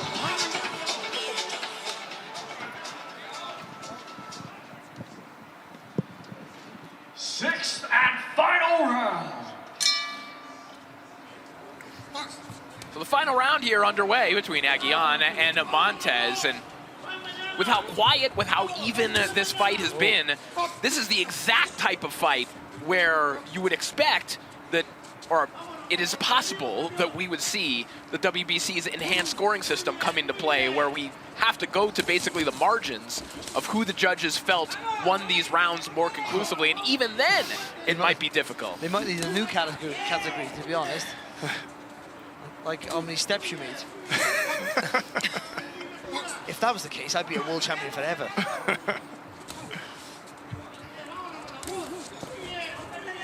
Aguillon landed with a lovely right hand to start the round. Nothing since, though. This might wind up being a draw. Yeah. We can hear Montez's corner saying, it's time, it's now or never. And you gotta throw everything, which is true. You know, if this was a barbecue, every single piece of meat should be there. But when Montez throws the jab to the body and then the left hand over the top, he lands every time with that second shot. Claudia, as our resident dance expert, how would you relate this to dance in terms of two partners that just do not coordinate? Why is she out the rest? Because you can't dance, Barry. You can't you've dance. Never seen me dance. Yeah, please. We'll find out. Don't make me go Colombian. This is a very sloppy bachata. Very sloppy bachata. Back and forth, back and forth. Right hand to the body from Aguillon connects. We still love you, Barry. Ooh. That might be the best right hand of the fight from Aguillon. That's the only right hand that we've seen that actually landed. Final minute of this contest. As we said before, every single one of these shots could maybe be the deciding shot of this fight. Another good right hand by Aguillon. And Montez just got that knack of throw. When if you land with a shot, he always throws, doesn't he? Just to sort of just slow down your momentum, or take away your ability or your confidence to continue that. Sorry, Barry. I think Aguillon is trying to win this round. I know Claudia's been a little tough on him, but... On 30 seconds of this contest, as Montez lands a left hand to the body.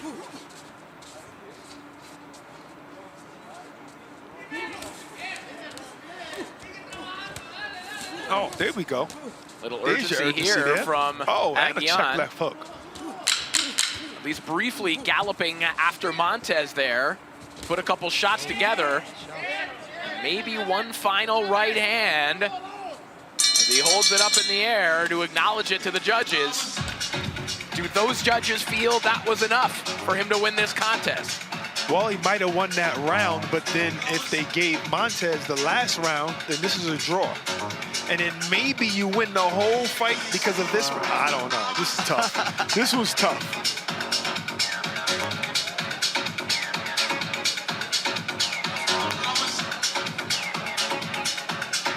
Well, DAZN heads to Birmingham on Saturday as Galal Yafai, the Olympic and Commonwealth gold medalist, will take another step towards a first title opportunity when he takes on Francisco Rodriguez Jr. in a final eliminator for the WBC flyweight title.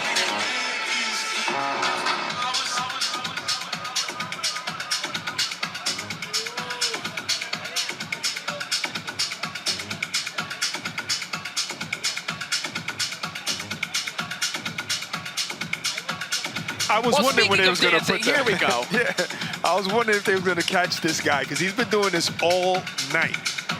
He's been hoping that the camera would find him, and his dream has been.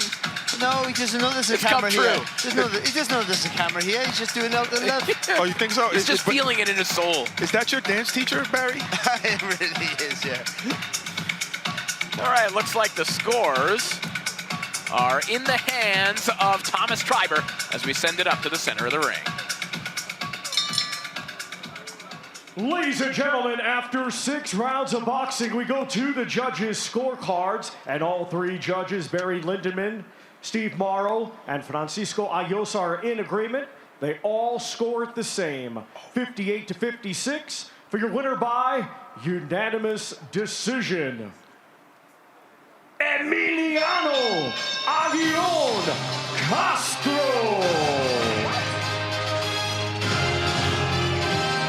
Emiliano Aguillon Castro takes the win, coming from behind with a score of 58-56 to move on to the quarterfinals. And we are moving right along here because we're just 1 week away from the return of Jake Paul in what could be his biggest test yet. Live, only on DAZN, June 28th. Jake Paul versus Chavez Jr. Everyone's got something to say. There is a new king of violence, and his name is Jake Paul. But with every comment, a fighter grows stronger. One is defending a name, the other is building one. The ring doesn't care where you come from, only if you can survive in it. Live, only on DAZN, June 28th. Jake Paul versus Chavez Jr. Buy now at DAZN.com/boxing. Jake Paul returns to the ring for the first time since taking on Mike Tyson last year. Paul is up against former world champion Julio Cesar Chavez Jr. at the Honda Center in California. And you can watch with us live on The Zone next Saturday. And now we go back to the action for our last fight in the middleweight contest, and we go to Thomas Schreiber.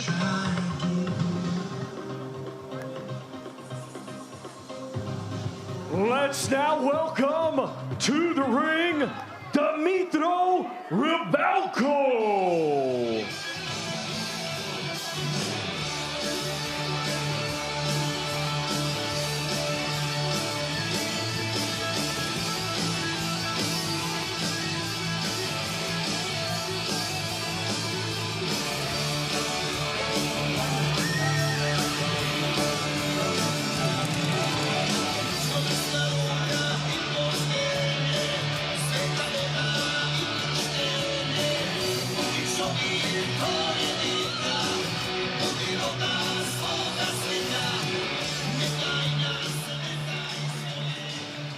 And now, ladies and gentlemen, this bout is scheduled for 6 rounds in the middleweight division.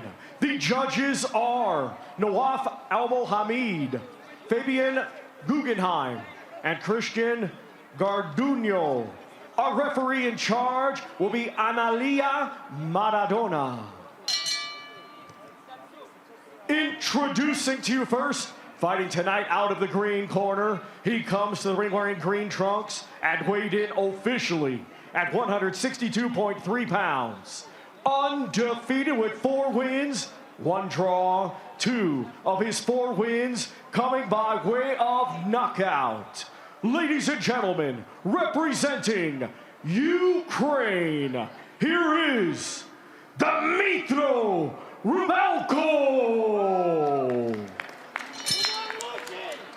And his opponent across the ring, fighting tonight out of the gold corner, he comes to the ring wearing gold trunks and weighed in officially at 157.5 pounds. Undefeated with 10 wins, 9 of his 10 wins come by way of knockout.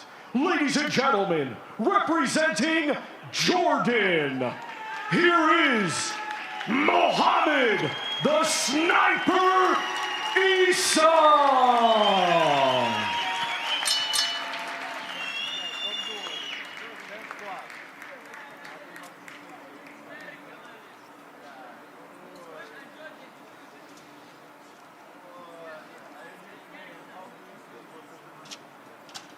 Listen to me. No rabbit punch, no low blow. 30 seconds before the end of the round, you will hear this sound. Yes? Touch glove. Good luck. So our final bout of the day here between this man, Mohammed Isa, and this man, Dimitro Realco, who actually advanced to this round thanks to the aforementioned enhanced scoring system. His win over Jude Grant was initially scored a draw, but on the count back, Realco was able to advance. Mohammed Isa, very much the opposite, as conclusive as it gets. A 4-round stoppage win over Taliki Ahan, a victory that earned a little bit of attention from His Excellency as well, Turki Al-Sheikh, tweeting about Isa a couple of weeks ago. Yeah, he was impressive, wasn't he? Discipline with his work, punches nice and neat, and that's where the power comes from. Best performance of the night. Dropped him in the 3rd round, didn't come out for the 4th. Isa looked terrific here in the early going, but he just got popped with the right hand by Realco. Right, when you're used to being the fast guy in and out, you got your chin in the air, you're liable to get caught. This is sort of good and bad here for Isa, because Realco's easy to hit. He wasn't that in the last fight, but tough. You just got to keep, Isa got to keep that right hand up. He's going to do those check left hooks. There you go. He's spinning out now with the right hand glued to his chin. Right hand over the top there from Isa a moment ago.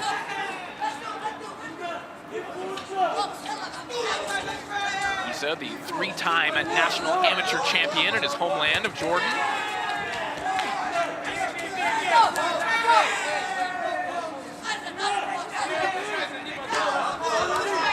In terms of Rybalko's amateur exploits, bronze medalist at the European Youth Games. Member of the Ukrainian national team, where he's represented his country internationally as he leaps in with a nice left hook. And that looked worse than perhaps it was as Isa fires back with some winging shots of his own. Yeah, I don't think he was hurt, but he just hit him off balance, didn't he? He just lost his shape a little bit there, Isa.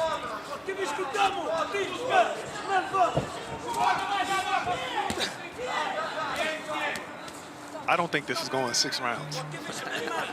Oh, you're making that call already? I really don't think this is going 6 rounds. Rybalko's swinging for the fences. And by doing that, he's susceptible to get caught coming in as well. I think he takes a good shot, though. Yeah. And then we'll find out how hard Isa really hits. Oh, yeah. He's not turning his punches over, but you never know. Good body shot. Good body work from Rybalko. Isa trying to counter up top. We're inside the final 10 seconds of the opening round. Exciting opening frame here between Isa and Rybalko.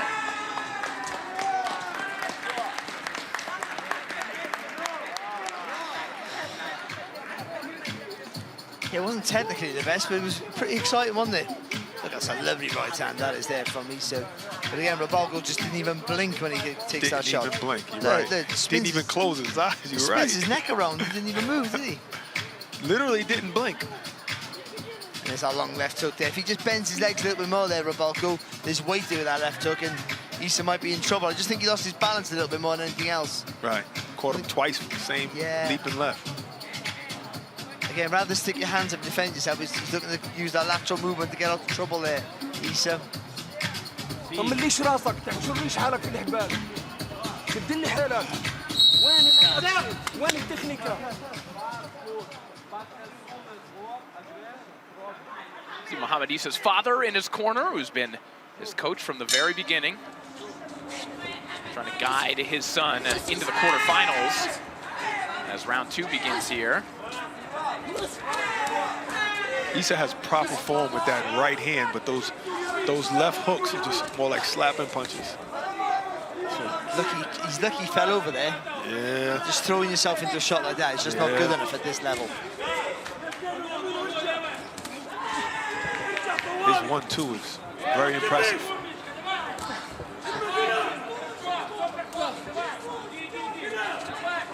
Problem for Isa that we're seeing here thus far is when he does get caught, it's very visible. The head is popping back and the chin can sometimes be in the air like that. And a nice right hand reigns in from Rybalko. Well, he's clearly always been the taller against less opposition, and that leaning back has always got him out of trouble. But once you lean over that back foot, you have no balance. What is going on here? I think Gumshaw went out, didn't it? Okay, yeah, they found it. I got fast eyes. Boy, he was fighting like he still had it. I see you got those super fast eyes. My eyes are moving in slow motion on that one. There you go. No stamina. Oh, muscle, no stamina.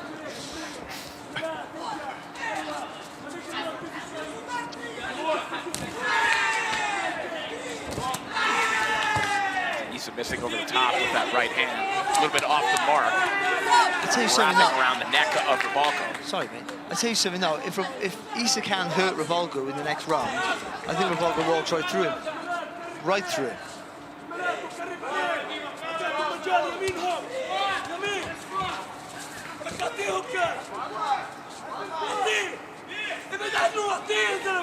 Isa's technical deficiencies perhaps being bailed out here by his height and length and hand speed, but at a certain point, you will hit a ceiling with those attributes alone. Yeah, you will, and the power is a funny thing, power, because at a certain level, you can be a knockout artist, and then you move up a level, and you're not.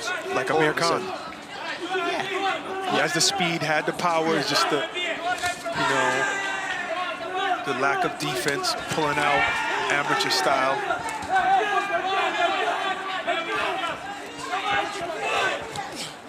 Isa just throwing himself off balance there. As he looked to reply to Realco's left hook with one of his own.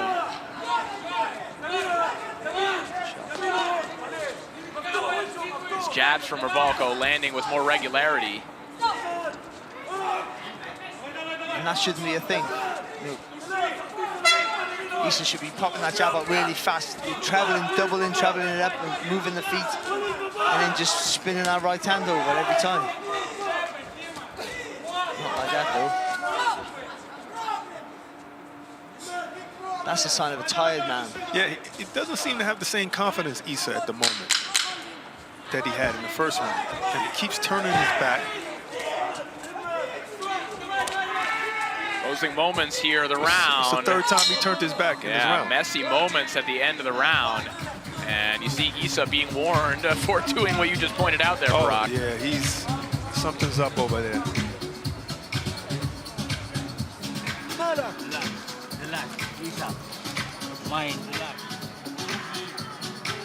One of the very best in the world, Bam Rodriguez, returns to action July 19th as the WBC World Super Flyweight Champ takes on the WBO Super Flyweight Champion, Fumalele Kafu, in Frisco, Texas. That's July 19th, right here on DAZN. After 2 rounds of boxing, one judge has it 20-18 in favor of the green corner, Realco. The other 2 judges have it even, 19-19, a draw.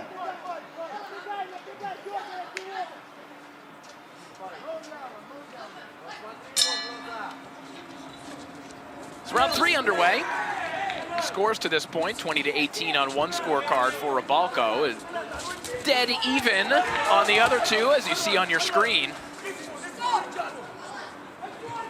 But despite those cards, Barry, I mean, watching that second round, it feels like a fight that could quickly get away from Issa, just looking at the way the technique is kind of deteriorating here. But look at that shot. He might have Realco in a little bit of trouble. And that's what I said, if he can't hurt Realco, then Realco walks through him. No, we've got to see if that power's real.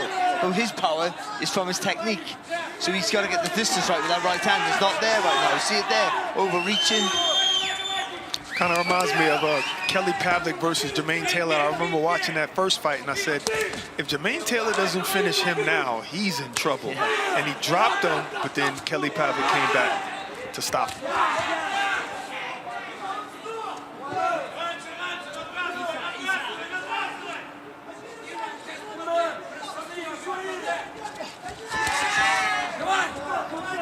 Trade right hands there. Realco's hit the mark. Issa's sailed past it. So he looks for cuffing left hook there. Issa keeps forgetting to keep up that right hand to avoid getting hit by the left hook.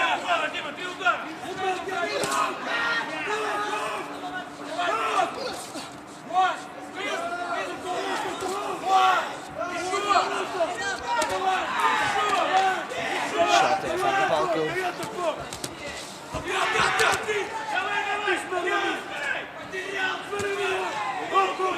He doesn't look like he's tired, Issa, but the way he's throwing his punches and the way he's moving his body looks like he's tired.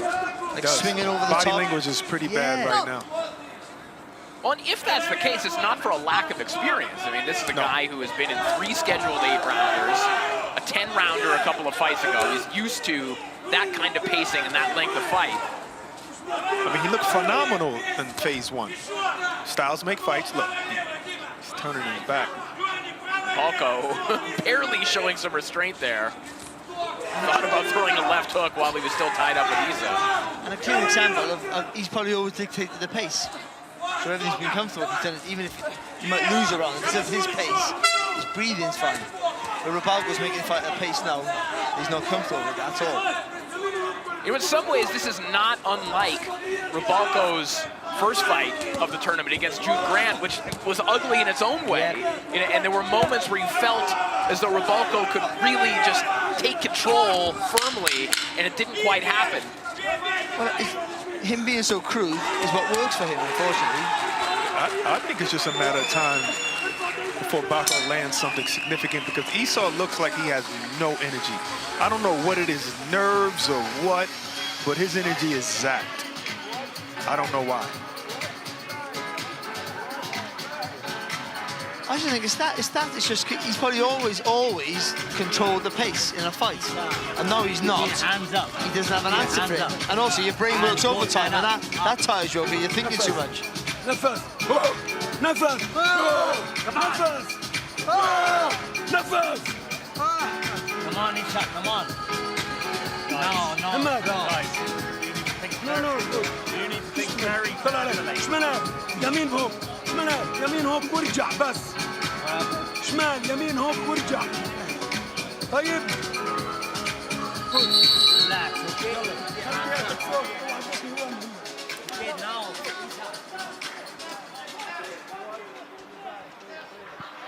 I think the doctor had some words in the corner of Issa. I mean, obviously he sees what we see, but I don't know why. Place, is it? I mean, it is his place, of course, to look after the safety of the boxer, but I mean, unless he's hurt, he might be sure he's tired, but I mean, and I know it's a dangerous sport, but you take punches, but isn't that part of what the sport is, to an extent? Yeah, I guess the question is, do you think Muhammad Issa appears tired enough that it warrants medical concern? No, well, I don't want to say yes or no. Right, if he gets caught with a great shot, then... I mean, he does look tired to me. He doesn't show it here, but he does look knackered, but I don't know. I don't think that's the referee, that's the doctor's place, really. And the way he's receiving the punches, it's just, he doesn't look like he's taking them well. You know, every jab pushes his head back. I don't know, this is not the Issa that I'm used to seeing, that's all. We're getting word from Claudia Trejos, who's in both corners, that both corners are admitting that their fighters are tired right now. Okay. And I guess that big right hand there from Realco, and another one immediately behind it. I would argue with that, though. Not argue, I would say, but Realco's used to fighting this way because he can't fight no other way. He's not winning a fight by taking it from a jab, is he? Dancing around like me. I mean, he's all full on. Crude but effective. Issa looks a little disoriented. He doesn't have it. Yeah,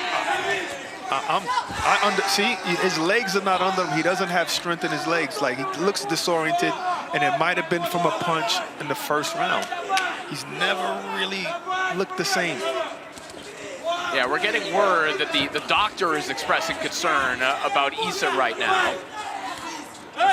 He could be fighting on autopilot right now, but his legs are very weak. Inside the final minute of round 4. He's just being hustled, isn't he? That's all. I think that's. I don't know. I mean, Issa's going down again. I mean, I think it's something. Look at his eyes. They look glassy, like something's up.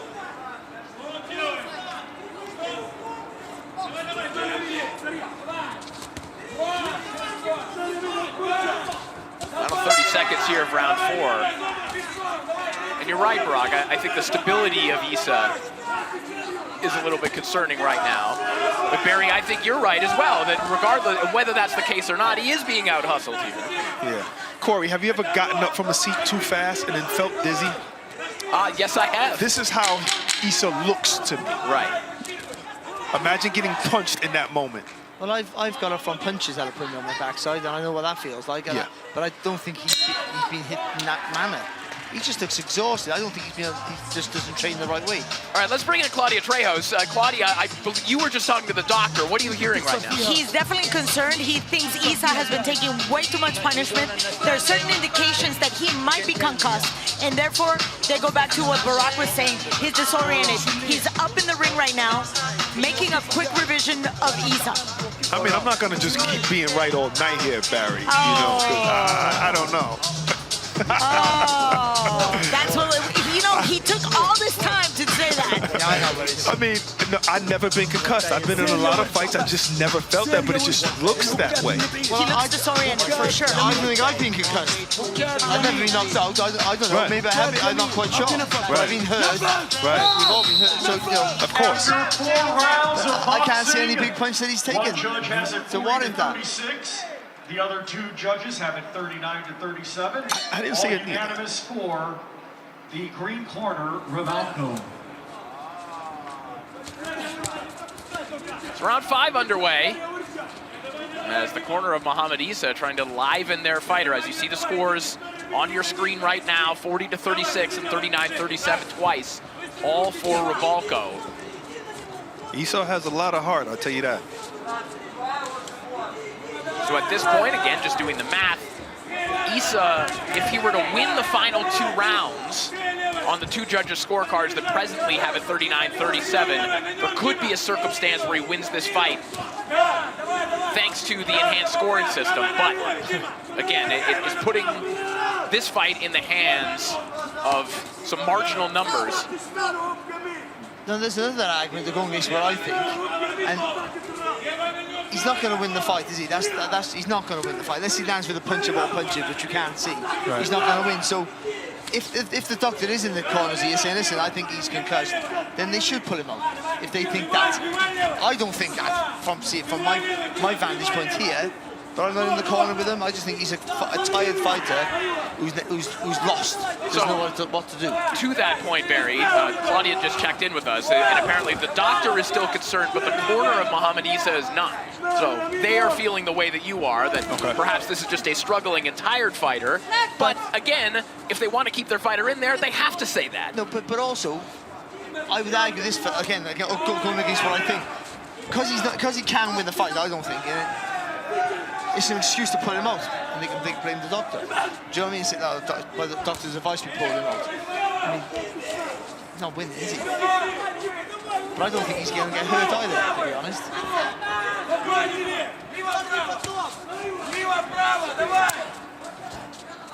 Maybe his corner saying he can still land something big, you know, and end this fight. I'd like to see him, you know, interview with maybe Claudia afterwards and hear his take on that. But then again, he might say, hey, I was just tired. And then 6 months from now, he might say, well, I don't even remember the last 4 rounds. Yeah. Good left hook there from Realco. To me, it looks like a wake-up call to what it's like to be a professional when you don't train in the right way, or you don't have the right preparation or the right fights. Because who was he boxed? Right, you know, I got you. This is a step up in a different class, isn't it?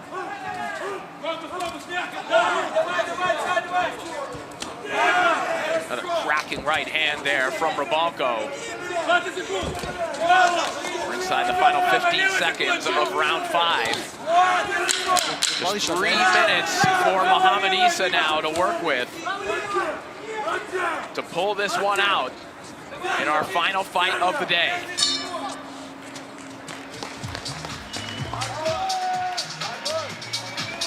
بس جولتين اللي خسرانين هنا احنا، بس جولتين اللي خسرانين هنا.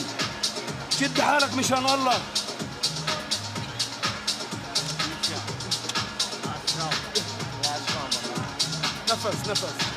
نفس.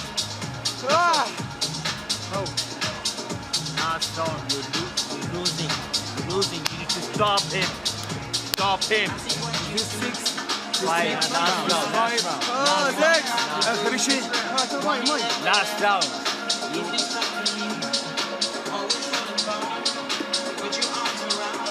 ما تشد حالك، كل الأمة بتستنى فيك، الأمة العربية كلها بتستنى فيك. مش معقول أنا أوقف مشان هواه، مش معقول أوقف مشان سيريو. وين؟ فيش استسلام. إيه؟ 6th and final round.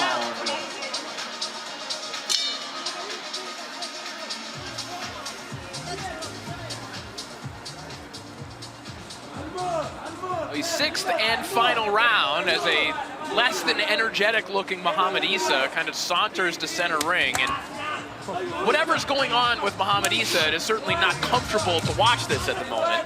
It could be a excessive fatigue. His corner is telling him that he needs a knockout, so that they understand where he's at.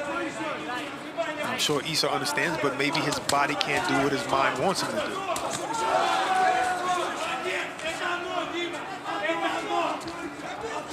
Credit to him staying on his feet with those hard shots for Realco has landed.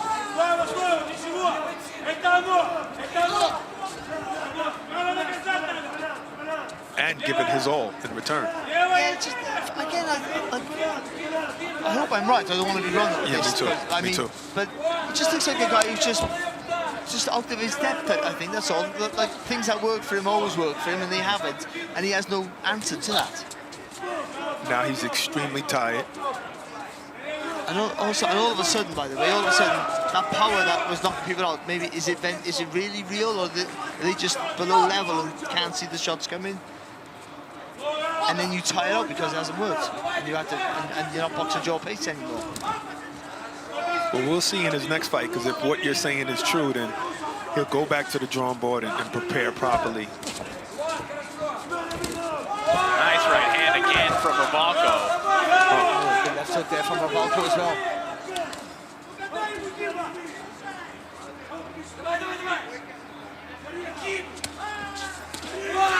Two more left hooks connect there from Realco. Not much coming back from Muhammad Isa. Another right hand.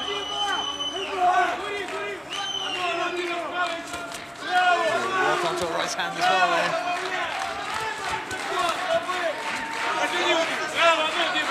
Crowd here trying to rally behind Muhammad Isa.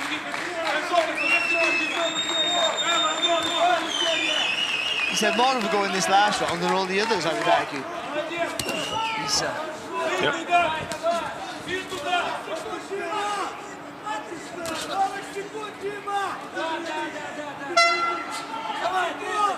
Here's a 30-second horn. As time ticking away in the tournament for Muhammad Isa.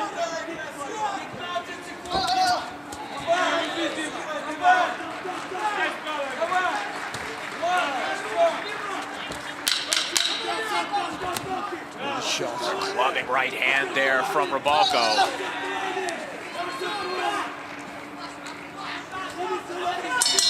And that will do it. He's going to collapse in his chair, Isa. Wow. Nothing but heart.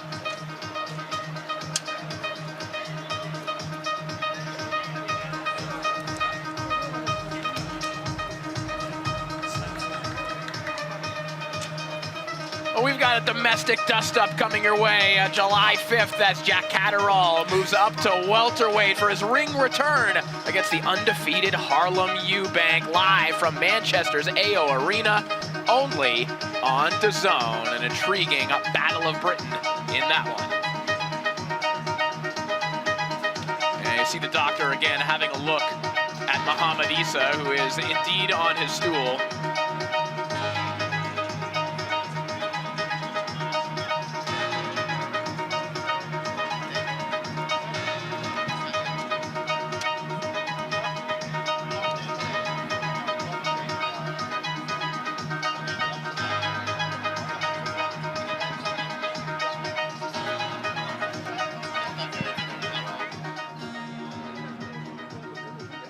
Doctor certainly taking his time here with Isa.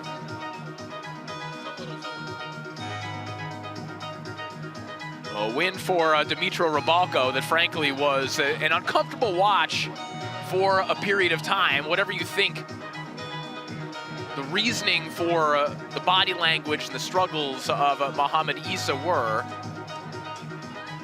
the fact that the majority of the fight was spent speculating about what the reasoning was.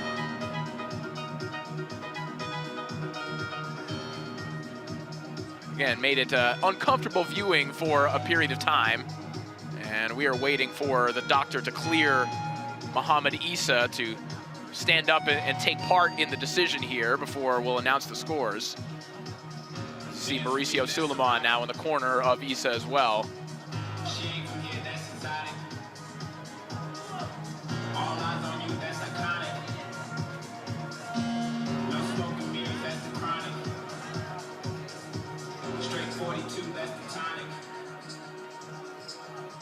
Well, good to see Isa at least standing at center ring as we are ready to make this official.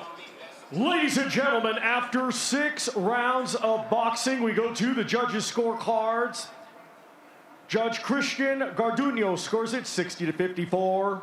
And both judges, Fabian Guggenheim and Nawaf Al-Mohamid, are in agreement. They both score it the same, 59-55. All for your winner by unanimous decision, Dimitro Realco.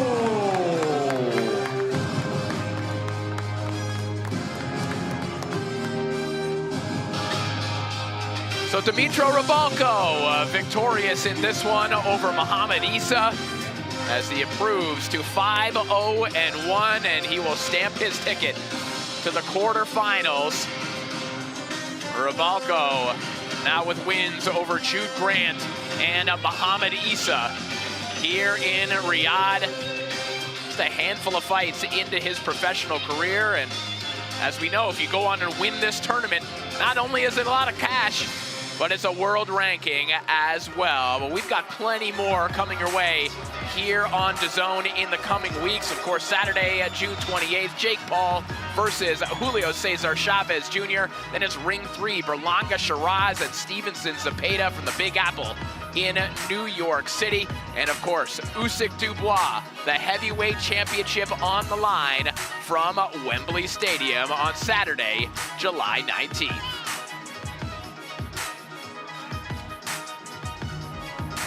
All right, let's send it back over to Claudia Trejos as we tie a bow on today's action. Thank you, Corey. Definitely a great night. Rybalko closing the day. In the middleweights, we come to an end right here in Cool Arena in Boulevard City. But we had a fantastic evening, a lot of talent, a lot of competition, and obviously this one had us all at the edge of our seats. What were your thoughts? I think we saw more competitive fights than we even seen in phase one, more evenly matched. That's why we only had 3 knockouts. Esau, nothing but heart. The fight that I was waiting for was Paul Ryan and Pomelo, there we go. Yes. And Pomelo surprised us all. I thought it was going to be a chess match and an incredible 3rd round knockout. You're missing out one of the most exciting fights. And I'm going to call it the fight of the night because I can't. It's at the super lightweights, Carlos Utria from Colombia. Yes, he took a massive win, and this was against Alan David Kranz from Argentina. 2 hard-hitting 140-pounders. And the truth is, Carlos Utria gave us an excellent show, and Kranz was there for the game toe-to-toe. If his hand heals, Utria, we might see him in the finals. He's such a smooth puncher, not just, he has that natural power, he's such a smooth puncher with it, he doesn't load up, which means he has plenty of energy. But what I was surprised with and impressed with is that when he couldn't get Kranz out of there, which because he's so tough, he boxed on the move. And he was still finding the angles and still finding the power in the shots. So he showed more than just power, more than just strength. He showed an intelligence that I wasn't sure he had. You know, it's funny, when I talked to him back in the locker rooms, he said, yeah, I know that Kranz was expecting me to just come as a puncher. And then I surprised them by doing my moves because my hand hurt. But moreover, Kranz messed up his left shoulder actually. And that was a consequence of a right hand from Utria. So that's how they both ended up getting hurt in tonight's fight. Wow. Yes. Wow.